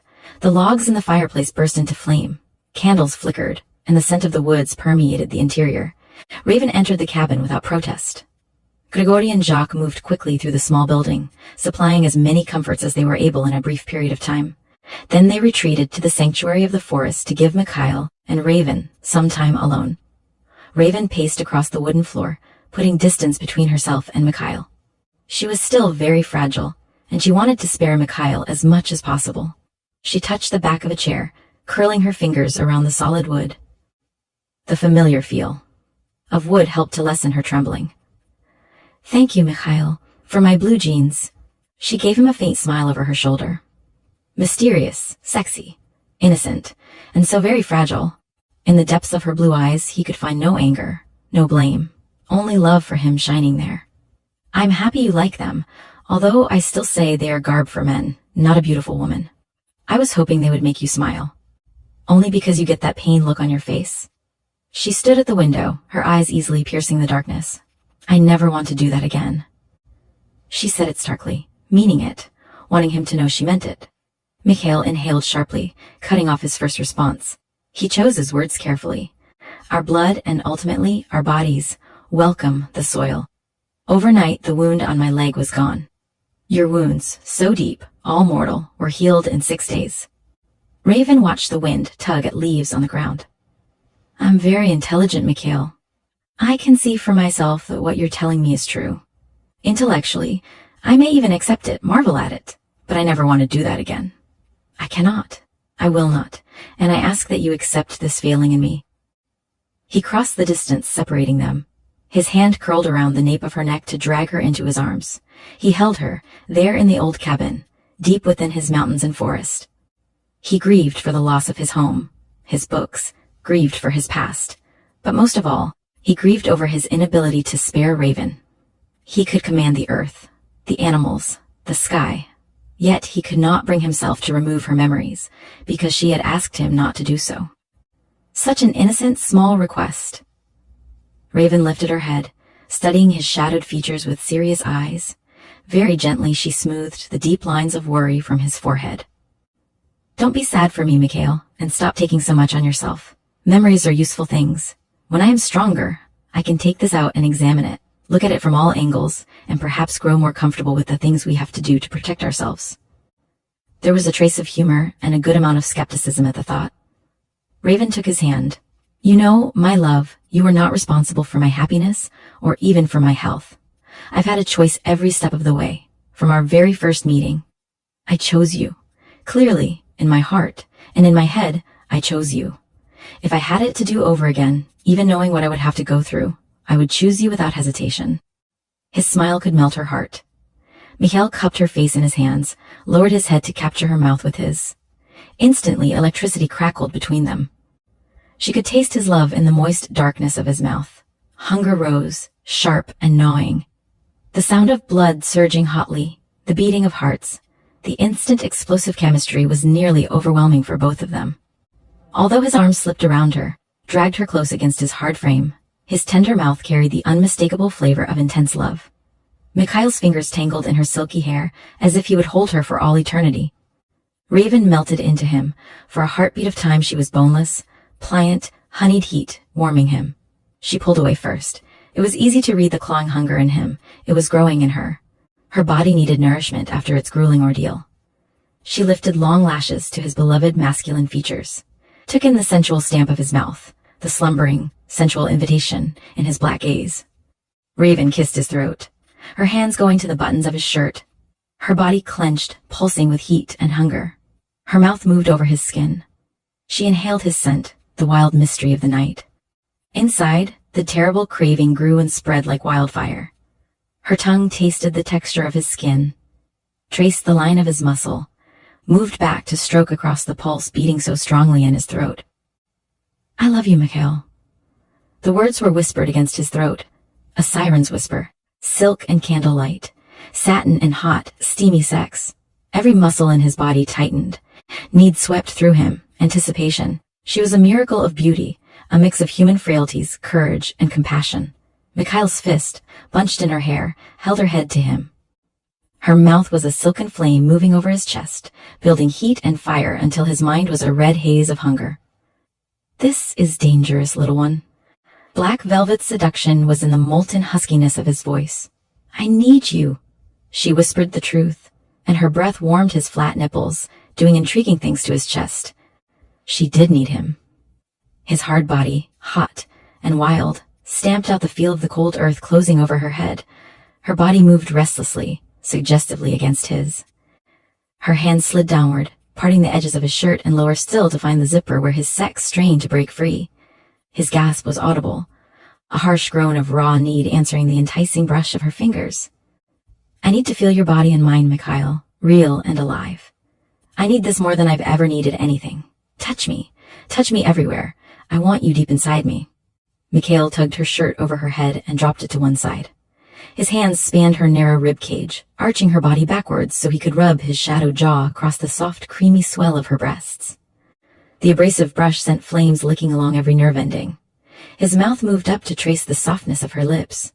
His tongue stroked the fragile line of her neck where her pulse beat so frantically, the vulnerable line of her throat, slowly, with great care, before lowering with deliberately tormenting laziness to her nipple. She felt a rush of damp heat, a fiery ache. When his lips closed over her breast, hot and erotic, she cried out and threw her head back, arching into him, offering herself up to the strong pull of his hot mouth. Without warning, the monster in him broke free, growling possessively and clawing away her offensive blue jeans. Teeth scraped her flat stomach as he dropped to his. Dark Series 01, Dark Prince, knees. Through the thin cotton panties she felt the hot moist probing of his tongue, wild, wet, stealing her breath. He ripped away the thin material to attack, stroking and caressing. Raven cried out, welcoming the untamed beast in him, rising to meet his erotic assault. When he ripped the panties aside, she pressed herself to the hot hunger of his mouth. Mikhail growled low in his throat, the sound a rumble of stark possession. He reveled in her wild response to his assault. He needed the uninhibited, abandoned grip of her clenched fists in his hair, pulling him in closer to her, the husky, inarticulate cries issuing from her vulnerable throat. Her body clenched, white-hot heat raging for release. Her cries became a plea. Growling with pleasure, his own body burning, scorched, and unbearably sensitive, he held her relentlessly on the edge. The power, the velvet heat, their mingled scents washed over him, became part of his insatiable desire. He wanted her to know that she was his, to burn and need mindlessly as he did. His own name echoed in his head with her soft, inarticulate pleas, the sound hardening his body to an unbearable ache. The power sharpened his hunger, put such an edge on his appetite, both sexual and physical, that he could barely find enough control to stop from devouring her. And his body demanded her touch, the silken heat of her mouth, the graze of her teeth over sensitized skin. His skin was so hot, aching for her. With a growl, he took her over the edge, her body rippling powerfully, clenching and unclenching, needing more, needing his invasion, needing his body filling hers. She dropped to her knees, pushed at his pants, tugged until they were at his thighs, until he was free and straining toward her. Raven's nails raked his buttocks, her tongue found his heavy chest muscles. Her taunting laughter, low, seductive, echoed in his mind. The brush of her silky hair over his thighs was nearly unbearable. It was his turn, and he let her know with growling plea, an imperious demand. When she complied, the hot satin of her mouth, moist and erotic, nearly drove him crazy. If he had been in control, if he had been the one with power, it was now Raven's, and she exulted in it, in what she could do to him. The growls rumbling in his throat became more animal, almost threatening. His hips moved in a frantic rhythm. Suddenly he could stand it no longer. Mikhail yanked her away from him, down to the floor, thrusting her knees apart to expose her for his possession. He pinned her down, took her with a single hard, powerful stroke of stark possession, filling her tight velvet feminine channel as deeply as was possible. Raven cried out as he buried himself harder, every thrust stormy and aggressive, each more wild and frantic than the one before. Her tongue stroked his throat. Feed me, Mikhail. Feed me now while you take me, and then I'll give you everything you need. She whispered it like an enchantress, her very voice a drug adding to the excitement. She had never asked for his blood. His life's fluid, and the idea was as sexy as her mouth on him. His body tightened, impossibly hard. Yet her request enabled him to slow down, so that he could feel the anticipation as her tongue stroked over his pulse. As he surged deeply into her fiery hot sheath, her teeth sank deep into him. White heat and blue lightning slammed through his body. He threw his head back at the exquisite pleasure pain of it. The hot, sweet odor of his ancient blood mingled with their musk scents, the strong pull of her mouth coinciding with the strong grip of her body surrounding his. He matched her movements deliberately, felt her take his blood, his seed, the essence of life into her body. Her body dragged at his, insistent, a sweet torment, a velvet clutching, a milking, with the same dark fire as her silken mouth. The stroke of her tongue sent an aftershock rippling through both of them, and they lay locked together, his body covering hers, his arms holding her in place, his every muscle rock hard and still in desperate need, as if he had never touched her. His hunger was a terrible thing far beyond craving, far beyond anything he had ever experienced. Raven's hand smoothed his hair, then her palms rubbed over his jaw. She smiled, pure seduction, her hips arching deliberately into his, her muscles tight and gripping. She brought his head down to hers so that she could fasten her mouth to his, sharing the sweet taste of his blood, taunting, teasing, prolonging his need, bringing him to wild abandonment. He took control back, drinking deeply of her silken mouth, his tongue stroking down the line of her throat, lingering over her pulse, his teeth scraping, tantalizing, while his body took aggressive possession, plunging deep and hard. Raven murmured his name, dragged his head to her breast, lifting herself in pleading invitation. His chin rubbed over the creamy swell, delved into the valley between, his blue-shadowed jaw rasping sensitive skin. He cupped her breasts as his mouth closed over her, hot and moist, pulling strongly. She clutched him to her, her body exploding with pleasure, following the rhythm and pace he set. Mikhail lifted his head, his eyes slumberous, sexy, hypnotic, drawing her deeper into his very mind, his very soul. He nuzzled her breast, his tongue stroking, caressing. Open-mouthed, he pressed wet, hot kisses over sensitive skin, his hips surged forward. Once more his eyes met hers, a clear demand. Yes, please. Yes, she whispered urgently, dragging his head back to the heat of her body. I want this, Mikhail. His teeth grazed, pierced above her breast, the pain white-hot, even as her body rippled, fragmented with searing ecstasy. Fangs sank deep, the hunger in him insatiable. He plunged into her wanting more, needing the consummate friction of fire and velvet sheathing him. He drank her in, taking her very life into his body, his mind merging with hers, his body claiming hers in pure male dominance. Dark Series 01. Dark Prince. Dangerous. Sweetly dangerous. Hot pure sex laced with pure love, and a complete merging of souls. He wanted it to last forever, this moment while they shared the same body, same skin, same mind. Fast and hard, slow and deep, each stroke exquisite torment, her blood filling every cell, swelling his strength, draining her as her body drained him. He felt himself hardening impossibly, swelling, stretching, relentlessly pushing his invasion to the maximum, taking both of them soaring, careening over the edge without control, exploding into fiery fragments, dissolving, falling to earth. Raven lay beneath him, listening to their combined heartbeats, her fingers threaded in his dark espresso-colored hair. Her body belonged to him. She belonged to him. His tongue caressed her skin, traced a single drop of blood over the swell of her breast. He rained kisses over her breasts, up her throat to find her mouth, gently, tenderly. His hand spanned her throat, stroked with the pad of his thumb, reveling in the soft satin texture. It amazed him that she had chosen this moment to commit herself to their life as Carpathians.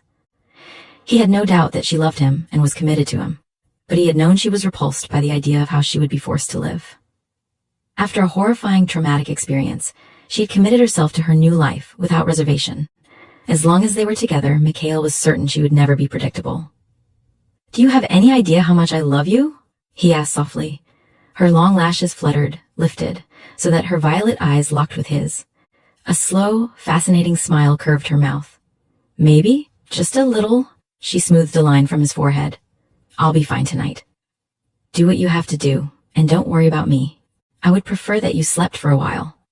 He shifted, eased his weight off her, surprised to find that he was still partially dressed. "That's only because you have so much anger toward Romanov. You don't want me to know what you're doing." She propped herself up on one elbow, so that her thick mane of silky hair spilled across her body, a thin veil over her breasts. His gut clenched hotly at the sight, his dark eyes going black with a sudden flare of desire. She laughed softly, tauntingly. He bent down to taste temptation, his tongue bringing her nipple to a hard peak. Her fingers stroked through his thick hair tenderly. You think to protect Jacques by leaving him here with me as my bodyguard. Her eyes softened, warmed. You think you are going to do something I will be unable to accept. But I believe in you, Mikhail. I think you are a great and fair man. You have every right to despise Romanov, but I know you can put that aside and do what is right. He is a young man, confused and angry, shaken and traumatized by his parents' brutal deaths. Whatever he found that linked you to those deaths has driven him into a breakdown.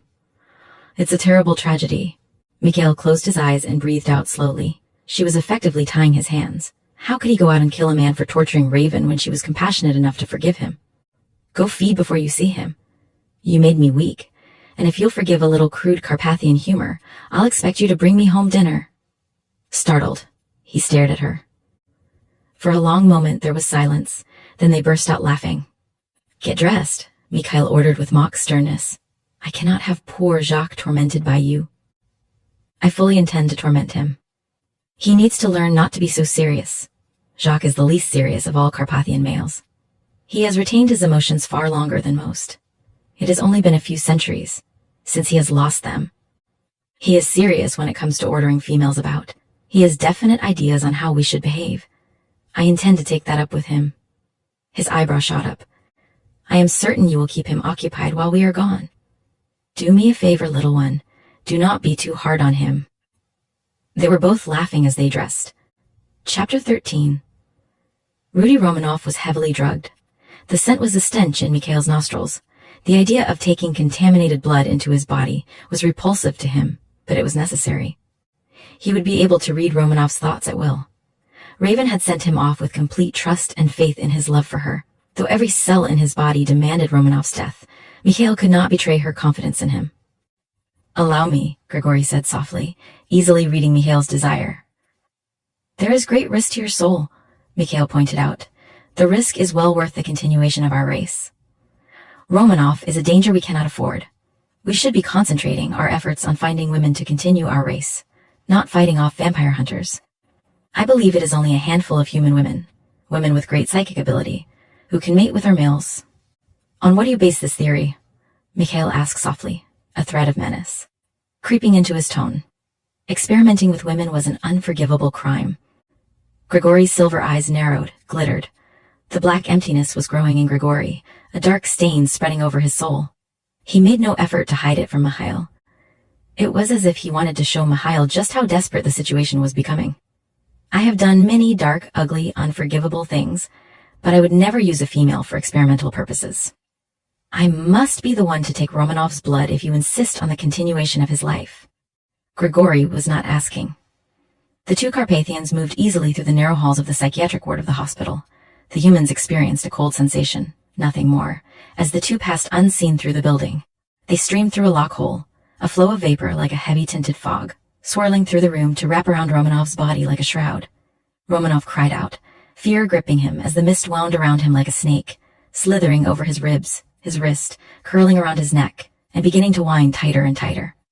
He could feel it on his skin, a vice that continued to twist his body like a corkscrew, but as Romanov clawed at the vapor, his hands passed right through it. Voices hissed hideously, whispered, threatened, so quiet as to be mere threads of sound in his head. He clapped his palms over his ears in an attempt to stop the insidious murmuring. Saliva dribbled from his slack mouth. His throat worked convulsively.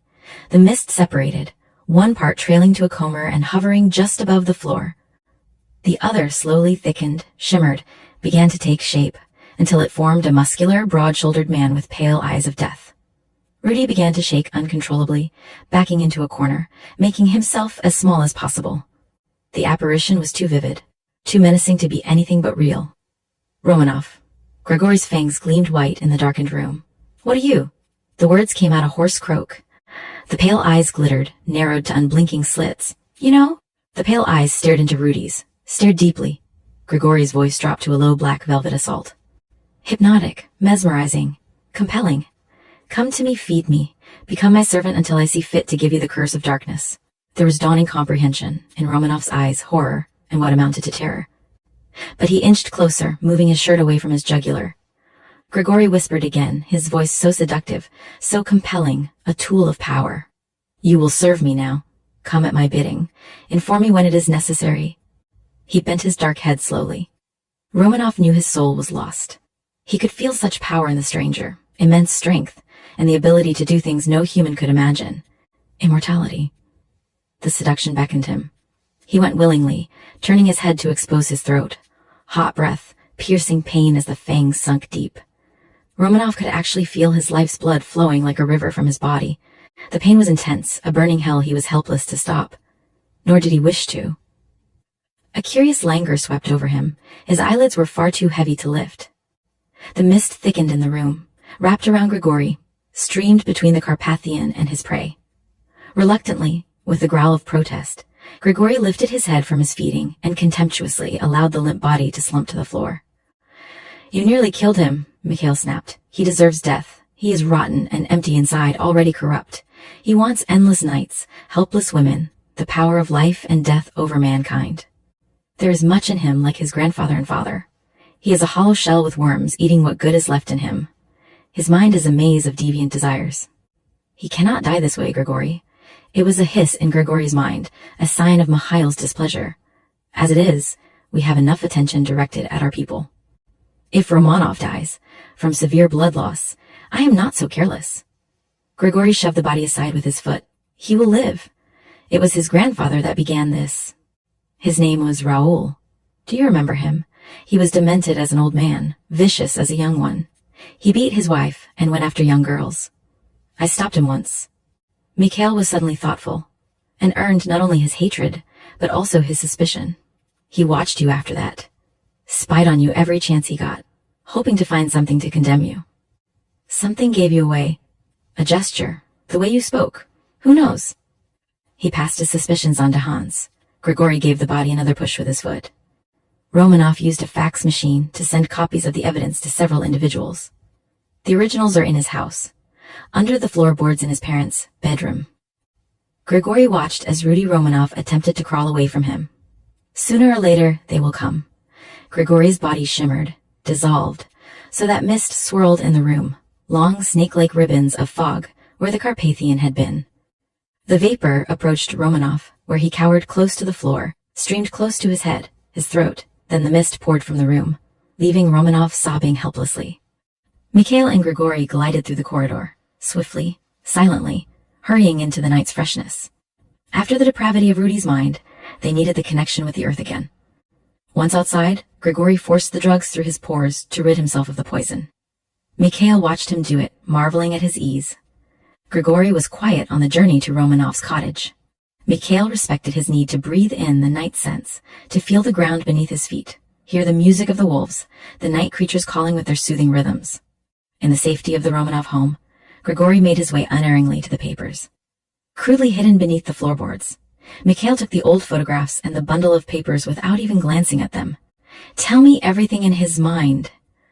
Grigori's silver eyes glittered dangerously. A man named Slavinsky, Eugene Slavinsky, is a member of a secret society dedicated to wiping out vampires. Von Halen, Anton Fabrizio, and Dieter Hodkins are the so-called experts who investigate and mark victims for kills. Slavinsky recruits and confirms and records kills. Mikhail swore softly, eloquently. Another vampire hunt will destroy our people. Grigori shrugged his massive shoulders. I will hunt and destroy these men. You take Raven and go far from this place. I feel your protest, Mikhail, but it is the only way, and we both know it. I cannot trade my happiness for your soul. The silver eyes moved over Mikhail, then sought the night. There are no other choices left to us. My only hope of salvation is a life mate. I no longer feel, Mikhail, I fulfill my needs. There are no longer desires of the body, only of the mind. I cannot remember what it is to feel the things you feel. There is no joy in my life. I simply exist and do my duty toward our people. I must have a life mate soon. I can only hold out a few more years. Then I will seek eternal rest. You will not seek the sun, Grigori. Not without coming to me first. Mikhail held up his hand when Grigori would have protested. I have been where you are, alone. The monster in me struggling for dominance, the stain on my soul dark. Our people need you. You must remain strong and fight the monster crouching so close.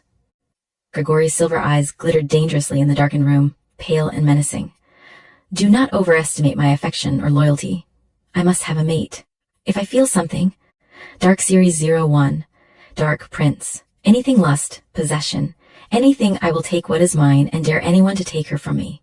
Abruptly, Grigory's large frame shimmered, dissolving into water crystals, and streamed from the house out into the welcoming arms of the night.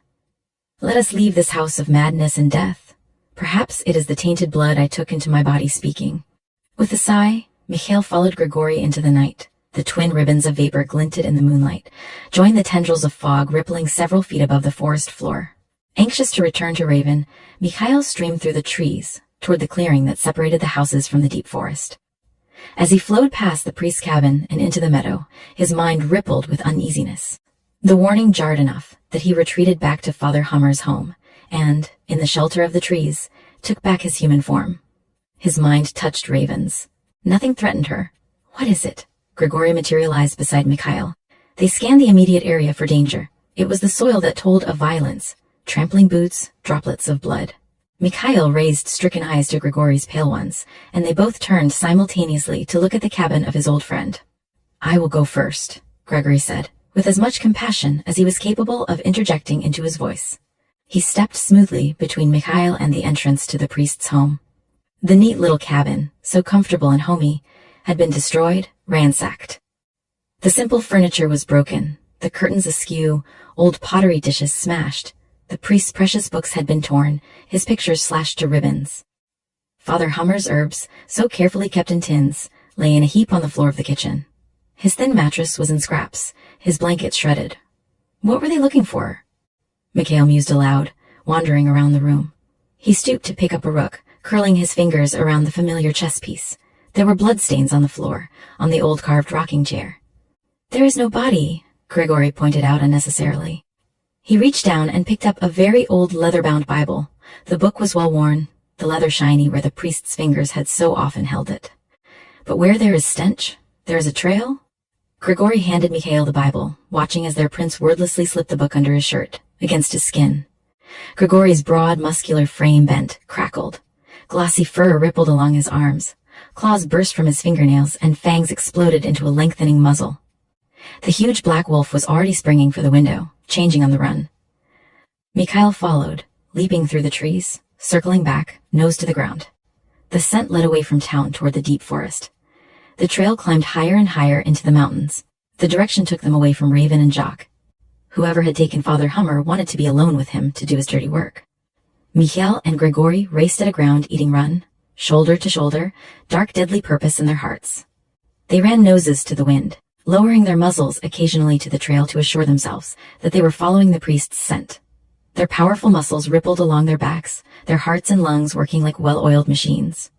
Animals scurried out of their path, hunkered down in terror at their passing. A pungent, unfamiliar odor marked a tree on their present course. Mikhail broke stride. They had crossed the boundaries of Mikhail's wolf pack and entered another's territory. Wolves frequently attacked intruders.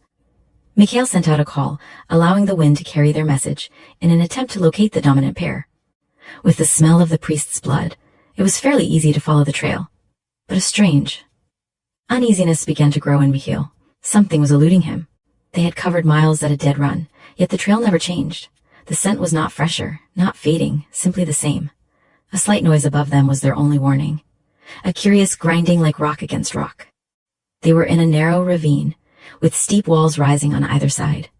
Both wolves immediately dissolved, became tiny droplets of fog. The shower of rocks and boulders from overhead pelted uselessly through the insubstantial mist. Simultaneously, Mikhail and Grigory launched themselves skyward, bodies forming as they landed with cat-like grace on the cliff above them. There was no priest and certainly no attacker. Mikhail glanced uneasily at Grigory. No human could have done this. The priest did not walk this distance, and no mortal carried him, Grigory said thoughtfully. His blood was used as a trap then, to draw us here. Both were scanning, using every natural weapon they possessed. This is the work of a vampire. He is clever enough not to leave his own scent for us, Mikhail observed. A pack of wolves boiled from the trees, red eyes fixed on Mikhail. Snarling and snapping, the animals sprang for the tall, elegant figure, standing with casual grace so close to the edge of the cliff. Grigory was a whirling demon, flinging animals down the ravine, snapping bones as if they were matchsticks. He never made a sound, and his speed was supernatural, so fast he seemed to blur. Mikhail never moved from his spot, sadness filling his soul. Such a waste of life. A tragedy. Grigory was able to destroy life so easily, with no feeling, no regret. That told Mikhail, more than anything, just how desperate his people's plight really was. You take too many chances, Grigory growled in reprimand, materializing beside Mikhail. They were programmed to destroy you. You should have made certain you removed yourself from harm's way. Mikhail surveyed the destruction and death surrounding him. Not one body had gotten within 10 feet of him. I knew you would never allow such a thing. He will never rest now until he destroys you, Grigory. A faint wolfish grin touched Grigory's mouth. That is the idea, Mikhail. This is my invitation to him. He has the right to challenge you openly if he so desires, but he is betraying you to mortals. Such treachery will never be tolerated. We need to find Father Hummer, Mikhail said softly. He is too old to survive such a brutal attack. The vampire will not keep him alive once the sun begins to rise. But why this elaborate plot? Grigory mused aloud. He must have known you would not be caught in the ravine or by the wolves. He delays me. A flicker of fear touched Mikhail's black eyes. Once more, his mind sought Raven's. She was teasing Jacques. Suddenly, Mikhail inhaled sharply. Byron, it is well known in the village that he is Eleanor's brother. If Eleanor, her child, and Vlad were targets, it stands to reason that Byron is also, even as his body bent, contorted, and feathers sprouted, shimmering iridescent in the faint light beginning to streak across the sky. He was already sending a sharp warning to the young Carpathian male. The powerful wings beat strongly as he raced the sun to go to the aid of his brother's best friend. Grigory surveyed the mountains, his pale eyes moving along the shadowed cliffs above the forest. He stepped off the edge of the cliff, his body shape shifting as he plummeted toward earth. Wings beat strongly, lifting him into the sky, straight for the jutting rock surface rising above the treetops. The entrance to the cave was a mere slit in the rock wall. It was easy enough to unravel the safeguards. In order to squeeze through the narrow opening, Grigory dissolved into mist and streamed through the crack. Dark Series, 01, Dark Prince. The passage began to widen almost at once, twisting and turning through rock. Water trickled from the walls on either side. And then, he was in a large chamber, the vampire's lair. He had the scent now. A glint of satisfaction appeared in Grigory's silver eyes. The vampire would find no resting place here. The undead would find that no one made a threat against the prince without merciless retaliation from Grigory. Raven paced restlessly across the floor of the cabin, sending Jacques a little, self-mocking smile. I'm very good at waiting, I can see that, Jacques agreed dryly. Come on, Jacques Raven, made the length of the room again, turned to face him. Don't you find this even a little bit nerve-wracking? He leaned lazily back in his chair, flashing a cocky grin. Being caged up with a beautiful lunatic, you mean? Ha ha ha, do all Carpathian males think they're stand-up comedians? Just those of us with sisters-in-law who bounce off walls. I feel like I am watching a ping-pong ball. Settle down. Well, how long does something like this take? Mikhail was very upset. Leaning back with studied casualness, Jacques tipped his chair to a precarious angle and raised an eyebrow. Women have vivid imaginations. Intellect, Jacques, not imagination, she corrected sweetly. He grinned at her. Carpathian males understand the fragile nature of women's nerves. They just cannot take the adversity that we men can. Raven hooked her foot around his chair and sent him crashing to the floor. Hands on hips, she regarded him with a superior glint. Carpathian men are vain, dear brother-in-law, she proclaimed, but not too bright. Jacques glared up at her with mock ferocity. You have a mean streak in you? He suddenly came to his feet. His dark eyes were instantly sober, restless. Put this on. Out of nothing he fashioned a heavy cardigan. How do you do that? It seemed like magic to her. A Carpathian can make anything natural of the earth, he informed her in a slightly distracted tone. Put it on, Raven. I am beginning to feel trapped in this cabin. We need to get out into the night where I can smell trouble coming. Raven pulled the warmth of the cardigan close around her and followed Jacques out onto the porch. The night is almost over, she observed. Jacques inhaled sharply. I smell blood. 2 humans. One is familiar to me. Father Hummer, Raven said anxiously. It's his blood. She started down the stairs, but Jacques, more cautious, caught her arm. I do not like this Raven. He's hurt, Jacques. I feel his pain. He is not a young man, perhaps. But how is it he is up here? This cabin is very remote. Few know of its existence. How does the priest come to us nearing our weakest hour? He could be dying. Mikhail trusts him, Raven said staunchly, her heart already going, out to the priest. We have to help him. You will stay behind me and do as I say, Jacques commanded, forcing her resisting body behind him. I gave Mikhail my word that I would guard you with my life, and this I intend to do, but Raven swallowed the rest of her protest, easily reading his resolve. Scent the wind, Raven. You are Carpathian. Do not always believe the obvious. See with more than your eyes and your heart. I have called Mikhail. He is far from us, but will return with all speed. And the dawn approaches. Jacques had moved off the small porch to the grove of trees, turning slowly in a full circle. There is another, Raven tried, inhaling the night air, scanning in every direction to find hidden danger. She felt uneasy, but she could only detect the slow approach of the priest and his human companion. What am I missing, Jacques? Then she felt it too, a feeling of disturbance in the natural harmony of things, a power that was out of balance with the earth. She saw Jacques catch his breath sharply, his black eyes, so like Mikhail's, glittered with sudden menace. Get out of here, Raven.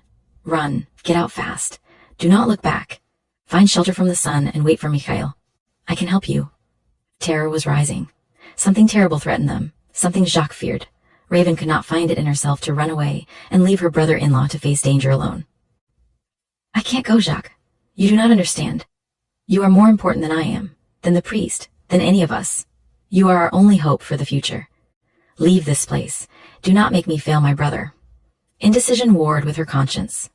Father Hummer limped into view, far more frail than she remembered him. His face was battered and swollen almost beyond recognition. For the first time he looked every one of his 83 years. Go, Raven! Jacques hissed, again making a slow circle, never once looking at the advancing priest. His eyes were restless, moving constantly, searching, always searching. You must leave now. Another man came into view. He looked remarkably like Eugene Slavensky, but his hair was blonder and he was obviously younger. He moved up behind the priest and with the flat of his palm on Edgar Hummer's back, shoved viciously. The priest stumbled forward, fell on one knee, tried to rise and fell full length, his face in the dirt and vegetation. The blonde viciously kicked him. Get up, damn you, old man. Get up or I'll kill you where you lie. Stop it! Raven cried, tears glistening in her eyes. Father Hummer! Impetuously she rushed down the stairs. Jacques sprang forward and cut her off, intercepting her so fast that he was merely a blur. He shoved her roughly back toward the porch. It is a trap, Raven. Get out of here. But Father Hummer, she cried to Jacques in protest. Come here, lady, growled Slavensky's look-alike. He bent, grabbed the priest by the collar, and dragged him to his knees. A wicked-looking knife gleamed at the priest's throat. I'll kill him right now if you don't do what I say. Jacques turned then, red lights beginning to glow in the depths of his dark eyes. He growled a low rumble of warning that sent shivers along Raven's spine and drained the color from the priest's assailant. Around them the wind picked up, hurtling leaves and twigs against Jacques' legs. A creature seemed to materialize from nowhere, hit him hard in the chest, picked him up, and drove his body into a tree trunk. Raven screamed, Mikhail. Where are you? I am coming. Get away from there. Jacques and his undead attacker crashed from tree to tree. Claws slashed, fangs ripped and tore. Branches cracked under the weight of their bodies. The two locked in mortal combat were shape, shifting continually. The vampire, strong and high from a fresh kill, flung himself at Jacques, beating him down, inflicting draining cuts all over his body. Run, Raven. It is you he wants, Jacques warned. Go while you can. She could hear Jacques breathing heavily, see his growing weakness. Raven had never actually attacked another human being in her life, but it was clear Jacques was in trouble. Hurry, Mikhail. There was desperation in her message. Dawn was streaking across the sky when she leapt on the vampire's back, trying to drag him from Jacques. No, get back! Jacques' cry was sharp, imperious, and laced with terror. No, Raven! Mikhail echoed the command from a distance. No, woman, do not. Gregory's voice whispered fiercely in her head. Not understanding, but certain she was in deadly peril, Raven tried to jump off. The vampire clamped one hand around her wrist in a vice-like grip and turned his head, triumph in his glowing eyes. Sharp teeth bit into her wrist, and he was gulping dark, rich blood. It burned and hurt like a red-hot brand. Her flesh was ragged and gaping, his fangs tearing at her. Mikhail and Grigory mentally struck together at the vampire's throat.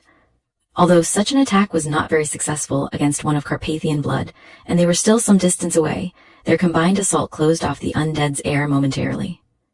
Jacques struck the vampire with renewed ferocity, driving him backward, dislodging Raven so that she fell free. Blood sprayed in a shower of crimson droplets across the forest floor, and for one moment both fighters froze, distracted by the red shower, turning almost in unison toward her. "Close that wound," the vampire snarled, his voice gruff. "Raven, you will bleed to death." Jacques struggled for calm, wanting her to understand the seriousness of the situation. The vampire struck, claws ripping at Jacques' stomach so that he was forced to bring his hands down to protect himself. The vampire's head contorted, lengthened to a long muzzle, and lunged like a wolf at Jacques' exposed throat, ripping and tearing. Raven screamed and threw her body at the vampire, beating wildly at his head and shoulders. Contemptuously, he dropped Jacques' body so it lay broken like a rag doll in the rotting vegetation. He dragged Raven's wrist to his mouth, his eyes smiling into hers, and deliberately ran his tongue across the wound to close it. Her body and mind rebelled at the hideous contact, her stomach heaving and protesting the unclean touch. "Remember, mortal, she is mine," he commanded Slavinsky. "I will come for her this night." Get her out of the sun. The vampire released her and launched himself skyward. Raven spit into her hands and stumbled forward toward Jacques' motionless body. That vampire killed him. She screamed hysterically as her hands touched the forest. Dark Series 01. Dark Prince. Floor, she scooped up handfuls of dirt. "Oh God, he's dead. You let that thing kill him." Using her slender body as a shield so no one could see what she was doing, Raven packed the wounds in Jacques' throat with the soil and her healing saliva.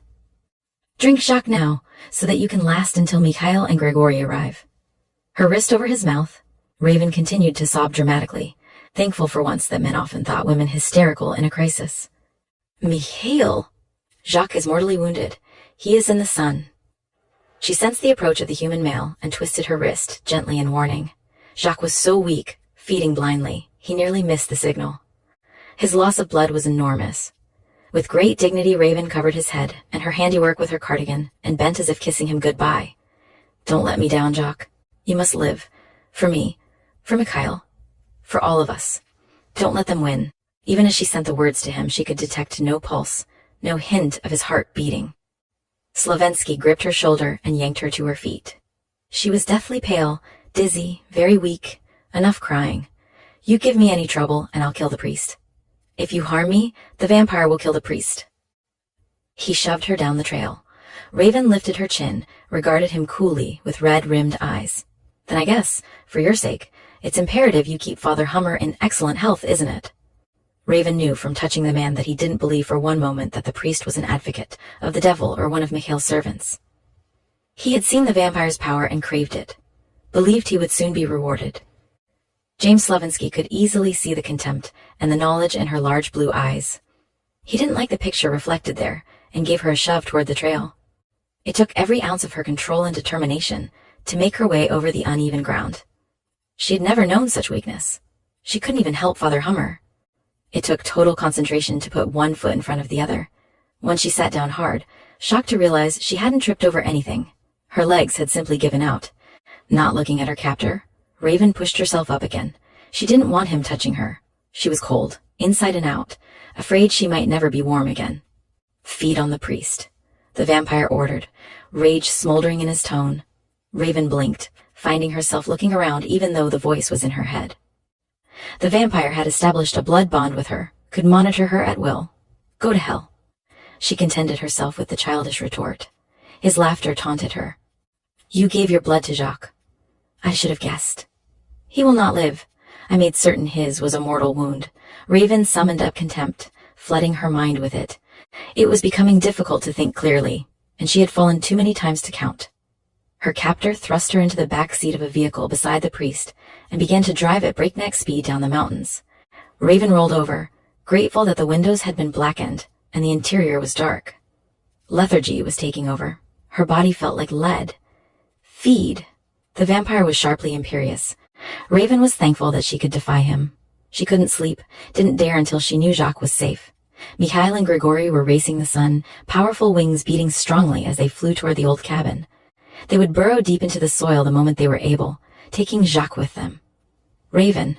The call was closer, filling her mind with love. "You are so weak. Save Jacques. Come to me tonight, Mikhail. The vampire knows my thoughts. He thinks he is safe, that I can be used to trap you. Don't let him be right," she tried, desperately to send the words clearly to him, but her brain was sluggish. "Raven?" Edgar Hummer touched her forehead, finding her ice cold, Her skin was so pale, she seemed nearly translucent, her blue eyes sunken, like two bruised flowers pressed into her face. "Can you talk? Is Mikhail alive?" She nodded, surveying his swollen face with dismay. "What have they done to you? Why would they beat you this way? They say they're certain I know where Mikhail keeps all of his spare coffins. According to Andre, who is Andre? The treacherous vampire in league with these killers.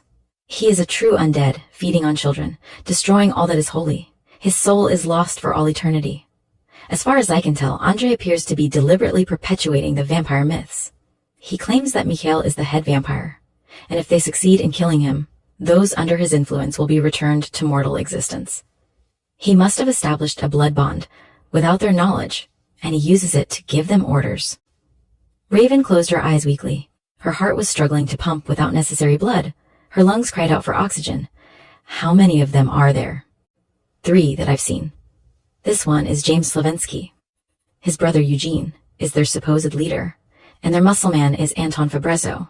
2 of them stayed at the inn with the American couple. We thought they had left the country. This Andre must be a lot more powerful than anyone suspects." Her voice was fading, her speech slurring. Father Hummer watched as she tried to lift her arm to push her hair away from her face. Her arm seemed too heavy. Her face seemed too great a distance away. He did it for her with gentle fingers. "Raven." There was anguish in Mikhail's voice.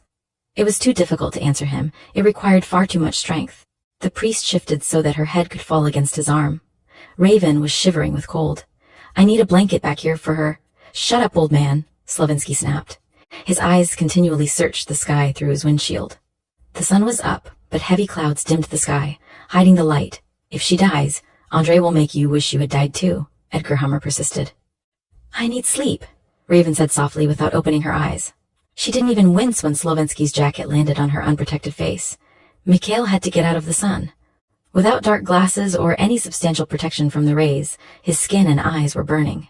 He landed on the low branch of a tree and changed to human form as he jumped the remaining 7 feet to earth. Jacques' body lay in the sun, a cardigan covering his neck and face. Without looking to see the extent of his brother's injuries, Mikhail lifted him and glided above ground toward the network of caves a mile away. A huge black wolf burst from the clearing to join him, loping easily beside him, pale silver eyes gleaming with menace. Together they raced through the narrow passages until they found a large steaming chamber. The black wolf contorted, fur rippling along muscular arms as Grigori shapeshifted to his true form. Mikhail laid Jack's body gently on the rich soil and lifted away the covering. He swore softly, unshed tears burning in his throat and eyes. "Can you save him?" Grigori's hands moved over the body, the vicious wounds. He stopped his heart and lungs so that he could conserve his blood. Raven is weak because she fed him. She mixed her saliva and the soil and packed it in tight. "It is already beginning to heal the wounds. I will need your herbs, Mikhail." "Save him, Grigori." Mikhail's body rippled with thick, glossy fur, bent, stretched, took shape as he ran along the maze of passages upward out of the bowels of the earth. He dared not think of Raven and how weak she was. The heaviness was invading his body already, demanding he go to ground, that he sleep. Summoning his immense strength and a will honed to iron over hundreds of years, Mikhail burst into the open at a flat run. The wolf's body was built for speed, and he used it, running flat out, eyes narrowed to tiny slits. Paws hit the ground, back feet dug into soil to leap rotting logs. He never slowed, racing through ravines and over rocks. The overcast sky helped to ease the effects of the sun, but his eyes were streaming as he approached the cabin. The wind shifted, bringing the foul stench of sweat and fear. "Man," the beast snarled silently, all the pent-up rage in him exploding into white-hot fury. The wolf skidded to a halt, body low to the ground. Once more the predator. The wolf kept downwind, gliding through thick brush to creep up on the 2 men waiting in ambush. A trap for him. Of course the betrayer would know Mikhail would rush to aid his brother. The vampire was cunning and willing to take chances. The betrayer had lain in wait, feeding Hans Romanoff's fanaticism. It was probably the undead who had commanded Hans to murder his wife. The wolf slunk low on its belly, crawled forward until it was within feet of the larger of the 2 men. "We're too late," Anton Fabrezo whispered, half rising to stare down the trail in front of the cabin. "Something sure happened here. Damn truck. It would have to overheat," Dieter Hodkins complained. "There's blood everywhere and smashed branches." "There was a fight, all right. Do you think Andre killed Dobrinsky? Anton asked. That's our job. But the sun's up. If Dobrinsky's alive, he's somewhere sleeping in his coffin. We can check the cabin, but I don't think we're going to find anything, Dieter said with irritation. Andre isn't going to be happy with us, Anton worried aloud. He wants Dobrinsky dead in a big way. Well, he should have provided us with a decent truck. I told him mine was breaking down, Dieter snapped impatiently. He believed in vampires, and that it was his holy duty to exterminate them. Dieter stood up cautiously, surveying the landscape carefully. Come on, Fabrizio. Maybe we'll get lucky and Dobrinsky will be in the cabin already laid out in his coffin. Anton laughed nervously. I'll drive in the stake you cut off the head. This vampire killing stuff is messy. Cover me while I scout it out, Dieter ordered. He took a step through the thick foliage, his rifle cradled in his arms. The bushes directly in front of him parted, and he was face to face with a huge, heavily muscled wolf. His heart nearly stopped, and he froze, unable for a moment to move. Black eyes glittered malevolently, streaming and red-rimmed. Sharp white fangs glistened with saliva. The wolf held him with those black eyes for a full 30 seconds, striking terror in Dieter's heart. Without warning, it lunged, jaws wide, head low, caught one booted ankle and crushed down with incredible power, breaking through. Leather and bones with a loud, sickening snap. Dieter screamed and fell. The wolf instantly released him and sprang back, regarding him with impersonal eyes. From his position in the bushes, Fabrizio had seen Dieter Hodkins go down screaming, but he couldn't see why. The terror in Hodkins' tone sent fear spiraling through him. It took a minute for Anton to find his voice. What is it? I can't see. He didn't try to see either, sliding further down in the bushes, holding his gun up and ready, finger on the trigger, ready to spray anything that moved. He wanted to yell at Dieter to shut up, but he remained quiet, his heart pounding in alarm. Dieter tried to bring his rifle into firing position. Between the pain and the terror those black venomous eyes were inducing, he couldn't quite get the barrel around fast enough. Those eyes were far too intelligent, held rage and fury. That death stare was very personal, and it was the eyes of death that mesmerized him. He couldn't look away, not even when the wolf lunged for his exposed throat. At the last he didn't feel a thing, suddenly welcoming the end. The deadly eyes staring into his changed at the last moment, suddenly saddened as the wolf made the kill. The wolf shook its shaggy head and eased into the bushes behind Anton Fabrizio.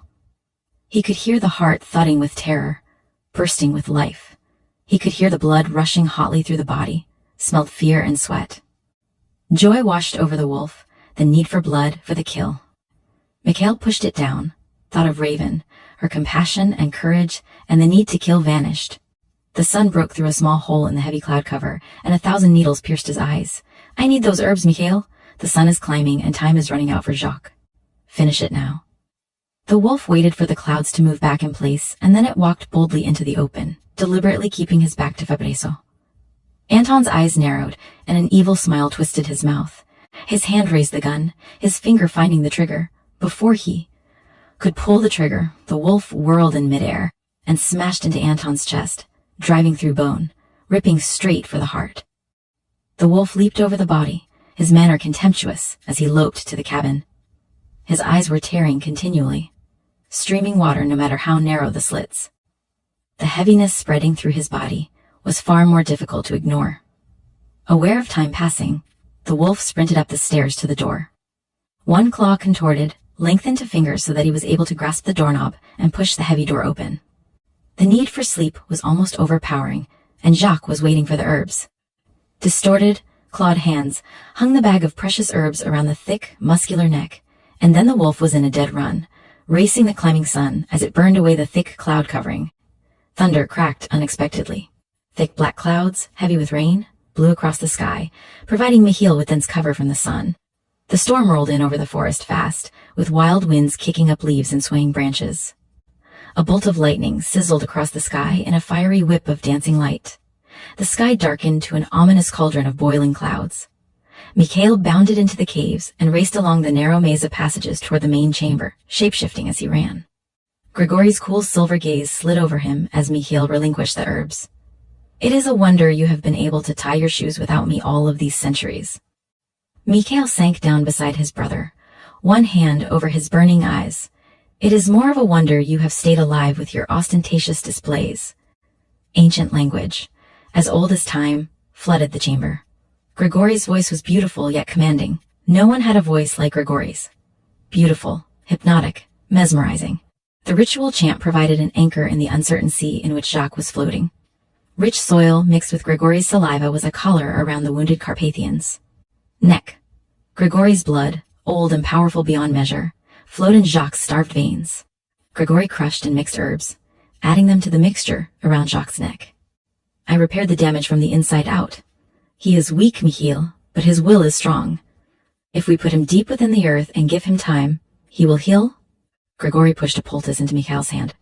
Put that on your eyes. It will help until we get you in the ground. Grigory was right. The poultice was soothing, a cool ice melting the fire.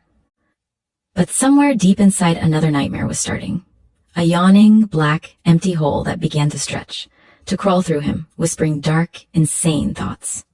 No matter how many times his mind reached for ravens, he found emptiness. Intellect told him she was in a deep sleep, but his Carpathian blood cried out for her touch. You need to go to ground now, Grigory pointed out. I will fix the safeguards and ensure we are not disturbed with the big sign saying, Grigory lies here. Do not disturb. Michael asked softly, his voice a low warning. Grigory lowered Jacques' body deep within the healing earth, in no way disturbed by Michael's sarcasm. You may as well have written your name in the sky with that display. Grigory. I want the vampire to be very clear about who I am, whom he has chosen for his enemy. Grigory's shoulders shrugged in a lazy ripple of power. Need crawled along Michael's skin like 1,000 biting ants, stinging his organs and gnawing at his sinews. He raised red, swollen eyes to Grigory's harsh, yet curiously sensual features. There was such power in Grigory, it blazed in the silver of his eyes. You think with Raven that I am complete and no longer have need of you. You deliberately draw the danger to yourself, away from me and mine, because in your heart you believe you can no longer hold out. You welcome the danger of the hunt. You are seeking a way to end this life. Now, more than ever, our people need you, Grigory. We have hope. There is a future for us if we can survive the coming years. Grigory sighed heavily, looked away from the steel in Mikhail's eyes, the censure blazing there. There is purpose in saving your life, but for me, not much else. Mikhail pushed a hand through his thick mane of hair. Our people cannot do without you, Grigory, and quite simply, neither can I. You are so certain that I will not turn. Grigory's smile was humorless, self-mocking. Your faith in me exceeds my own. This vampire is ruthless, drunk on his own power. He craves the killing, the destruction. I walk the line of that madness every day. His power is nothing, a feather in the wind compared to mine. I have no heart, and my soul is dark. I do not want to wait until I cannot make my own choice. The one thing I do not want is to force you to seek me out to destroy me. My life has been my belief in you, in protecting you. I will not wait until I must be hunted. Michael waved a tired hand to open the earth above his brother. You are our greatest healer, the greatest asset to our people. That is why they whisper my name in fear and dread. Beneath their feet, the ground suddenly shook, heaved and bucked, rolled perilously. The center of the earthquake was obviously a great distance away, but there was no mistaking the howl of rage produced by a powerful vampire at the destruction of his lair. The undead had entered his lair confidently, until he found the body of the first wolf. Each turn, or passage entrance, was marked with one of his minions, until his entire pack lay dead at his feet. Fear had turned to terror. Not Mikhail, whose sense of justice and fair play would be his downfall, but the Dark One, Grigory. It had not occurred to the vampire that the Dark One might take a hand in this game. Andre hurtled himself from the safety of his favorite lair, just as the mountain heaved and the chamber walls collapsed. Cracks widened in the narrow passageway, and the rock faces inched closer and closer together. The clap of granite grinding against granite nearly burst his eardrums. A true vampire making numerous kills was far more susceptible to the sun, and to the terrible lethargy that claimed Carpathian bodies in the day. Andre had little time to find a safe hole. As he burst from the collapsing mountain, the sun hit his body so that he screamed with the agony of it. Dust and rock spewed from his home, and the echo of Grigory's taunting laughter drifted down with the debris from the earthquake. No, Grigory? There was amusement in Mikhail's soft voice. He floated into the soothing arms of the earth. That is a good example of why they whisper your name in fear and dread. No one understands your dark humor the way I do. Mikhail? Mikhail stayed the hand closing the blanket of soil over him. I would not endanger you or Jacques with my challenge. The vampire cannot get by my safeguards. I have never feared Andre, and I know your spells are strong. I think our friend has his own problems finding somewhere to rest out of the sun. He will not be disturbing us this day. Chapter 14. Father Hummer walked the circuit of the rock walls surrounding them. There were no windows, and their prison seemed heavily constructed, the walls so thick, he was certain they were soundproof. No light penetrated the walls, and the complete darkness was oppressive. The priest had piled every blanket available over Raven's ice-cold body, but he was certain she had died from loss of blood. He could not detect a pulse or breath since they had been shoved into the room. After first baptizing Raven and administering the last rites to her, Father Hummer had begun to carefully feel his way around the room in hopes of finding a way to escape. The vampire Andre was using Raven to draw Mikhail to this place. Edgar, knowing Mikhail as well as he did, knew the plan could not fail. Mikhail would come, and God have mercy on Slavensky's soul. A small sound, a shuddering wheeze of lungs laboring, drew his attention. Father Hummer felt his way back to Raven. Her body was shivering uncontrollably beneath the pile of blankets. She was as cold as ever. The priest put his arms around her, seeking comfort for both of them. "What can I do to help you?" Raven opened her eyes. She could see clearly in the darkness, examining the tightly constructed cell and then Father Hummer's worried face. "I need blood." "I'll be happy to donate, my child," he responded instantly. She sensed his weakness. In any case, Raven could never take blood in the Carpathian manner. Her mind reached for Mikhail's, an automatic reaction. Pain exploded in her head. She moaned softly, clutching her temples. Dark Series, 01, Dark Prince. "Do not try, little one." Mikhail sounded strong, reassuring. "Conserve your strength. I will be there soon." "Is Jacques alive?" Sending the message put shards of glass in her skull. "Thanks to you." Rest. It was an order, a clear, imperious demand. A smile tugged at the corner of Raven's soft mouth. "Talk to me, father. Distract me." She was very weak but did not want to draw the priest's attention to it.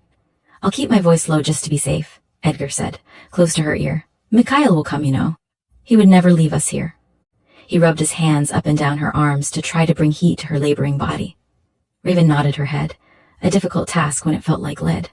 "I know what he is like. He would give up his life for us in a heartbeat. You are his life mate. Without you, he would become the vampire of legends, a monster without equal in the human race." Raven fought for each separate breath. "Don't believe that, father. We have our own evil monsters. I have seen them, followed them. They are every bit as bad." She clutched the blanket closer to her. "Have you ever met Mikhail's friend, Grigory? He's the one they call the Dark One. I've seen him, of course, but only once. Mikhail has voiced his fears for him often." Raven's breath wheezed in and out, a harsh sound in the quiet of the cell. "He's a great healer, father." She took another shuddering breath. "And he is loyal to Mikhail. Do you believe there is hope for their race?" The priest made the sign of the cross on her forehead, on the insides of each of her wrists. "You are their hope, Raven. Don't you know that?" Mikhail touched her mind with his. He was closer, the bond between them powerful. He flooded her with love and folded her in strong protective arms. "Hold on, my love." His voice was a black velvet seduction of tenderness in her mind. "Do not come to this evil place, Mikhail. Wait for Grigory," she pleaded. "I cannot, little one." Lights flickered in the cell. On, off, back on again, as if a generator was being powered up. Raven's hand found Father Hummer's. "I tried to stop him, to warn him, but he will come. Of course he will." Edgar's eyes were blinking in the sudden light. Father Hummer was worried about Raven. Her breath sounded strangled, labored. The heavy door clanged and creaked as it swung open. James Slavensky peered at them. His eyes fastened on Raven's face as if drawn irresistibly. Her blue eyes met his across the room. "What's wrong with you?" he demanded. A faint, taunting smile curved her soft mouth. "I'm dying. I think that's plain enough even for you to see." Her voice was low, a mere thread of sound, but so musical that it was impossible not to be entranced by it. Slavensky advanced farther into the room.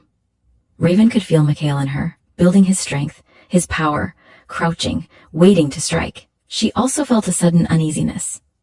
"Wait, the vampire comes." She dragged a shuddering breath into her laboring lungs, the sound loud and distressed in the room. Dark Series 01, Dark Prince. Slavensky was shoved carelessly across the room with one powerful swat from Andre's hand. He stood framed in the doorway, flushed from a fresh kill. His eyes were flat and held a kind of contempt, a merciless promise of savagery. "Good morning, my dear. I am Andre, Come to take you to your new home." He glided across the room, clearly enjoying his power over them all. As he approached her, his eyes darkened with rage. "You were told to feed on the priest. You were told to go to hell." She said it in her soft musical voice, deliberately baiting him. "You will learn it is better to obey me," he snapped. Angry at her defiance, he caught the priest by the front of his shirt and hurled him against the stone wall. It was done coldly, callously, without thought of the consequences. "If you are not going to use him for food, we have no need of him, do we?" The vampire's smile was wholly evil. Father Hummer's body had fallen to the floor heavily, his skull cracking audibly on impact. There was a gasping sound as his lungs fought for air, then a soft sigh as they gave up the fight. Raven bit back a scream, struggled for air, her grief so overwhelming that for a moment her mind couldn't function. "Mikhail, I'm sorry. I angered him. This is my fault." She felt the warmth of his love surround her, the brush of his fingers so tender on her face. "Never that, my love." She felt his sorrow mingle with hers. Raven lifted her blue-violet eyes to the face of the vampire. "Now, how do you expect to control me?" The vampire bent down, his smile evil, his breath foul. "You will learn. Now you will feed." He snapped his fingers, and Slavinsky nearly tripped over his own feet to run out of the cell and return with a glass of dark, murky liquid. His hand trembled as he passed it to the vampire, careful to avoid the razor-sharp long nails. "For you, my dear, breakfast." The vampire held the glass close enough for her to smell the contents. Fresh blood tainted with something else, some herb she didn't recognize. "Drugs, Andre? Isn't that stooping a little low even for one such as you?" She had to fight every moment just to breathe, to keep from breaking down and sobbing out her grief for the priest. If only she hadn't angered the vampire. Andre's face darkened when she uttered his name with such contempt, but he simply stared into her eyes, flooding her with compulsion, the need to obey him. Loathing him as she did, fearful for Mikhail and grief-stricken over the priest and Jacques, Raven summoned every ounce of strength she possessed and fought a mental battle with him. Her head nearly exploded with pain, and only when little beads of blood appeared on her forehead did he relent. The vampire pushed down his fury at her rebellion. She was close to death, and if she died, all his scheming would be for nothing. "You will die if you do not feed." "I know Mikhail knows this. Do you hear me, Prince? She dies. Force her to accept what I offer. You must do this, little one." Mikhail's voice was gently coaxing. "You will be dead before I can reach you, and above all else, you must survive. The blood is drugged. Drugs do not affect Carpathians." Raven sighed, looked once more at the vampire. "What else is in it?" "Only herbs, my dear. Herbs that will confuse you a bit, but will ensure that my friends have plenty of time to study Mikhail. They can keep him alive, a prisoner here. Is that not what you want, that he remain alive? The alternative is to kill him immediately." He pushed the glass at her. Her stomach knotted in rebellion. It would just be so much easier to close her eyes and stop struggling for every breath. She could barely stand the pain in her head. She was responsible for Jacques' grave wound, for Father Hummer's death. Worst of all, her beloved Mikhail was racing straight into the arms of the enemy because of her. If she just stopped? No! Mikhail's voice was sharp and imperious. "Do not." Grigori added his strength to Mikhail's protest. The vampire wrapped his hand around her throat in his fury that she might choose death and defeat him. His touch made her skin crawl, her stomach roiled in protest. Suddenly the vampire screamed and leaped back away from her, his face contorted in fury and pain. Raven could see his charred and blackened palm, still smoking as he held it to his chest. Mikhail had sent his own warning and challenge. "You think he will win," the vampire snarled at her, "but he will not. Now drink." His hands closed around her wrist, steadying her hand. Raven's mind splintered and screamed at the close proximity of such evil. The crumpled body of Edgar Hummer lay in plain sight, no more than a heap of refuse to the vampire. Touching Andre, she could read his mind easily. He was the most depraved being she had ever encountered. The drug would confuse her enough that he could make her believe she belonged to him. Mikhail would be kept alive, living in pain and torment, too weak to attack his captors. Slavinsky enjoyed inflicting pain. His brother was eager to dissect a vampire, experiment on one. The vampire was certain the Slavinsky brothers would die at the hands of the avenging Carpathians. She read it all, the betrayal and the hideousness of the undead's plans. "Mikhail, do not come to this place." She resisted the compulsion to drink the tainted blood, struggling feebly in the vampire's foul hold. "I will not allow you to fall into their hands. I will choose death." Drink! The vampire was becoming alarmed. Her heart was stuttering with effort. There was a smear of crimson across her forehead, indicating agony. Never, she said between clenched teeth. She dies, Mikhail. Is this what you want for her? She dies in my arms, with me, and I have won anyway. Andrei shook her in his fury. He will commit suicide the moment you relinquish life. Are you so stupid that you do not realize that? He will die. Her blue-violet eyes searched the gaunt face. He will destroy you first. She said it with complete conviction. My love. Mikhail's voice was black velvet, soothing in her pain-filled mind. You must allow me to decide this matter. You give me no choice but to force your compliance. This should be our decision together, but you cannot see beyond the threat to me. He cannot defeat me. Believe that. Hold on to that. He cannot separate us. We live in each other. He does not understand our bond. Together, we are too strong for him. I will allow him to capture me. I allow it. That is all. The vampire knew the moment Mikhail's will dominated. Raven allowed the glass to be brought to her lips. Even under compulsion, her body tried to reject the nourishment. The vampire could feel her stomach heave and fight. Her bond with Mikhail allowed her life-mate to calm her enough to accept what the vampire offered. Her heart and lungs responded almost immediately to the liquid. Her breathing became less labored. Her body grew warm. The moment Mikhail relinquished her will, Raven attempted to squirm away from the vampire. He tightened his arms around her, deliberately rubbing his face against hers. His laughter was cruel, gloating even. You thought him strong, did you not? But you see, he jumps to do my bidding. Why are you doing this? Why do you betray him? He betrays all of our people? Mikhail strode through the door, tall and strong, looking invincible. Slavinsky flattened himself against the wall, trying to appear inconspicuous. Andrei pressed a razor-sharp claw into Raven's jugular. Be very, very careful, Mikhail. You could kill me, there is no question, but she will die first.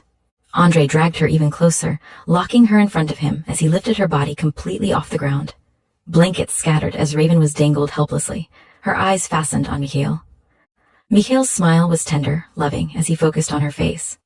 I love you, little one. Be brave. What do you wish, Andrei? His voice was gentle and low. I want your blood. I will give it to Raven to replenish her. Raven's heart slammed against her ribs. Deliberately, she leaned into Andrei's claw. A dot of blood beaded, trickled down her neck. The vampire tightened his arm around her ribs, nearly cracking them. Do not do such a stupid thing again, he reprimanded her, then turned his attention back to Mikhail. You cannot come close enough to her to give blood. Drain it into a container. Mikhail shook his head slowly. He wants my blood for himself, love. To become more powerful, to aid the drug in confusing your mind. Already he could feel the effects of the drugs in her. She was struggling to stay with him. I cannot allow him my blood. The words echoed sadly. Raven reached for Grigori. You must come.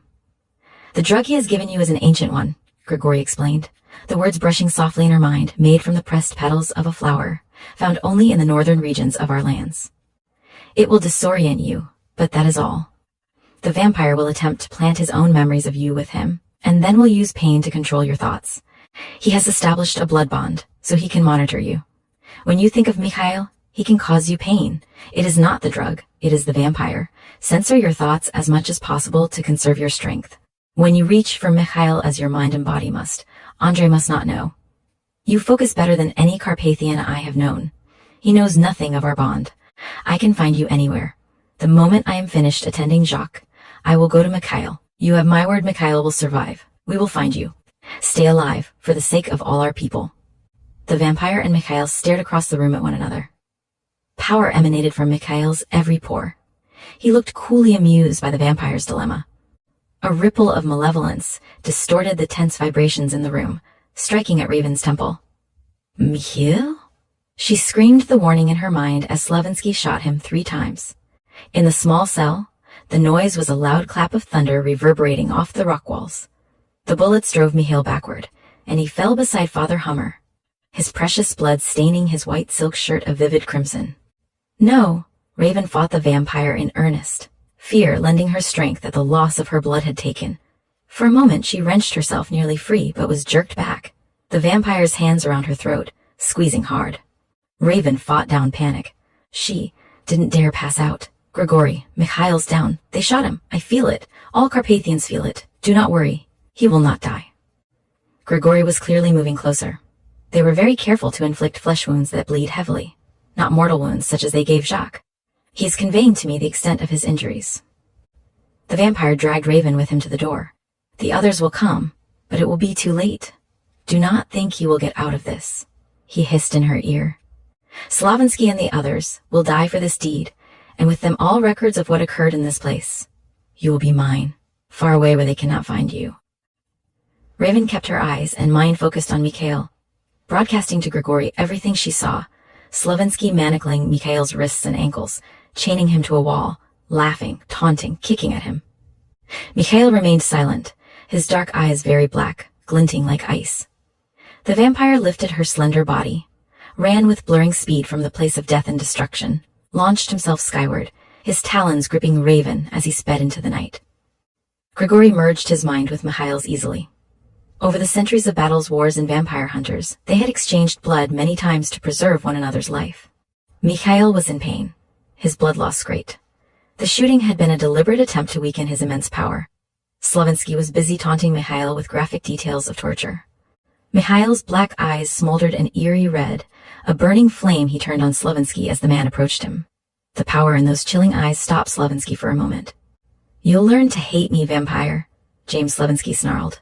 And you'll learn to fear me. You'll learn who really holds the power. Dark Series 01.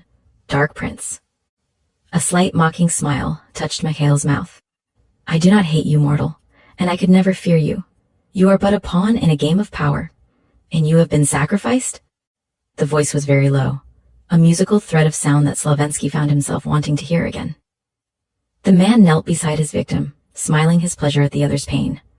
Andre will give us the rest of you bloodsuckers. And why would he do that?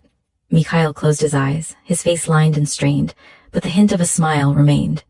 You turned him, forced him into such an unholy life, the same way you turned the woman. He is going to try to save her. Slavinsky leaned closer, drew his knife. I think I should dig that slug out of you. We wouldn't want you getting an infection now, would we? His giggle was high-pitched with anticipation. Mikhail didn't flinch away from the blade. His black eyes snapped open, blazing with power. Slavinsky fell backwards, scrambling away on all fours to crouch against the far wall. Fumbling in his coat, he jerked out the gun and held it pointed at Mikhail.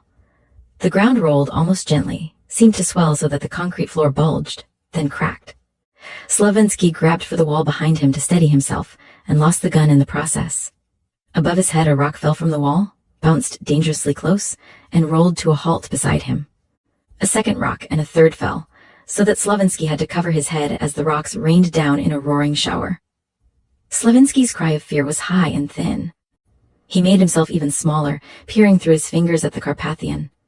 Mikhail had not moved to protect himself. He lay exactly as Slavinsky had positioned him, those dark eyes staring at him. Swearing, Slavinsky tried to lunge for the gun. The floor bucked and heaved under him, sending the gun skittering out of reach. A second wall swayed precariously, and rocks cascaded down, striking the man about the head and shoulders, driving him to the floor. He watched a curious, frightening pattern form. Not one rock touched the priest's body. Not one came close to Mikhail. The Carpathian simply watched him with those damn eyes, and that faint, mocking smile as the rocks buried Slavinsky's legs, then fell on his back. There was an ominous crack, and Slavinsky screamed under the heavy load on his spine. Damn you to hell, Slavinsky snarled. My brother will track you down. Mikhail said nothing, simply watching the havoc Grigory was creating. Mikhail would have killed James Slavinsky outright, without the drama Grigory had such a flair for, but he was tired, his body in a precarious state. He had no wish to drain his energy further. Raven would be in the vampire's hands for the time it took Grigory to heal him. He couldn't allow himself to think of what Andre might do to her. Mikhail stirred, pain shafting through him. More rocks fell on Slavinsky in retaliation, covering him like a blanket, beginning to form a macabre grave. Grigory moved into the room with his familiar silent glide, grace and power clinging to him as he strode through the wreckage of the wall. This is becoming a bad habit. Oh, shut up, Mikhail said without rancor.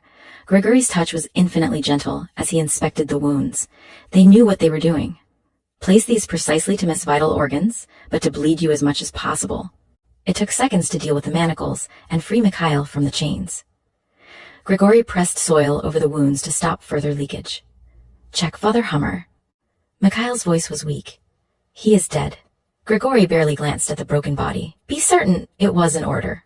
Mikhail never ordered Grigori to do anything. That had never been their relationship. For a moment, Grigori's silver eyes glittered as they stared at one another.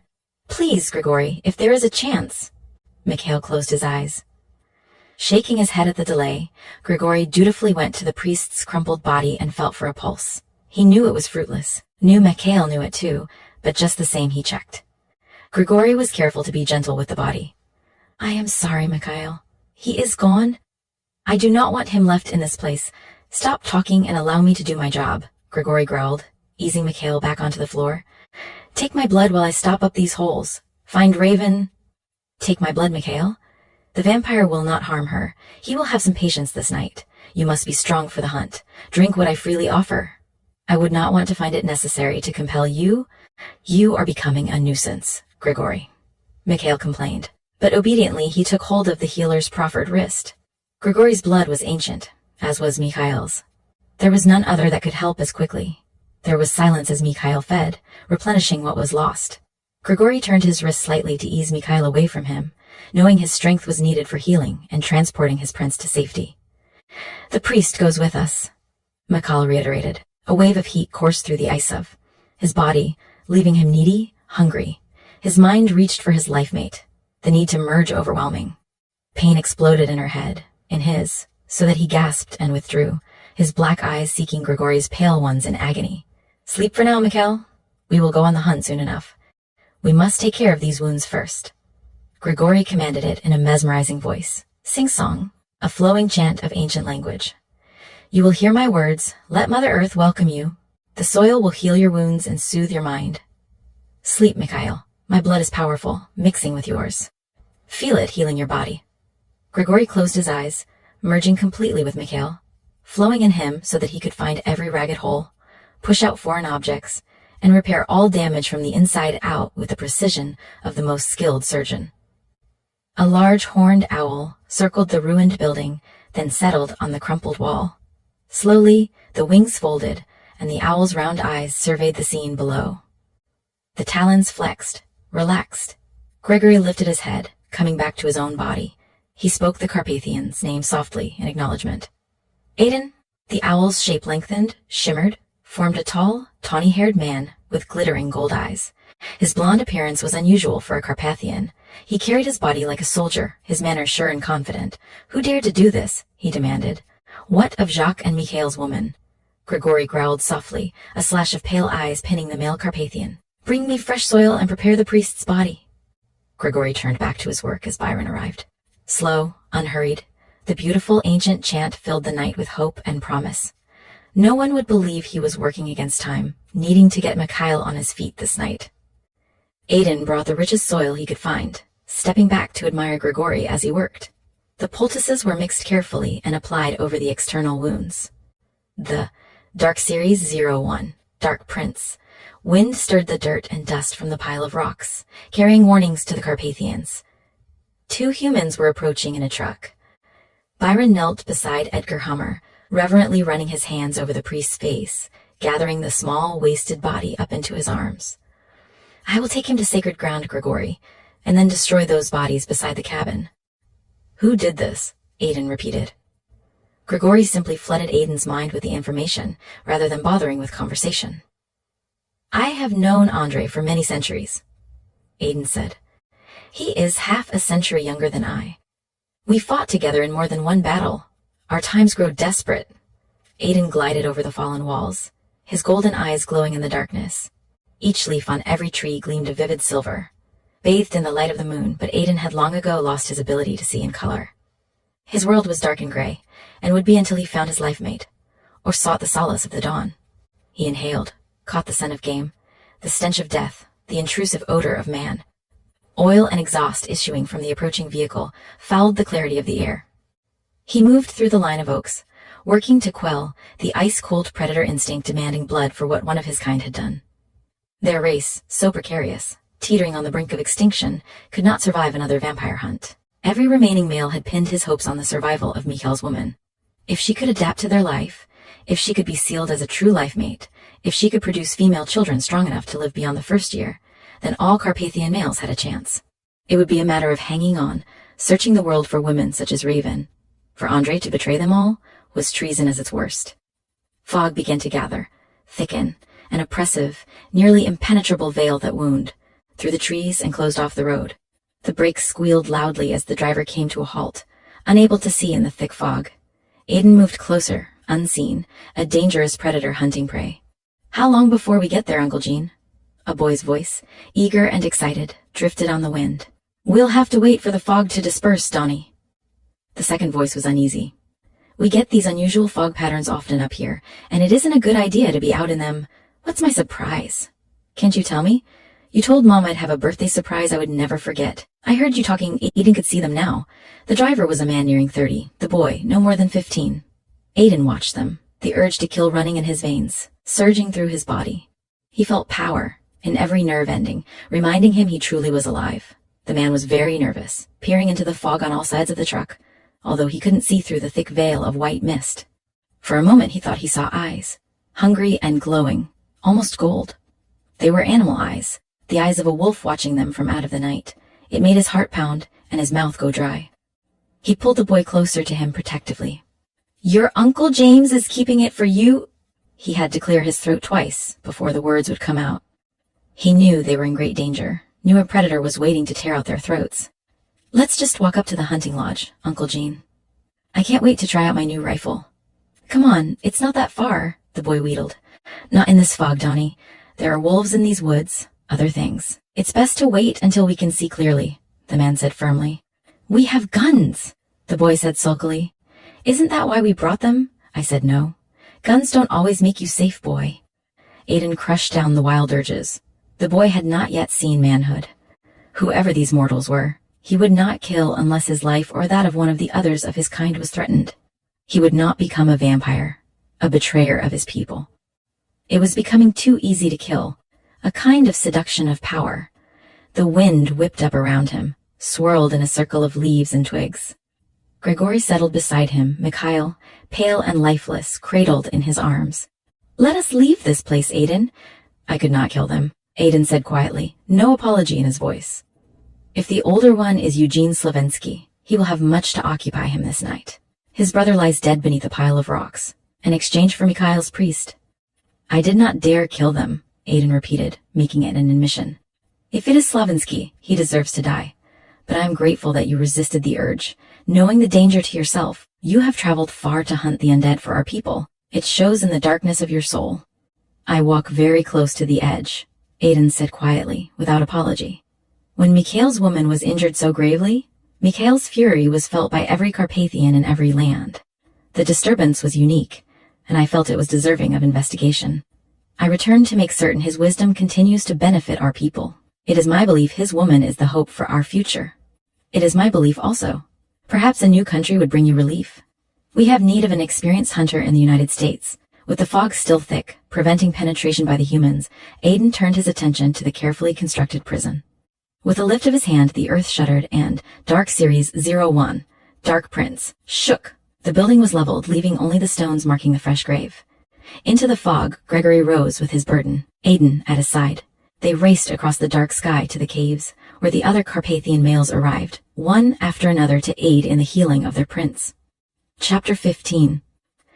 The night air rushed over her body as Raven was carried through the sky toward some unknown destination. She was dizzy and weak, her mind finding it difficult to concentrate on any one thing. At first, she made herself try to focus on whatever might be a landmark, so she could convey it back to Grigori. After a while, she couldn't remember why, or even what she was doing. On some level, Raven knew it was the drug making her disoriented and sick. It seemed too much trouble to wonder where the vampire was taking her, or what he would do to her when they arrived. The moon was radiant, spilling silver light across the treetops, turning everything into a surreal dream. Things slipped in and out of her mind. Soft whispered words, a constant murmuring she couldn't quite grasp. It seemed important, but Raven was too tired to unravel it all. Had her mind fragmented from chasing the last serial killer? She couldn't remember what had happened to her. The wind felt good blowing over her body, cleansing her. She was cold, yet it didn't seem to matter.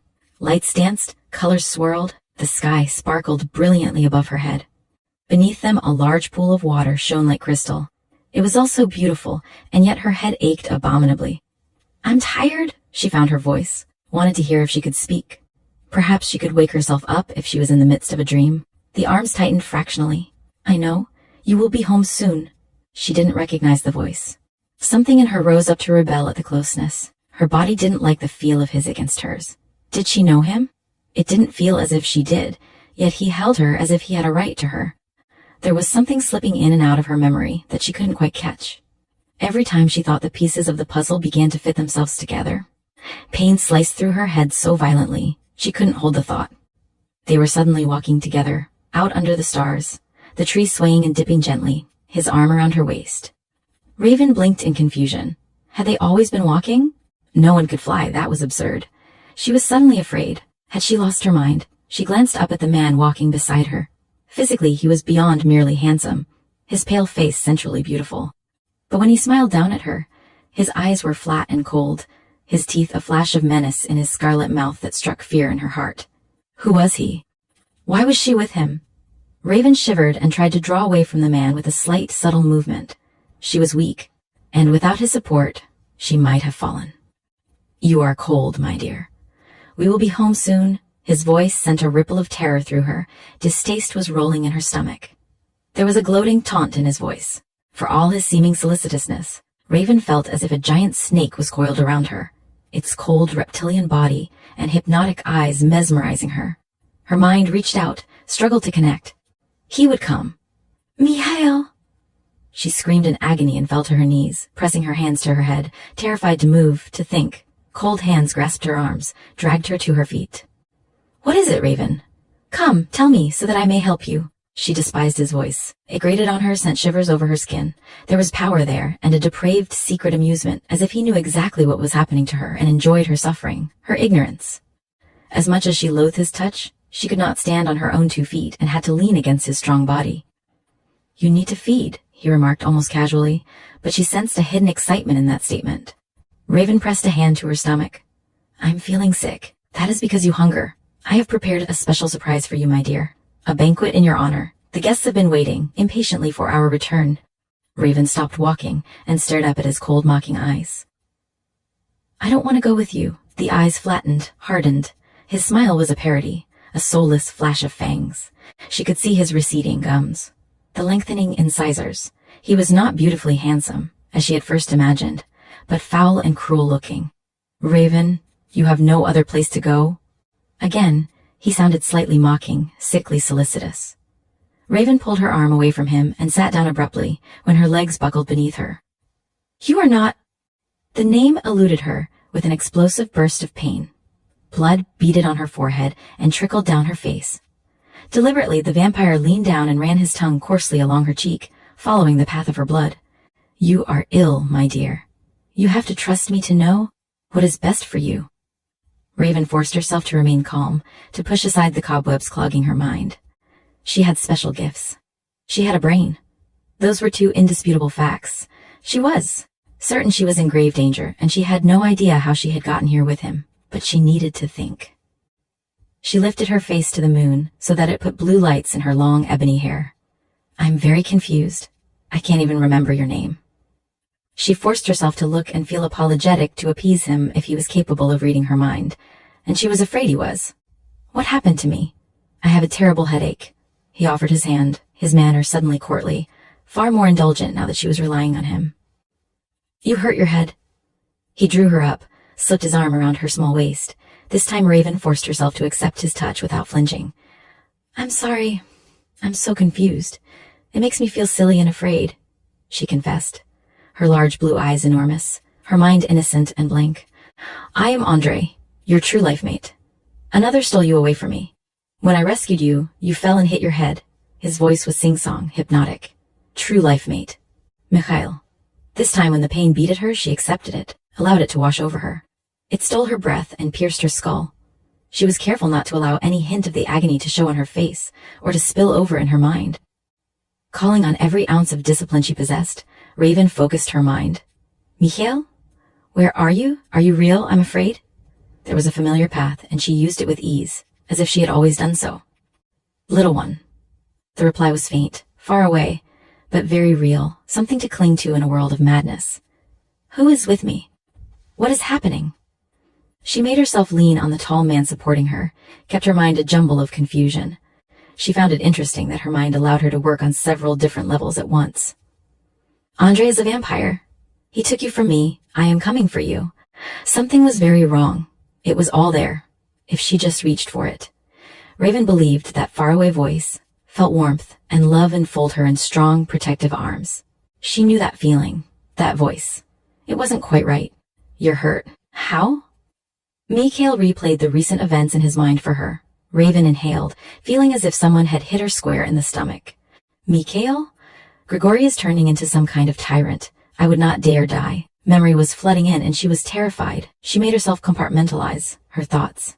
The vampire touched only the surface, read what she wanted him to read. She was the shivering, confused woman he expected her to be. Mikhail's wounds looked bad to her. He was in the cave, surrounded by others.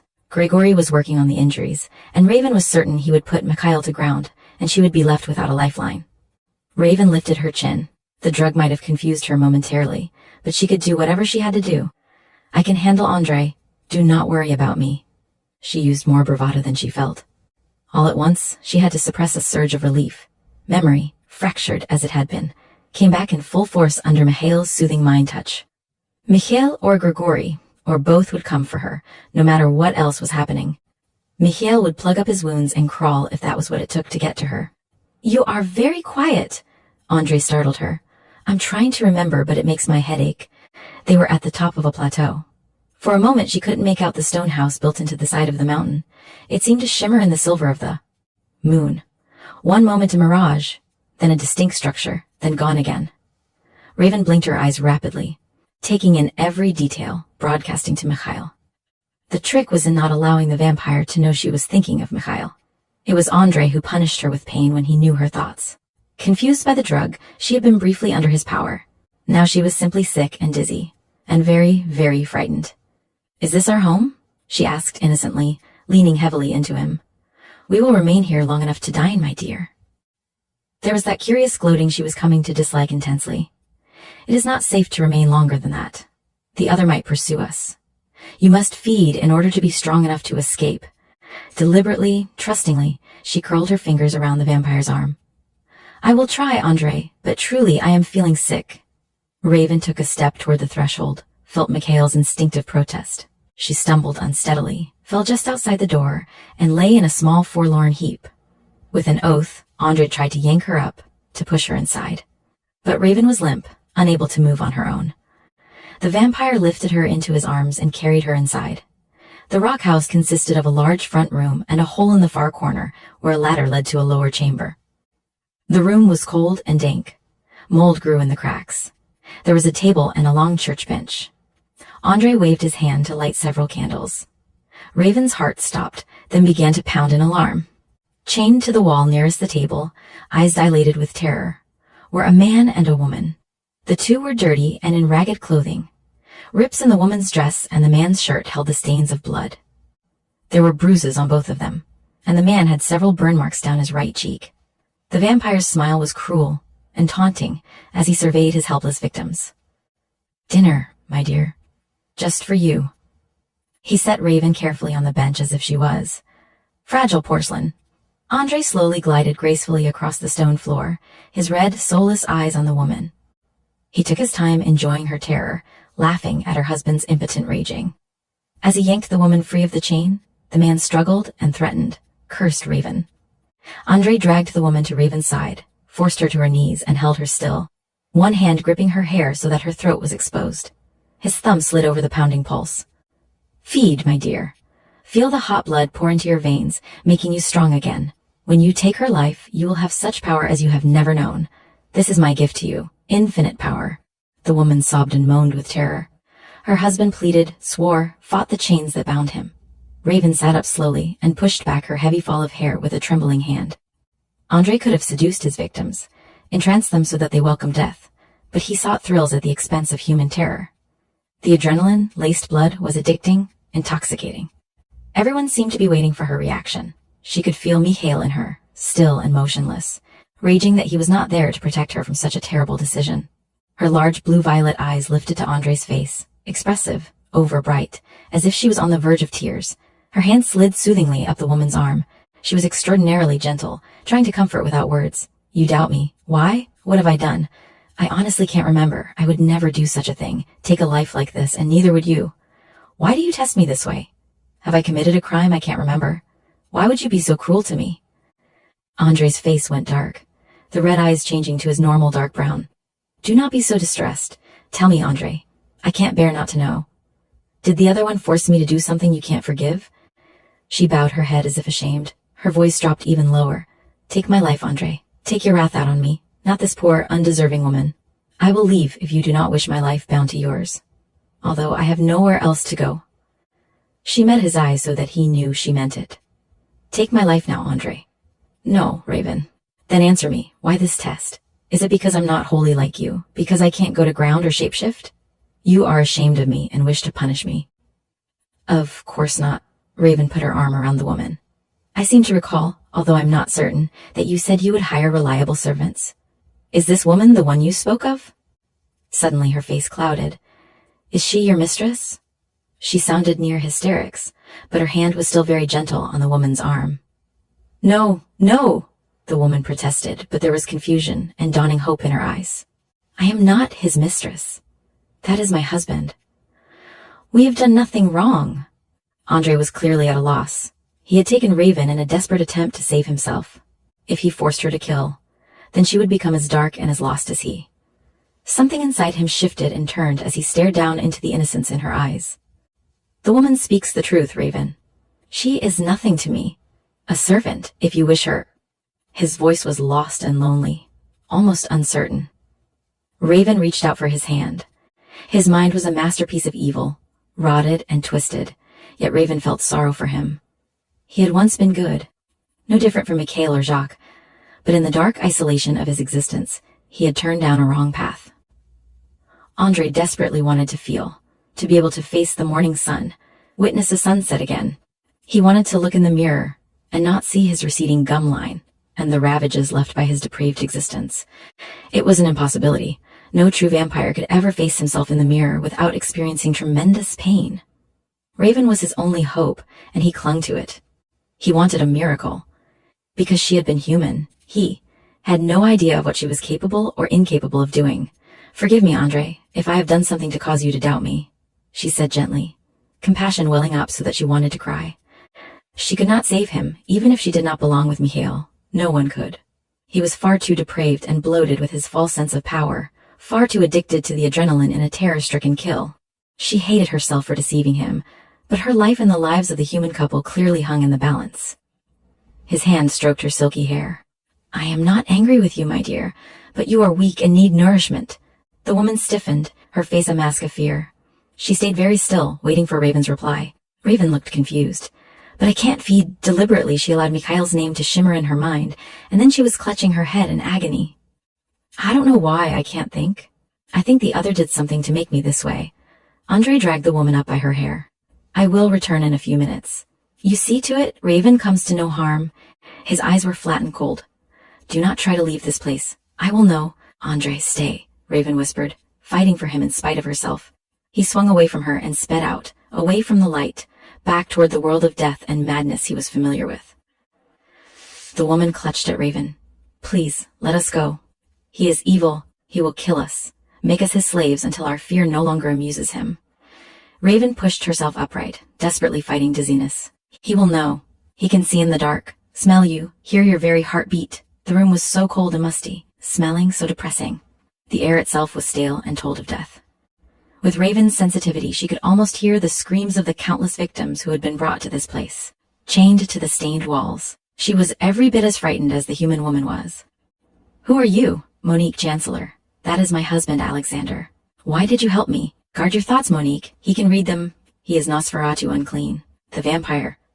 It was more of a statement than a question. We must leave this place of death. Raven rose unsteadily to her feet, hanging on to the back of the chair, the table, to make her way to the door.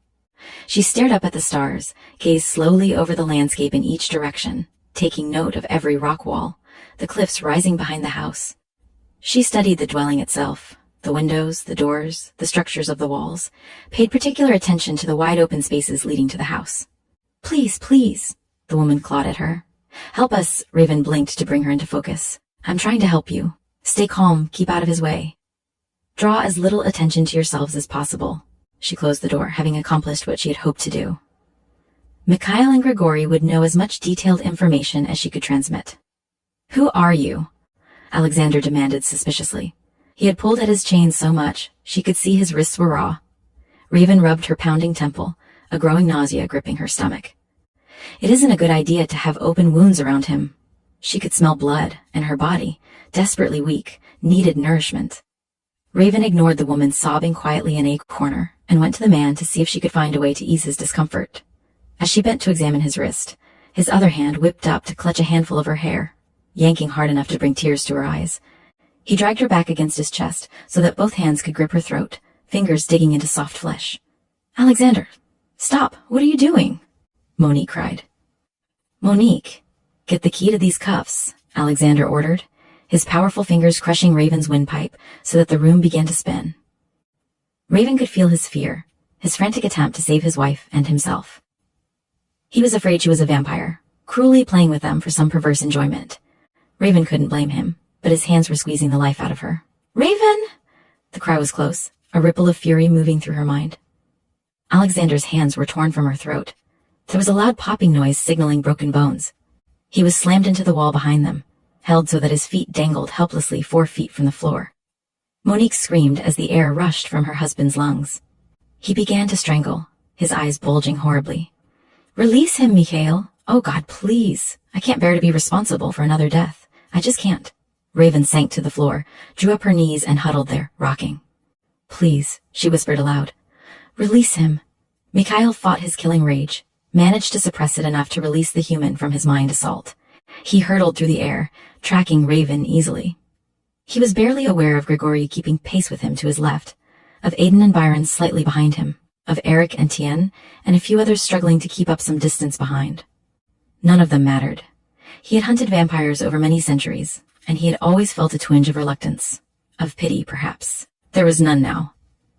Mikhail kept his fury tamped down, so that it seethed and boiled like magma in a volcano, so that it sought to escape in any direction it could, needing a violent, explosive release. If he allowed it to seep out, the very earth, the winds, the creatures in the mountains would react.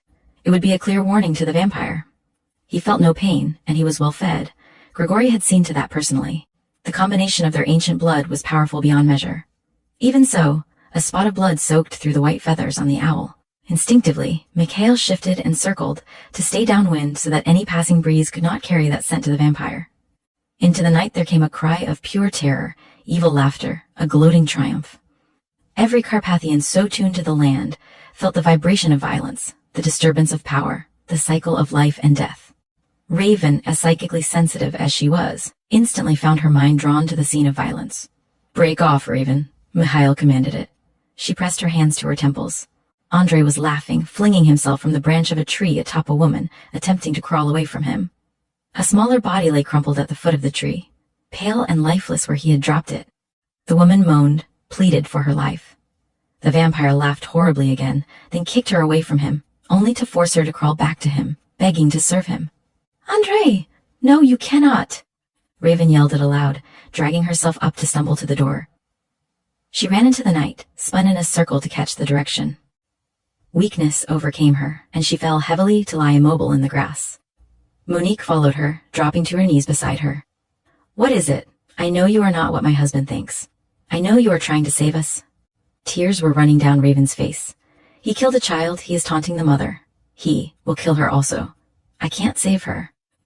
Raven took what comfort she could as the woman cradled Raven's head in her lap. Monique touched the dark bruises at Raven's throat. I am sorry for what Alexander did to you. He is mad with anger and fear for us. You took a terrible risk. That monster might have killed you. Raven closed her eyes tiredly. He still might. We can't get away from him. The night around them carried disturbing vibrations. Somewhere deep inside the forest, an animal missed its prey and screamed its rage. An owl hissed. A wolf snarled. Raven clutched Monique's hand, was relieved when she could move her legs. Come on, we have to get inside. Stay quiet and out of sight, if you can. When he returns, he will be high as a kite and unpredictable. Monique helped Raven to her feet, slipping her arm around the smaller woman's waist. What did you do to Alexander when he hurt you? Raven walked reluctantly back to the stone house. I did nothing to him. She touched the bruises on her throat. Alexander had complicated things. Andre could not fail to notice the marks on her. You feel things we know nothing of, Monique guessed uneasily. It is not a comfortable gift. He killed tonight. A woman, a child. I sent him out and traded our lives for theirs. No. Monique denied that. You have nothing to do with what he chooses to do. Any more than my husband is responsible for what that monster did to me. Alexander believes he should have found a way to protect me. He will not forgive himself. Don't be like him, Raven. Raven stood on the stone steps and faced the moon-bathed land. The wind stirred and the glowing silver light darkened ominously. Monique gasped, clutched at Raven, tried to draw her into the comparative safety of the house. A red stain grew, spread, completely consumed the moon. A low moan rode on the wind, growing louder until it became a howl. A wolf lifted its muzzle to the blood-stained moon and howled in warning. A second joined in. The entire mountain rumbled ominously. Monique whirled around and ran to her husband. Pray with me. Pray with me. Raven shut the door and leaned against it. Don't panic on me, Monique. We have a chance if we can stall him. Alexander glared at her, his arm protectively around his wife, his hand already swollen and sore-looking. Don't listen to her, Monique. She almost strangled me. She threw me against the wall with unbelievable strength. She's unclean. Raven rolled her eyes in exasperation. I'm beginning to wish I did have all that power you think I have. I'd find a way to keep you from talking. He is afraid for us. Monique spoke in a conciliatory tone. Can't we take off his chains? He would try to attack Andre the moment he returned. Raven made a face at Alexander, completely exasperated with him. That would get him killed fast. She shivered, turning stricken eyes on Monique. He comes. Stay very quiet no matter what happens.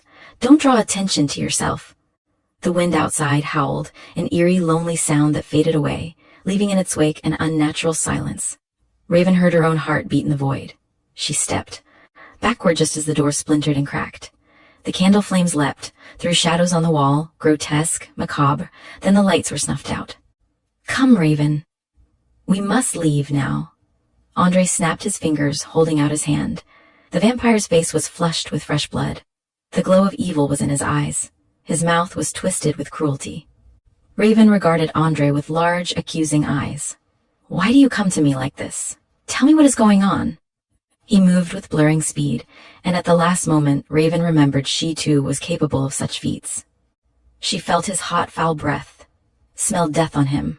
His razor-sharp nails raked her arm as she ducked away. She pressed her small body into the corner. Don't try to force my compliance when a simple explanation will do. You will regret this defiance, he snarled, and hurled the church bench out of his path so hard that it crashed and splintered against the wall only inches from the shivering human couple. A small moan of terror escaped Monique, and instantly the vampire whirled around, his eyes red and glazed with power. You will crawl to me like the dog you are. His voice was low, hypnotic, his eyes mesmerizing. Alexander lunged to the end of his chains, trying to stop Monique, who went to the floor in obedience, her manner sensual and fawning. Raven walked calmly across the room to kneel down in Monique's path.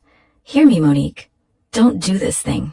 Her blue-violet eyes stared directly into the older woman's. Raven's voice was beautiful, purity itself, low and entrancing. It made the vampire's voice appear foul and disgusting. A look of confusion, bewilderment, and shame crossed Monique's blank face. The vampire exploded into action, leaping the distance to Raven's side, seizing her by the hair, yanking her backwards, nearly off her feet. The world erupted around them. The night itself seemed to rage, the wind screaming and howling, gusting across the wide-open space to beat at the windows. A dark funnel cloud boiled down from the seething sky and tore the roof from the structure. The whirling mass lifted furniture and scattered treasures collected over the years. Monique wailed loudly and dragged herself to Alexander, where they clung together. Voices hissed and whispered, low murmurs of fury, of accusation, of condemnation. The mountain rumbled ominously, and the furthermost wall burst outward, spewing rocks and mortar as if dynamited. Mikhail stood in the center of the ferocious storm, his black eyes as cold as death. He stood tall and elegant despite the scarlet stains spreading across his silk shirt. His body was relaxed, unmoving in the midst of chaos. He lifted a hand, and the roaring of the wind died down. Mikhail regarded Andre for a long moment. Release her? His voice was very soft.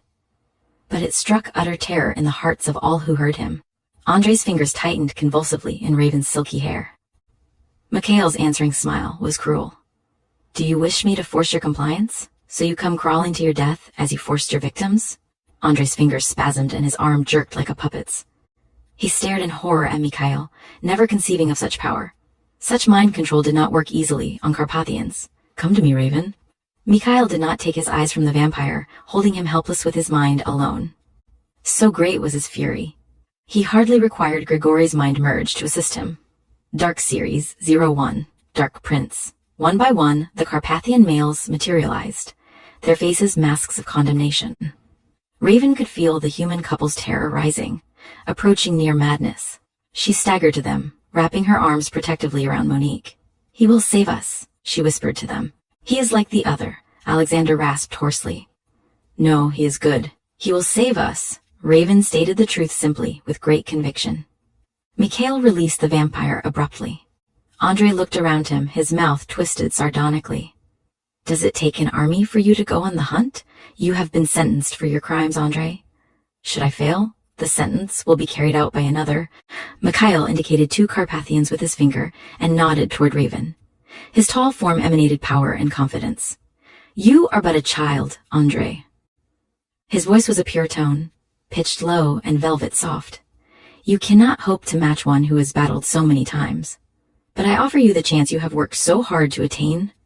The black eyes glittered with icy fury. Vengeance, Mikhail, Andre asked sarcastically. How very common of you. He launched himself, razor-sharp claws extended, fangs dripping. Mikhail simply disappeared, and the vampire found himself tumbling out of the house on the ground, the savage night closing in on him, the Carpathian males in a huge, loose circle corralling him in. Andre turned in the direction in which the others were looking. Mikhail was standing a few feet from him, a black fury burning in his unblinking gaze. Aiden advanced on Raven, his glittering eyes golden and piercing as his gaze swept over the mortals huddled behind her. Come with us, he ordered abruptly. Mikhail wishes us to see that you are safe. Raven didn't recognize him, but she did recognize the stamp of confidence he carried, the complete self-possession. His voice was soft and hypnotic, almost mesmerizing. Did you see where Andre put the key so we can free Alexander? Raven asked Monique, attempting to move around the other Carpathian male blocking her path. Without warning, Raven's eyes widened, and she clutched her side, a strangled cry catching in her throat. She went down hard, curling in agony, a crimson smear across her forehead, trickling into her eyes. Monique threw herself to the floor beside the younger woman. Raven was completely unaware of her. She was no longer within the confines of the house, had no knowledge of Aiden or Byron, or even Monique and Alexander. She was outside with the blood-red moon spilling down on her, facing a demon of immense power and strength. A demon whose eyes had glowing red flames leaping in them, whose smile was cruelty itself. He was totally without mercy. He was tall, graceful, supremely confident, and she knew he was going to kill her. There was an animal beauty in the fluid way he moved. There was death and damnation in those soulless eyes. He was absolutely invincible. He had struck her body a mortal wound and glided away with blinding speed. There was no pity and no feeling in him. He was without mercy, relentless, ruthless, and without remorse. See him as he is, a killer, a stalker of mortals and Carpathians alike. Andre hissed in her mind. Know him for the beast that he is. You see an educated man who controls you with his mind. This is the real Mikhail Dubrinsky. He has hunted hundreds of us, perhaps thousands of his own people, and slain them. He will murder us and feel nothing but the joy of ultimate power. Andre's mind was merged fully with hers, so that she was looking through his eyes, feeling his hatred and fear, feeling the pain from the blow Mikhail had administered when Andre had attacked him. Raven struggled to break away from the vampire's hold on her mind, but Andre knew he was going to die and hung on to her with total determination. She would be his last revenge. With every blow Andre received, with every burning wound Mikhail inflicted on him, Raven would feel the same pain. The vampire could at least glory in that pain. Raven could see his plan clearly, knew Mikhail felt the initial rush of agony overwhelming her. She could barely breathe, but wanting to spare him, she tried to close herself off from him. But Mikhail was far too strong to allow her such a withdrawal from him. She could feel his utter cold fury, his lack of mercy, his desire for battle, the urge to kill the renegade. She could feel his sudden indecision as he realized what the vampire was doing. Raven, hear me, Grigori, calm in the eye of the storm, his voice beautiful, hypnotic, soothing. "Give yourself to me. You will sleep now." Grigori gave Raven little choice in the matter, but even so she gave herself up willingly, gratefully, to the hypnotic voice and went under immediately, removing Andrei's last threat to Mikhail. A long, slow hiss of air escaped Mikhail's lungs. He moved, a blur too fast to see. Andrei's body flew backwards under the blow. The crack was loud in the unnatural silence. Andrei struggled to his feet, eyes glazed, wildly seeking his antagonist. "I have won." He spit a mouthful of blood and pressed a trembling hand to his chest. "She saw you as you are. What you do here cannot change that." He did not take his gaze from Mikhail's body. Didn't blink. Didn't dare. It seemed an impossibility for even a Carpathian to be that fast. There was something terrible in those black, merciless eyes. Without Raven awake and aware, there was not a shred of pity or compassion. Andrei took a cautious step backwards, focused his mind, and aimed. Fiery light crackled and snapped, then hit the ground where Mikhail had been. The noise was tremendous. The blow shook the earth. The whip of electricity sizzled and retreated. Dark Series 01. Dark Prince. Leaving a patch of blackened, scarred earth behind. Andrei screamed as something snapped his head back, and a huge gash opened around his throat, spewing bright crimson blood in a fountain. The fourth blow opened Andrei's chest, smashing through protective bones and muscle to the heart. Those black, merciless eyes stared into Andrei's without pity, as Mikhail ripped the heart from his chest. Mikhail contemptuously dropped the still pulsing organ to the ground beside the lifeless body, ensuring that the vampire could not rise again. He stood over his fallen enemy, fighting to control the beast in himself, the wild surge of triumph, the addicting rush of power that shook his body. He felt none of his earlier wounds, only a sheer joy in the night, in his victory. The wildness in him grew dangerously, spread like molten fire. The wind whipped up and carried a scent. Raven. Mikhail's blood surged hotly. His fangs ached and hunger grew. He scented the humans, the one that had touched his life mate. Bloodlust shook him, and the Carpathians stepped farther back, as the power seemed to radiate from Mikhail's body, as the need to kill nearly overwhelmed him. The wind swirled around him in a constant eddy, and Raven's scent remained elusive and faint. Raven. His body clenched, burned. "Raven!" The wind whispered her name, and the turbulent storm, raging in him, began to ease. Mikhail's mind reached for the light, the path back from the world of violence. "Destroy this thing," he snapped tersely, to no one in particular. He gathered energy from the sky and bathed his hands in it, removing the tainted blood from his body. He moved with blinding speed back inside the ruins of the vampire's lair, materialized out of thin air, and loomed over Monique, who was holding Raven's lifeless body in her arms, rocking her. Chapter 16. Raven became aware of her surroundings slowly. She was on a bed, her body without clothing. Mikhail was behind her, his hands tangled in her thick, damp hair. She recognized the feel of his sure fingers working to braid her hair, his movements calm and deliberate, very matter-of-fact, putting her at ease despite her shadowy memory. She appeared to be in an old castle that was small and inevitably drafty. The bedchamber was warm, and Mikhail had flooded it with the essence of soothing herbs and the romance of flickering candlelight. He had cleaned them both so that their bodies only smelled of each other, and the scent of the herbal soap he used. He took his time braiding the length of hair while she tried to orient herself to her new surroundings. Mikhail touched her mind, found it confused, desperately holding on to sanity.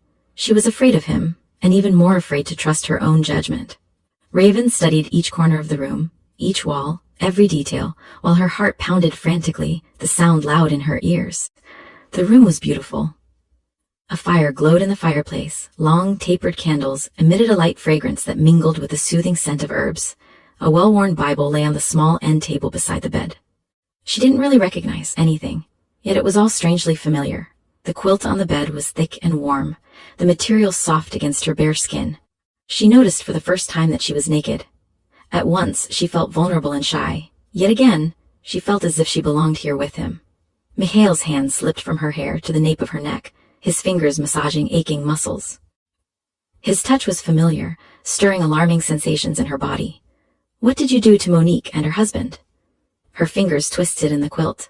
She tried to ignore the heat of his body as he moved close behind her, so that their skin touched, so that the hair on his chest rasped against her back, and the hard length of him pressed tight against her bottom.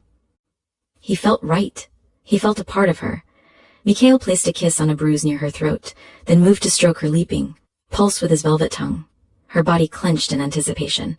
Her mind seemed confused. They are safe in their home, loving one another as they should. They remember nothing of Andre and the atrocities he committed against them. They know us as good, close friends. He kissed another bruise, a feather-light touch that seemed to send a flame licking through her bloodstream. His hands moved to her small waist, slid up her narrow ribcage to cup her full breasts. His mind touched hers, and Raven mentally shied away from him. "Why do you fear me, Raven? You have seen me at my worst, as a killer, a dispenser of justice for our people." His thumbs stroked her nipples, a slow erotic brush that sent liquid heat curling through her. "Do you believe I'm evil? Touch my mind, little one. It is impossible for me to hide anything from you. I never concealed my true nature from you. You looked upon me once with the eyes of compassion and love, of acceptance. Has that all been forgotten?" Raven closed her eyes, long lashes sweeping down on high cheekbones. "I don't know what to believe anymore. Kiss me, Raven. Merge your mind with mine. Share your body so that we are completely one being. You trusted me before, do so now. Look at me with the eyes of love, in forgiveness for the things I have been forced to do, for the beast in my nature. Do not look at me through the eyes of one who would wish to destroy our people and us.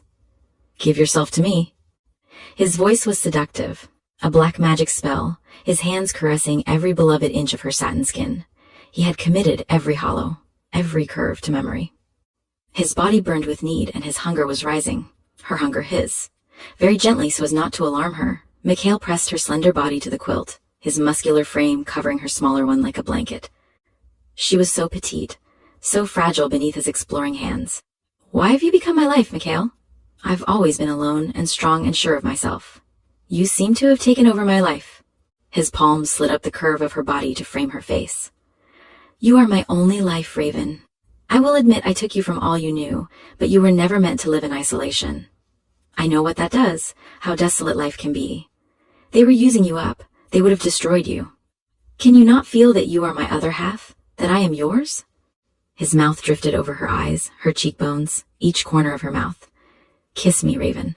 Remember me." She lifted long lashes and searched his black, hungry gaze with blue eyes that had darkened to deep purple. There was a burning intensity in the heat of his gaze, of his body. "If I kiss you, Mikhail, I won't be able to stop." His mouth found her throat, the valley between her breasts, lingered for a moment over her heart, his teeth grazing sensitive skin before he returned to her mouth. "I am a Carpathian male, long in the world of darkness. It is true that I feel very little, that my nature revels in the hunt, in the kill. To overcome the wild beast, we have to find our one mate, our other half, the light to our darkness. You are my light, Raven, my very life. That does not take away my obligations to my people. I must hunt those who prey on mortals, those who prey on our people. I cannot feel while I do so, or madness would be my fate. Kiss me, merge your mind with mine. Love me for who I am." Raven's body ached and burned, needed, hungered. His heart beat so strongly, his skin was hot, his muscles hard against her softness. Every touch of his lips sent a jolt of electricity sizzling through her. "I cannot lie to you," he whispered. "You know my thoughts. You know the beast that dwells inside. I try to be gentle with you, to listen to you. Always that wildness breaks free, but you tame me. Raven, please, I need you. And you need me. Your body is weak. I can feel your hunger. Your mind is fragmented. Allow me to heal you. Your body cries out for mine as mine does for yours. Kiss me, Raven. Do not give up on us." Her blue eyes continued to search his face, rested on his sensual mouth. A small sigh escaped. His lips hovered over hers, waited for her answer. It was in her eyes first, that moment of complete recognition. Tenderness rushed over her, and she caught his head in her hands. "I think I'm afraid I made you up, Mikhail. That something so much a part of me, so perfect, can't be real. I don't want you to be what I dreamed of, and the nightmare to be real." She brought his face the inch separating them and fastened her mouth to his. Thunder pounded in her ears, in his. White-hot heat streaked and danced, consumed her, consumed him. His mind touched hers gently, tentatively, found no resistance, and he merged them together so that his burning need became hers, so that the wild, unbridled passion in him fed hers. so that she knew he was real, and would never leave her alone, could never leave her alone. He fed on her sweetness, exploring every inch of her soft mouth, building flames until they leaped and roared. He caught her slender hips, so small they fit his hands, dragged her beneath him, so that his knee could part her thighs, so that her mouth, so hot and urgent, was roaming over the hard muscles of his chest. Her tongue stroked over his pulse, and his body clenched, burned, swelled until he thought he might burst from his skin. Mikhail caught her thick braid at the nape of her neck, holding her to him, his other hand probing in the silky triangle of curls. She was hot and slick with needing him. He murmured her name softly, pushed urgently against her creamy heat. Her tongue stroked again, a long, lingering caress. Small teeth grazed and his heart jumped. His body nearly exploded. There was piercing, sweet pain as she found the spot over his leaping pulse, pleasure hot and wild as he drove into her tight velvet sheath of fire. He cried out with the ecstasy of it, pressed her head to him as he surged forward, driving deeper and deeper, as his blood, rich, hot, powerful, fed her starving body. He hung on to control by a thread, both hands lifting her hips, so he could create a fiery friction that sent her rocketing over the edge, her muscles clamping around him until he gently pushed at her mouth, until she released him and he sank his teeth into the swell of her soft breast. She gasped and cradled his head to her as he fed voraciously, his body hard and demanding as it took possession of hers. The aftermath of his fear of losing her, of his violence this night, was poured into her body. The heat built, the flames leapt until their bodies were slick with sweat, until she was clinging to him, her body pliant, silk, white hot heat, until they were one single entity, body, mind, heart, and blood. His cry was hoarse and strangled, mingled with her soft, throaty threads of sound as he took them both careening over a cliff, scattering them to the very heavens, to the rolling seas. I cannot lose you, little one. You are my best half. I love you more than I can ever express. Mikhail rubbed his face over hers and kissed her damp hair. She touched her tongue to a bead of sweat, smiling up at him tiredly. I think I would always recognize you, Mikhail, no matter how damaged my mind. He rolled over, taking her with him so that his weight would not crush her smaller body. That is how it should be, Raven. You suffered much these past days, and it will stay fresh in my mind for all eternity. Tomorrow night we must leave this region. The vampire is dead, but he has left behind a trail that could destroy our people. We must move to a more isolated area, where perhaps our people can survive the coming persecution. He brought up her arm to examine the long, deep scratches left by Andre. You're so certain it is coming? A faint, bitter smile touched his mouth as he waved to snuff out the candles. I have too often in my lifetime seen the signs. They will come, the assassins and humans and Carpathians alike will suffer.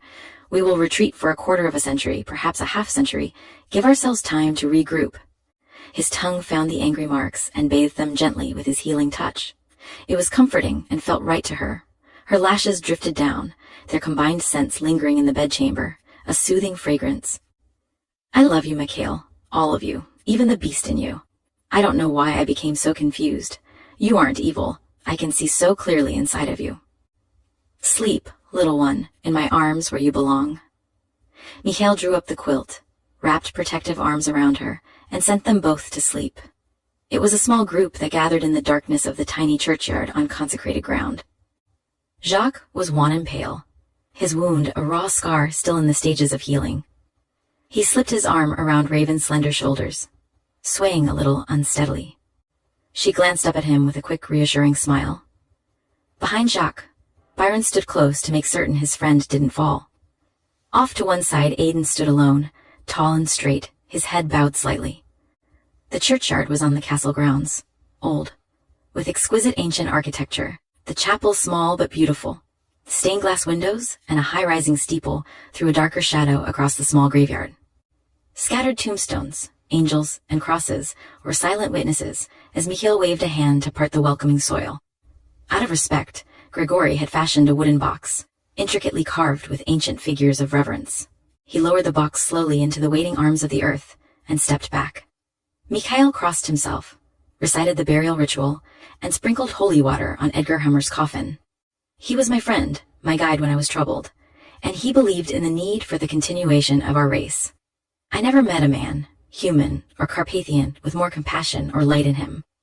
God shone in his heart, and through his eyes, Mikhail waved his hand, and the earth filled in until it was as if it had never been disturbed. He bowed his head, fought unexpected grief, felt the blood-red tears that escaped unchecked. It was Grigori who secured the headstone, and Grigori, a non-believer in Mikhail's faith, who led the final prayer. Their voices, so beautiful and mesmerizing, rose in a Latin chant in the priest's honor. Mikhail inhaled the night air, sent regret to his wolves. The answer was a chorus of mournful howls echoing through the dark forest. Grigori's body bent first, feathers shimmering iridescent in the moonlight. A 6-foot wingspan spread, and he glided to the high branch of a nearby tree, razor-sharp talons digging into a branch. The owl's body went motionless, blended into the night, simply waited. Aiden was next, a peculiar golden color, powerful and lethal, just as silent. Byron's form was shorter, more compact, his feathers a mantle of white. Mikhail's solid form wavered in the shadows, and he launched himself into the night sky, the other 3 following. As if in perfect understanding, they soared higher, shimmering feathers beating strongly as they raced silently toward the clouds high above the forest floor. The wind rushed against their bodies, under their wings, riffling feathers, brushing away every vestige of sadness and violence left behind by the vampire. In the air they wheeled and banked sharply, 4 great birds in perfect synchronization. Joy erased dread and the heavy weight of responsibility in Mikhail's heart, lifted guilt and replaced it with rapture. The powerful wings beat strongly as they raced across the sky together, and Mikhail shared his joy with Raven because he couldn't contain it, not even in the owl's powerful body. It spilled out, an invitation, a need to share one more pleasure of Carpathian life. Think, my love. Visualize what I put in your head. Trust me as you have never trusted me before. Allow me to give you this gift. There was no hesitation on her part. With complete faith in him, Raven gave herself into his keeping, reached eagerly for the vision. The slight discomfort, the strange disorientation as her physical body dissolved, did not faze her. Feathers shimmered, sprouted. Beside her, Jacques stepped back, allowing the smaller female owl to hop onto a tall stone angel before his own large frame compressed, reshaped. Together they launched themselves into the night, soared high to join the other 4 powerful birds circling above them. One of the males broke formation, circled the female, and dipped close to cover her body with one wide wingspan. Playfully, she dropped low to slide away. The other males walled her in, curbing her antics as she learned the joys of free flying. The male owl stayed in close formation, the female in the center, circling above the forest, climbing high into the mist. For a space of time they dipped and swirled, clearly playing, soaring high, plunging toward earth, pulling up to fly through trees and over the heavy blanket of fog. After some time, they settled into a leisurely flight, once more with the males protectively surrounding the female. Mikhail felt the night remove every vestige of tension and dissipate it to the 4 corners of the earth. He would take Raven far away from the village, give her plenty of time to learn Carpathian ways. She represented the future of their race, his future. She was his life, his joy, his reason for existing. She was his hold on all that was good in the world. He intended to see that her life was filled with nothing but happiness. Mikhail dropped lower to cover her feathered body with his, touching her mind, feeling her joy. Raven responded by filling his mind with love and warmth and a child's wondrous laughter at the new sights and sounds and smells she was experiencing.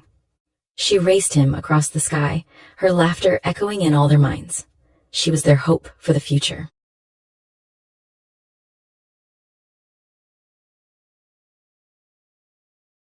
The end.